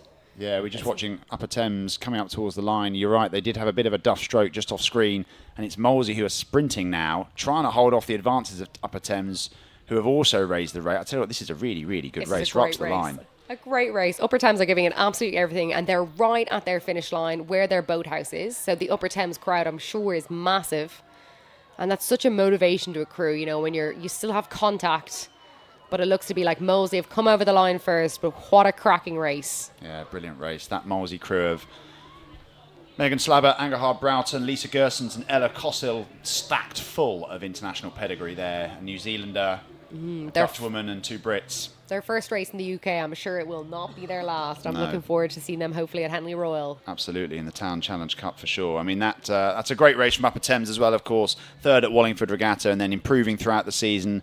They were back here just looking to enjoy themselves with Fiona Gammond on board, and I'm sure they'll be delighted looking back on that race when they review it later on this evening. But speaking of grudge matches, no more profound than 2 boats from your club. Yes, here we go. Leander Club C and Leander Club A, I believe, side by side. So we've Leander Club C on the Berkshire station and Leander Club A on the Buckinghamshire station, and they are off. And I know the girls in Leander Club C, they are going to give it absolutely everything off that start. They're going to take whatever they can from Leander Club A. And this crew has been going so well, Leander Club C here on the Berkshire station. They raced so well at Met. They came 3rd and won the club women's event at Met. A great crew full of fantastic athletes. So I know Sophie in Stroke, she's actually a full-time engineer, working full-time. And a lot of the girls are actually off to the US universities next year. So really exciting for a lot of our development athletes in Leander. A great racing experience for them. But our A crew, Philippa Emery, Sophie Houston, Abigail Top and Izzy Powell, they are in control right now. Look at them off the edge of the island on the Buckinghamshire station. Well, this looks like an A crew versus a C crew, truthfully. Yeah. No, they're doing a great job, you know. Our A crew, really powerful. This is, I think, the first time they have raced together. So they've raced in a lot of combinations in the 4 throughout the season, but this is the first time this combination has raced. And I know in bow, Izzy Powell, she's an absolute expert on that bow seat. She will take them down the course like no one else. She has such a good feel for the water and what's going on around them. Look how close they are to the booms, but her crew will be fully confident that she is in control of that steering. She knows what's going on. It won't be a problem for her whatsoever. Well, they're so robust at either end of the stroke, aren't they, Leander? I'm just watching them from the overhead, and they just look so dynamic. Yeah. They get such clearance after each stroke. And credit to the C crew, you know, they're going to race as hard as they can. They're going to get synced up and really stay as close to them as they can possible. It's really just a boat full of absolutely phenomenal athletes, all 8 of them in this race. I just know how hard they train. Like, I'm sure every athlete here today, you know, you just give it so much, and win, lose, draw, it's just great to come here and perform and come out with a good race. I think that's what we all love doing most. Speaking of performing, we didn't get much of a chance to talk about this grudge match, but it's turned into a bit of a one-horse race here. Thames really showing London what it takes to compete at the top end of the Avril Vellicott Cup. Running away with this one, several lengths of clear water to this Thames crew, and I am so excited to see some of these boats match up tomorrow in the quarters, semis, and indeed finals of this competition, because we've seen some superb 4s just in the last 3 races, and that's Thames crossing the line, having navigated race 193 to their benefit. Brilliant from Thames, brilliant from London. Just go out, race your heart out, leave it all out there. There's no better feeling. So we're looking right now, we're riding with Leander A. They are leading their C crew by what I would describe as a comfortable margin, and we're off the start as well in race number 195. It really is back-to-back here, and 2 more boats who need no introduction, Oxford Brookes and Oxford University. It's grudge matches all over the place here. Yeah, Oxford v Oxford, how exciting. But these crews, they won't have raced each other too often, you know. Oxford will have been so preoccupied with the boat race, and they have kind of different focuses, I suppose, from the likes of Oxford Brookes. So it's great that you come together in summer racing at Henley Women's and get some good side-by-side, because they may not have the opportunity to do that earlier in the season. These, of course, I'm sure are student crews, so there's probably a lot of academic things to manage. And you can see that wind, you know, it hasn't died down just yet. Both crews very central, slightly a little bit more in the middle of the river than I'd like. But of course, as a Cox, I'm always going to be very critical of that. They're doing a great job. Now they'll manage this first gap in the booms. They might get a little bit more wind here. But that's a great shot. It's still neck and neck. Oxford Brooks on the Berkshire station have a little bit of an advantage. But Oxford's still hanging in there. And they'll have the crowds now. This is really exciting. And, you know, this is a great thing about Henley Women's. The crowds are fantastic. And the noise off the side, you know, I was racing on the Berkshire station earlier, and you can really hear every single person cheer. It's a great thing about rowing here in Henley. The crowds are fantastic. And I can assure you, it makes all the difference, you know. So shout as loud as you can if you're on that bank, because it makes all the difference to these crews, neck and neck down the course. Well, Brooks have had bragging rights in the Oxfordshire region for several years now. They are the dominant club, not just in Oxfordshire, but across the country. Although I'm sure those with a Leander persuasion would disagree with that. But Brooks are definitely one of the ones to beat. And Oxford University with a clear chance here to try and upset the form book.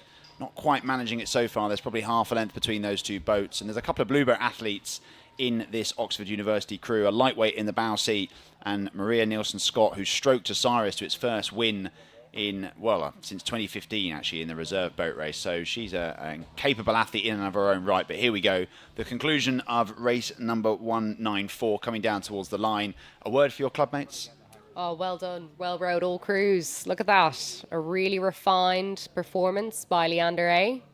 They will be very excited now for tomorrow, and they will be cheering on Leander C. I have no doubt. An unfortunate draw, I think, for Leander, but great to get them out racing side by side. But just going back now to Oxford Brooks and Oxford, I know Alan French is doing great things there with the Oxford women, has come in and given an absolute boost to the Oxford women, and I'm so excited to see what they're going to do over the next couple of years under Alan. But yes, of course, Oxford Brooks, it's no surprise. Still the crew to beat. Absolutely.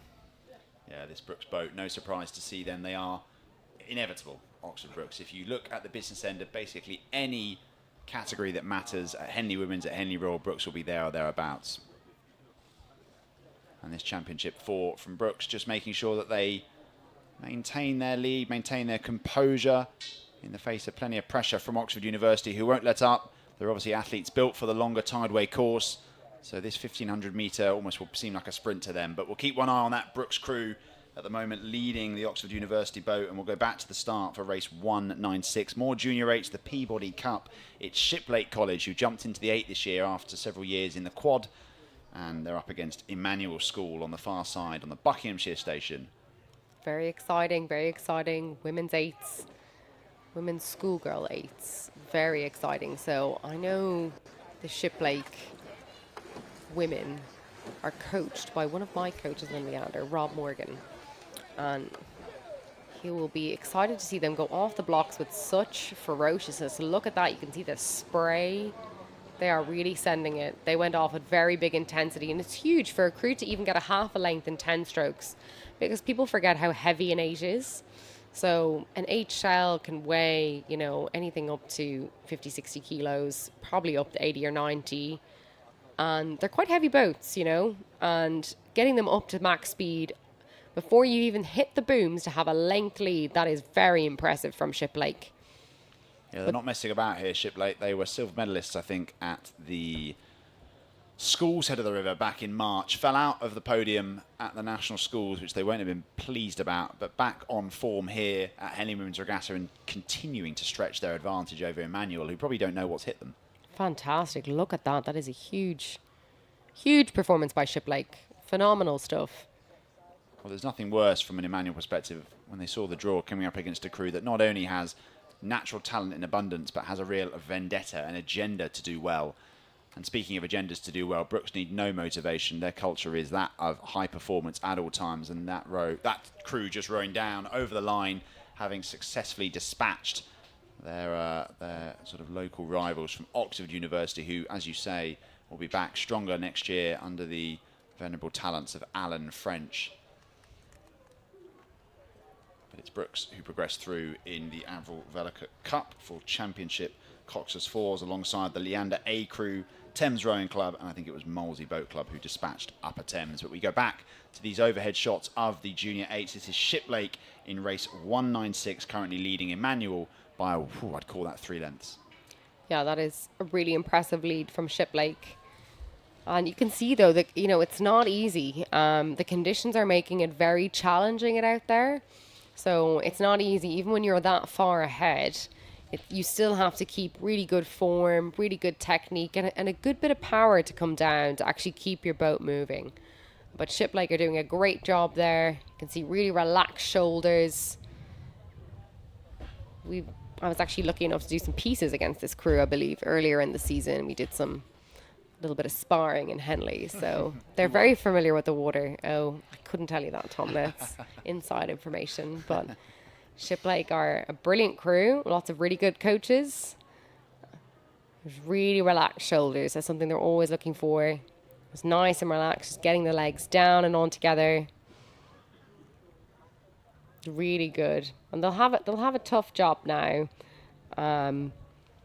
To just stay composed in that wind and in those conditions right till the very end. Well, they're getting plenty of length, aren't they? Plenty of reach on their stroke. And it's a program that really burst onto the scene in 2021 after the COVID pandemic, winning the Diamond Jubilee pretty comfortably at Henley Royal Regatta. And they've had a competitive quad in both the 22 and 23 seasons. But they've jumped into the 8. They feel like they've got the depth this year. This is the first Championship 8 the club have ever produced. And their exploits on the junior boys side have been legendary for years now, and now they're starting to build a real roster on the girls side too. So one eye on that Shiplake crew as they continue to progress down the course. But we're jumping back to the start for race number 197. It's Marlow Rowing Club on the near side in the red, and actually it's Wallingford Rowing Club on the far side in the red. The way to distinguish these two crews, Berkshire to Buckinghamshire, is probably the fact that Wallingford have a blue trim on the bottom of their blades. Yeah, but they do look very similar, don't they? But Marlow... Well, even both wearing Philippe's. Yeah, very similar. Very hard to distinguish. But they're both doing a great job here. The crew on the Buckinghamshire station, so Wallingford Rowing Club, have a little bit of an advantage at the moment off the end of the island. And they've done really well. They're pushing a little bit more central. I'd love to say a little bit more tucked in. But they're doing a really good job. Look how straight they've gone off there, totally straight. Really great job from their cocks. But Marlow are not letting up. They are sticking with them. And once they've got that little bit of overlap, some crews can go really, really hard off the start. You know, they can give it absolutely everything. And then they realise they've not much left to give. So, you know, Marlow might start clawing back a little bit more now once crews both settle onto their rhythm. We can really see where they are. But that Wallingford crew is really out in the middle. Like we spoke about earlier, Shiplake coming down towards the line in their heat of the Peabody Cup. They'll be back tomorrow for more, up against perhaps slightly sterner opposition. Emmanuel, a gallant effort, but not enough today to overcome the might of the Bees, coached by Dan Safdari, up and over the line. I think in that Marlow-Wallingford race, it was Marlow just having to cling on a little bit for dear life, making sure that Wallingford didn't break clear of them, because once that elastic band is snapped, it's ever so difficult to reattach. But there we go. Shiplake, who got the elastic band broken nice and early, established themselves as clear race leaders, and they cross comfortably in front of Emmanuel. But it's Wallingford now coming back in shot. This Wallingford crew, this is their top-ranked boat in the club. Katie Greaves has cultivated a wonderful programme at Wallingford Rowing Club. And Marlow, this is their second-ranked boat. They're being stroked by Lauren Kennedy, who is a 15-year-old. She's doing her GCSEs at the moment.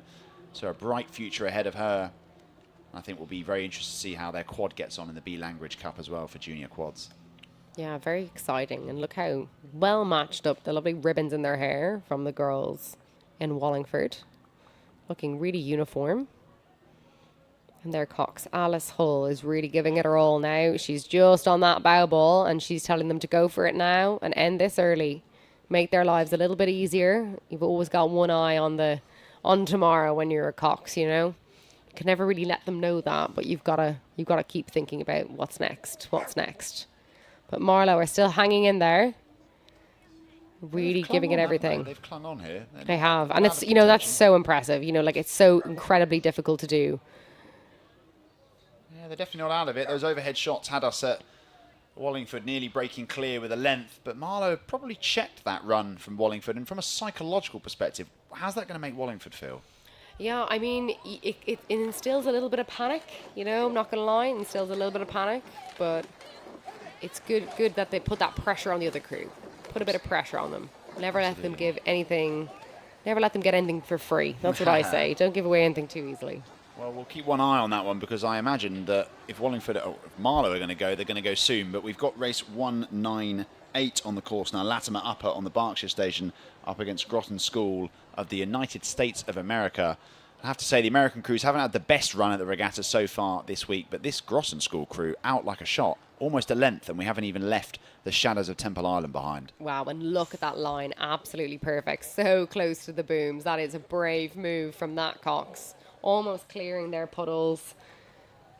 I'm actually cringing because it's so close to the booms. It's so close, but if you're confident, you know, that's the perfect place to be. A great job there. And it's hard because you see these boats alongside them now as well. It makes it feel even closer. It feels more on top of you. So really brave. Look at that. That is absolute precision. They have a length lead now and they are just going to burst away. Wow, if I was their coach, I would be very happy with that. That is textbook perfection. She's certainly playing chicken with the booms. At the moment, she's winning. But we're coming down to the line here in race 197. Wallingford on the left, Marlowe on the right. And I have to tell you, I think Wallingford are continuing to maintain a slim lead, but Marlowe have not gone anywhere. They've been persistent. They've been resilient. They've thrown everything at Wallingford. I don't think it's going to be enough on this occasion. They've probably left it a little bit too late and run out of water. Wallingford up towards the line. No chance that they get to relax into their Saturday evening. They've kept the rate high, pressing the footplate. And there we go. It looks like that lead hasn't really changed. Wallingford come over the line, just about a length clear of Marlowe. That's a brilliant race and a great effort from both crews. Yeah, look at that. Marlowe still giving it everything right to the very end. You know, that's what it's all about, you know, going out and doing your best. And I'm sure when those Marlowe girls come in off the water, they'll come and say, you know what, we gave it everything. We gave it our all. And you just got beaten by a crew who got the better of you on the day. And you learn from it and you go on to the next one. So great performance by both crews in that event. Well, this Groton School crew, a club that traditionally rows Coxed fours, but in Henley they've been given the chance to form the 8, which is twice the fun, apparently. I'm not sure everyone would agree with that, but there we are. They're having a very strong season, and they had a very good row at the New England Interscholastic Rowing Association Championships at the end of May. And this is actually the first visit to Henley Women's Regatta for Groton since 2012. And they won the Peabody Cup, this event, in 2011. So they'll be desperate to reclaim the trophy 13 years on. And if their performance against Latimer is anything to go by, they look like they could be in with a shot. So you watch that American crew front and centre here. And if you are tuning in from America, wherever you are, welcome to the show. And you are, at the moment, watching Symmetry in Motion. This is Groton School of the United States of America, leading Latimer on the Henley stretch on the Saturday evening. How exciting for them. Their first time racing at Henley Women's Regatta. They're usually racing the Coxed 4. So I'm sure they're so thrilled to get into the 8 and really see what they can do as a full team. Yeah, they're doing a great job. And the next race we have now on the start line, we've got King's School Chester up against Headington School. Yeah, Headington need no introduction. They are one of the class acts in junior women's rowing. They won the schools head, they won the women's head, slipped back a little bit into bronze at the national schools. So will be determined to redeem themselves here under the lights at Henley Women's. And off the start, they'll be wanting to blast away and decide this race as early as possible, because, as I say, all these crews, if they want to progress through to the final, will have 3 races to row tomorrow. So that's a hell of a demand on the body and the mind. But Headington and King's Chester away nice and cleanly. Yeah, great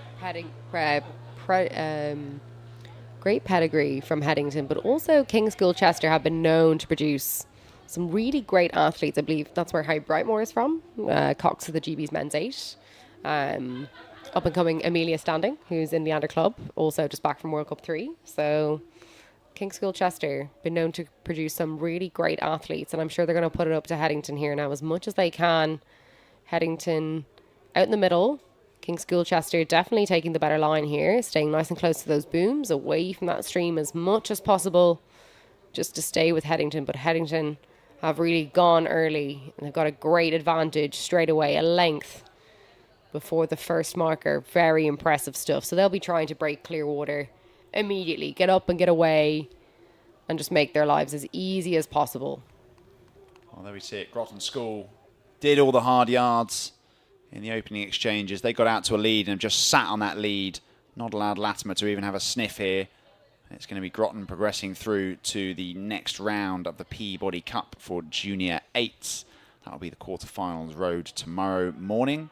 How exciting. Definitely worth the journey for them now from the USA. Great to get racing on the Sunday as well. A huge achievement, you know. There's been so many crews here racing in the Peabody Cup. Absolutely phenomenal achievement to get to the Saturday. And one more again to get to the Sunday. Really exciting.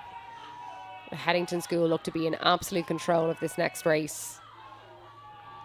Yeah, riding with Headington. The holders here, they'll have been bitterly disappointed not to retain their national title at Dorney Lake 3 weeks ago.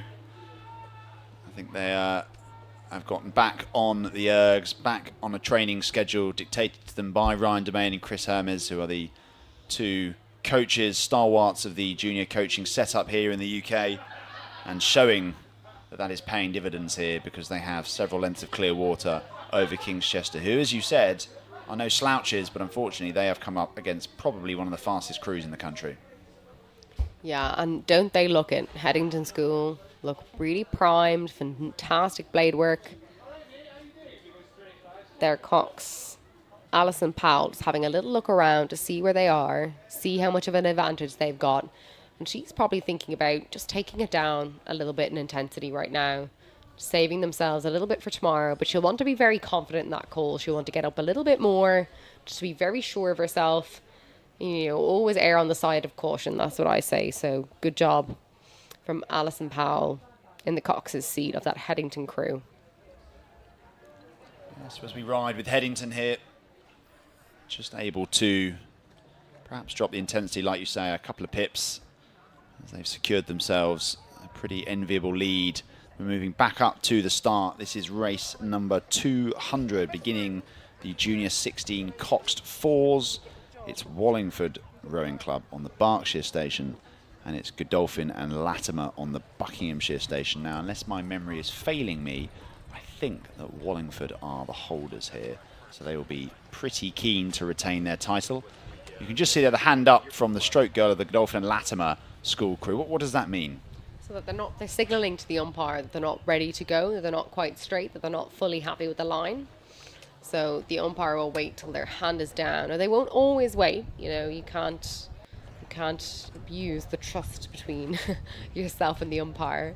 But the umpire obviously can see as well how straight you are, and if the umpire is happy, they will just start the race. But generally, if your hand is up, the umpire will wait till your hand is down until the race is started.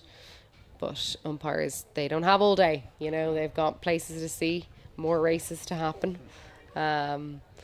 And these crews look like they're almost ready to get going. Yeah, the umpires are beholden to the same schedule that the crews are. There's a round rotation of, I think, 7 or 8 crafts that follow these races, and you can see there the umpire stood up, waiting to start this one. And they'll be keen, or she'll be keen to get away as quickly as possible.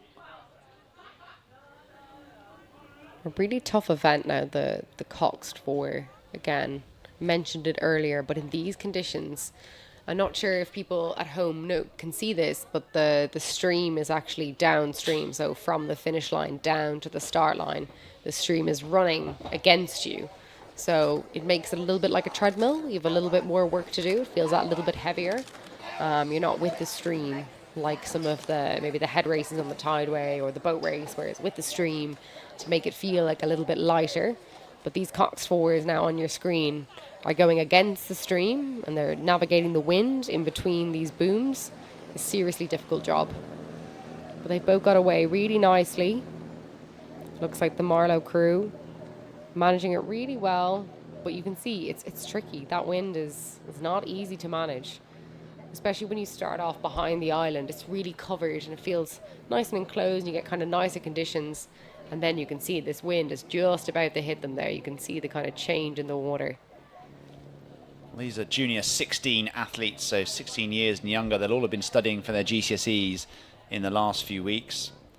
So they've got a lot on their mind at the moment, these young women, but still finding the time and the energy to commit to rowing at the highest level. And this is the highest level. Things don't get more prestigious than the Henley Women's Regatta on the Saturday evening. And at the moment, it doesn't look like there's too much to choose between these two crews. It's Wallingford on the left, Godolphin and Latimer on the right. And in case you missed it, the result of 199 was a win for Headington pretty comfortably over the King's School. Chester Headington, of course, gunning to retain their title. It's a very full launch as well. I've no doubt it represents that the launch is full of coaches, parents, all the people who are involved with these crews. You know, they're the people who help them get on the water, that facilitate the sessions, that get them to and from training. You know, there's so many people behind these athletes in their clubs and in their home lives. So a huge shout out to all the mums, dads, parents, guardians, coaches, club administrators, and all the other people that make the world go round for these athletes, because it's no easy feat with the demands of a rowing program. Well, and what they're trying to do, you know, it's a lot. Exactly that. I think the drone is having a bit of a drinks break, so we're just waiting for that to come back online. That, of course, angle that we just had, not particularly illuminating, but we think that the crew from Godolphin and Latimer are currently in the lead here, ahead of Wallingford, who, as I said, are the holders and will not want to exit the competition at this early stage. But yeah, you can see all the crews going down to the start line there in your picture. So they're heading down to the warm-up area, and there's all the launches and pleasure boats that are out, throwing a little bit of wash, just adding that extra little bit of challenge for these crews as well. And here we have our next race on the start line, getting ready to go.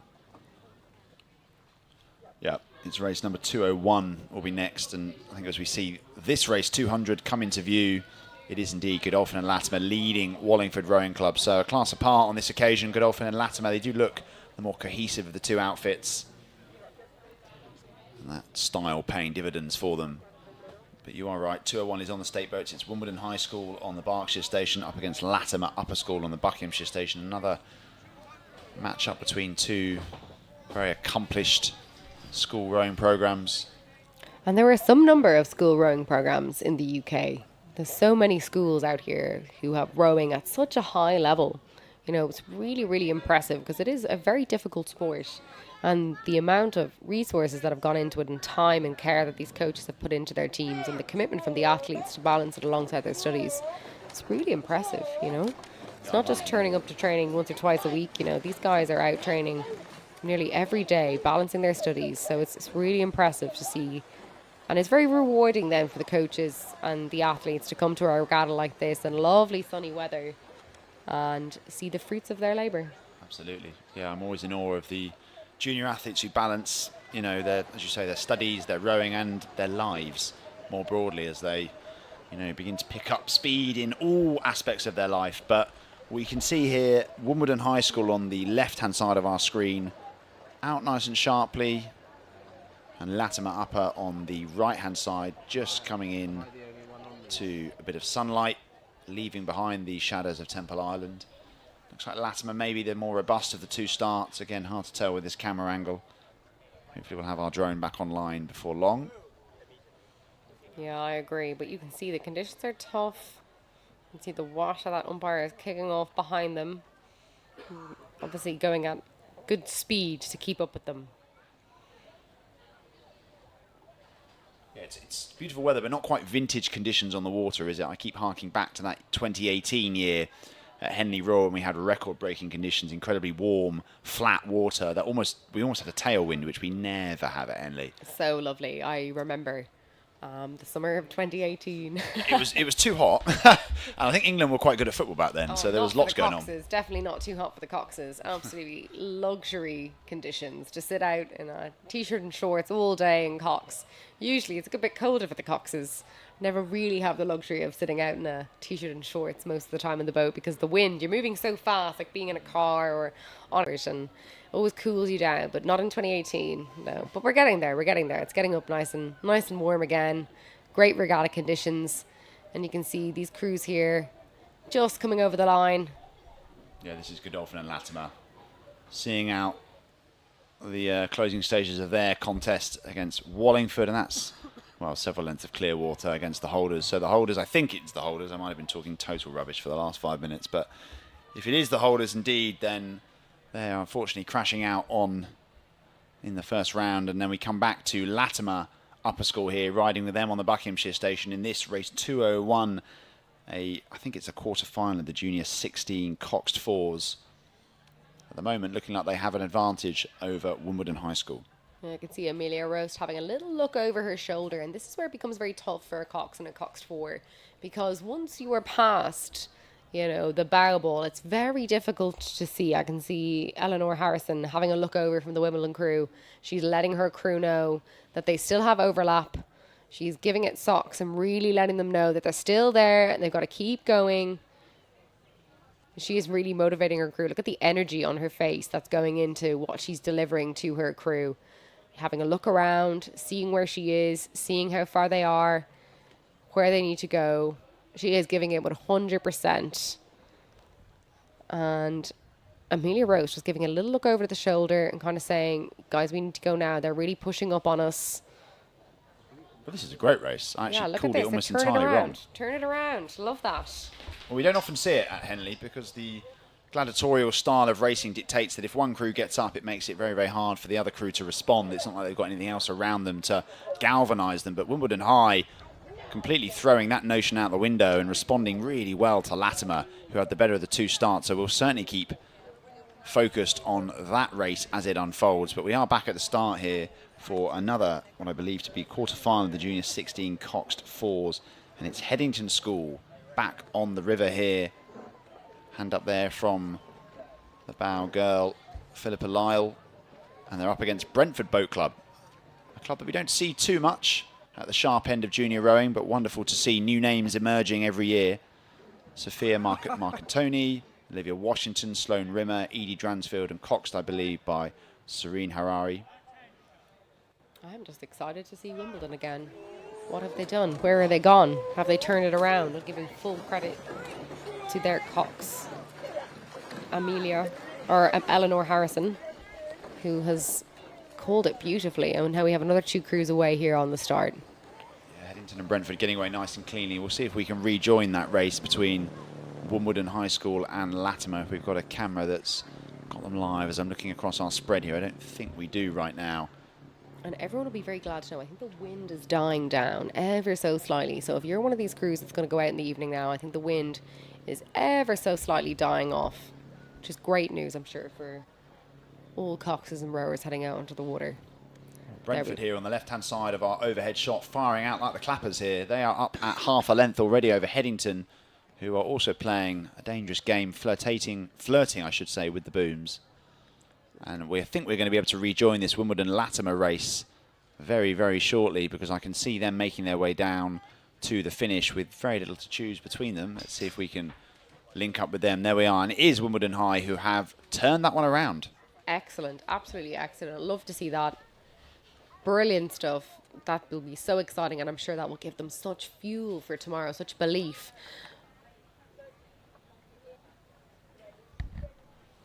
Well, it's Headington responding. We've got two races on the course that are quite scintillating at the moment. It's, as I say, it is Brentford currently leading Headington, but Headington have responded really, really well. It was half a length, probably 20 strokes ago. It's now, as I speak, Headington drawing level with Brentford. Dare I say it, the wind might still be out there for these crews, pushing them a little bit further over to the Berkshire station. They look to have moved a little bit further away from the booms, Headington. And maybe they were just feeling a little bit more pressure from the crew on the Buckinghamshire station. And then they've moved back over. So Brentford have moved a little bit further over. And Headington seem to be taking off now. They're just coming past us here in the commentators' box. They come past with about a half a length lead. I can hear all their fans roaring for them on the banks. And they're just through the 500 metre marker now. So they'll be trying to get to the barrier, which is about 634 metres in, there or thereabouts. Yeah, there or thereabouts, give or take a couple. That's the Cox in me. Like to shout out actually to Wox, the winning Cox. They hosted a fantastic course walk on Thursday afternoon. for all the Coxes for this regatta, where they walked us all down. It was about 80 Coxes. For any of our viewers, I don't know what you call 80 Coxes, a group of Coxes, maybe a no gaggle, idea. a party, I'm not trouble, too sure. yeah.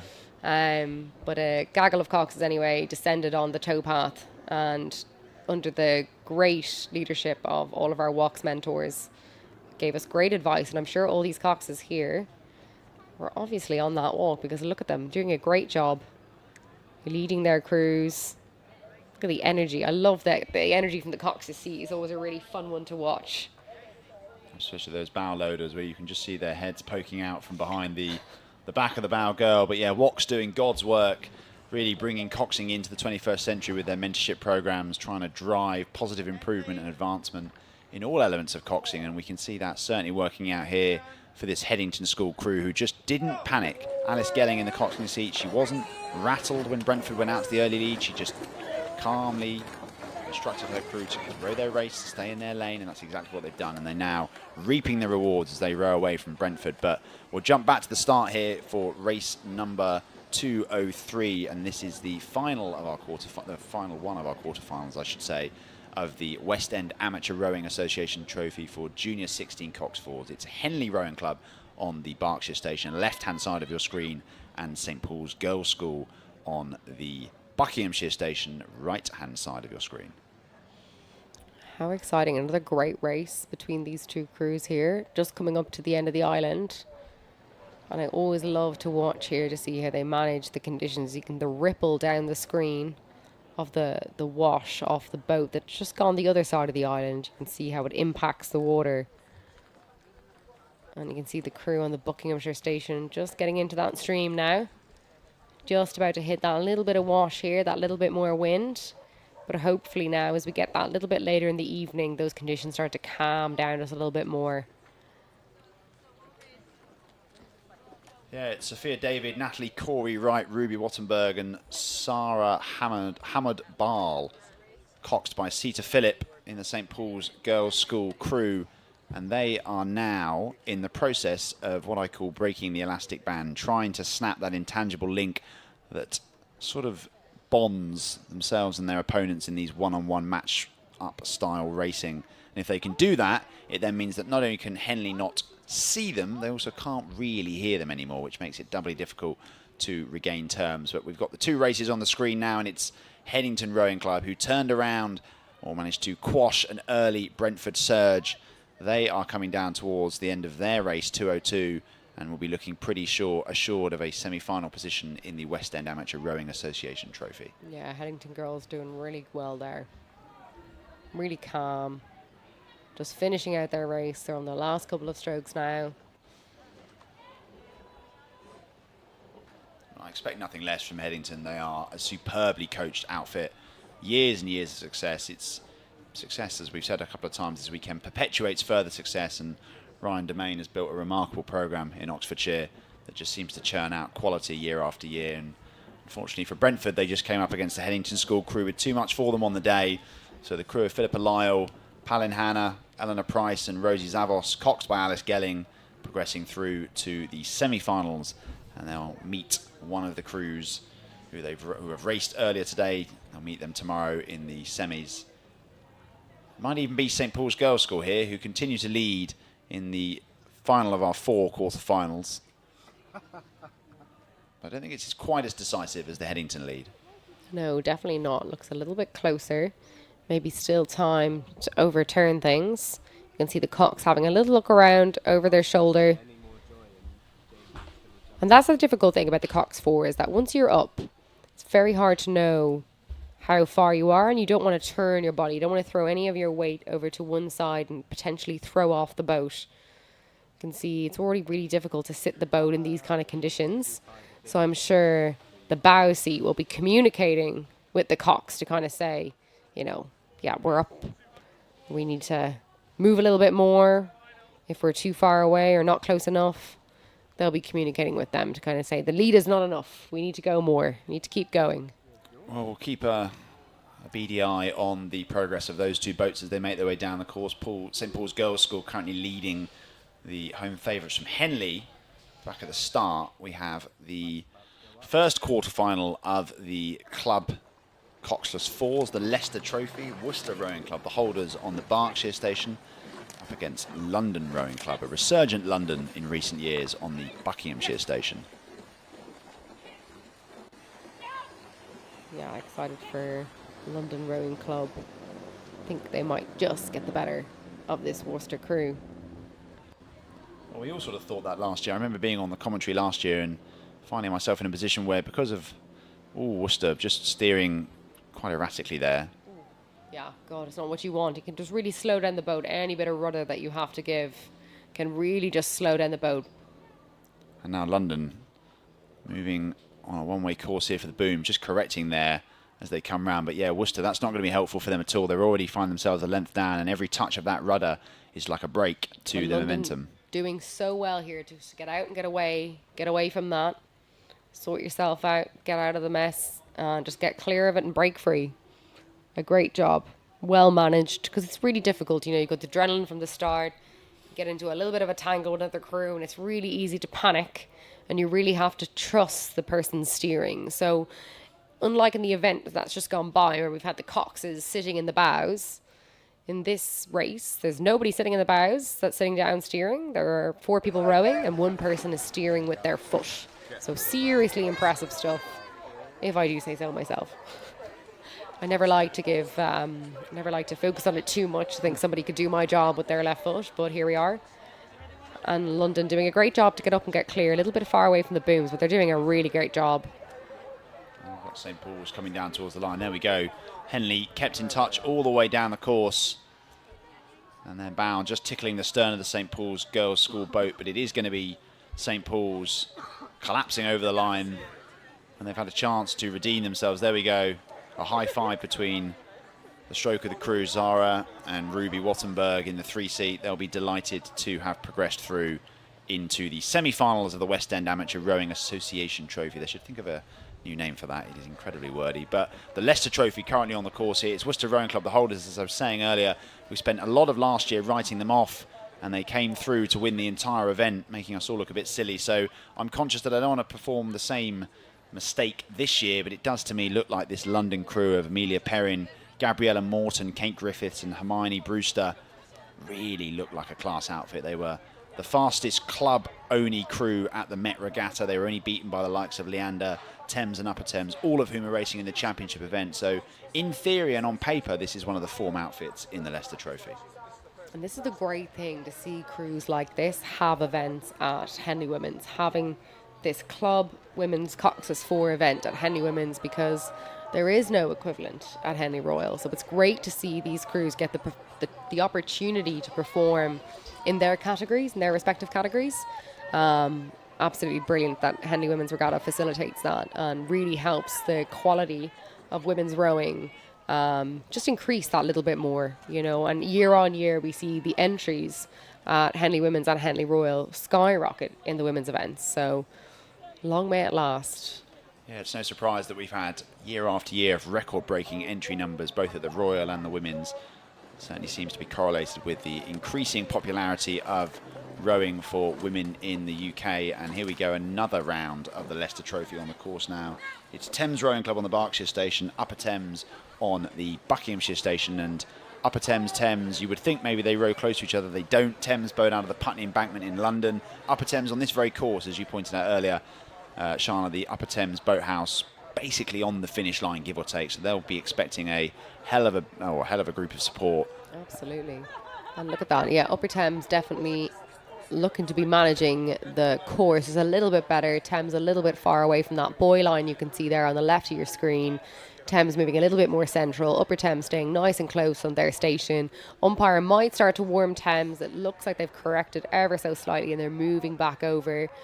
But Thames are making their lives a little bit hard now, sitting here central in the middle of the river, but we won't be too critical of them because they are steering, like I said, with their foot. Very impressive to get a Coxless 4 down this stretch unscathed, you know, very impressive altogether. But Upper Thames doing a really nice job there. Really good job on their station, but it looks like Thames have just started to edge out in front that ever so slightly as they come up to us here in the Regatta Park of Henley Women's. There's big buzz around this area. Definitely, if you're down the far end, be sure to come all the way up to the start. It's well worth the watch, well worth a visit. Well, they do draft pints, so that's me sold, basically. I'll be there anytime if there's Australia on draft. But, yeah, it looks to me like Thames Rowing Club have just checked the early momentum from Upper Thames and now have half a length lead. And we can see here, coming down towards the line, London Rowing Club completing their quarterfinal of the Leicester Trophy for Club Coxless Fours, dispatching the holders from Worcester Rowing Club. So no fairy tale for Worcester in 2024. London looking supremely confident and supremely capable. Yeah, look at that. And you can see now as we go back to the Thames versus Upper Thames, I think what's really easy to happen when you're on the Berkshire station is the crowds kind of throw you off and you push back into the centre of the river because you feel so close to them. The booms aren't, while they're straight, they're not straight down the river. They adjust depending on the stream. So it's like drawing two kind of parallel lines straight down this variable sized river, and you get very close to people on that Berkshire station, especially at the start of the Henley course. And it's like being in an arena. It's really cool. It's really cool to have that level of spectatorship in our sport, because it's very difficult to achieve given that we mainly race on a 2K stretch. We're here because it's a little bit of a shorter course. It's not on a lake, it's on a river. It feels a little bit more intimate. It feels a little bit more competitive. And I'm sure Thames are certainly feeding off being nice and close to the bank. I can hear all their supporters shouting for them. And it really just helps so much getting that support from the people on the bank. It really gives an awful lot of motivation and burst of energy to the crew. So great thing about racing at Henley Women's. Yeah, I think intimate is exactly the word. It really does feel like a festival on and off the water, and the nature of the racing here means that it's found its way into folklore in rowing. It's become the most storied event of all, Henley, and athletes train through the cold, through the rain, through the wind, through sub-zero temperatures just to have a shot at winning a race here, let alone a trophy. So Thames Rowing Club doing their best to dispatch Upper Thames, but if you are an Upper Thames fan, don't be too concerned, because this was the B boat. This is now the A boat on screen on the Berkshire station in the Leicester Trophy. Upper Thames A up against Nottingham Rowing Club A on the Buckinghamshire station. Looks to me like two pretty good starts, but you'd expect nothing less from Upper Thames, who of course row on this course day in, day out. You can see that wind just about to hit them. I keep going on about it, but you just can't forget about it. It really hits people hard off the end of the island. But Upper Thames, look at that. They've managed that so well. Slightly veering off their station now over to the centre of the river. It's just easy to happen once that wind hits. But it looks like they've got a little bit of an advantage already. They need to move back onto their station because they can't afford to give anything away for free. You can't afford to make a mistake here at Henley. You know, it's as... You know, what you get in the excitement of winning, it can also be a really cruel event to get hit by something or get knocked over by a bit of wind. It can be taken away so cruelly, so quickly. And that's the great thing about racing at Henley. It just doesn't favour people who make mistakes. You can't afford to make a mistake here. Yeah, it's unforgiving. And Upper Thames not in any mood to make any mistakes here. This is a tale of attempted redemption for this crew. Two of this boat were in the losing finalist crew from 2023. One was a semi-finalist in the championship pair and another was in an aspirational 8. And the stern pair raced together at Brooks in academic Coxed Fours, Coxless Fours I should say, 7 years ago, and all of the crew have actually been pitching their ability at Upper Thames for at least 2 seasons. So this is a boat that will be hoping to take that final elusive step to the top of the podium. The Leicester Trophy is one that they will be desperate to win, and showing no quarter here in the opening exchanges as we watch Thames Rowing Club dispatching Upper Thames B with what seemed in the end to be relative ease. And I'm sure those crowds down at Upper Thames now will be even more fueled when they've just seen Thames turn over Upper Thames B. And here come Upper Thames A against Nottingham. And Upper Thames have the advantage here now. We can really hear their crowd shouting on the bank already. Nottingham giving them a good cheer, but I have no doubt that Upper Thames crowds and club are going to start giving them a big cheer once they come a little bit further past the barrier, about 750 metres gone. You really start to hear that Upper Thames crowd. But they're doing a great job. It's great to just get a group of club athletes. That's the great thing about rowing, is that you just get a really nice bond between athletes that have been rowing together for 7 years ago. They started rowing together on and off, and you always kind of end up finding the same people, coming back together. That's rowing in a nutshell. Once you know someone, they always pop up at different things. I know. I'm going to a wedding in September and the groomsmen are all rowers. Oh, horrifying. None of them row anymore. We haven't been in a boat for a decade and yet we're all a groomsman at a guy's wedding who himself was a rower. So you find yourself on and off the water forming sort of unbreakable bonds with people, and this Upper Thames crew showing the power of that, harnessing the full potential of friendships on and off this infamous course. And I think, looking at this crew, they've certainly stepped on from last year. They look a bit more dynamic. They certainly look more in control, and there's nothing like the power of a loss the previous year to spur you on. Absolutely. Look at that power. Absolute in control, coming down. And, you know, there is no better feeling, you know, coming down in control of a crew. You can just, especially on home water, going by your own club, it feels great. Can't be much better feelings than that. So I hope they're really enjoying it in the Henley sun this afternoon in Henley on Thames, taking it home. Yeah, we'll certainly watch to see if anything dramatic happens in that contest between Upper Thames and Nottingham. Unlikely, it has to be said. But we move on to the final of the quarterfinals for the club Coxed 4, the Leicester Trophy. This one between Molesey Boat Club on the Berkshire Station there in their distinctive black and white all-in-ones up against the Tideway Scullers School. So really a who's who of domestic rowing powerhouses. This Molesey crew, early marker in the women's club Coxed 4, winning Wallingford Regatta. And they were second place in the B final at the Metropolitan Regatta, of course, the Met Regatta, combining championship level crews as well. And they also were at Ghent Regatta, a couple of this crew. So it's a boat, again, that have been racing together for a few months and have known each other on off the water for a few years. Some of them trained and raced together whilst at Newcastle University. And away they go off the start line with one thing in mind, victory. Yeah, Molesey looked to have gotten a really strong start there. You can really tell when crews have had a lot of time and they've taken a lot of time to really perfect that start. It's an awful lot more difficult, I think, than it appears when you look at it from the outside. It's super impressive to get a really clean start. And Molesey and Tideway Scullers appear to have done that very well. Yeah, so bottom right of your screen, the crews coming together there, Molesey and Tideway Scullers. It has to be said, it looks like Tideway Scullers have veered into the middle. And Molesey. Yeah. They've really gone off their station as well. Umpire having a tough job there. I would not like to be in that umpire's launch right now. It's the one thing, you know, becoming an umpire. There's a serious amount of pressure. I think people assume that umpires love making decisions like that, but I think there's nothing you'd hate to see more than two crews come together. So we want a nice clean race. Looks like both crews have returned back to their station. Umpire is still telling Tideway Scullers to move back over, giving them a bit of help.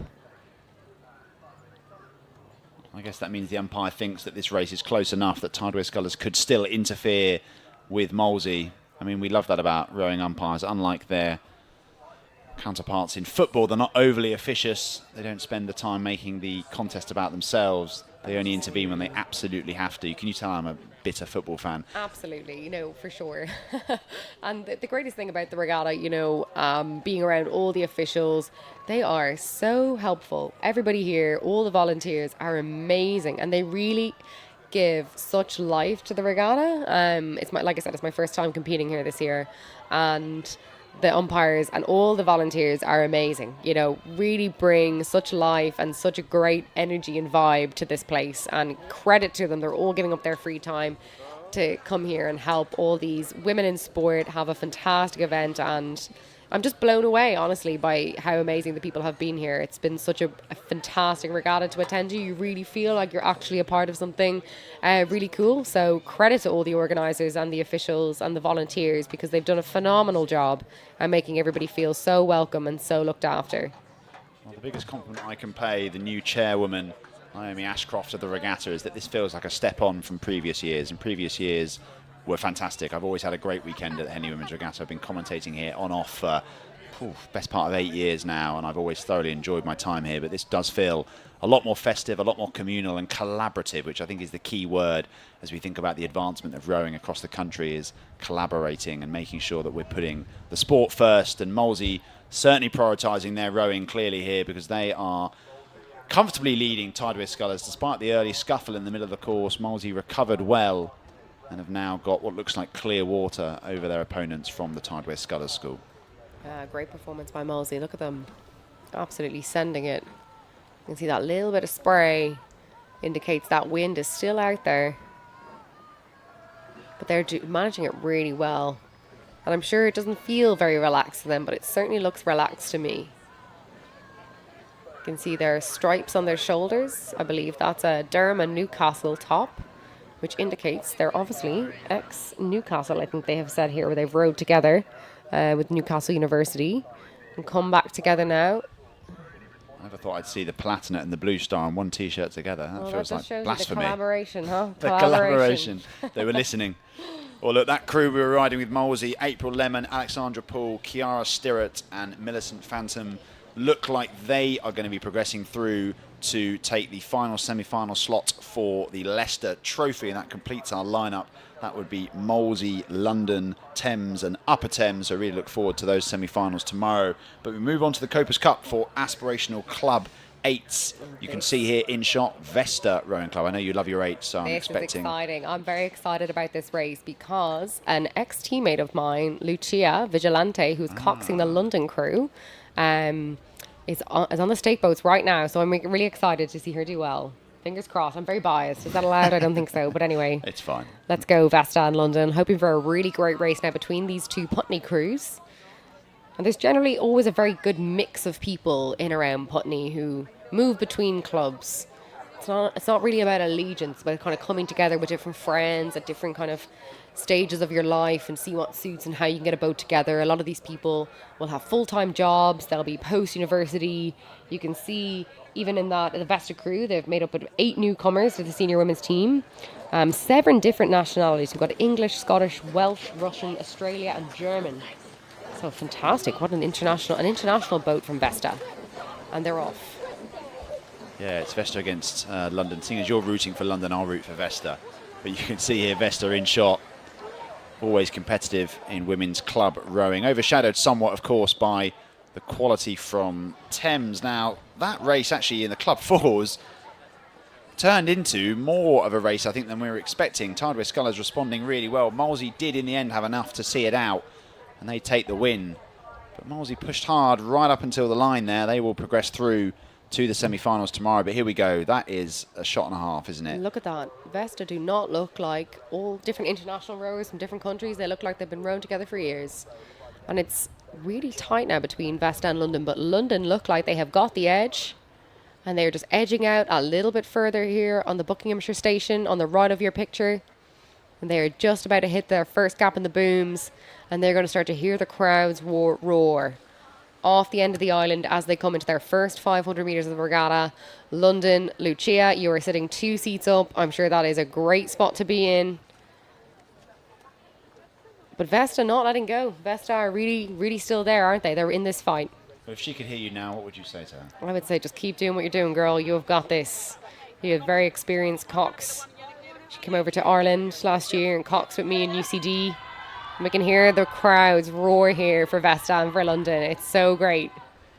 We expect a significant cheer as they go past the Remenham Club, of course, famous for its entry only for members of the aforementioned Remenham Club, which is, I think, is the Thames-based Tideway clubs, plus Wallingford and a few others.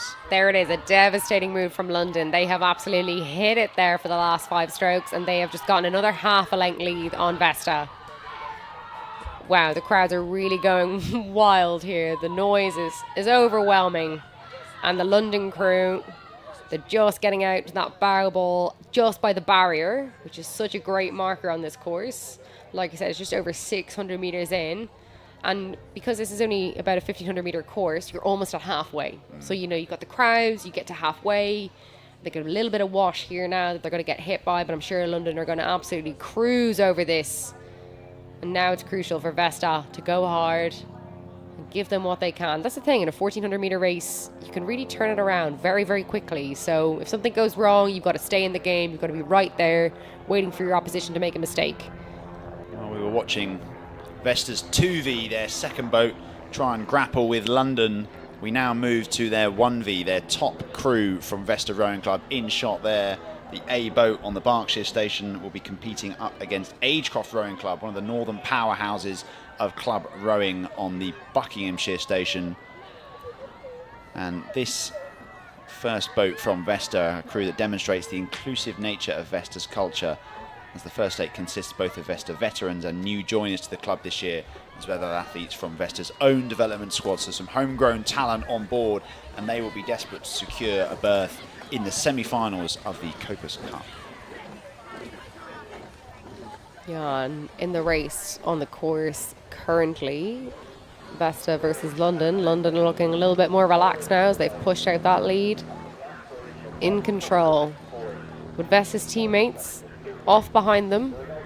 And of course they won't know the result, you know, so they'll all be rooting for their teammates, I'm sure, up ahead. Seems like a really inclusive setup, welcoming of lots of new members. And it's really stroke for stroke here. Look at that. It's a great shot of the drone.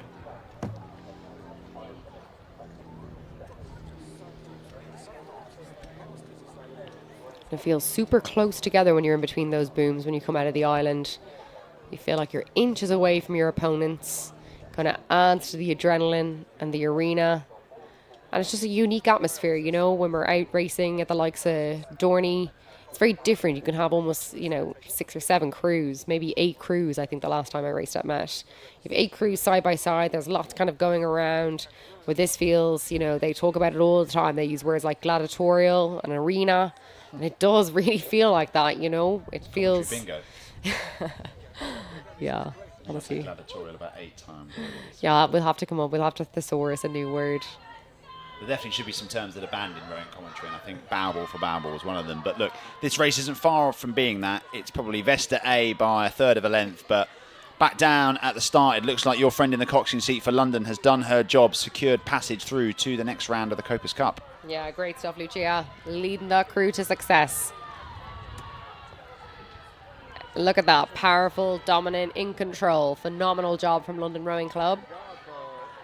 But we can hear the roars now from Vesta as they come past us here again.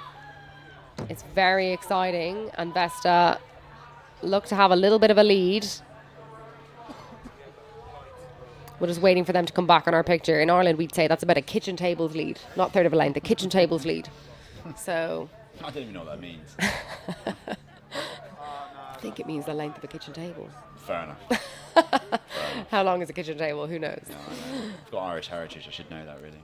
But look at that. They're really similar crew colours as well. So for anyone not familiar, it is the Vesta crew on the near station, which is the Berkshire station on the right of your screen. And the Agecroft crew just a little bit behind now. Vesta taking a little bit more control here in this race. Like Tom said, it's their A crew, so they maybe had higher expectations going into this event. But it's great to see such a mix of athletes come together, and I can see all the job roles. My God, they could all set up a company and run something seriously impressive with all the engineers, got senior product owners, publishers, product managers, climate advisors. Bouncy, it's a police officer. Wow, tell you, behave. There's all sorts of different type of career paths in here. It's really impressive, and it just shows you that the women who go and balance all of their different jobs alongside their sport. And again, that kind of seems to be a really good recurring theme of Henley Women's and why they want to support women in the sport. People are really, you know, they clearly care a huge amount about the girls here and want to give the best for them, the best opportunities to go racing. And next, I believe we have a London B on the start line now, so We do indeed, yeah. London B on the right-hand side of the shot, nearest in the yellow boat. They're up against Cantabrigian, a name that needs no introduction for women's rowing, one of the strongest clubs in the country, coached by Tom Copeland, and most of this crew won the provincial pennant at the women's head of the river back in March, and they were B finalists at the Metropolitan Regatta most recently. So I think on paper, this Cantabrigian crew will be hoping for safe progression through to the next round, but we've already seen a number of upsets on day 2 of Henley Women's Regatta, and after London's win in the race number 208, I'm sure they'll be delighted if they can put a B crew through as well. The split screen there showing us that Vesta continuing to lead the crew from Agecroft. Of course, as you say, this is Vesta's A boat, so they will be pretty keen to ensure passage through to the semi-finals. How exciting. I do believe it's another friend of mine, Julia Norton, sitting on the start line in that London crew. Friends. Well, thanks to Walks, you know, we get to know all our counterparts. I wouldn't even say they're, you know, they do feel like counterparts, and that's a great thing that Walks has done. They've really brought all the Coxes together to kind of make you feel like they're your teammates in a different club. It's really impressive. But look at that. London are away. Up against this Cambridgeshire-based crew from Canterbridgian. As I say, have a long and storied history in women's club rowing. Tom Copeland's done remarkable things with that programme over the last decade, really cemented them as one of the forebearers of the sport, and showing that skill and that tenacity here, out to half a length already. Wow, impressive. Again, I said it before, I'll say it again, getting an 8 up to speed in that stream and in that wind before the end of the island to have any advantage. And that Canterbridgian crew have really done a phenomenal job to get up and get out there. It's really brave, you know. I know we've said that, you know, the 1500 metre course, it's still quite a long way. It's a good 5 minutes. It's definitely, you have to be brave, you have to be a little bit bolder and really go out there and send it. And to do that in your first 20 strokes when you know you've got another, you know, over 1,500 metres to go is really difficult. So very impressive stuff from them. And they're just breaking for clear water, and they haven't even hit the 500 metre marker yet. They're just about 400 metres in there through the quarter mile. Well, to what extent does this type of strategy from Canterbridgian actually mean in the longer term you end up saving more energy? Because once they sort of break clear of London, which they're threatening to do now, London's heads will inevitably drop. The morale will be low in the boat. They'll find it a lot more difficult to summon up the strength to come back at Canterbridgian, which means Canterbridgian can then maybe take their foot off the gas a little bit. Absolutely. It's a devastating blow when you're the crew behind. It's really tough. And you have to, as a Cox, push your crew on when they're down to absolutely send it. Do not make it easy for them. If they're going to go up and go hard, you're going to go after them, and you're not going to give them that opportunity to settle if you can avoid it, because you want them to be as tired as possible. You don't want to hand over anything easily. Although other people would say you want your opponents who've beaten you to go on and win. So it depends on what side of the fence you sit on, but I definitely like to push crews on to give them as hard a race as possible, and they say that was our hardest race, and then you hope they go on to be the eventual winners. So you want them to have the closest race possible, and if you're in the crew behind, you want to be spurring them on and saying give it everything, do not give them anything for free. They may only have one length, but they're not going to get anything else, and you're going to hold them there. Well, Canterbridgian have a unique disposition in the rowing community in being able to sweep up a lot of the Cambridge talent that falls out from the collegiate system there, plus the boat race, open weight and lightweight squads. So this crew's stacked full of former Blues, both lightweight and open weight. But we move back to the start. We'll keep one eye on this Canterbridgian boat, just accelerating away from their counterparts from London. And it's back to the start for Thames, who go into this event as holders and favourites, up against Royal Chester on the Buckinghamshire station. So left to right, Thames in the yellow boat and Royal Chester in the white boat. Fantastic. All these clubs seem to have, you know, copious amounts of boats have entered in the regatta. Seriously impressive do you think about the amount of coaches and resources that goes into keeping all these athletes involved. You know, a lot of people underestimate that. So, you know, props to Royal Chester and to Thames for the number of women they've got involved in this event and keeping so many women involved in the sport. That's really what it's all about, having as many women involved in the sport at this level as possible. Yeah, they're in control already. Looks to be a really good race. We have 2 races on the courts now. This is the Women's Club 8s. That's great for them. I'm sure a lot of them will be prepping for the events at Henley Royal Regatta. Potentially we'll see some Wargrave crews here. It's great shots of the drone. You can just see it is as good as it looks. The sunshine hitting over the enclosures, over the buzz, the regatta.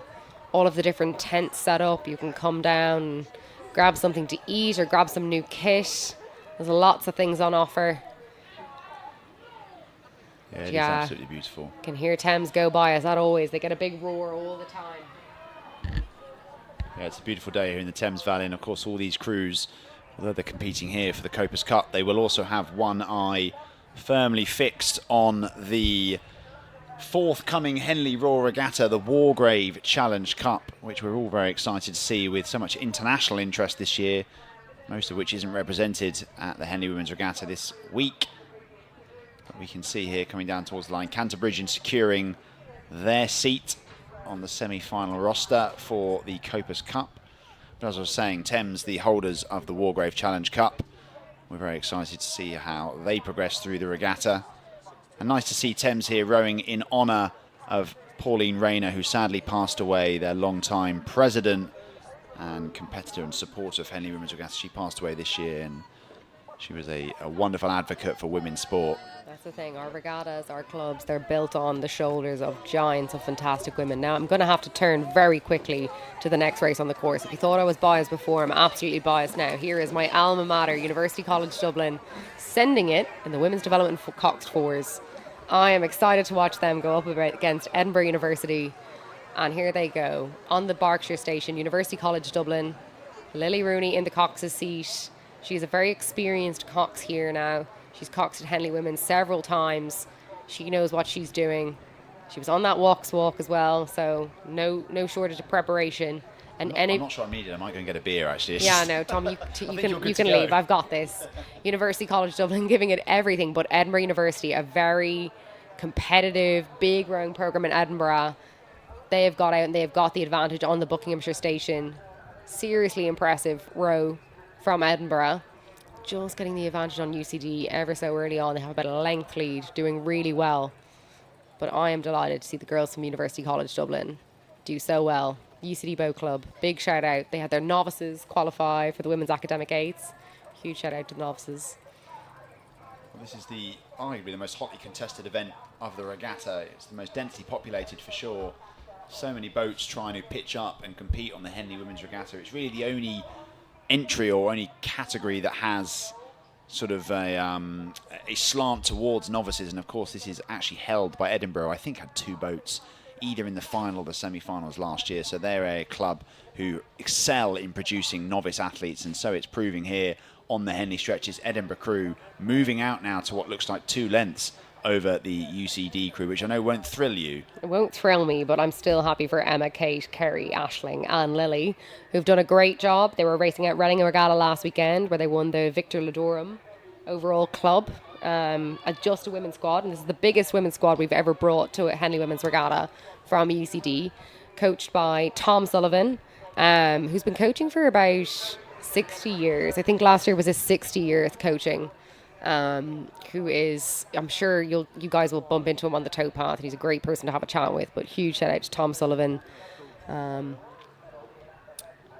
on the subject of Tom Mapp, I'm sure will be very happy to see his girls crossing the line comfortably ahead of the boat from Royal Chester, so Thames securing progression through to the semi-final. But if I might play the role of devil's advocate and talk a little about Edinburgh potentially. That's fair enough. They do have a lady on board, Katie Robertson, who was Bucks Regatta beginner single gold medalist. Now she's made the transition from Scottish swimming champion to Edinburgh novice, which is going to be a remarkable and exciting journey to follow, following in the hallowed footsteps of athletes like Ollie Zeidler, who I think was a German swimmer before transitioning over to rowing and is now odds-on favourite for winning gold at the Olympics. So if Katie can do even half of what Ollie's achieved on the water, she'll be doing pretty well, and this is a wonderful start to her rowing journey here on the Henley stretch. Absolutely. Leading out. Look at that. I'm a big fan of Edinburgh. The 5-1 on my boat, Alice Ive, shout out Alice, is also an Edinburgh Uni alum. And I don't know how big her lungs are from swimming, but I know her legs and limbs are long, so that's a big advantage in my eyes. Whether you're a swimmer, you've got long legs, all welcome. But yeah, great race between Edinburgh and UCD, both in the light blue. God, the conditions are just getting that little bit nicer now, dare I say it, a little bit nicer. There are the girls in the UCD boat. Kerry's doing a great job there in the stroke seat. Ashling behind her. Emma and Kate. And shout out to their other coach, Kate Douglas. And Eva Brittany Clark. Very biased. I've been left unmanned here in the commentary tent, so I can say what I want about UCD. And here we have on the course now the next Development Women's Coxed 4 quarterfinal, St Andrews and Kingston Rowing Club. So Kingston Rowing Club A and St Andrews University A.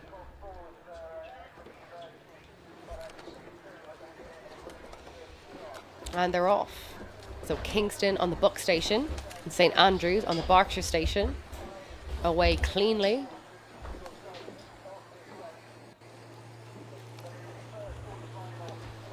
And they're just coming off the end of the island now. Both crews dead level.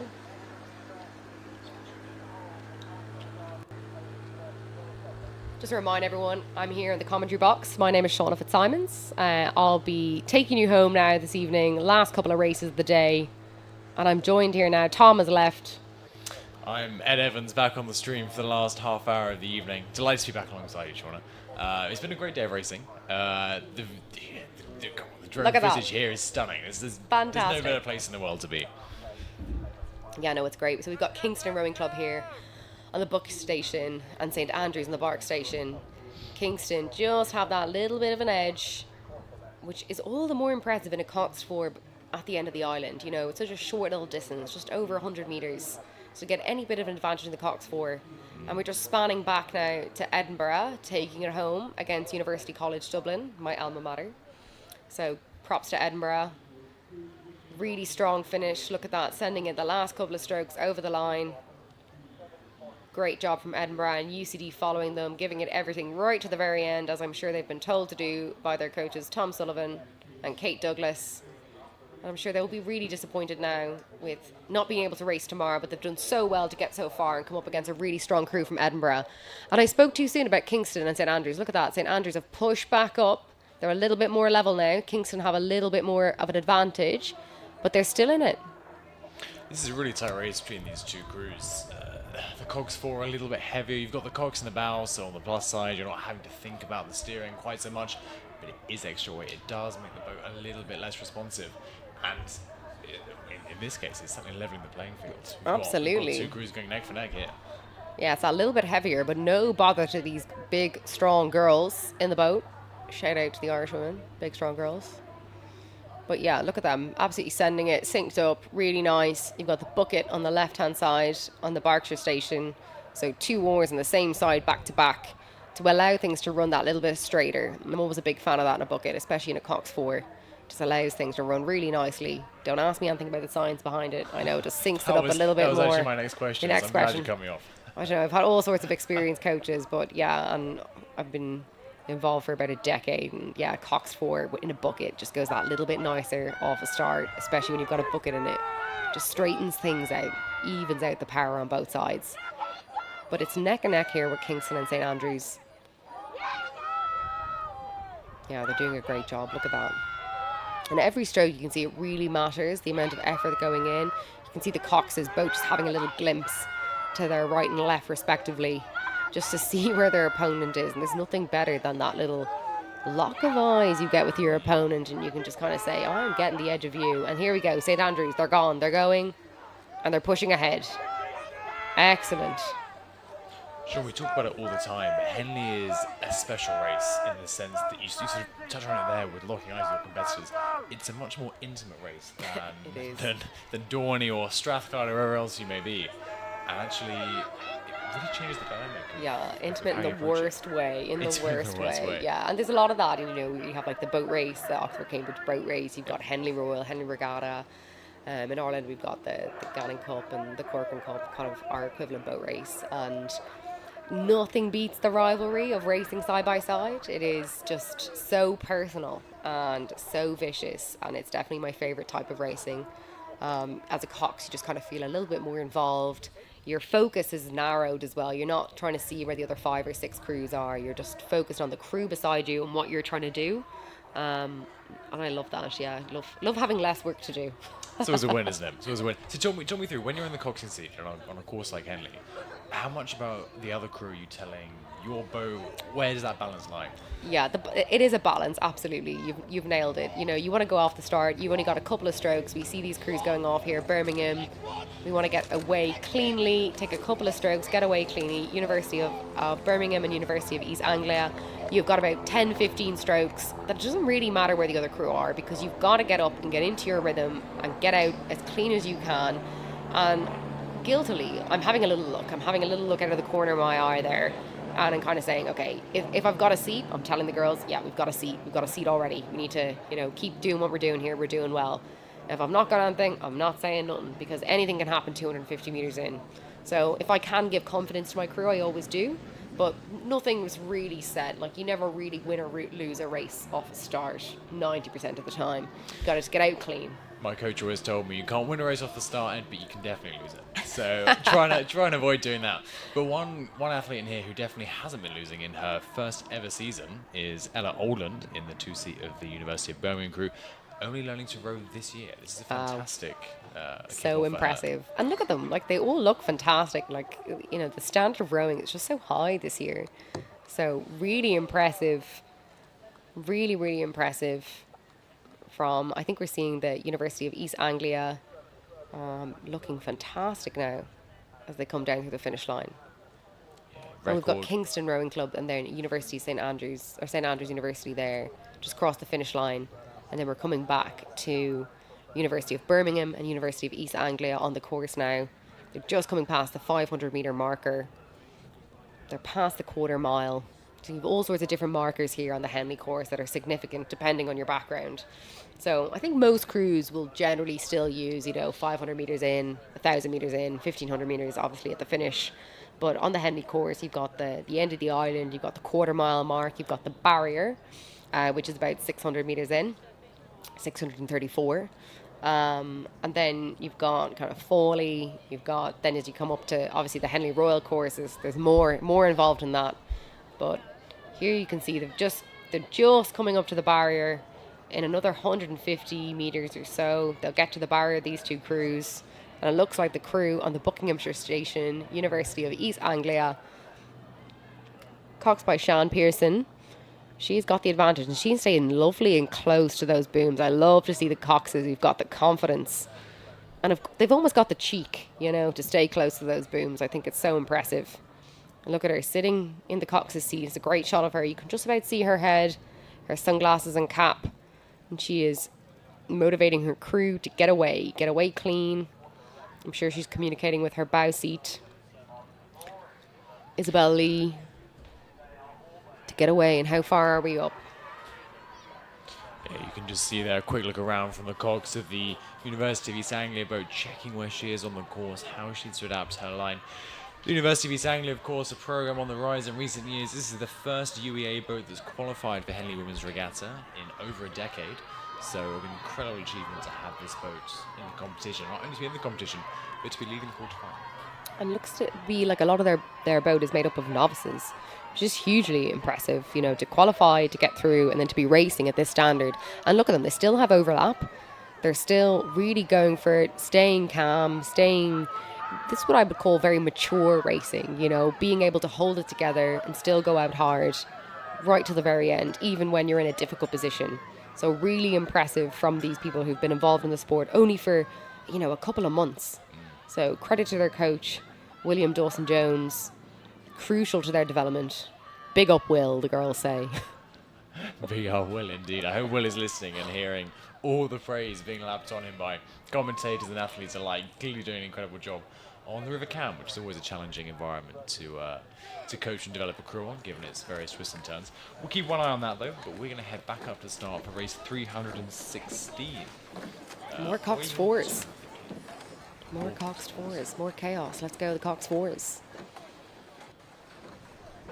So yeah, we've got, I think it's Aberdeen and Upper Thames. So Upper Thames, well, they will be very familiar with the water here, how difficult it will be. Aberdeen, not so much, making the trip all the way down from Scotland. But these two crews, neck and neck. Look at that drone shot. Oh, just gives us such great feedback. We've got the Upper Thames crew on the Buckinghamshire station, just moving a little bit into the centre. The Aberdeen crew, slight advantage, but it looks like Upper Thames are still putting up to them. It's stroke for stroke here. Cat and mouse, about a foot in between them. We'd call that a toaster at home. A toaster, and when it's smaller, a slice of bread. But they're really neck and neck here. It just about looks like the crew from Aberdeen are going to get a little bit of an advantage. And what's really important here is you don't stay up in that rat race for too long. You don't keep chasing off the start. That you really push out and be brave and kind of push onto a rhythm. Because the sooner you can get onto a rhythm, the sooner you can get something more sustainable and just press away. But look at these crews. They're really going for it, really aggressive. And I'm sure we're going to hear the roars for them now as they come past the commentator box in the next 100 metres. It's a great thing to see. You can see in the bottom right-hand side of a picture. I can see it on a much bigger screen in front of me at the moment. Those drone shots are incredible, just giving us a real understanding of how these crews are behaving with each other. And I think all of these Coxed Falls events have been really close, except just at the halfway mark. But what stuck out to me there, Shauna, was as the crews came into the booms, the Coxes were coming a bit more together. Is there some gamesmanship going on here, some brinkmanship? Perhaps, I'm not saying it's a boat race, but perhaps trying to push each other around a little bit. Absolutely. The more pressure you can put on your opponent, the more you can put them under. You can hear them come past now, and they're still neck and neck, and you still have to put a bit of pressure on that. Upper Thames Cox doing a great job of putting a little bit more pressure on the women from Aberdeen. And that's what you've got to do. Now, you've got to always weigh up the pros and the cons of being in front and being behind. And pushing out too far, what's the advantage? What is there to gain? What is there to lose? And you've always got to weigh that up as a Cox and making really smart, safe decisions. But we often, these decisions, I often prefer the people who are a little bit braver, a little bit bolder. And that's what the Upper Thames Cox is really doing here. She's trying to put her crew in the best position possible. So props to her, Elizabeth Townhill.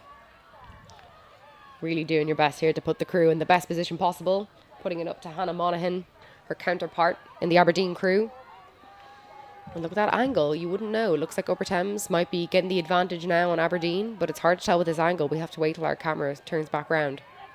Yeah, always a factor in the commentator's curse, trying to judge the margins between two crews based on a slightly dodgy camera angle. As they come past there, you can see the Filippi bow there, surging forwards, just trying to edge back. Or even edge the lead, I still can't quite tell. I think they're in the lead. This Aberdeen crew, look at that. They pan round in the lead. But just not by much. I would say by about a half length. Not a huge amount. No, an uncomfortable margin, I'd say, as they pass there. I've been saying it all day long. I'm sure some of my commentators have as well. But with this event being so dense, with so many races potentially on the same day, these crews are going to be trying to do everything they can to minimise the amount of work they have to put into winning a race, because that could potentially be a huge thorn in their side come the next round. And next we have our championship double on the course. We have Exeter University on the Berkshire station and Oxford Brookes Thames on the Buckinghamshire station. If my memory serves me correctly, I think we have Jenna Bates and Freda Keto on the Buckinghamshire station in that Oxford Brookes Thames composite. And they're just home from the World Cup 3, I believe. Yeah, they're pretty prolific on the domestic Excellent. scene. Freda Keto, of course, I believe winning her boat race last year with Cambridge University Boat Club. So a well-rounded athlete, totally understands that brinkmanship, that gamesmanship, that intimacy that we spoke about earlier on. Izzy McGee, in the stroke seat of the University of Exeter crew, of course, very, very used to the Henley course, I believe winning the Prince Philip Challenge Trophy with Headington School in her junior days, now making the step up to the senior categories and into the double, a smaller, more responsive boat class, to see how she can if she can tame that one as well down the Henley Straight. 2 Izzies, 1 boat, studying medicine and sports science, so all of these women involved in academia. Sure, that's a big struggle to balance that, and rowing at this level. And look at that, looks like the double from Oxford Brookes Thames have got out a little bit more in front, leading that Buckinghamshire station off the edge of the island.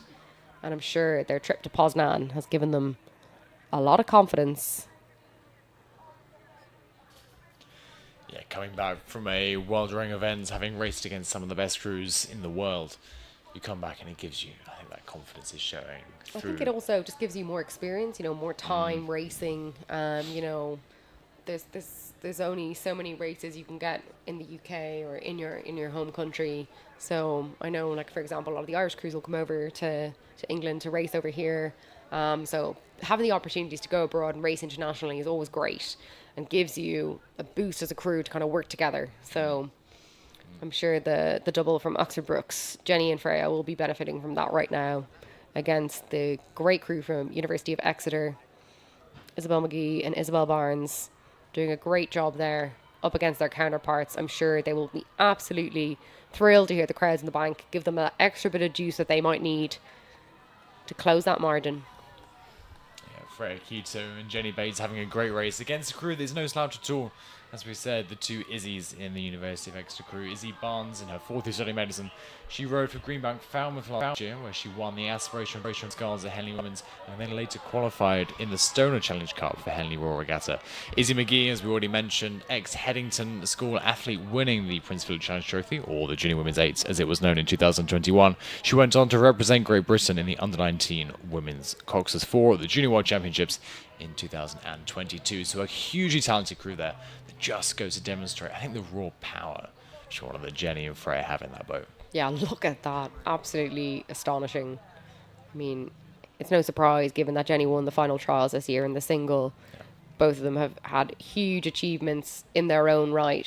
So it's great that they've come together, as a GB development crew, come together and we see what GB can produce at that development level. No hopes that they're bright for the future in LA, I'm sure, is what their eyes are maybe set on now over the next couple of years. Project LA, I believe, is bubbling in the works. I saw a coach with an official title that was lead Project LA coach the other day. So how exciting. So there's exciting things to come for the GB team. A team, obviously, didn't have their best time in Tokyo. Paris should be a bit better. And I think with talents like this coming through the domestic network, I think LA's got to be an exciting place to look. The future is bright. The future is Bates and Keto by the looks of things right now. They'll clip that and use that, I'm sure. Here we go. Look at this. Here is my home club, Leander Club. We got Isabel Diaz and BB Colgan from Leander up against Moseley Boat Club, Bass Andre and Katrin Moat. So this Leander double have only come together recently. Isabel is over in Harvard University studying psychology and economics. She completed a gap year at Leander last year, won a medal at the Junior Worlds in 2022, and she previously was in Teddy's, and now she's back for the summer racing with Leander, with BB, who is an endurance world coastal rower, silver medalist in 2022, and she placed fourth in 2023.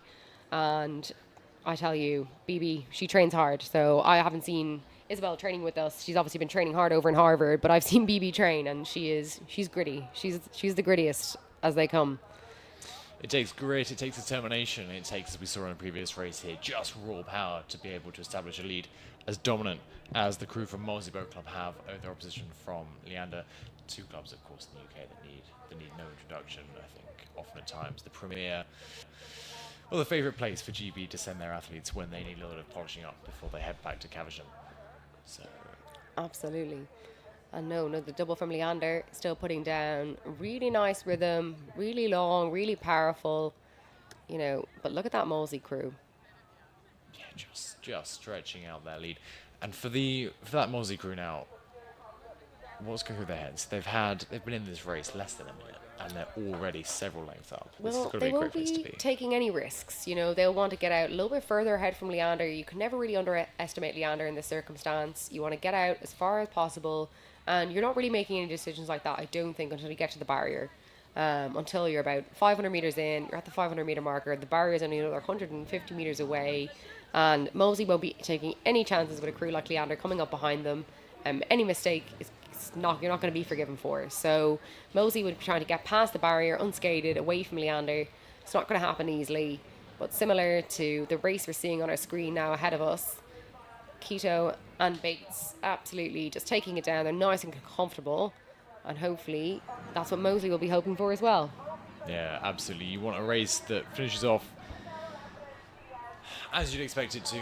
No surprises. If you're new with Moseley, final race of the Saturday of Henley Women's Regatta 2024. You can just see there the two crews of the previous race, Exeter University and Oxford Brookes, the Thames Composite.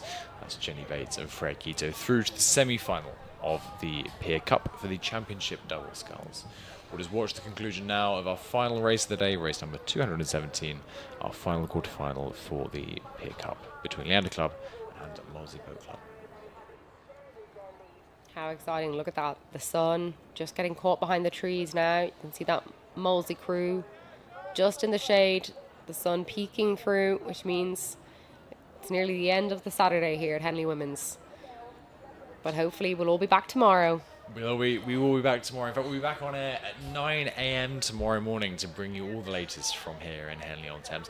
I was just going to say, Shauna, I often hear coaches putting their crews on the water, and the last thing they say to them is go and enjoy it. Now, I have never been able to enjoy a race. I always felt the pressure, but surely this Molesey double must be enjoying this right now. That must be enjoyable. Yes, absolutely. I mean, there are plenty of races that you enjoy, and I think you go out, you do it, you give it your best. I think even if you're not enjoying it in the moment because you're absolutely, you're working to the brink of your capacity, I still think you come away from it and you're thinking, yeah, that was great. I lost a race earlier myself, and I can still come away now and be like, you know what, we went out, we did our best, still enjoyed it, had a great time with people who have trained hard with all year, and that's what it's all about. So I'm sure, like this Leander double on the course, they've gone out, they've given it their all, and they will maybe not be enjoying it right now. You're at the 3/4 mile, you've still a lot of work to do, but they will look back and be like, that was great, that was a good race, put it down some good efforts. There it is, Phoebe and Isabel taking the lead in the bow. Look at that, they're in a nice rhythm as well now. Just see the geese crossing the course ahead, making sure they're out of the way of Molesey Boat Club.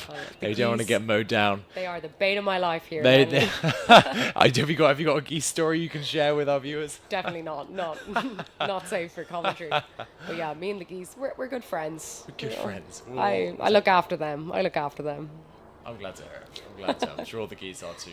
Yeah, no, there's lots of lovely wildlife around here. Lots of geese. There's loads of swans, lovely cygnets out at the moment as well.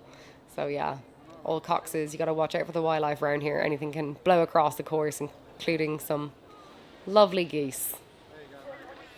We've said it before, but we'll say it again, it's a lovely evening here in Henley-on-Thames. We're just wrapping up the final race of today, the quarterfinal for the Championship Double Sculls, that looks at the moment to be won fairly comfortably by Molesey Boat Club, who will be progressing through the next rounds of the regatta.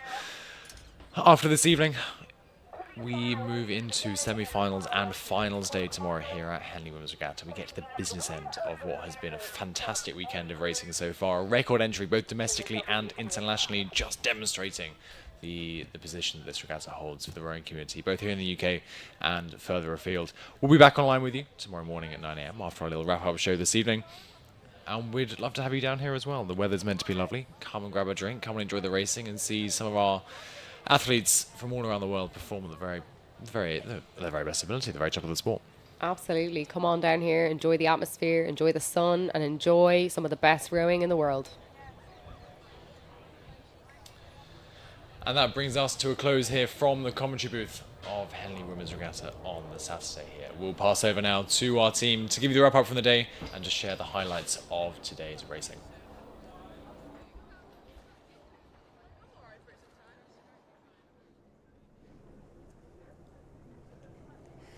We hope you've enjoyed the second day of racing here at Henley Women's Regatta. Whether you've been with us from the very beginning or whether you've been dipping in and out throughout the day, thank you for joining us from so many places all across the world. Despite the slightly rainy start that we had this morning, the sun is now well and truly shining. We've been treated to some wonderful weather and some even better racing. I was super impressed by the quality of the junior quads. I thought their blade work looked really strong and sharp and tidy. I also got to chat to a composite crew. They call themselves the East Midlands Avengers. They are made up of athletes. They're from Derby, Leicester and Newark. And in other regattas and races elsewhere, they've raced against each other as opponents in singles. But today they joined forces and put out a really strong row as a unit.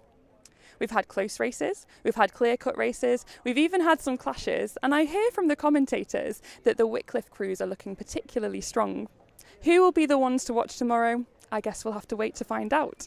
The crews who are progressing forwards to Sunday need their rest, as do we, but please do come back in the morning and join us. We'll be here from about 9 a.m, and until then, I hope you have a lovely evening and take care.